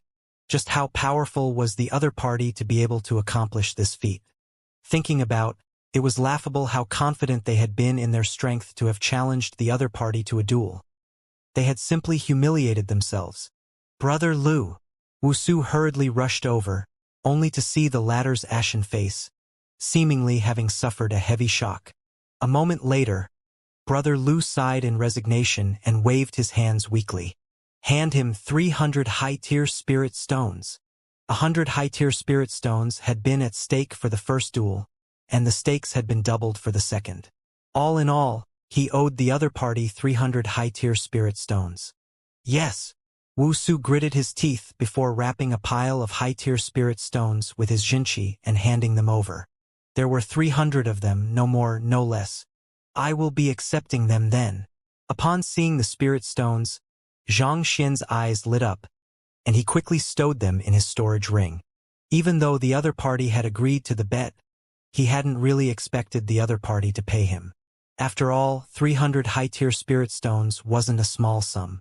It would be difficult for even a figure of school head Mo's standing to take out so much money on the spur of the moment. Yet, the other party had handed him the sum so easily. Could it be that these two are not only strong but are actually tycoons as well? If that is the case, I should really start thinking about how I could knock some more spirit stones out of them. Stroking his lower jaws, Xianxia fell into deep thought. Recovering from the shock of his defeat, Brother Lu clasped his fist and bowed. My name is Lu Cheng, and since I have lost, I shall not disturb you any further. However, I hope to learn of your name in hopes of challenging you once more in the future. A loss was a loss, he could only admit it. Not to mention, there was still a Byzantium Helios beast and a weapon cauldron glaring at him in hostility by the side. I am Xianxia. Xianxia nodded. You need not think of it that way, it was just a spar between peers. If I am not mistaken, the reason you are so desperate to obtain the scarlet firefly fruit is for Wuxia over here to make a breakthrough to half-saint. Indeed, Lu Cheng nodded. The main reason cultivators sought the scarlet firefly fruit was for the increased chances of achieving a breakthrough to half-saint. Since Lu Cheng was already a half-saint, the only reason for him to go through the effort of challenging them was for his close companion. Actually, I have taken a look at Wuxia's condition when I was battling him earlier. The reason he was unable to achieve a breakthrough is not due to his lack of cultivation but... At this point, Xianxia paused for a moment. But? Wuxia asked anxiously. He had been trapped at Chrysalis Realm for too long. Most of his fellow peers had already overcome this bottleneck, racing ahead of him, so he couldn't help but be plagued with anxiety. It wasn't easy for him to learn about the existence of the scarlet firefly fruit in this valley, and he viewed it as his only chance. That was also the reason he had lost his composure and attacked Hu Yaoyao and the others when he realized that someone had gotten to the fruits ahead of him.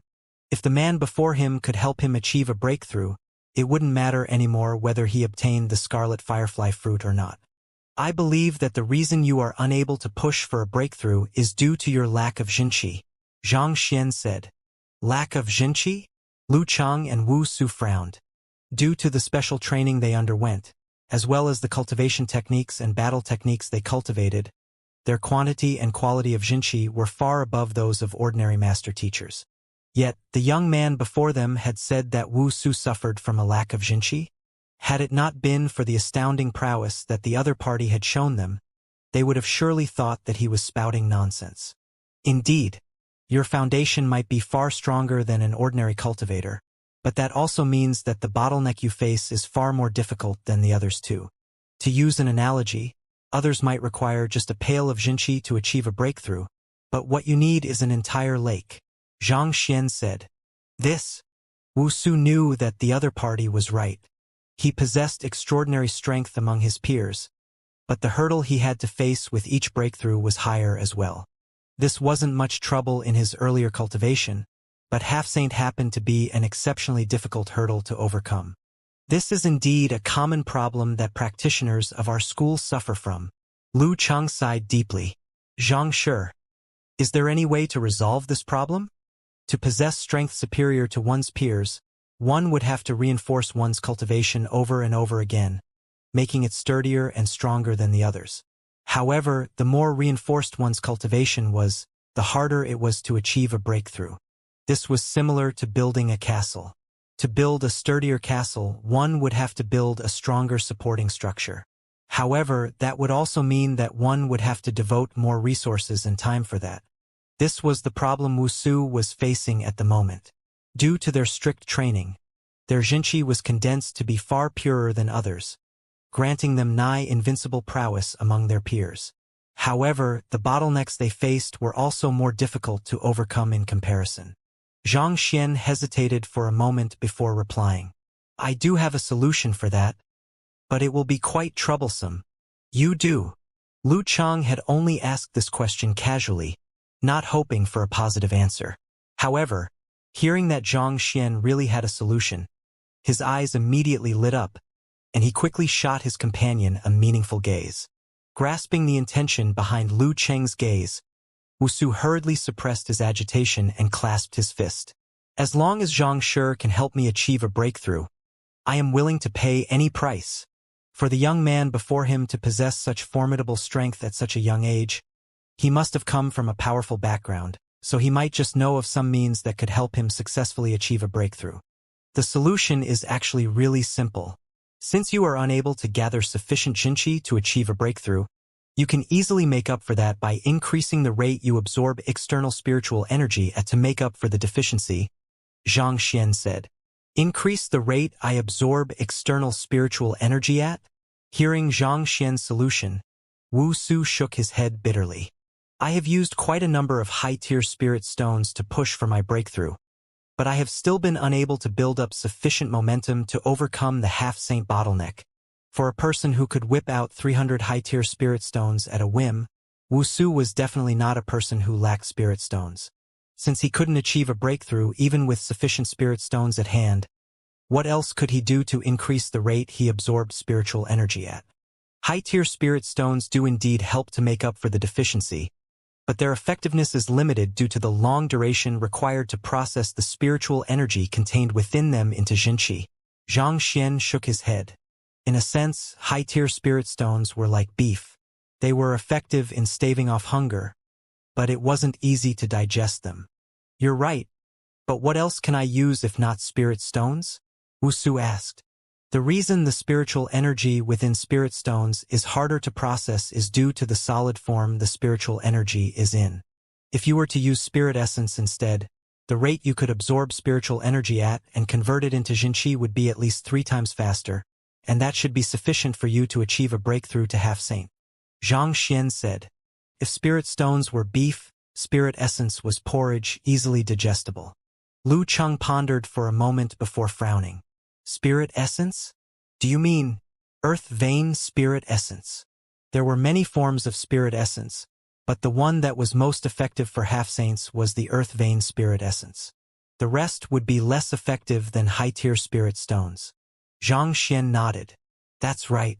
This spirit essence is formed through the accumulation of the spiritual energy contained in the earth veins. Not only is the spiritual energy pure, it is also easily absorbed and converted into Jinchi. If Wuxia absorbs it, he should be able to gather sufficient Jinchi within a short period of time to overcome his bottleneck. But the earth vein spirit essence is only found in grounds rich in spiritual energy, and those lands are often occupied by dominant powers, so it is even harder to procure it than scarlet firefly fruits. Where are we supposed to find any? Wuxia said with a bitter smile. Everyone knew that the earth vein spirit essence was good stuff, but obtaining it was easier said than done. Even if he knew it could help him achieve a breakthrough, he had to find a way to obtain it first. Out of a stroke of luck, I managed to obtain a bit of it. However, I was planning to use it to overcome my half-saint bottleneck.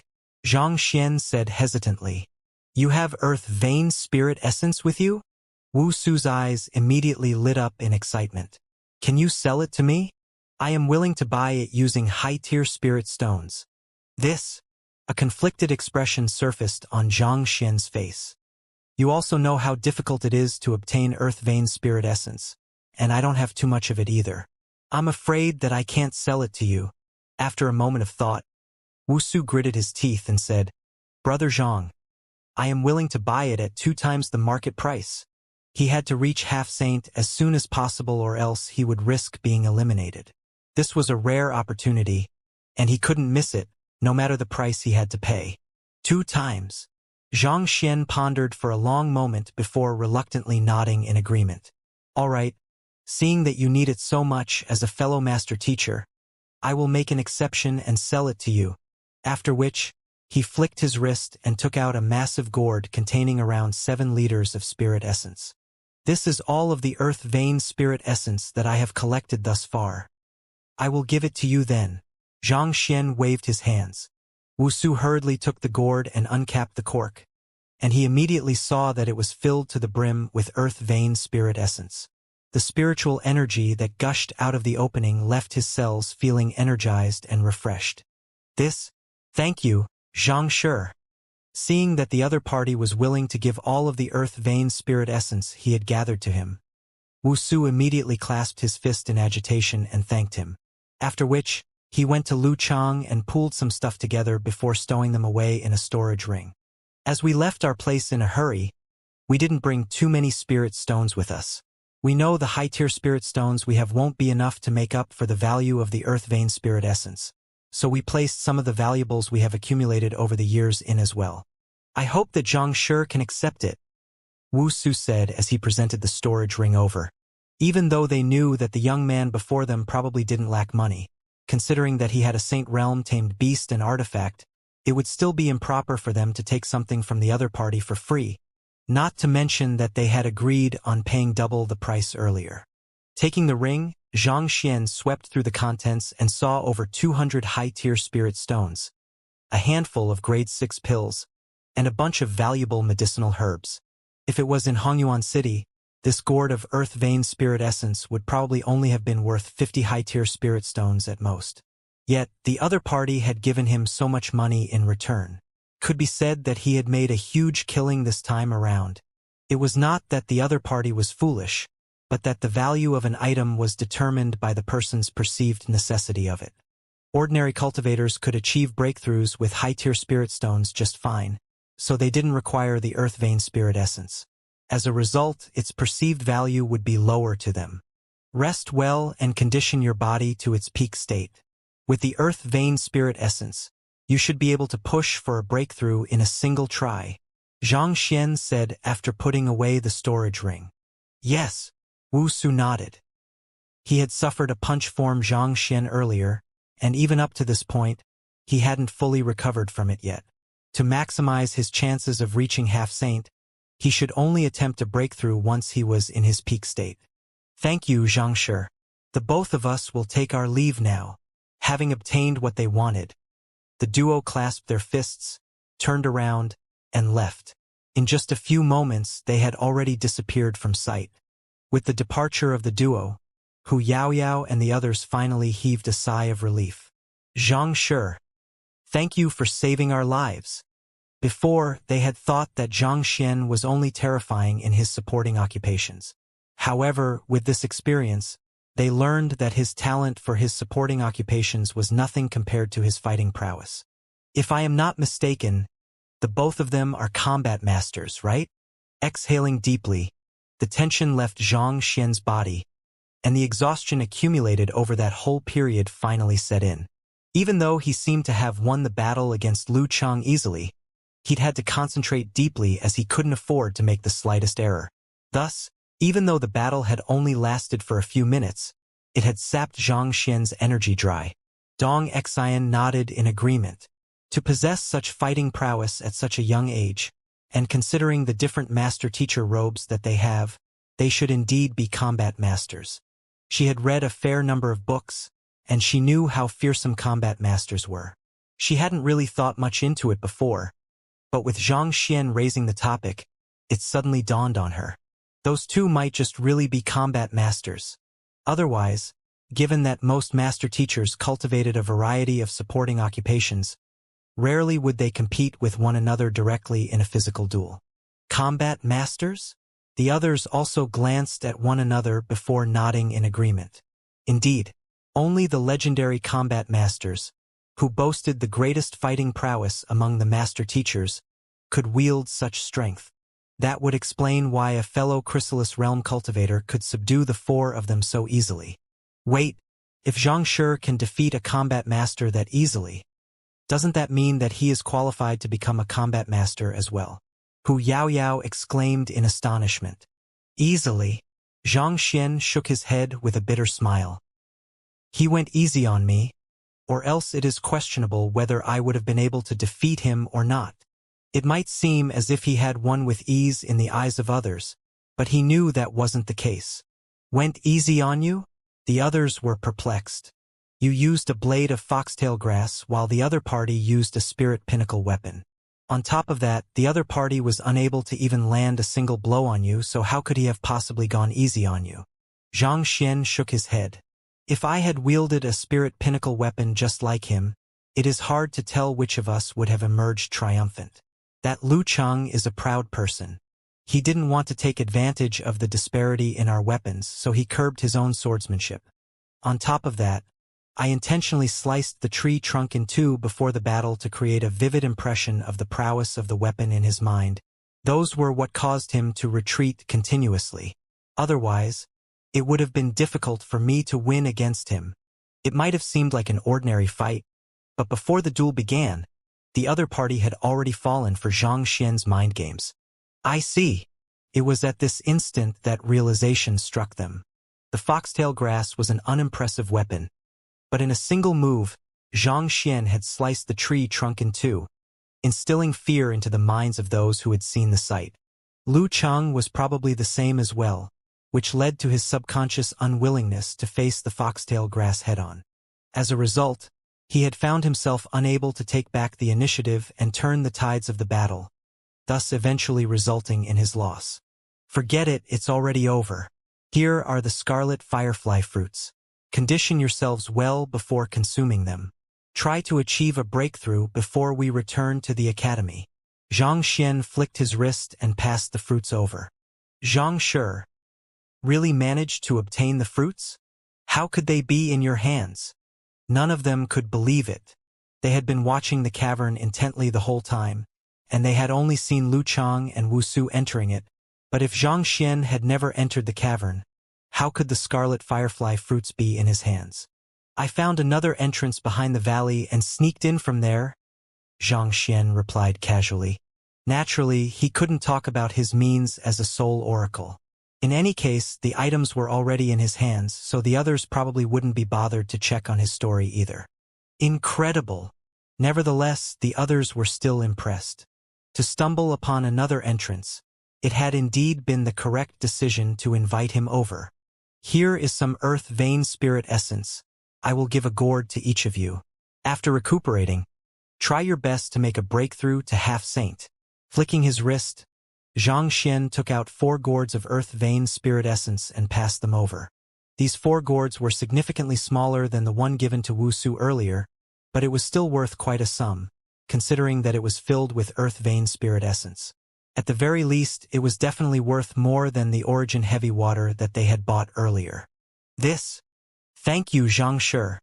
After seeing Zhang Xian sell a gourd earlier, they knew that the gourd they had just received was at least worth 50 high-tier spirit stones. To give it to them just like that, how could they ever return the favor? With reddened eyes, they mustered their determination, knowing that they had to successfully make a breakthrough so as to not let down Zhang Xian's expectations. Gugagugu. With the Byzantium Helios beast and golden origin cauldron guarding them by the side, they need not worry about anyone disturbing them here. Thus, sitting cross-legged on the ground, they began to cultivate. 6 hours later, once they had managed to reach their peak condition, they devoured a scarlet firefly fruit each. As expected of the divine medicine that could raise the chances of a breakthrough to half-saint, as soon they consumed it, they immediately felt their psyche growing stronger. Hu Yaoyao, under Zhang Xian's tutelage, was the first one to achieve a breakthrough. The second person to succeed was Dong Xian. After the events at the Elder Hall, her mind had grown much more resilient than before. This state of mind would help her achieve greater heights in her cultivation in the future. Following her was Xue Zhenyang. After listening to Wang Ying and the others' teachings on the basics of cultivation, he had managed to reinforce his cultivation further. Even though he was the third one to achieve a breakthrough, his cultivation was considerably more stable than the other two. However, the last one, Long Tsongyue, wasn't as lucky. After failing 4 times consecutively, he felt a sense of fatigue creeping up on him. Knowing that it was impossible for him to succeed that day, he could only sigh in disappointment and stop there. Initially, there hadn't been much of a difference between the 4 of them. However, 3 of them had succeeded in achieving a breakthrough, and he was the only one to have failed. It wasn't too difficult to imagine his current emotions. The 3 of them are Zhang Shi's apprentice, grand student, and great-grand student, so they have received his guidance. On the other hand, due to my overthinking of matters and my pride, I ended up being the furthest away from him. Long Tsongyue shook his head bitterly. In one way or another, the other 3 were related to Zhang Shi, so they had received his guidance. But he, due to his excessive worries, had chosen to stay out of Zhang Shi's way, and the outcome was him eventually lagging behind the others, If he had known this was the case, regardless of whether he would have become Xianxia's great-great-grandstudent or anything else, he would have tried to strike up a connection with the latter somehow. Seeing through Long Tsongyue's thoughts, Zhang Xian offered a word of advice. What you are lacking is not strength but confidence. Due to your indecisive character, you are unable to rid yourself of your hesitation and charge forward, which has led to your inability to build up sufficient momentum to achieve a breakthrough to half-saint. If one were to ask whether he had played a part in the successful breakthrough of the other three, the answer would be yes. The points that he listed in his guidance were often direct and spot-on. If one were to cultivate as he had advised, it would indeed be much easier to achieve a breakthrough.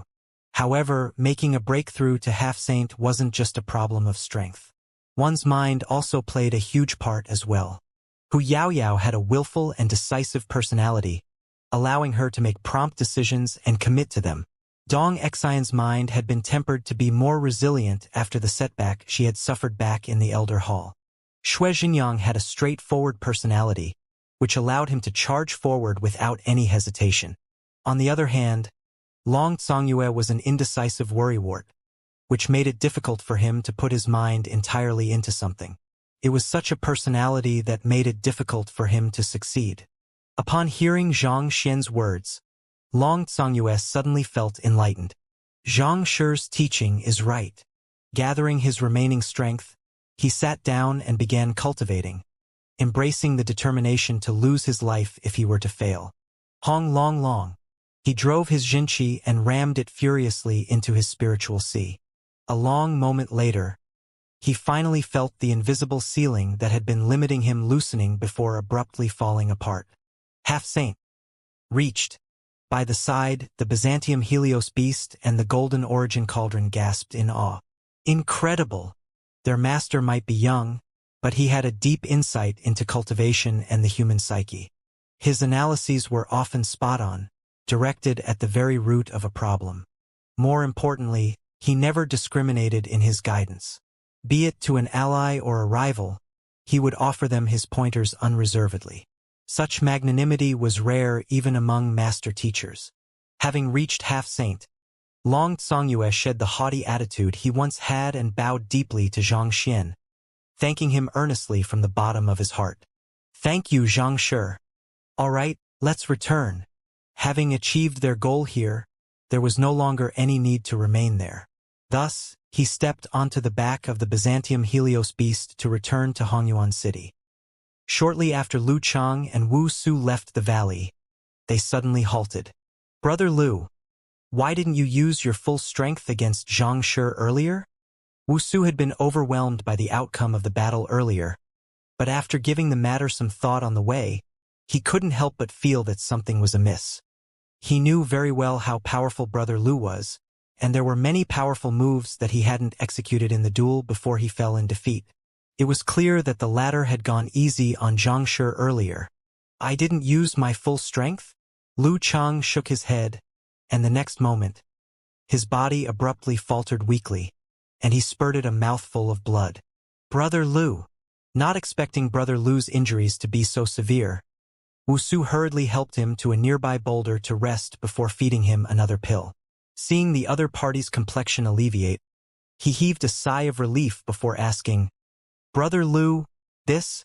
After recovering slightly from his injuries, Brother Lu shook his head and said, There were indeed many powerful moves that I didn't execute in the duel, but it isn't that I was unwilling to use them. I couldn't use them at all.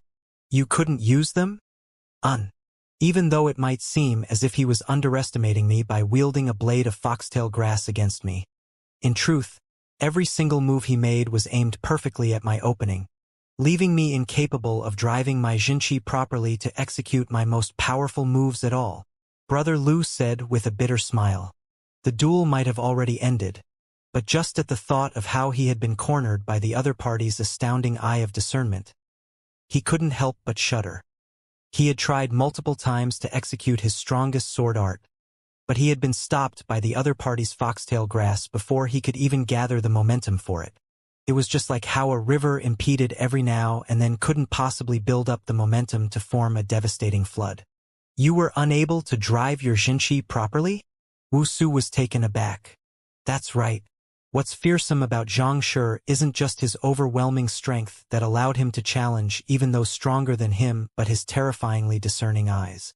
It was as if he had studied every single one of my moves in advance, seeing through their flaws and intercepting them the moment I executed them.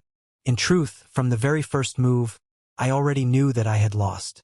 The remaining 100 moves could only be considered the other party's attempt to spare my dignity. Brother Lu shook his head. How can that be? Wuxia could hardly believe what he was hearing. He knew how powerful his companion was. To lose in a single strike, that was impossible. Furthermore, he had been watching the battle all along, and he didn't notice any hint of Xianxia going easy on Brother Lu at all. You don't believe me? Alright, I will tell you the truth then. In truth, the injury from the Byzantium Helios beast and the cauldron was more severe than I thought. Even though I had 2 hours to recuperate, I wasn't able to fully recover from my injuries. You should be well aware of this too, Brother Lu explained. Wuxia nodded.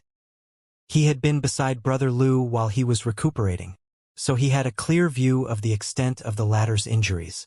Thus, I made use of a secret art to suppress my injuries temporarily for the duel. Coming from the same lineage, you should be well aware of what the secret art is, Brother Lu said. Are you referring to the Hu Pa recuperation art, left behind by Elder Hu Pa? Wuxia asked. Indeed, it's the Hu Pa recuperation art. Lu Cheng nodded. Do you know its effects? According to what I know, this secret art doesn't really treat one's injuries. Instead, it aims to trigger the potential of one's body, suppressing one's injuries so as to draw one's fighting prowess to the peak temporarily. This is an emergency maneuver that we combat masters only use under desperate circumstances on the battlefield, Wuxia replied. Just as Xianxia had guessed, they were combat masters. As the warriors of the Master-Teacher Pavilion, it was inevitable that they would have to face deadly battles frequently. On the battlefield, losing the ability to fight meant that one was just moments away from death. As such, an elder of the Combat Master Hall, Hu Pa, created such a secret art aimed not to heal one's injuries, but to trigger the potential harnessed within the body to grant one the ability to disregard one's injuries and continue fighting. This secret art had managed to save many combat masters from desperate circumstances. Eager to obtain the Scarlet Firefly fruit earlier, he had ended up using this secret art as well. You're right. Then, do you know the flaw of this secret art? Lu Cheng asked. Wuxia nodded. The flaw is, as soon as the effects end, one's injuries will worsen. That's right. One's injuries will worsen. And there is a chance that one's cultivation might plummet as well, Lu Cheng said grimly. Xianxia seemed to know the condition I was in, so he went easy on me from the very first move, and he chose to avoid the places where I was injured previously. Otherwise, I wouldn't have survived 3 moves, let alone 100. This, Wuxia still found the matter a little inconceivable, thinking that Brother Lu was just overthinking it. You don't believe me? Lu Cheng shook his head. The Hu Pa recuperation art suppresses one's injuries by forcing it into a few acupoints. For me, it is the Hongmen and Zhanghui acupoints. If the other party had struck either of these 2 points, I would have suffered severe backlash from my injuries. Wuxia nodded in agreement. The essence of the secret art lay in manipulating one's jinqi to seal one's injuries, and the Mingmen of these seals would be located on certain acupoints, depending on the cultivator themselves. Take a look at this. With a bitter smile, Lu Cheng pointed to his clothes.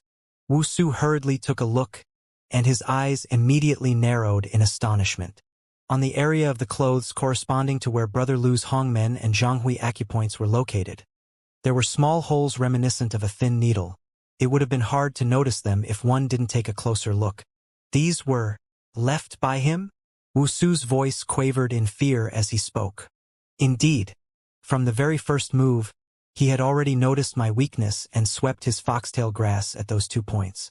Back then, I hadn't realized it yet, thinking that he might just not have sufficient power to complete the attack. However, the next moment, in order to avoid hurting me, he forcefully diverted his attack to my Shanzhong acupoint on my chest. As Lu Cheng spoke, a hint of deference surfaced in his eyes. In truth, if it had been a life-and-death duel, he could have killed me in the very first blow. However, he chose to go easy on me. It was just that I wasn't aware of it then. This. Wuxu's face paled as it dawned on him what kind of figure he had just crossed earlier. To be able to go easy on his opponent in such an intense battle, was he still human? That was way too fearsome.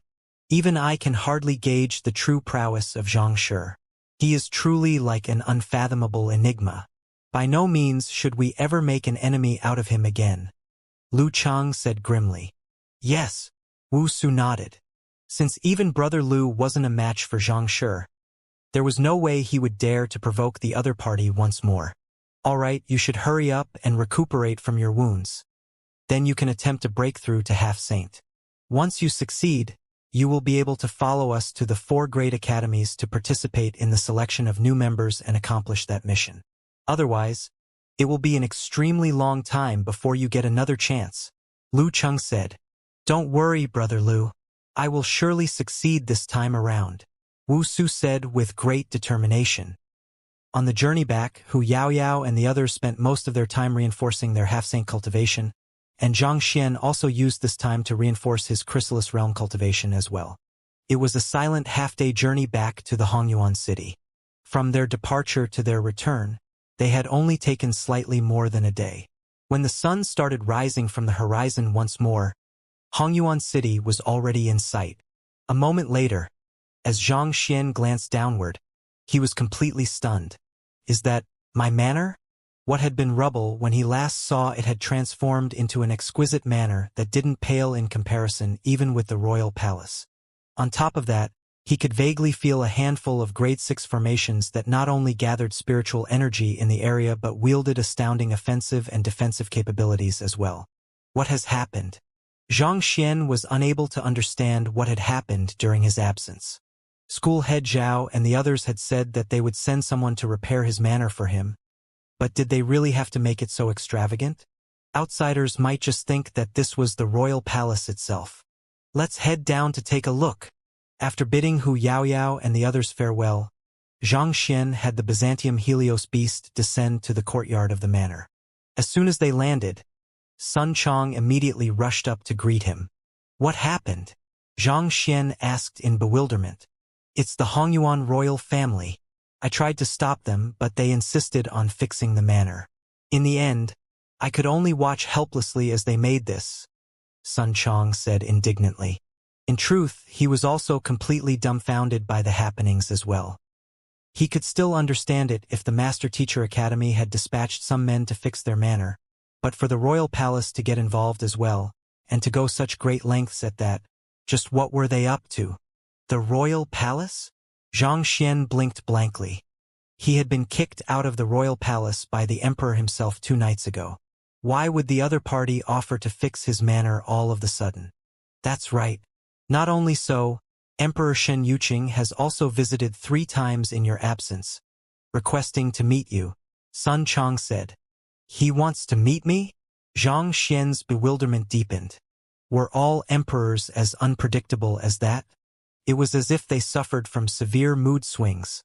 But just as Zhang Xian was confused by the situation before him, one of the manor servants abruptly rushed in to report that Emperor Yu Shenqing had turned up once again.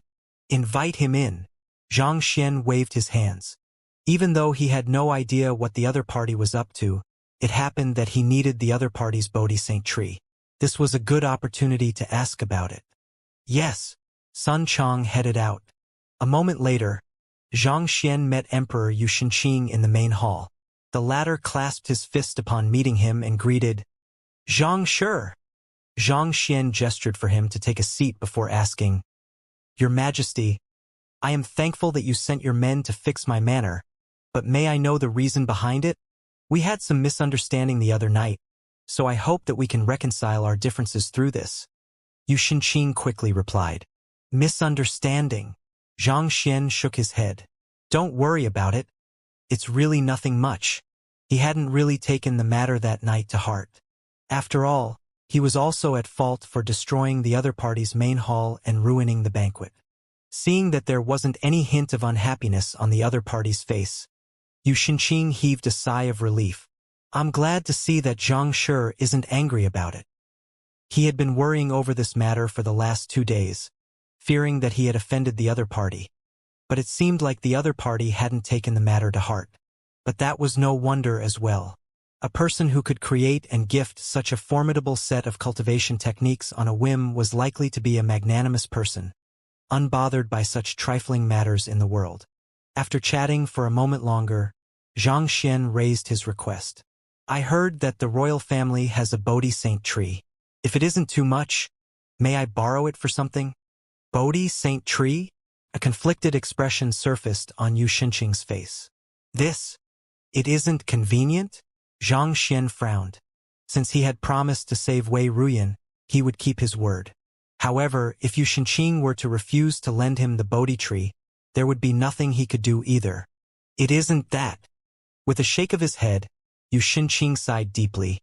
To be honest with Xianxia, our Bodhi Saint tree, for some unknown reason, started to wither some time ago. The situation has worsened, particularly in the recent 2 years. I have tried all kinds of means, but I have been unable to reverse its declining condition. I fear that in its current state, it isn't too far from death anymore. Wither? Xianxia was taken aback. That's right. I have invited over 100 herbologists over the past 2 years, but none of them were able to resolve its illness. Xianxia replied despondently. The condition of the Bodhi Saint tree was a huge secret of the royal family, so he had been guarding it tightly all along. However, since Xianxia had asked about it, he could only reply honestly. Can you take me over to take a look? Xianxia asked after a moment of thought. Xianxia wants to take a look? Xianxia asked in astonishment. Indeed. I do know a thing or two about herbology too, so I might just be able to help you on this matter, Xianxia explained. He had once solved a problem for a herbologist back in the Myriad Kingdom Alliance, so he wasn't unfamiliar with the occupation. Hearing those words, Xianxia's eyes lit up, and he nearly leaped up in excitement. Xianxia is knowledgeable in herbology as well? That's great. His ears were already on the verge of growing calluses from hearing about the incredible deeds that Xianxia had accomplished. After 2 years of effort, he already didn't harbor much hope for the recovery of the Saint Bodhi tree. However, if Xianxia were to make a move, there might still be a chance for it to happen. Without any hesitation, he immediately brought Xianxia on board the Saint Beast he had arrived on and headed back to the royal palace. Upon landing in the royal palace, Xianxia led the way, and after twisting and turning about numerous roads, they finally arrived at a residence. The Bodhi Saint tree is right inside, Xianxia said as he gestured toward the building. Here? Xianxia frowned. He had never been to this residence before, but he couldn't help but notice that there were no formations set up in the area. Considering how valuable the Bodhi Saint tree was it really fine to leave it lying around without any protection? Noticing Xianxia's doubts, Xianxia answered, the Bodhi Saint tree is only useful for those who practice soul cultivation techniques. So, perhaps in the whole of Hongyuan Empire, it only has value to our Yu clan. Others wouldn't benefit from it. Besides, having reached Saint Realm, it already possesses its own sentience, and it detests being surrounded by formations, so… I see. Xianxia nodded. Formidable Saint herbs, just like Saint-tier artifacts, possessed sentience. It was harder to absorb spiritual energy from the surroundings if they were surrounded by formations, so they loathed it. While speaking, the duo entered the residence, and a few elders within immediately walked over and greeted respectfully, Your Majesty! These elders were all Saint Realm experts, and they were probably stationed there to take care of the Bodhi Saint tree. Xianxia, this is the Bodhi Saint tree. Xianxia turned his gaze over and saw a majestic tree in the middle of the courtyard. It had an extremely thick trunk, and it towered at a height of around 12 meters tall. However, the leaves on its branches were shriveled and sparse, and traces of white had surfaced on the tree trunk as well. It didn't seem to be in a good condition. Indeed, the Bodhi Saint tree is nearing death. Xianxia frowned deeply. It was spring, the season when everything came to life and vitality permeated the air, but the massive tree was showing clear signs of decline. There was no doubt that it was extremely ill. Had it not been for the royal family pumping in endless resources to sustain its life, it might have already died. Unable to determine its condition from a distance away, Xianxia asked, "Can I take a closer look?" "Of course, Fr." Xianxia nodded, but before he could finish his words, one of the elders stepped forward and said, "Your Majesty, it is not advisable for anyone to approach the Bodhi Saint tree now. Elder Zhao, this is Xianxia. He possesses a deep understanding of herbology. So I invited him to treat the Bodhi Saint tree as well," Xianxia quickly introduced. These elders were herbologists who he had gone to great lengths to invite here.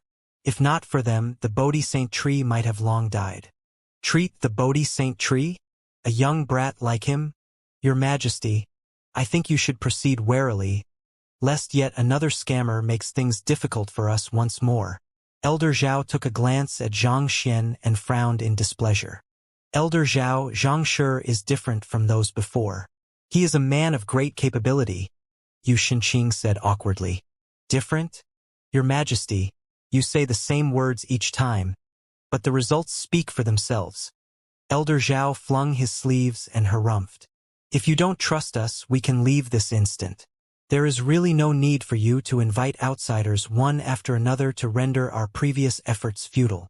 Indeed, Your Majesty, if you don't trust us, we can leave right now." The other elders also chirped in agreement, clearly displeased by Xianxia's arrival. Xianxia hurriedly tried to appease them. "Of course, I trust you all. Otherwise, I wouldn't have entrusted the most important Bodhi Saint tree of our Yu clan to you." Elder Zhao harumphed. "Your Majesty, if you trust us, we will have to ask you not to invite these kinds of shady figures to interfere with our work. The Bodhi Saint tree's condition is already very complicated as it is, and we might not be so lucky as to successfully save it the next time someone you invited over who screws it up once more. We will try our best, but whether we succeed or not will depend on fate." Over the years, Xianxia had invited many herbologists to take a look at the Bodhi Saint tree's conditions, and there were plenty of them who had given empty promises, hoping that they could succeed by some stroke of luck and make a name for themselves. However, not only did they fail tragically, they even worsened the Bodhi Saint tree's state. It was these elders who had to work tirelessly for days in order to stabilize its condition. This was precisely the reason why they felt extremely frustrated whenever Xianxia tried to bring someone new over.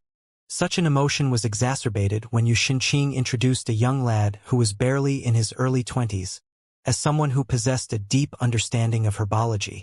Like hell they would believe that, even though herbologist wasn't officially recognized as an occupation, it did have its own heritage. Similar to the physicians, it was an occupation containing deep wisdom within it, and the knowledge one learned had to be corroborated with practice as well.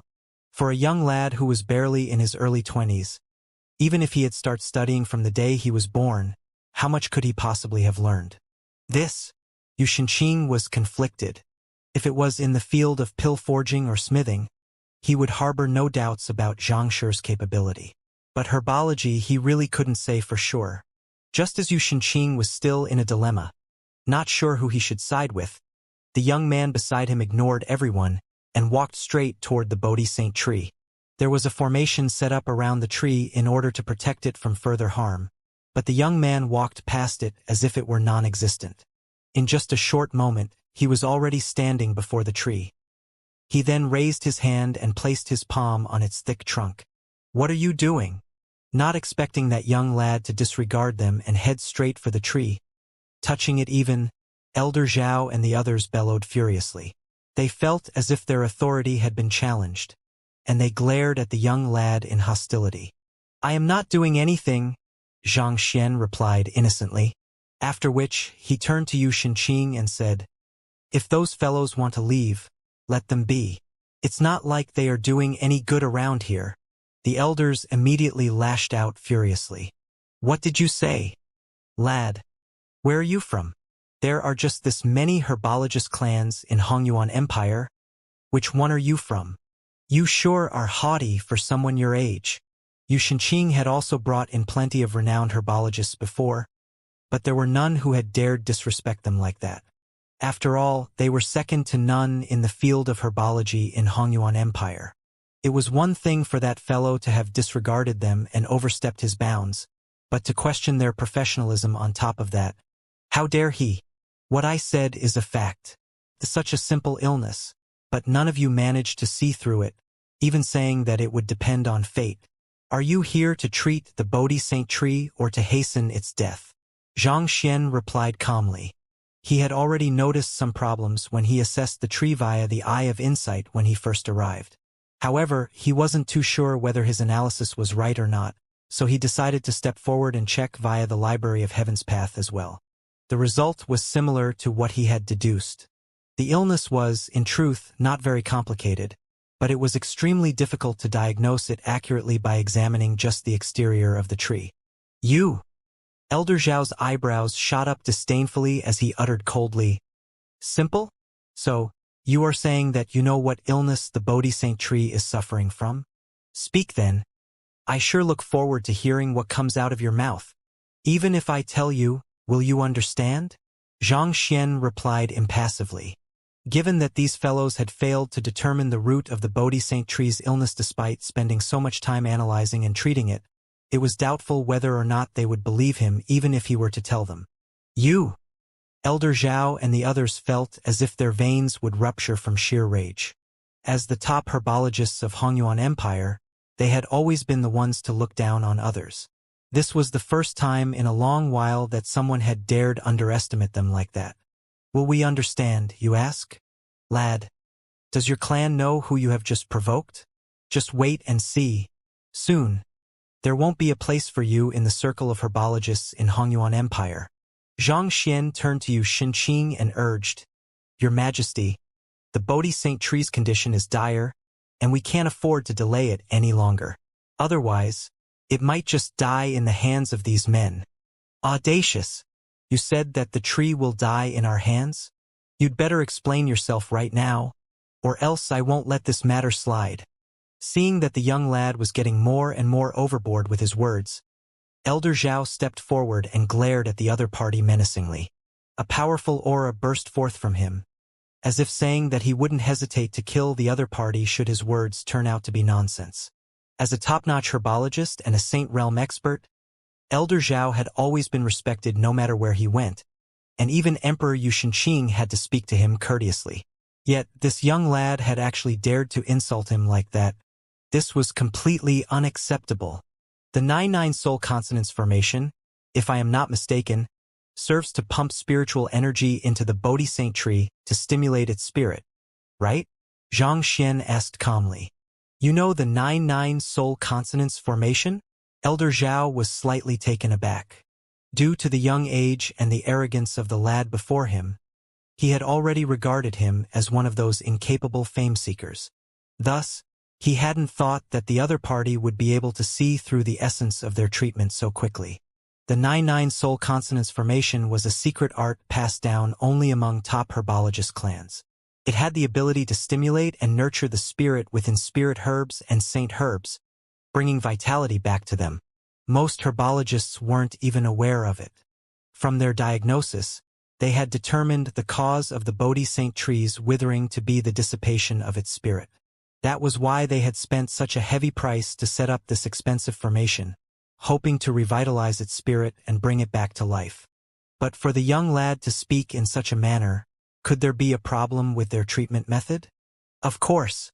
Not only that, you also gathered the spirit of 18 different saint herbs and tried to forcefully infuse them into the Bodhi Saint tree, but it ended in failure, Xianxia said confidently. This, Elder Zhao and the other herbologists traded gazes, stumped by the situation before them. The other party was right. They had thought that they could swiftly revitalize the tree's spirit by infusing the spirits of other saint herbs into it, but the attempt had ended in a failure. As the result was unsatisfactory, they hadn't reported this matter to Yu Xinqing, so it was only known among them. How did this fellow learn of it? Did he deduce it with just a glance? But that was impossible. Matters regarding spirits and souls had always been an enigma to most of mankind. It might still be possible to deduce that a successful spirit infusion had occurred by looking at the spirit of the medicinal herb, But if it had been a failure, not even top herbologists like them would be able to discern it. How could the young lad before them deduce it accurately? This Bodhi Saint tree has yet to die, and its spirit is still alive and kicking. Yet, you attempted to infuse another spirit into it to take over its body. It is really a blessing of the heavens that it hasn't died in your hands yet. To still be acting so arrogantly around here despite that, do you have not the slightest bit of shame? I really do wonder where you get your boldness and confidence from. Xianxia flung his sleeves majestically. Nonsense. We have checked using various means, and the spirit of the Bodhi Saint tree has definitely disappeared. How could it still be alive? Elder Zhao's face reddened in agitation. Naturally, they understood the implications of a soul infusion, so they had checked over and over again to ensure that their diagnosis was correct. If the Bodhi Saint tree still retained its spirit, how could they not be aware of it? Another elder stood forward and said, "Indeed, I checked for its spirit using the Golden Needle spirit detection method thrice, and the results were all negative. Furthermore, if its spirit was still around, how could it allow its body to wither like that?" Yet another elder nodded in agreement. "I also used the exclusive green mist spirit detection method of my lineage, and I can testify that the tree has already lost its spirit. It was common knowledge that saint herbs possess spirit. If one were to forcefully infuse a spirit into a saint herb that still retained its spirit, that would be practically no different from murdering the herb. If they, who prided themselves on their expertise in the field of herbology, had truly unintentionally killed a herb when they were supposed to save it, they would be too ashamed to continue living." Another elder waved his hands and harumphed. The spirit infusion might have failed, but it sprouted new leaves on the withered tree and alleviated the yellowing of the existent leaves. This is a clear sign of the Bodhi Saint tree making a recovery. There's really no need for us to listen to the nonsense of an ignorant lad here. The others nodded in agreement to his words. The spirit infusion might have failed, but the fact that it had regained its green glow for even a short moment of time meant that their treatment was effective and they were moving in the correct direction. A clear sign that the Bodhi Saint tree is making a recovery, you say? The leaves might have turned green, but have you checked the roots? Do they show signs of recovering? What about the tree trunk? Does it look healthier? Or did the wither worsen? Xianxia scoffed. The elders immediately fell silent. They had checked the condition of the tree thoroughly after the spirit infusion, and the condition of the roots and the trunks seemed to have worsened considerably. But there was a period of adjustment, so it should be normal to see such conditions, right? The Golden Needle spirit detection method can indeed check for a herb spirit, but how long is your golden needle? Can it reach the depths of the tree trunk? If the spirit is hidden in the depths, do you think that your detection method will be effective? Xianxia continued. The elders had no idea how to respond to this either. The Golden Needle spirit detection method responded only upon direct contact with the spirit. If it had been an ordinary medicinal herb, there wouldn't be any problem. However, considering the massive size of the Bodhi Saint tree, there was indeed no guarantee that the needle would reach the spirit. Xianxia turned to the other elder and stated, "A similar problem applies for the green mist spirit detection method as well. It works by triggering a response from a conscious spirit, but what if the spirit of the Bodhi Saint tree is unconscious? Wouldn't the result you receive wrongly reflect that its spirit is dead?" Realization struck the elder, and he fell silent as well. To the green mist spirit detection method, an unconscious spirit was deemed to be no different from a dead spirit. An elder abruptly interjected, "Enough! After all you have said, you still haven't told us how the Bodhi Saint tree should be treated? If you can't come up with a solution, you are ultimately still the same as us." The others immediately nodded in agreement. The most important thing at hand was to save the Bodhi Saint tree. Everything else was secondary. "A solution?" Xianxia chuckled lightly before turning to Yu Shenqing. "Your Majesty, I will have to trouble you to get your men to bring some pails of oil and a paper match one over. I am going to burn the tree." "Burn it? You have been invited here to save the tree, not to burn it down. Ridiculous. This is the most ridiculous thing I have ever heard. Who doesn't know how to kill a tree? Do we still need you for that? Everyone was stunned for an instant after hearing Xianxia's words before bellowing furiously. There must be something wrong with your head. You spoke as if we were completely useless, but when asked for a solution, you proposed to burn the tree instead.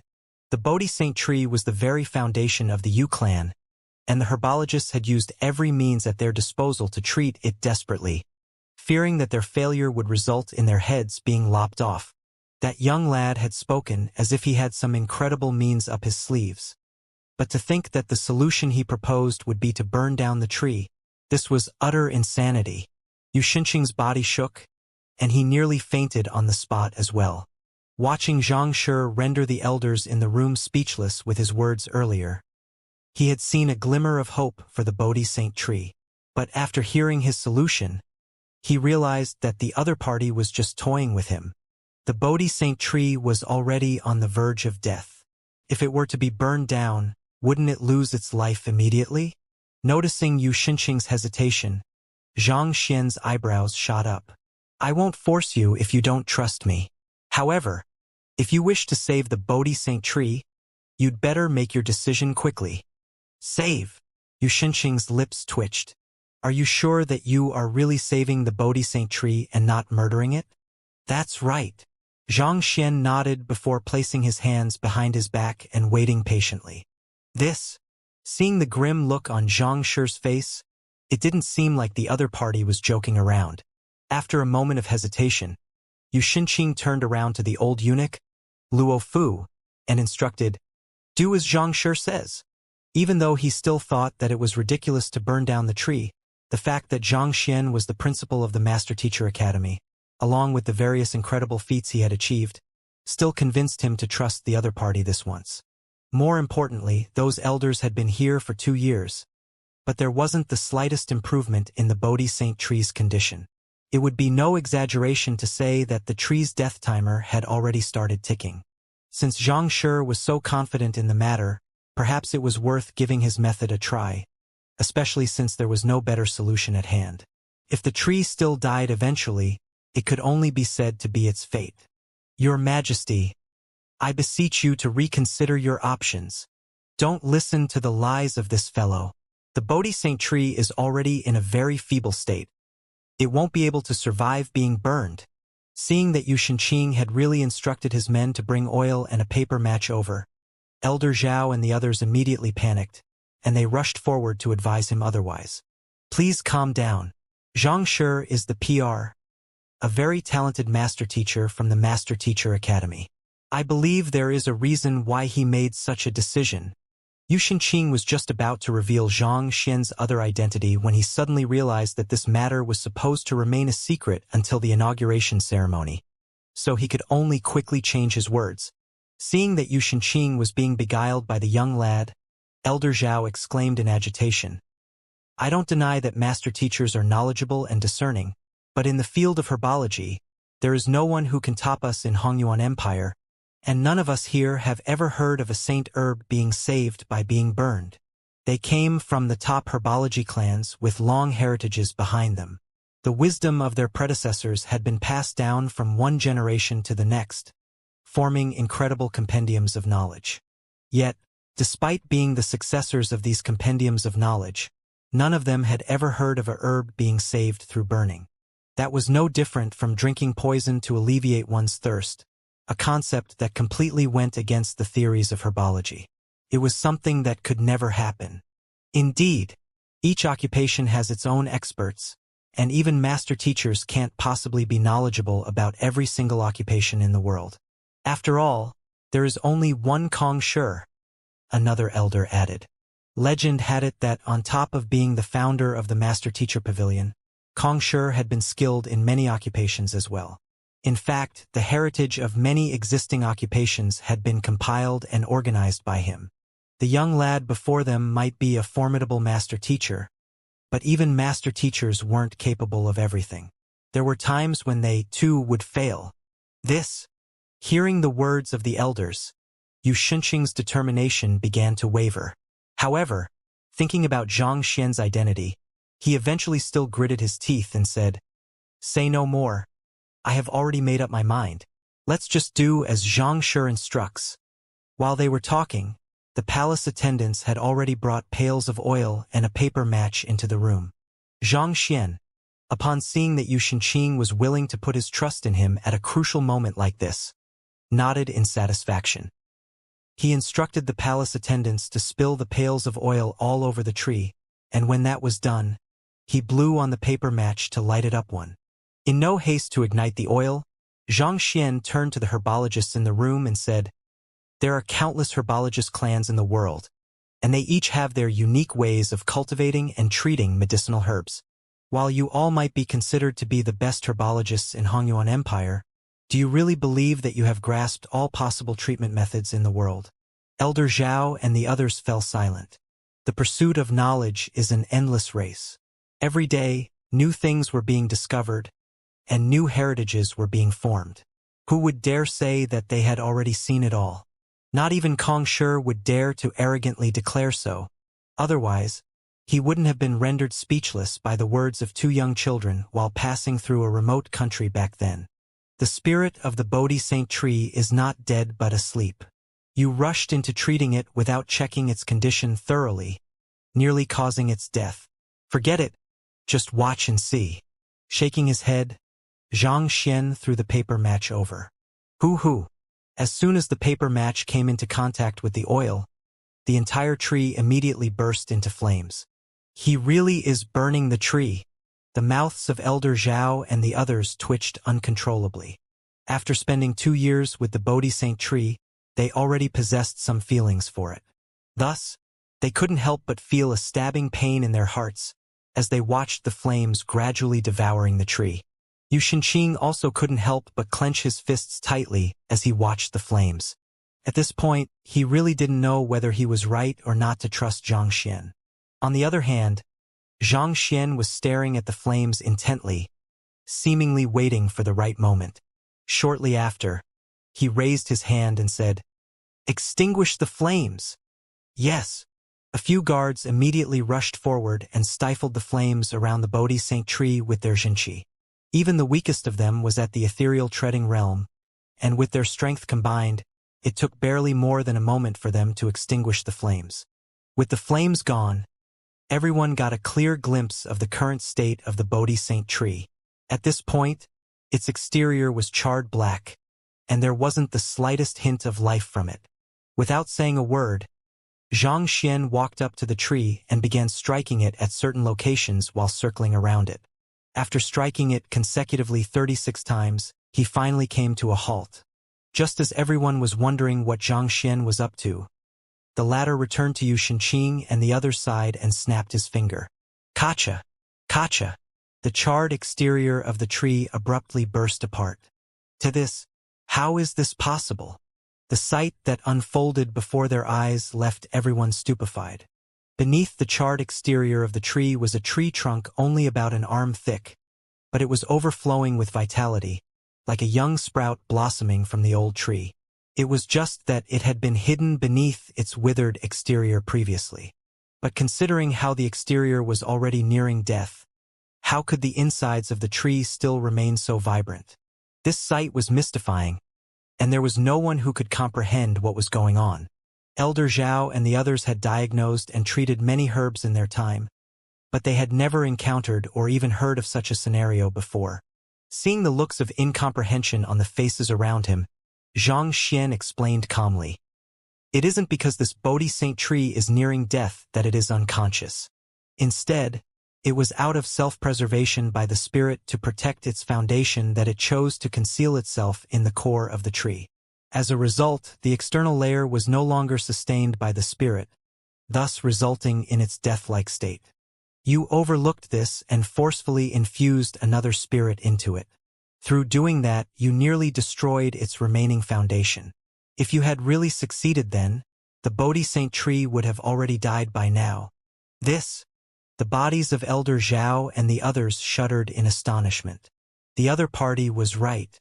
Under the condition that the current spirit hadn't died yet, if a new spirit were to be infused into the body, it would result in a huge fight, and in the worst-case scenario, the two spirits might just end up killing one another.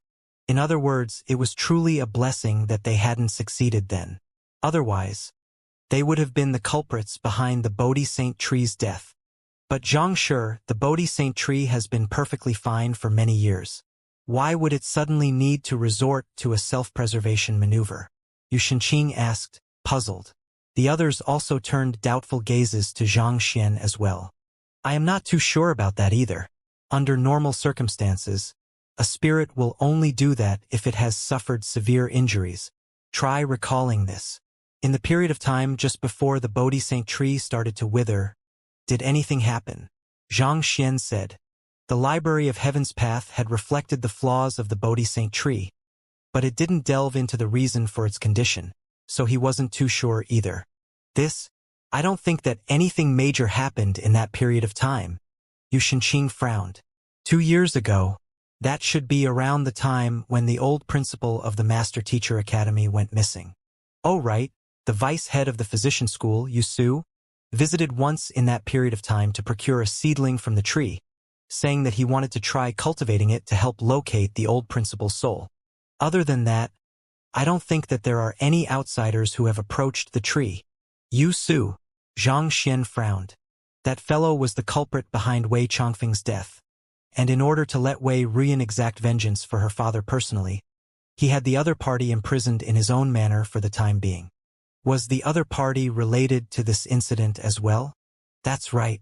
Vice School head Wuxia is a talented herbologist himself, so I invited him over to take a look at the Bodhi Saint tree's condition as well, but he wasn't able to tell what was wrong with it either, Xianxia replied. I see. Forget it, let's put that matter aside for now. For the time being, we should find a way to awaken the spirit from its slumber first. Xianxia said. It had been 2 years since the Bodhi Saint tree was poisoned, so it would be difficult to track down the culprit now. Besides, this had nothing to do with him, so there was no need for him to get involved in the matter. Understanding this, Xianxia also chose not to talk about it any further. Stepping forward, Xianxia walked up to the Bodhi Saint tree once more and placed his palm on it before falling into deep thought.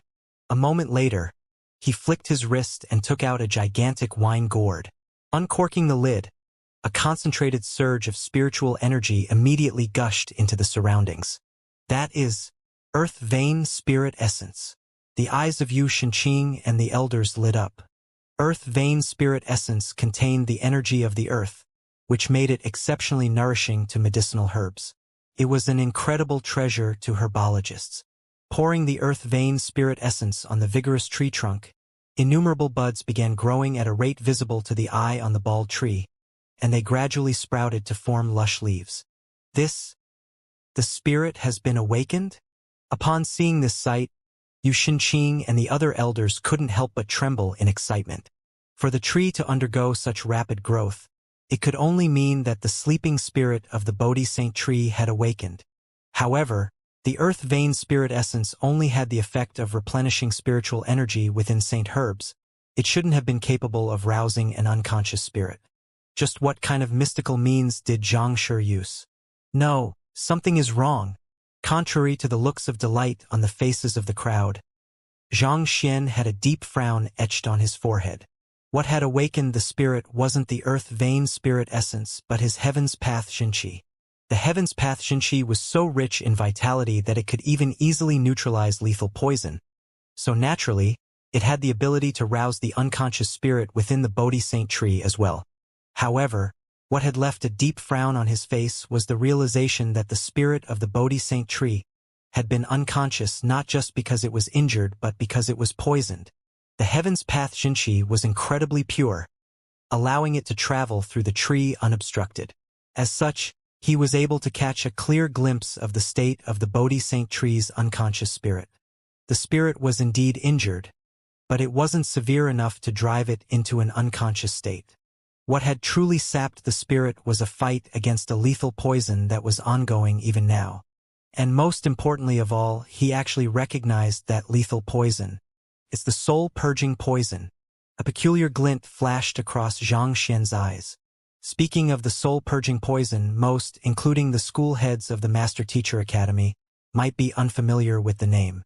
However, if one were to define it as the lethal poison concocted using the green-leafed heart nexus plant and the soulless flower, most should understand what it was in an instant. It was the lethal poison Yusu had given him during the life-and-death physician duel. This poison, once consumed, would immediately corrode one's heart and mind, resulting in a swift death. Not even Saint Realm experts would be spared from this tragic outcome. Even though the Bodhi Saint tree was a saint herb rich in vitality, it was still difficult for it to stand its ground against the potent soul-purging poison. The only reason it was able to survive so long was because Elder Zhao and the others, even though their direction was wrong from the very start, had fed it many nourishing substances, granting it the strength to withstand the onslaught of the poison. Yusu came here 2 years ago, and shortly afterward the Bodhi Saint tree fell ill. Could Yusu have really been the culprit? Xianxia frowned. The soul-purging poison was extremely hard to concoct, not to mention the green-leafed heart nexus plant and the soulless flower had gone extinct centuries ago. On top of that, Yusu had an opportunity to strike as well. Following this line of deduction, all of the current evidence seemed to point toward Yusu. But if Yu Shenqing was willing to allow Yusu to get close to the Bodhi Saint tree to procure its seedling, that could mean that there was no conflict between them. So, what could Yusu stand to gain from poisoning the Bodhi Saint tree? Zhang Xian contemplated over the issue a moment longer, but he was still unable to connect the dots. Shaking his head, he decided to turn his attention away from the matter. Forget it, this should be a matter for Yu Shenqing to worry about. The only reason he had treated the Bodhi Saint tree was to borrow it to save Wei Ruyan. As for uncovering the culprit who had poisoned it, that was a job for the others to do.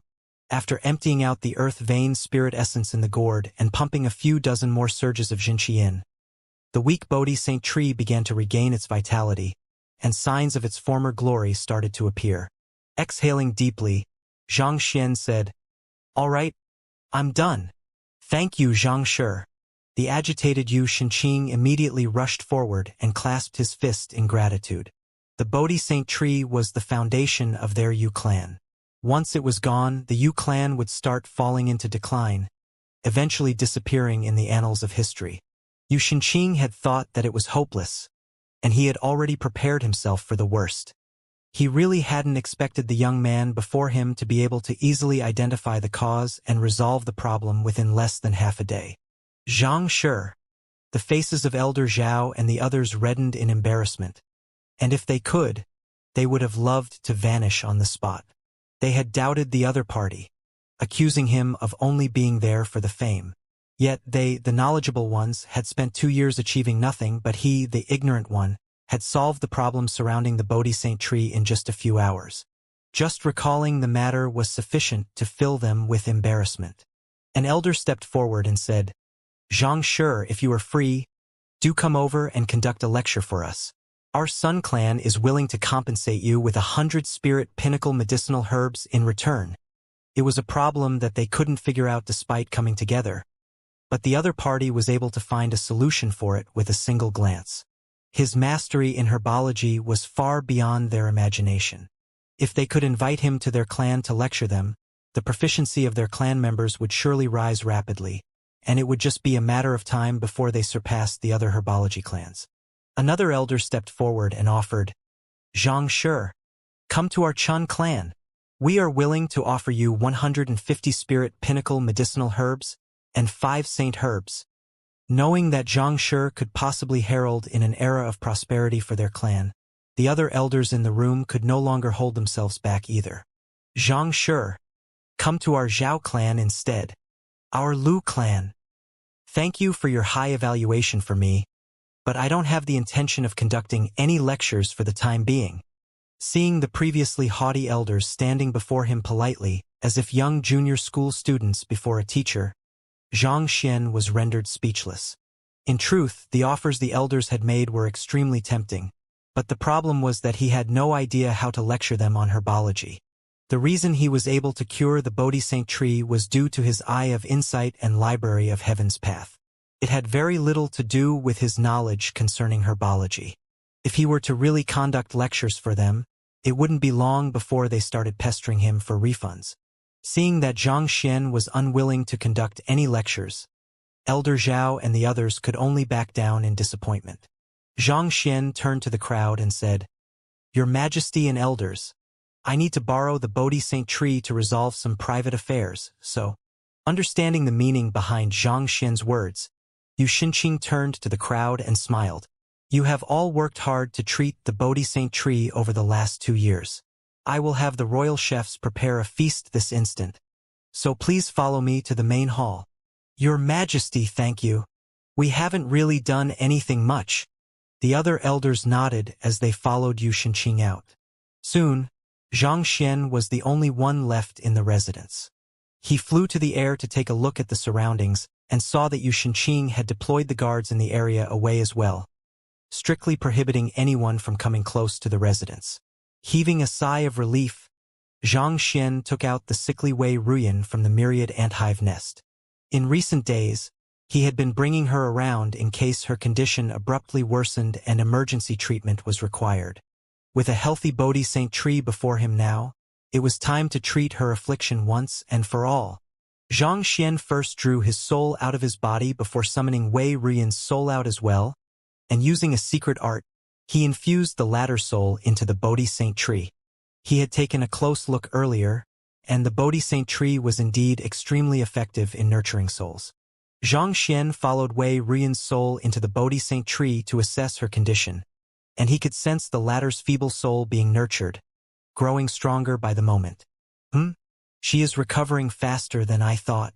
Xianxia fell in a moment of thought before the answer struck him. It is the soul purge poison. To think that the 2 years of pain the Bodhi Saint tree suffered under the tyranny of the soul purge poison would become an opportunity for Wei Ruyan instead. Despite the massive size and greater medicinal potency of the Bodhi Saint tree, it was just a matter of time before Wei Ruyan's poison soul constitution poisoned it and rendered its effects negligible, just like with the 10-leafed flower. However, after 2 years of fending against the soul purge poison, this Bodhi Saint tree had already gained a fair degree of immunity to poison. On top of that, the poison soul constitution had the ability to consume lethal poison, and the lingering soul purge poison left in the tree was greatly nourishing to her. In other words, not only would Wei Ruyan's soul not poison the Bodhi Saint tree in the short term, it would even help to devour the remaining poison left within it. At the same time, Wei Ruyan's soul would recover faster as well. At this rate, it will only take a day for her to regain consciousness. Xianxia's eyes lit up. It seemed like it was the correct decision for him to choose to save the Bodhi Saint tree. Even though he had used up a fair bit of precious earth vein spirit essence in the midst of doing so, it would be well worth the cost if he could successfully cure Wei Chongfeng's daughter of her affliction with this. Heaving a sigh of relief, Xianxia returned his soul to his body, and he stowed Wei Ruyan's body back into the myriad anthive nest as well. Shortly after he did so, a voice suddenly sounded in his mind. Master, I need you to come in here urgently. Hearing that voice, Xianxia frowned. It was the myriad anthive queen. A while ago, it had devoured Kong Shi's folded space, and it was currently using it to expand its nest. According to its deductions, it would require at least 3 months to finish the job. Given that less than 5 days had passed, it must have met with some kind of issue. Thus, Xianxia quickly entered the myriad anthive nest without any hesitation. The myriad anthive nest was considerably larger than before, stretching 20 meters from one end to the other. Even with the Byzantium Helios beast and the golden origin cauldron standing within, there was still plenty of space to move around. While admiring the incredible ability of the myriad anthive queen, Xianxia walked up to it and asked, "What's wrong? Master, I think I might have underestimated the difficulty of this task.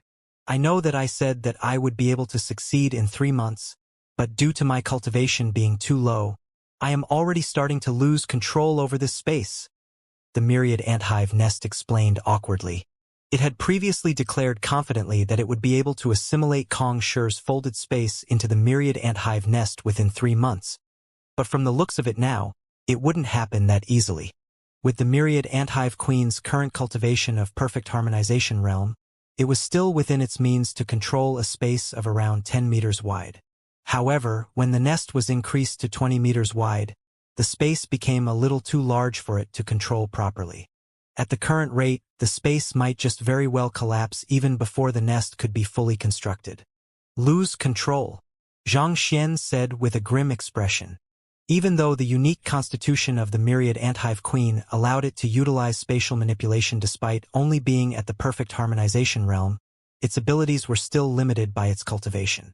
If it were to forcefully expand its nest, it could very well suffer a backlash and huge trouble would ensue. Is there any way to solve the problem? Xianxia asked. There is, but it will be rather troublesome. The myriad anthive queen shook her head. Speak. Hearing that there was a solution, Xianxia heaved a sigh of relief.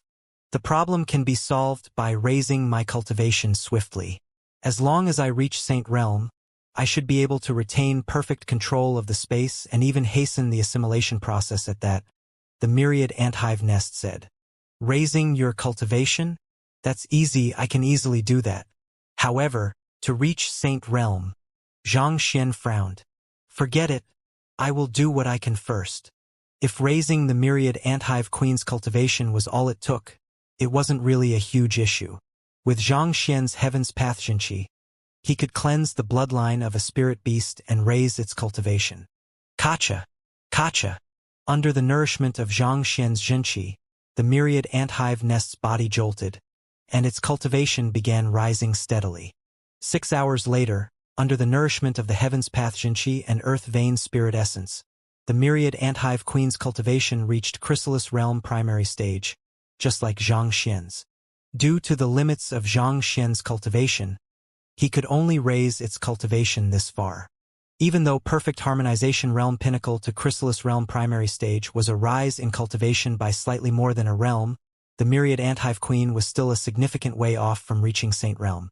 After reinforcing its cultivation, the myriad anthive queen contemplated for a moment before speaking. Master, I heard that the Beast Hall has a bottle of the blood essence of a Saint Realm myriad anthive queen in its inventory.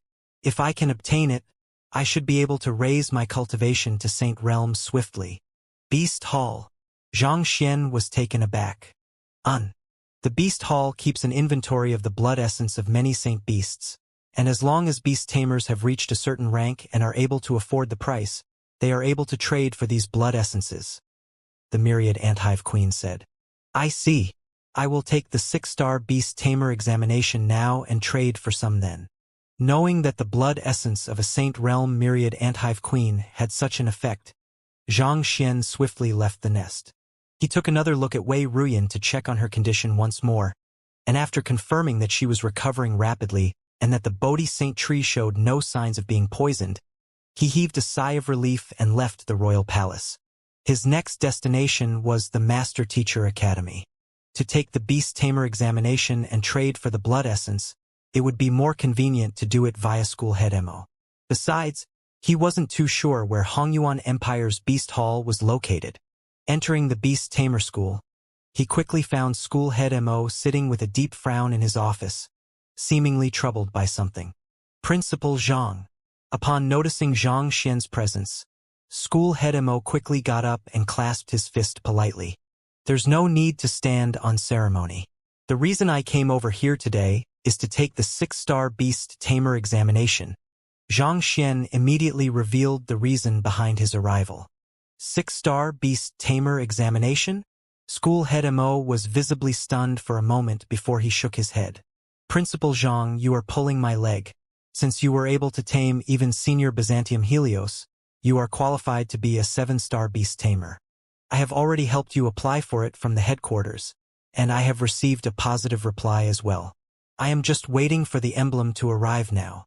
The Byzantium Helios beast was already at St. Tudan's spiritual perception realm, and under the classification of the Beast Tamer Hall, one who could tame a saint beast of such power was qualified as a 7-star Beast Tamer. Thus, there was no need for him to go through the effort of taking the examination.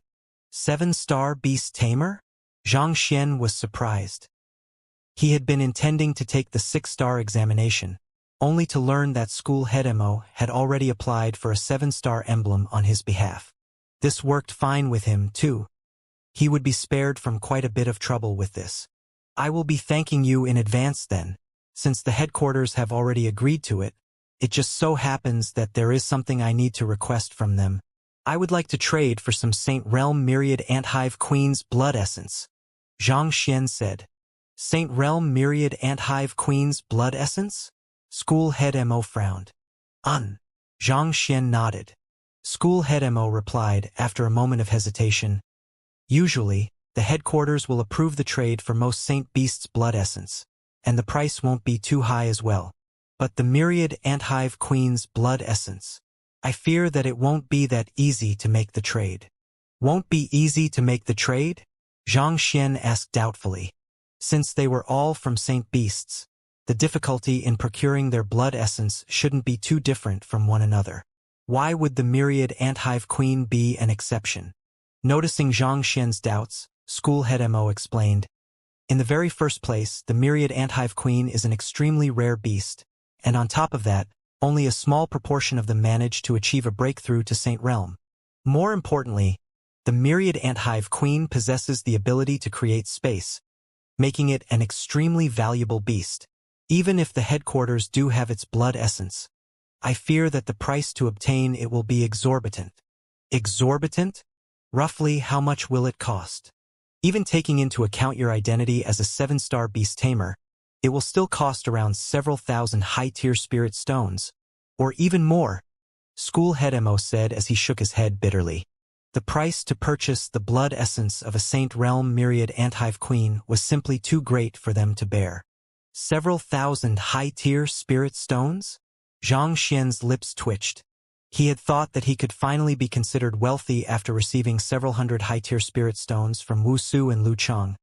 But to think that it wouldn't even be sufficient to buy a single item. Furthermore, this was due to the fact that he was a 7-star beast tamer. If it was an outsider instead, the price could very well be hiked up by twofold. The occupation guilds like the Beast Tamer Hall would often grant special privileges such as discounts or priority in services to its own members, depending on their rank. It seemed like what he had wasn't much after all. At this point, School head Mo suddenly spoke up. Actually, there is a way to obtain it even if one can't afford the price. But it will be much harder. Oh, seeing that there was a way to work around it, Xianxia quickly turned his gaze to the other party. As long as your contribution to the Beast Tamer Hall is high enough, the headquarters could give it to you for free, School head Mo said. Contribution. Xianxia frowned at the unfamiliar term. That's right. Donating the blood essence of rare spirit beasts or saint beasts, or accomplishing the missions set by the Beast Hall. All of these will be noted by the Beast Hall as contributions from the individual members, School head Mo explained. Donating the blood essence of rare spirit beasts or saint beasts? Xianxia shook his head. It had been innumerable years since the Beast Hall was established, and it possessed influence all around the Master-Teacher continent. There were only a handful spirit beasts and saint beasts that it couldn't get to, so very few of them could be considered rare. Even if Xianxia knew where he could find one, he wouldn't have the time to look for it. The first way is indeed rather difficult. Most only accomplish it with a stroke of luck. As for the second, the Beast Hall rarely set missions, and even when they do, it wouldn't reach here. School head Mo said with a bitter smile. Contribution to a guild wasn't that easily earned. Otherwise, its treasury would have been depleted long ago. School head Mo, we aren't able to hold on any longer. We need assistance. In that moment, flurried footsteps sounded, and an elder abruptly barged into the room. Upon seeing Xianxia, the elder clasped his fist and greeted, Principal Zhang. It was the head of the blacksmith school, Zhao Bingshu. School head Zhao, what do you mean by being unable to hold on any longer? Xianxia asked in bewilderment. At this point, he couldn't help but recall the deep frown he had seen on School head Mo's face when he first entered. He had thought that it might have been some personal problem, but after hearing Zhao Bingshu's words, things probably weren't as simple as they seemed. It's actually nothing much. Principal Zhang, we are just a day away from your inauguration ceremony, so you should focus on preparing for it for the time being. You don't have to worry about anything else. Zhao Bingshu quickly replied with a smile. Indeed. Principal Zhang, leave the other matters to us. School head Mo quickly added in agreement. Noticing that something was amiss, Xianxia frowned. Tell me, what is it? The two elders before him were the heads of the Beast Tamer School and Blacksmith School. as well as St. Wundan pinnacle experts. For such powerful figures to have troubled looks on their faces, something major must have happened. While Xianxia might not have paid much heed to the matters concerning the Master-Teacher Academy, he was still ultimately the principal, and he had to bear the responsibilities that came with that role. Hearing Xianxia ask about the matter, the two school heads glance at one another hesitantly, unsure of what they should do. But seeing the determination in Xianxia's eyes, school head Mo knew that they wouldn't be able to hide it from him any further. So he sighed deeply and said, "The beasts of the Cloud Mist Ridge have launched a beast stampede against us." Cloud Mist Ridge? Beast stampede. Xianxia was taken aback. The beasts of the Cloud Mist Ridge have always lived isolated from our Hongyuan Empire, never interfering with the business of the other. However, just a few days ago, they suddenly went on a rampage, hunting down all of the hunters and cultivators roaming the mountains. School head Mo said, "Our Master-Teacher Academy received a request for assistance, so we sent our men in to warn them against their actions. But instead of backing down, they assaulted our master-teachers and even sent their full forces forward, initiating a beast stampede against Hongyuan City. Left with no choice, I sent in all of the students of the Beast Tamer School to fend off their forces at Hongyuan Mountain Range. It has been a day since the battle began, and our line of defense is starting to crumble." Crumble? Xianxia's face darkened, and he clenched his fists tightly. "Take me there. I want to take a look." The reason the beasts of Cloud Mist Ridge went on a rampage was probably related to him taking away their earth vein spirit essence. Even though the beasts of Cloud Mist Ridge had lived separately from Hongyuan Empire, there had always been some tension between them. Nevertheless, an uneasy peace was established between the two due to the deterrence of the Master-Teacher Academy. Part of the reason Xianxia didn't hesitate to take away the earth vein spirit essence despite knowing how much the beasts of Cloud Mist Ridge valued it was because he knew that if the other party continued to accrue more power, this could spell disaster for Hongyuan Empire in the long run. Even so, he hadn't expected the other party to actually charge out and go head-to-head with the Master-Teacher Academy. Since this matter had started due to him, he couldn't back out at this point. "Principal Zhang, you can't go. You haven't undergone the inauguration ceremony yet, and your cultivation is still too low. If the others learn of your identity, they will target you." Zhao Bingshu shook his head firmly. It was not without reason that they had chosen not to inform the principal of a matter as major as the students being dispatched to battle. At the current moment, Xianxia was simply too weak. If the others were to learn that he was the principal, the beasts of Cloud Mist Ridge would surely focus their forces on him. Should the principal be captured by the enemy at such a crucial period, it would be a devastating blow to the morale of their forces, bringing forth panic and chaos. Furthermore, they earnestly believed that with Xianxia's capability, the Hongyuan Master-Teacher Academy could be brought to greater heights. At least, until the latter's capabilities matured, they, as elders, must not let any harm come to him. Thus, they had chosen to take matters into their own hands instead. "Take me there, or else I will just have to head there myself." Xianxia's eyebrows shot up. The lives of innumerable students were at stake. He couldn't possibly sit idly at such a crucial moment. Seeing the determination in Xianxia's eyes, the two school heads glanced at one another and sighed. "All right, we will take you over there. However, I hope that you won't be hasty, and by no means should you reveal your identity to anyone. This isn't the first beast stampede from Cloud Mist Ridge, so we will surely find a way to suppress it in the end." Xianxia nodded. School head Mo summoned his Inferno Dragon Saint Beast over, and the three of them swiftly got on and flew for Hongyuan Mountain Range. Standing on the back of the Inferno Dragon Saint Beast, Xianxia asked Zhao Bingshu, "What is the current situation?" "It isn't looking too optimistic. The beast stampede is much more severe than the previous cases. In the first place, most spirit beasts possess the strength to rival cultivators stronger than themselves.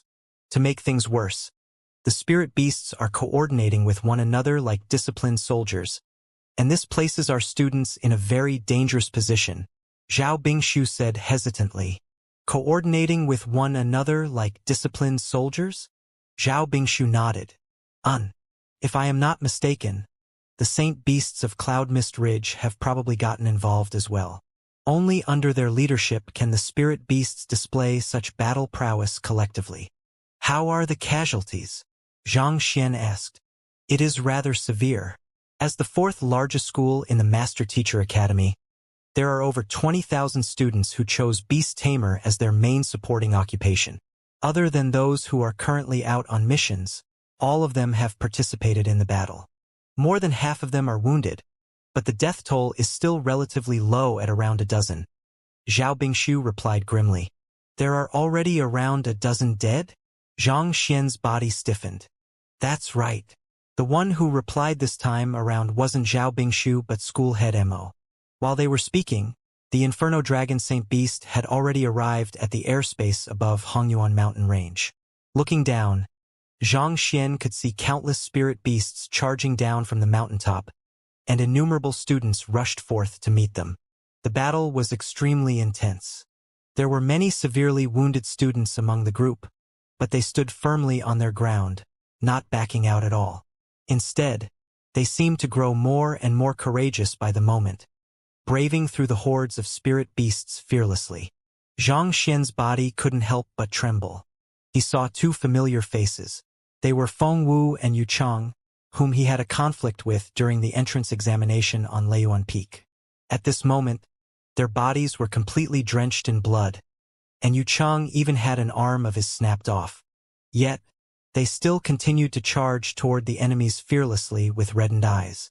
This posed a stark contrast to the selfish behavior they had displayed while competing with him back then. Whether they were once friend or foe, at this very moment, everyone was fighting side by side, trusting their allies with their back. Taking a glance at Zhang Xian's astonished face, school head Mo said proudly. Many of them have grudges with one another, and from time to time, they fought and sometimes even resorted to despicable means against one another. But, in the face of trouble, they will still unite together as one and fight alongside one another fearlessly, even if death is what they will ultimately face. This is because this is their mission and responsibility. This is because they bear a common identity. Master Teacher. Master Teacher? Zhang Xian's body stiffened. It had been half a year since his transcension, and he had encountered many different Master Teachers in his time. Be it a normal 1-star Master Teacher or a powerful 6-star Pinnacle Master Teacher, be it joy, anger, sorrow, or pleasure, all of them possessed emotions like an ordinary human being, and they had their own desires and goals that they pursued as well. Despite being a Master Teacher himself, he had never felt how heavy the occupation was. However, upon seeing this sight, he finally understood what being a Master Teacher meant to these men. For mankind, they were willing to put aside their differences and lay down their lives when the time came. All because they were Master Teachers. They were only two mere words, but they carried heavy significance behind them, the hope of mankind. That's right. Zhao Bingshu nodded. Being a Master Teacher is more than about glory. It is a responsibility. Take Lu Feng, for example. He has already applied to head for the Subterranean Gallery. Even if he might meet his end there, he is still determined to protect his dignity as a Master Teacher. Subterranean Gallery? Zhang Xian's body trembled. He had read about it in the books, so he knew very well what kind of place it was.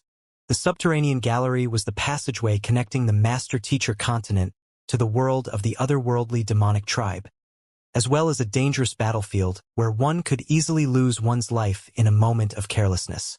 Lu Feng had volunteered to head to the Subterranean Gallery? Even if Lu Feng was stripped of his Master Teacher license, he could still live lavishly with his prowess as a half-spiritual perception realm expert. Yet, he had chosen to veer down this difficult path to guard his honor instead. The reason school head Lu spoke on Yusu's behalf was due to their close ties. Such emotions are ingrained in all humans, and it has never been the Master Teacher Pavilion's aim to destroy human nature. In fact, Kong Shi even encouraged the development of each person's unique character instead, saying that it was the true way to further the prosperity of mankind. If other Master Teachers lose their individuality and act as if they were cast from the same mold, that would turn into a disaster for mankind instead. School head Mo said. This Words couldn't express Xianxia's current emotions. There are no humans who aren't born with emotions, and they served as the key to drive us further, allowing us to exceed our limits.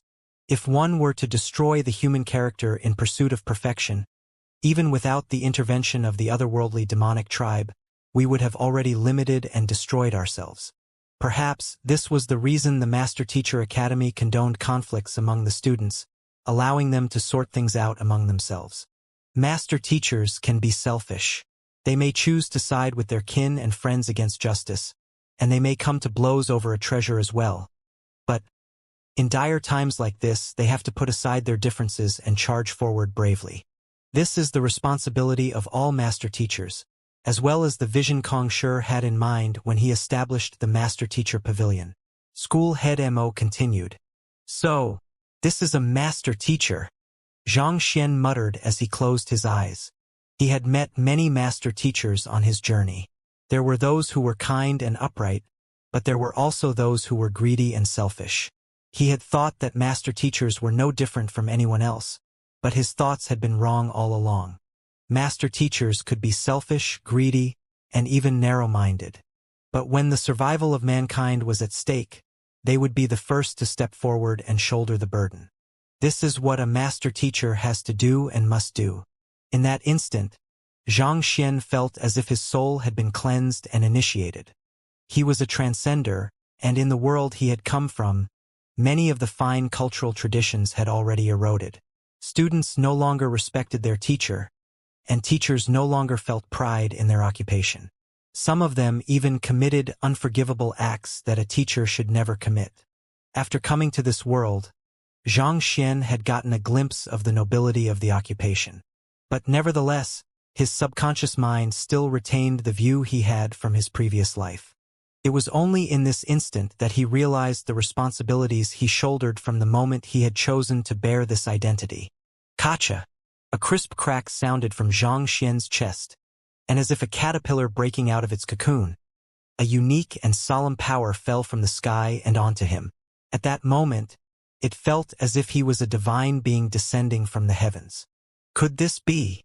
Noticing the changes surrounding Xianxia, Zhao Bingshu and school head Mo traded glances, and their eyes abruptly narrowed. With a quivering voice, they uttered simultaneously, "Heart of a teacher."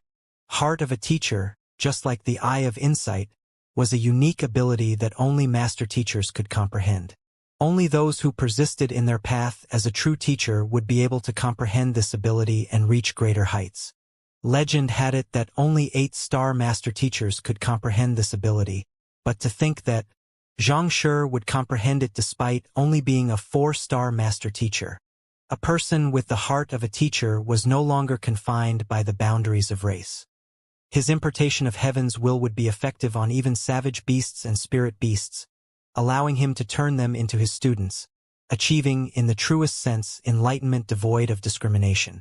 Back then, Kong Shi had comprehended the heart of a teacher as well, as his students didn't just consist of humans but beasts and even otherworldly demons as well. In a sense, a person who had comprehended the heart of a teacher could be considered to be nearly on par with a celestial master teacher. Principal Zhang actually managed to comprehend the heart of a teacher. It seems like the rise of our Hongyuan Master Teacher Academy is just on the horizon.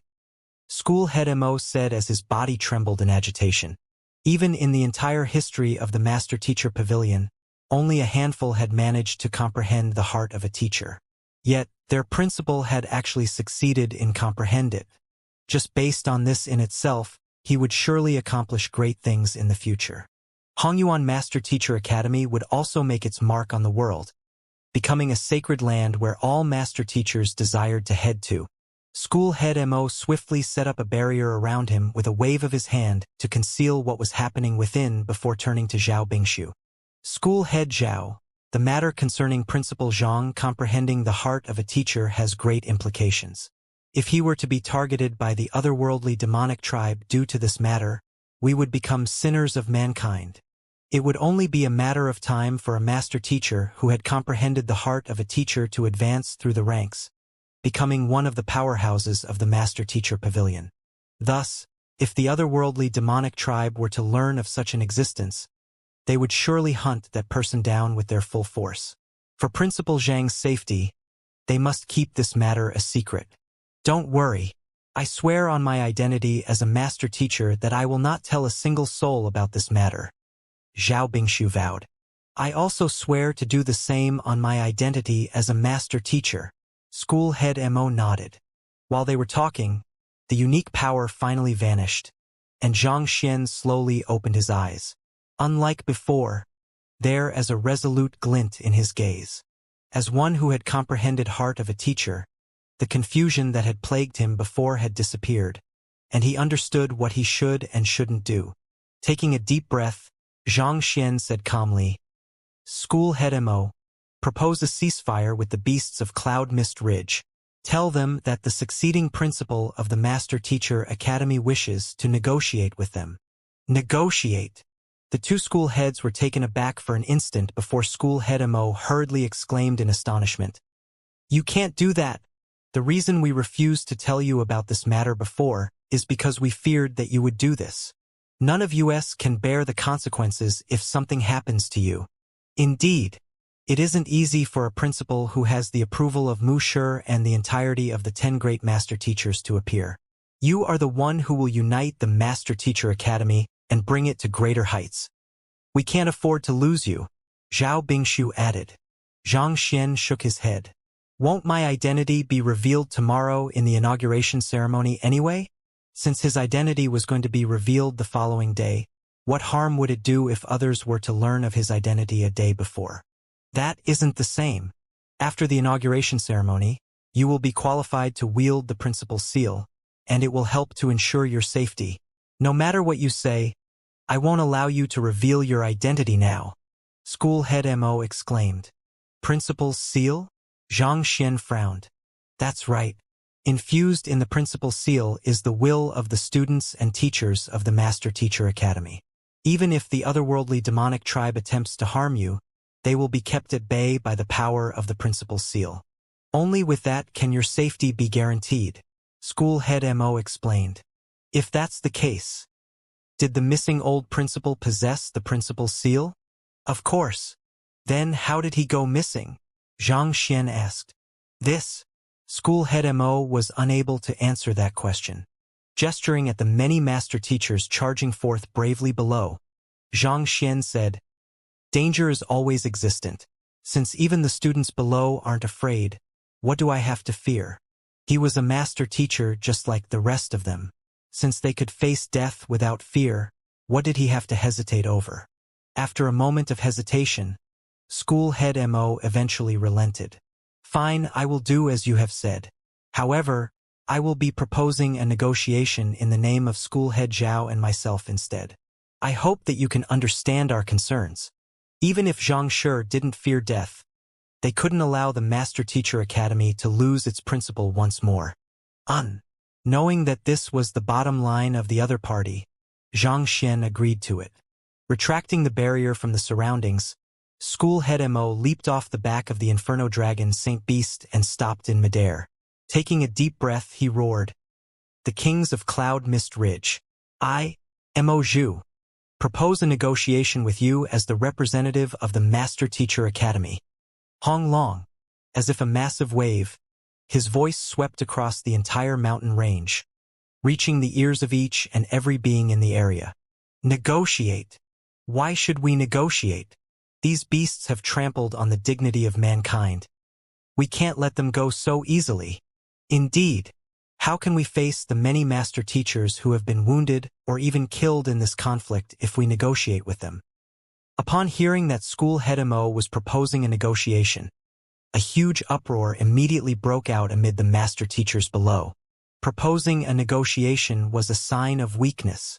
If the Master Teacher Academy, facing the onslaught of the beasts, were to choose to negotiate instead of returning the favor back to them, what would become of their dignity? A powerful voice boomed from the back of the spirit beast stampede. You want to negotiate? Fine by us. Come to the Cloud Mist Ridge. We will give you a chance to negotiate all you want. It was likely that the one speaking was one of the most powerful existences among the saint beasts of the Cloud Mist Ridge, their king. They want to hold the negotiations on the Cloud Mist Ridge? School head Mo, you mustn't agree to their demands. That has got to be a trap. If even our school head is captured by them, we will never be able to raise our heads before others anymore. The master teachers panicked. It was clear that the other party was up to no good. The Cloud Mist Ridge was their den, and if school head Mo were to head over, he would be encircled by countless half-saint, nascent saint, and saint realm beasts. Should negotiations break down, he wouldn't even have the chance to escape. Moreover, as the side proposing the negotiation, they were already in a disadvantageous position. If they were to negotiate on the other party's territory on top of that, wouldn't they simply be exploited? The Master Teacher Academy served as a pillar of support for mankind, so how could it bow its head to others like that? If word were to spread, wouldn't it create a huge uproar among the population? Principal Zhang. While a huge commotion was going on beneath them, school head Mo turned his gaze to Xianxia hesitantly. He also felt that it was too dangerous to negotiate in their territory as well. Accept it, Xianxia said calmly. Zhao Bingshu hurriedly clasped his fist. Principal Zhang, it's too dangerous. We can think of some other solutions. There is no need for that. If we don't enter their den, how can we meet their kings? Xianxia waved his hands resolutely, signifying that this matter wasn't open for discussion. School head Mo and school head Zhao traded gazes inside. That was indeed the case. The saint beasts treasured their lives dearly, or else they wouldn't have had the spirit beasts charge at the front lines in their stead either. If they were to turn down the negotiation, they wouldn't have any other opportunity to meet the other party's kings. Fine, we agree, school head Mo bellowed back. Knowing that Xianxia's mind was made up, the both of them could only resign themselves to it. They solemnly vowed that they would protect and send Xianxia out of the Cloud Mist Ridge safely, even at the cost of their lives. What? School head Mo, you can't. School head Mo, this won't do. They are lying. Hearing those words, the master teachers below yelled in panic. Enough! This is the decision made by the Master Teacher Academy. All master teachers, retreat and assemble at Leiyuan Peak. School head Mo roared. Yes. Even though the master teachers felt indignant and frustrated, they knew that they had to obey the orders made by the Master Teacher Academy or else there would be chaos. Thus, they withdrew from the battlefield and headed to Leiyuan Peak. Watching as the students retreated, Xianxia instructed, School head Zhao, you should remain behind to command the students. They need a leader to unite them at a moment like this. Try to avoid all confrontations with the spirit beasts for the time being if possible. It will suffice for just school head Mo and me to head to the negotiations. Hearing that Xianxia was sending him away, Zhao Bingshu hurriedly shook his head. That won't do. I will follow you to the Cloud Mist Ridge as well. Even though their principal had made huge progress in his cultivation recently, he was still only at Chrysalis Realm primary stage. With the other party's current cultivation, heading into the Cloud Mist Ridge, which was filled with saint beasts, was no different from courting death. Even at the expense of his life, Zhao Bingshu was determined to follow the other party to ensure his safety. Are you going to disobey my orders right after nominating me as your principal? Xianxia frowned. If you are unwilling to listen to my commands, the two of you might as well remain here. I will head in myself. Principal Zhang. Zhao Bingshu frowned in worry. School head Zhao, those students do need you with them, so you should go. Don't worry, I will make sure that no one harms Principal Zhang, school head Mo said. In the next moment, he sent a telepathic message to Zhao Bingshu. After you return, reorganize our forces and find Mu Shi and the others. For hours. If we don't return in 4 hours, launch an attack against the Cloud Mist Ridge. I will remain by Principal Zhang's side to ensure his safety for the next 4 hours. Zhao Bingshu was taken aback for an instant before he nodded grimly. All right then, I will be heading off now. Xianxia could tell that the duo had communicated telepathically as well, but he didn't pay it any heed. Standing on top of the infernal dragon Saint Beast, he and school head Zhao began heading for the Cloud Mist Ridge. Zhao Bingshu watched their departing backs with clenched fists for a moment before rushing back to the Master Teacher Academy. Principal Zhang, no harm can come to you. He knew that their principal was proposing this negotiation for the sake of the students of the Master Teacher Academy. It might seem as if he was undermining the authority and dignity of the academy, but this battle had come too suddenly, and they were largely unprepared. This was the best solution to preserve their fighting power at the moment. To bear the blame of failure so as to protect his fellow master teachers from harm, such decisiveness and courage. They had indeed chosen the right candidate for the job. Xianxia was indeed a person whom they could count on. A true master teacher who, just like Kong Shi, possessed a heart that was large enough to embrace the world. Perhaps they might just become witnesses to the birth of a new legend. The Inferno Dragon Saint Beast flew swiftly, and in just a few moments, they had already arrived at the Cloud Mist Ridge. Standing tall on top of the Saint Beast, School Head Mo bellowed, "I, Mo Zhu of the Master Teacher Academy, have come as agreed. I ask the kings of the Cloud Mist Ridge to meet me." Composed voice responded, "Ride on the Eagle Beast, he will bring you to us. As for your Saint Beast, leave him outside. I fear that we might end up putting him in a difficult position if negotiations fail." School Head Mo's Inferno Dragon Saint Beast was a beast as well. If negotiations were to break down, it would be cast in a difficult position. If it were to help its master, that would be equivalent to betraying his kin, but if he were to help the beasts, that would be equivalent to betraying his master. No matter what he did, there was no correct decision. "All right." After issuing some instructions telepathically to his tamed beast, School Head Mo wrapped Zhang Xian with his Jinchi before leaping over to the back of the gray-feathered eagle beast not too far away. Q. The eagle beast let out a sharp call before it spread its wings wide and flew forward. The eagle beast bore some resemblance to the viridescent eagle that Zhang Xian had tamed before, but it was much stronger. Having reached Chrysalis Realm, it was able to move at incredible speeds. "Principal Zhang, for the time being, let's just say that you are a student of mine. If they try to make things difficult for us, I will try to find a way to send you out safely," School Head Mo told Zhang Xian telepathically. Zhang Xian shook his head. "There is no need to go through so much trouble. If I don't reveal my identity, how can we negotiate with them? That would be too dangerous."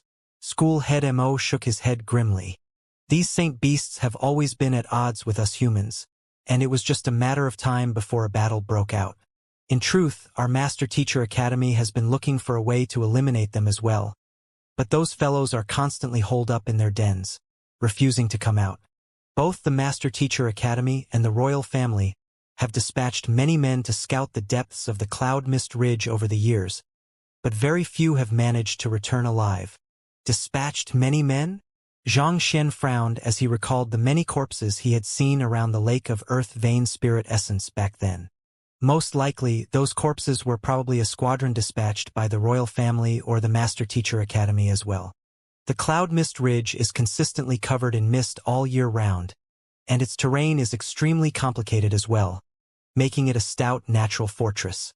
The Saint Beasts gathered in the area are like a thorn stuck in our throat, posing a potential threat to us. We have been wanting to eliminate them for some time already, but it's a pity that we have been unable to breach their defenses.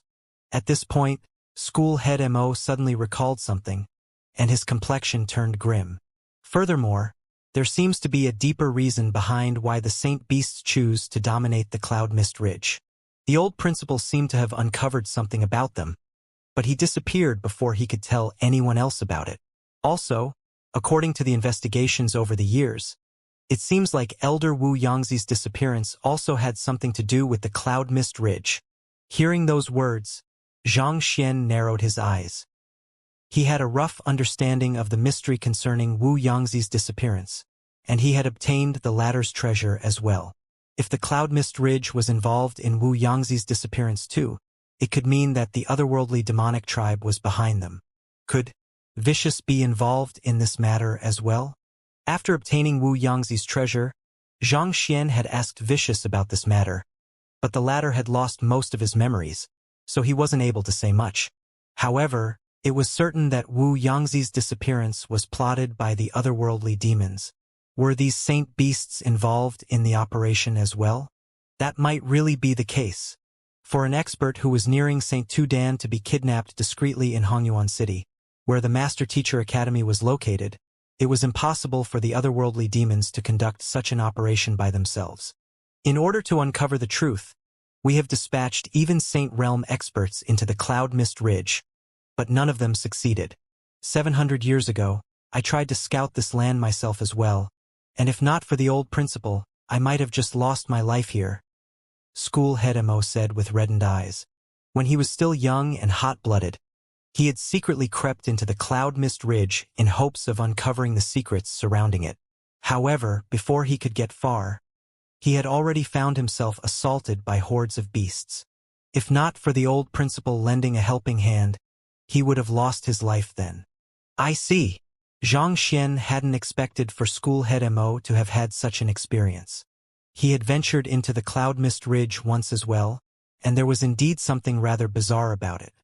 Were it not for his means as a soul oracle and his otherworldly demon puppets, he would have definitely been unable to sneak into the depths of the Cloud Mist Ridge and steal the Earth Vein Spirit essence. Thus, you really mustn't reveal your identity later on. Otherwise, the Saint Beasts might just attempt to capture you and hold you hostage, School head Mo said. All right then. Xianxia nodded. Considering the many uncertainties and implications surrounding the matter, it would be very dangerous for him to reveal his true identity. Even with the Byzantium Helios beast, the Golden Origin Cauldron, and his many otherworldly demon puppets, it would still be difficult for him to escape from the hordes of half-saint, nascent saint, and saint realm beasts of the Cloud Mist Ridge. While the duo was speaking, the eagle beast flew across the mist and arrived on the mountain peak. Taking a closer look, Xianxia realized that the surroundings looked familiar to him. It was the place where he had procured the Earth Vein Spirit essence. Cho! The eagle beast called out sharply before descending to the ground, after which School head Mo and Xianxia leaped off the back of the eagle beast. I, Mo Zhu of the Master Teacher Academy, have arrived with my student. I beseech the kings of the Cloud Mist Ridge to meet us. Stepping forward, School head Mo exuded the impressive aura of a Saint Realm One Dan pinnacle to put up a display of power. School head Mo, come in. An impassive voice sounded from the cavern ahead of them, following which two half-saint Black Spirit Panther walked out and made a welcoming gesture. They seemed to be the guards of this cavern. Let's go. Taking a deep breath, School head Mo took the lead and walked in, and Xianxia followed behind him. Scanning his surroundings, Xianxia noticed that there were many half-saint and nascent saint beasts guarding the area, similar to how it had been the last time he was there, except for the significant decrease in their numbers. It seemed like a handful of them had been dispatched for the battle with the Master Teacher Academy. Advancing deeper into the cavern, they soon arrived at the area where the Earth Vein Spirit essence had been stored, and there, they met 10-seated Saint One Dan Pinnacle Saint Beasts. As soon as School head Mo and Xianxia approached, they immediately turned their eyes to them, and there was chilling killing intent in their gazes. One of the 10 Saint One Dan Pinnacle Saint Beasts, a golden bear tiger beast, uttered coldly, Mo Zhu, you sure are arrogant to bring a chrysalis realm student here. As the head of the Beast Tamer School, School head Mo had a rough idea regarding the various saint beasts that lived on the Cloud Mist Ridge. Paying no heed to the golden bear tiger beast, School head Mo said with a wave of his hand, Since I am here, we can begin talking about how we can resolve the battle between the Master Teacher Academy and Cloud Mist Ridge amicably. I believe that we can both agree that if we continue fighting like that, both sides will just suffer severe losses. There will be no winner in this battle. Suffer severe losses? So what if we suffer severe losses? You humans stole our Earth Vein Spirit essence, destroying our very foundation. Let me tell you this straight. If we beasts are going to suffer, I will make sure that you humans feel double the pain. The Saint One Dan Pinnacle Scarlet Blaze Lion roared. We stole your Earth Vein Spirit essence? School head Mo frowned. Indeed, this is the ground where we store our Earth Vein Spirit essence, but it has been completely emptied out now. Only you despicable humans are capable of such underhanded actions. the scarlet blazed lion bellowed furiously. School head Mo took a look at his surroundings, and there was indeed a depression in the cave reminiscent of an empty lake. Even though there was nothing in it, he could still feel the lingering spiritual energy, indicating that something extremely rich in spiritual energy had once been stored in the depression. But this was the very core of the Cloud Mist Ridge. Countless nascent saint and saint realm beasts guarded the area. To be able to steal the spirit essence under such circumstances, which expert could it be? One must know that Schoolhead Mo had already reached a considerable height in his cultivation when he had attempted to scale the mountain back then, but he had nearly been killed before he could even reach the halfway mark of the mountain. To be able to successfully sneak in, steal the treasure of the saint beasts, and escape alive, that fellow sure had helped mankind vent the countless years of pent-up frustration at those arrogant saint beasts. I am unaware of such a matter. But even though Schoolhead Mo was full of awe for that anonymous expert, he didn't allow it to show on his face. Instead, he frowned deeply and asked, "You claimed that it is the doing of a human, but do you have any evidence? Have you uncovered the culprit yet?" "Ha! Unaware of the matter? Do you think that you can cover this matter just by saying that you are unaware of it?" The golden bear tiger beast harumphed. "I am not trying to cover up the matter. It's just that if you don't have any evidence or suspects in mind, there is no way I can help you redress your grievances. I don't think that we will be able to get anywhere by arguing about that. So let's talk about the battle instead," Schoolhead Mo said. "If it's just a small skirmish between us, the Master-Teacher Pavilion wouldn't bother getting involved. However, if this matter were to blow up and bring great misery and suffering to the populace, there is no guarantee that the Master-Teacher Pavilion won't decide that there is no need for your Cloud Mist Ridge to continue existing in the world and wipe it away with a swipe of their hands. Even if I don't point it out, I believe that you should be extremely clear of this as well. Since you have already lain low for so many years, why start something now and let your efforts go in vain?" Hearing Schoolhead Mo's words, the golden bear tiger beast sneered coldly and said, "In the past, we still had the earth vein spirit essence. It represented hope for us to advance our stagnated cultivation, so we were still willing to lie low back then. But now, we won't take reconciliation completely off the table just yet. As long as the Master Teacher Academy is willing to compensate us 50,000 high-tier spirit stones and help us set up 500 grade 6 spirit gathering formations all over Cloud Mist Ridge, I will order my spirit beasts to retreat immediately." 50,000 high-tier spirit stones? 500 grade 6 spirit gathering formations? Impossible, you must be dreaming. Come up with something else. Schoolhead Mo's face darkened. You are clearly trying to take advantage of us. 50,000 high-tier spirit stones? Even if you overturn the entire Master-Teacher Academy, you won't be able to find that much money. Besides, it is not like our Master-Teacher Academy is afraid of you. It is only in consideration of the death and suffering that a full-blown war will bring that we are negotiating with you. If it really comes down to it, we can definitely overthrow your Cloud Mist Ridge if we mobilize all of our strength. Come up with something else? I'm afraid that those are the only things I want. Accept it or not, the decision is in your hands. But of course, if you turn down the offer, the war will immediately resume. I haven't mobilized our aerial spirit beasts yet. Once we do you think that your students who are still incapable of flight will be able to stop them? Once they reach Hongyuan City, the death toll won't be just a dozen people or so. I sure would like to see how you will account to your headquarters and the populace once that happens." The golden bear tiger beast sneered coldly. Master teachers were tasked with the responsibility of ensuring the peace and security of the region. If aerial spirit beasts were to really overrun Hongyuan City and massacre the populace, the credibility of the Master Teacher Academy would surely be destroyed. At the same time, the trust in the Master Teacher Pavilion's capability would also waver. "Are you threatening me?" Schoolhead Mo asked with a cold glint in his eyes. For the Master Teacher Academy to be threatened by a bunch of saint beasts. What a joke. The dignity of Master Teachers could not be sullied. Those weren't just empty words. If anyone were to dare do so, the Master Teacher Pavilion wouldn't hesitate to wipe them off the face of the world. Back then, the Soul Oracles had been a very powerful faction themselves, but they had still disappeared in the annals of history. The Poison Masters were also known for their fearsome capability to defeat opponents stronger than them, but they still dared not build their poison hall openly. No matter what, School Head Mo couldn't let this threat pass. But just as he was about to lash out at them, he suddenly heard Principal Zhang's voice in his mind. Find a way to uncover the location of their aerial spirit beasts and send me over to take a look. School Head Mo was stunned. Why would Principal Zhang ask this? Furthermore, why would he want to take a look at the aerial spirit beasts? But since the other party had requested it, he must have had his reasons for doing so. Thus, with a deep frown on his face, School Head Mo turned to the golden bear tiger beast and sneered. So what if there are aerial spirit beasts in the Cloud Mist Ridge? We have hundreds of cultivators capable of flight in our Master Teacher Academy. What makes you think that we won't be able to stop your forces?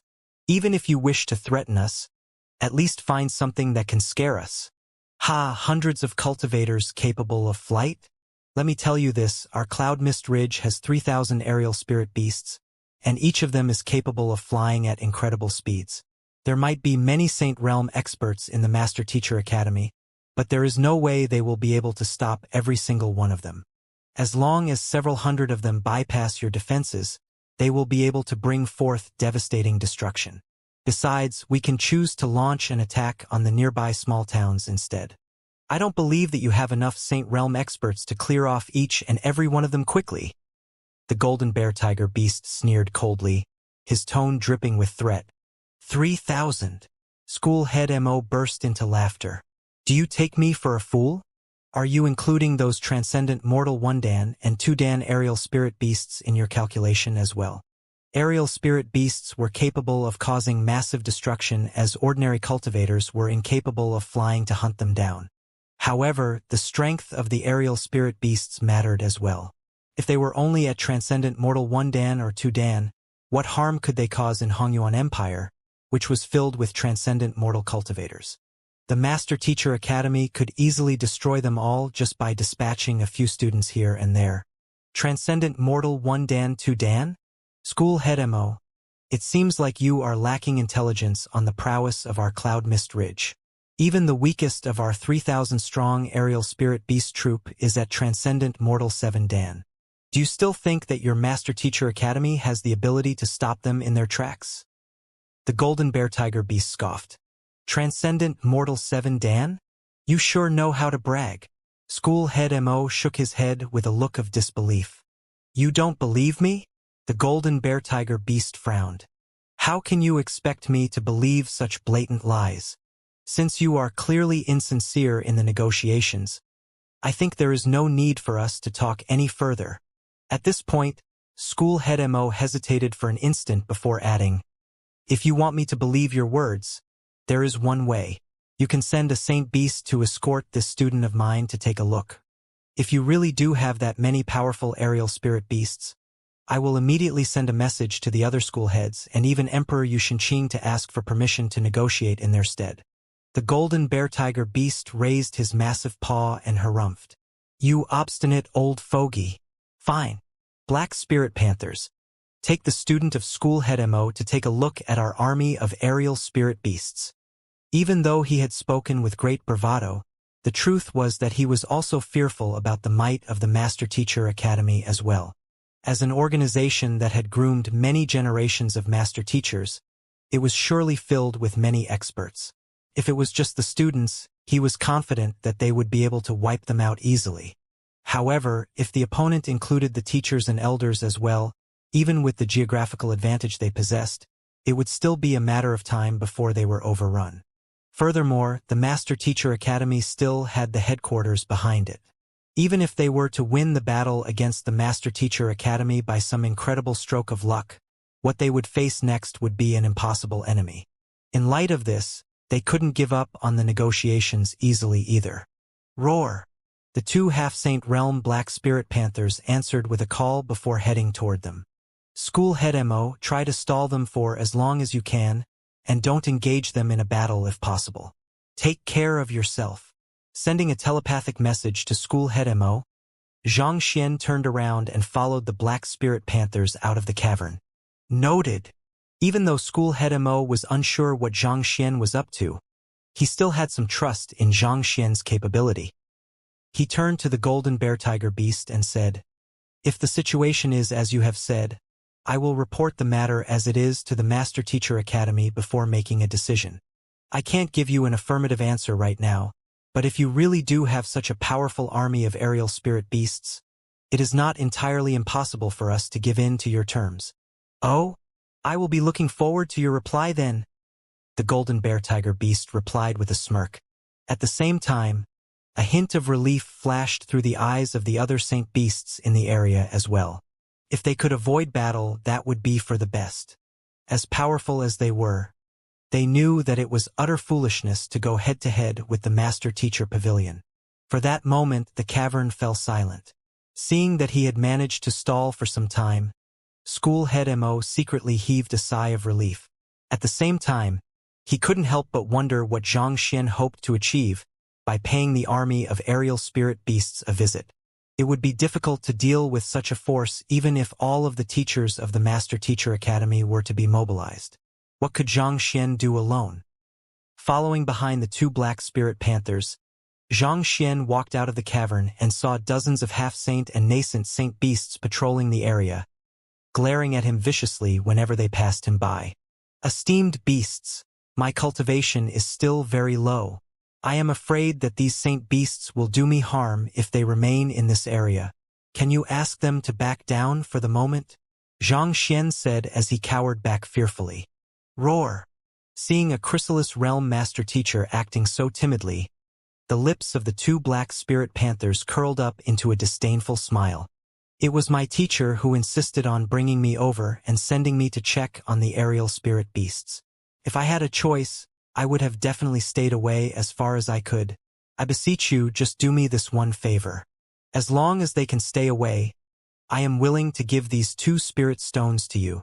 At this point, Xianxia flicked his wrist and threw out 2 high-tier spirit stones as he scanned his surroundings unwarily. Grabbing a high-tier spirit stone each, the eyes of the 2 black spirit panthers immediately lit up. As half-saint beasts, the resources they could access were extremely limited. As such, a high-tier spirit stone was highly valuable to them. Roar! Gripping the high-tier spirit stones, the 2 massive black spirit panthers abruptly roared loudly, seemingly issuing an order. In an instant, the half-saint and nascent saint beasts in the area hurriedly backed off, and it didn't take long for them to disappear from sight. While the black spirit panthers weren't the strongest of them all, they were the personal attendants of the various kings of the Cloud Mist Ridge, so none of them dared to disobey their commands. Roar! After the beasts in the surroundings left, the 2 black spirit panthers glanced at Xianxia with a look of superiority in their eyes. What they wanted to express was simple. How did someone so timid become a master teacher? Hee hee. Facing their ridicule, Xianxia chuckled lightly as he flicked his wrist. Who? An identical figure abruptly appeared beside Xianxia's side, and with a step each, they disappeared from the spot and appeared right before the 2 black spirit panthers in the blink of an eye and simultaneously threw a punch forward. Pong! Pong! Everything had happened so fast that the 2 black spirit panthers had no opportunity to respond before they were sent flying. Crashing into the ground, their bodies convulsed, rendering them unable to move. You have 2 choices before you. Submit or die. The 2 Xianxians walked up to the 2 black spirit panthers and stepped on their heads as they glanced down at them coldly. Roar! They hadn't expected that they, as half-saint experts, would be defeated by a Chrysalis Realm cultivator all of a sudden, and they were completely stunned. It didn't take too long for them to make a decision. A few breaths later, a droplet of fresh blood flew out from glabellas of each of the black spirit panthers and flew toward Xianxia. Black spirit panthers. Tamed. Good. Call those half-saint and nascent saint beasts over here one by one. Tell them that the golden bear tiger beast is summoning them over. Xianxia instructed the tamed black spirit panthers. Roar! Not daring to disobey Xianxia, the 2 black spirit panthers hurriedly nodded before rushing away. After they left, Xianxia summoned the Byzantium Helios beast and the golden origin cauldron. Byzantium Lad and Ding Ding, I will need you to help me beat those saint beasts into submission later on. Yes, master. The Byzantium Helios beast nodded. Hee, this is exactly the kind of thing I like. Master, can I reduce those who refuse to submit to cinders? The Golden Origin Cauldron said with an excited undertone in its voice. As the guardian saint artifact of the Master Teacher Academy, it was usually stowed away in the depths of the academy until a major crisis occurred. As such, it rarely had an opportunity to fight. You may.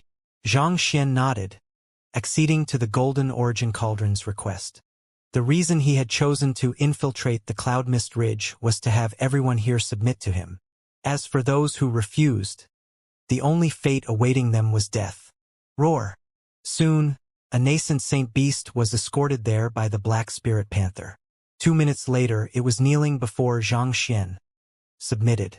A few minutes later, 3 more half-saint beasts submitted. 10 minutes later, all of the half-saint and nascent saint beasts patrolling the area were under Xianxia's control. Heaving a sigh of relief, Xianxia issued several instructions. All right, just like before, scatter yourselves in the surroundings. Don't let anyone else notice any anomaly. Black Spirit Panthers, bring me to the aerial spirit beasts. These half-saint and nascent saint beasts were easier to tame than he had thought. There were only 2 who had refused to listen to his words, and they had been reduced to cinders on the spot by the Golden Origin Cauldron.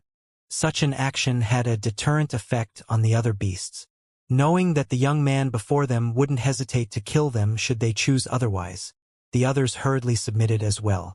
The Black Spirit Panthers obediently led the way forward. Master, the aerial spirit beasts are gathered in the valley over there. Xianxia stowed his clone, the Byzantium Helios beast, and the Golden Origin Cauldron into his myriad anthive nest before leaping onto one of the Black Spirit Panthers and setting forth. The area where the aerial spirit beasts were located wasn't in close proximity to the cavern. Even with the Black Spirit Panther sprinting at full speed, it still took an entire 5 minutes before they arrived at their destination. Beneath their feet was a massive valley with a diameter of around 3 li. Activating his eye of insight, Xianxia peered into the valley. Just as the golden bear-tiger beast had said, there were indeed 3,000 of them, and every single one of them had reached Transcendent Mortal 7 Dan at the very least. If such a huge group of aerial spirit beasts were to launch an assault toward Hongyuan City, it would indeed be difficult for any defending force to stop their charge perfectly. In the event of an attack, even if they did successfully clear away every single one of them in the end, Hongyuan City would probably suffer devastating damage as well. I have to set up a formation to ensure that none of them manage to escape. Xianxia thought. There were simply too many aerial spirit beasts in the area. If any of them noticed that something was amiss and escaped to inform the golden bear-tiger beast of the matter, School Head Mo would be placed in a very dangerous position. Taking a deep breath, Xianxia began scanning his surroundings to analyze how he should set up his formation. This geographical terrain seems to be suited for the Grade 6 Resplendent Helios Illusory Formation. Alright, that shall be it then. Even though he hadn't taken the Formation Master examination yet, his comprehension of formations was already on par with a 6-star Pinnacle Formation Master. With his current capability, he could still easily determine the most appropriate formation to use swiftly by looking at the terrain. Flicking his wrist, he took out a bunch of formation flags. After which, he stepped forcefully against the ground and leaped down into the midst of the aerial spirit beasts. Roar! Upon seeing that a human was amid them, the aerial spirit beasts roared in astonishment. However, just as they were about to launch an assault to kill the intruder, the 2 Black Spirit Panthers abruptly leaped up as well and roared. This is the man who has come here to negotiate with our kings, Xianxia.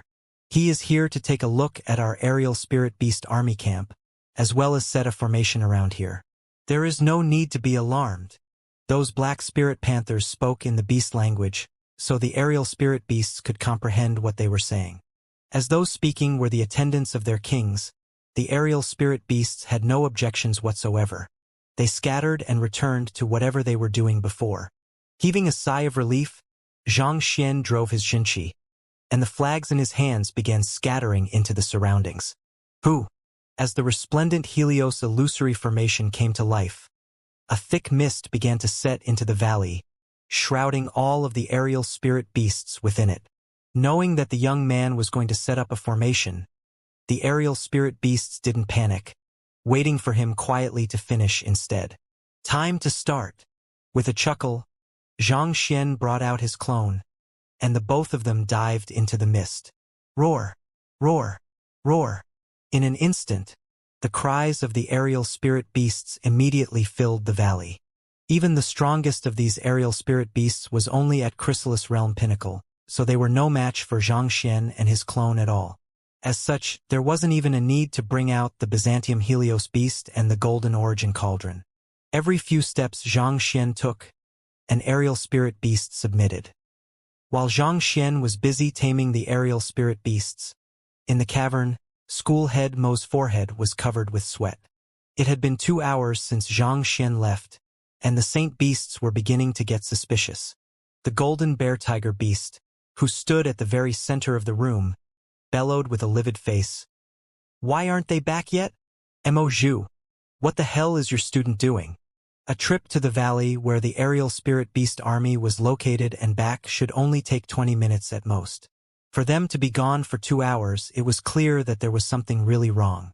"My student is only a Chrysalis Realm cultivator, while your Cloud Mist Ridge is filled with many saint beasts. What are you worrying about?" Even though Schoolhead Mo was panicking inside, he didn't allow any of it to show on his face. With a composed chuckle, he said, "My student is a very meticulous person, so he is probably checking thoroughly to confirm the strength of your aerial spirit beast army. Or, are you worried that he will escape?" "Escape? Ha! With you here, what can a mere student like him do?" The golden bear tiger beast harumphed coldly. "Scarlet Blaze Lion, go and check what that fellow is up to. Humans have always been a cunning race, so don't fall for his lies." "Yes." Nodding, the Scarlet Blaze Lion began to walk out of the cavern. "Wait a moment." Astonished, Schoolhead Mo immediately got to his feet. "He is just a student.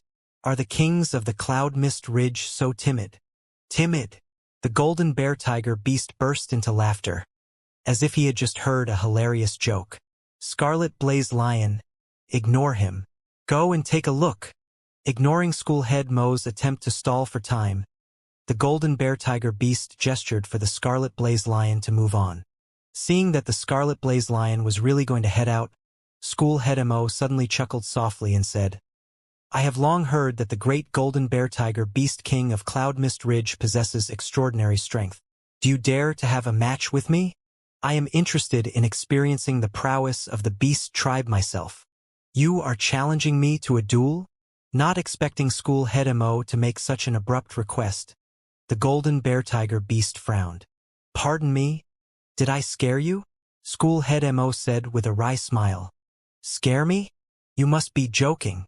If a duel is what you want, a duel is what you'll get." Harumphing coldly, the golden bear tiger beast got to his feet. "Good. Scarlet Blaze Lion King, why don't you remain here to watch our battle? You will be next after I am done with Golden Bear Tiger Beast King," Schoolhead Mo said haughtily. Naturally, this was an attempt to stall for time as well. Even though he wasn't sure what Xianxia was up to, he was determined to accomplish what he had promised the latter. "Sure." The Scarlet Blaze Lion nodded. Both Schoolhead Mo and the Golden Bear Tiger Beast were the strongest existences in Hongyuan Empire. Naturally, watching a battle between the both of them was much more interesting than looking for a Chrysalis Realm fellow. "Let's begin then." Fearing that the Golden Bear Tiger Beast would notice that he was stalling once he was given time to think, Schoolhead Mo rushed forward and thrust his palm at the Saint Beast. The incredible might of a Saint One Dan pinnacle abruptly permeated the entire cavern. With just a single palm, the ground of the cavern began creaking in protest, seemingly on the verge of breaking under the immense force. "Ha ha ha! If this is all you've got, I have to say that you are a disgrace to the name of 10 great master teachers." Against the immense pressure, the Golden Bear Tiger Beast didn't show the slightest fear. Instead, with a furious bellow, he raised his paw and swiped forward, causing the air to release a painful screech as it was torn in two. Sila, under the powerful might, the strength of school head Mo's palm thrust was completely neutralized. In the next instant, the golden bear tiger beast furiously flicked its whip-like tail toward school head Mo. The strength and speed behind it were so great that even with school head Mo's Saint Realm 1 Dan pinnacle cultivation, he would surely suffer severe injuries if it were to land on him. Who? Not daring to face the tail directly, school head Mo swiftly dodged with a side leap. But in that instant, the golden bear tiger beast sent yet another swipe toward school head Mo. In the midst of a leap, he was unable to change the trajectory of his motion abruptly, so he could only face the swipe head-on with a punch. As the paw and the fist came into contact, school head Mo instantaneously felt a crushing pressure on his chest, and he was sent flying away. His back crashed heavily into the wall of the cavern, creating a huge hole behind him. Beasts had always possessed superior physical resilience and strength compared to humans, and the golden bear tiger beast was the most formidable saint beast in the Cloud Mist Ridge. School head Mo was by no means weak, but it was still impossible for him to face the other party head-on. Haha, is this the strength of a member of the 10 great master teachers? Nothing impressive about it at all. With a deafening roar that jolted one's mind silly, the golden bear tiger beast charged forward with impressive momentum. As the saying went, the dragons soared amid the clouds, and the tiger raced against the wind. Even though the golden bear tiger beast wasn't a tiger in the truest sense, it did possess part of its bloodline. Even before the other party had reached him, school head Mo could already feel a huge gust of wind blowing in his face. Astonished, he quickly freed himself and whipped out a sword to counterattack. If he was no match for the other party in terms of brute force, he would have to rely on his weapon then. So, moving at an unbelievable speed, the sword left aftershadows in its wake as it charged toward the golden bear tiger beast. In the face of the powerful stab, the golden bear tiger beast didn't even bother to dodge. Instead, it took in a deep breath, and its fur immediately turned pitch black, reminiscent of a scale. Ding ding ding. The tip of the sword and the fur collided with astonishing momentum, but the sword was unable to pierce through the fur. What? School head Mo's face paled. He had known that it was unlikely that he would be a match for the golden bear tiger beast, but he hadn't expected the other party to be so powerful. To think that his sword wouldn't even be able to penetrate the other party's defense. This was way too fearsome. It was no wonder that, even though the 10 indomitable kings of the Cloud Mist Ridge were all at St. 1 Dan pinnacle, they still obeyed his orders without the slightest hesitation. Just this defense itself was sufficient to render most saint beasts and cultivators powerless. 13 swords of the red leaf. However, he couldn't back down now. The slightest hesitation in his movement could spell his defeat. School head Mo immediately drove his Xianxia through a unique circulation pathway in his body, and a piercing buzz emanated from his sword. In that instant, astounding might gathered in his sword, and it felt as if it would tear down anything that stood in its path. The 13 swords of the red leaf, his strongest battle technique. Back then, the Inferno Dragon Saint Beast had fallen under this move of his and willingly became his tamed beast. Tzzzzzzzz. In that instant, the aftershadows of the sword seemed to form a red leaf in midair as it rushed forward with a might that threatened to shatter everything before it. Interesting. However, if you hope to defeat me with just this, you must be dreaming. The golden bear tiger beast was slightly astonished for an instant when he saw school head Mo execute his sword art, but his astonishment swiftly gave way to a wry smile. Sharp claws emerged from his raised paws, and he launched a devastating swipe toward school head Mo's sword. Ding ding ding. The paw and the red leaf collided. The golden bear tiger beast was forced to retreat a single step under the immense force, but school head Mo was sent flying once more as blood spurted from his mouth. His body smashed heavily onto the ground, and his complexion turned ghastly pale from the severe internal injuries he had suffered. He hurriedly stood up and swallowed a recovery pill, and after a brief moment of recuperation, he finally felt his injuries alleviating slightly. How is it? Does my strength satisfy you? The golden bear tiger beast roared with laughter as its gaze fell on the defeated school head Mo. Even though it had sustained some injuries from the previous collision as well, its condition was still much better than that of the other party. This battle had ended with a complete victory on his part. "You are indeed powerful," school head Mo said as he got to his feet. He truly wasn't a match for the other party. Even though they were at the same cultivation realm, it was still too difficult for a cultivator like him to overcome the innate advantages that Saint Beasts possessed. Otherwise, the Byzantium Helios beast wouldn't have been known as the strongest expert in the Master Teacher Academy. The golden bear tiger beast returned to his seat and commanded, "All right, since this duel is over, Scarlet Blaze Lion, you can hurry over to see what that lad is up to now. If he is plotting something against the Cloud Mist Ridge, you have permission to kill him on the spot." "Yes." The Scarlet Blaze Lion nodded before heading out of the cavern. "No, wait." Hearing those words, school head Mo panicked. He was going to step forward to stop the Scarlet Blaze Lion. But the golden bear tiger beast's cold words suddenly reverberated through the cavern at this moment. "Why? Does school head Mo want to have another round with me?" "Aye." School head Mo's body trembled.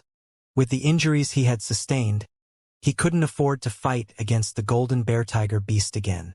Otherwise, he might just lose his life. He had no idea whether or not Xianxia was done with whatever he was trying to do, but he was already at his wit's end. He couldn't stall the other party any longer. At this point, the golden bear tiger beast had also noticed school head Mo's motive, and he bellowed furiously, "What are you waiting for? Go!" "Yes!" The Scarlet Blaze Lion swiftly rushed out of the cavern, and in a moment, he had already disappeared from sight. Principal Zhang, watching as the other party's back disappeared, school head Mo's body fell feebly to the ground. "I have already done all I can,"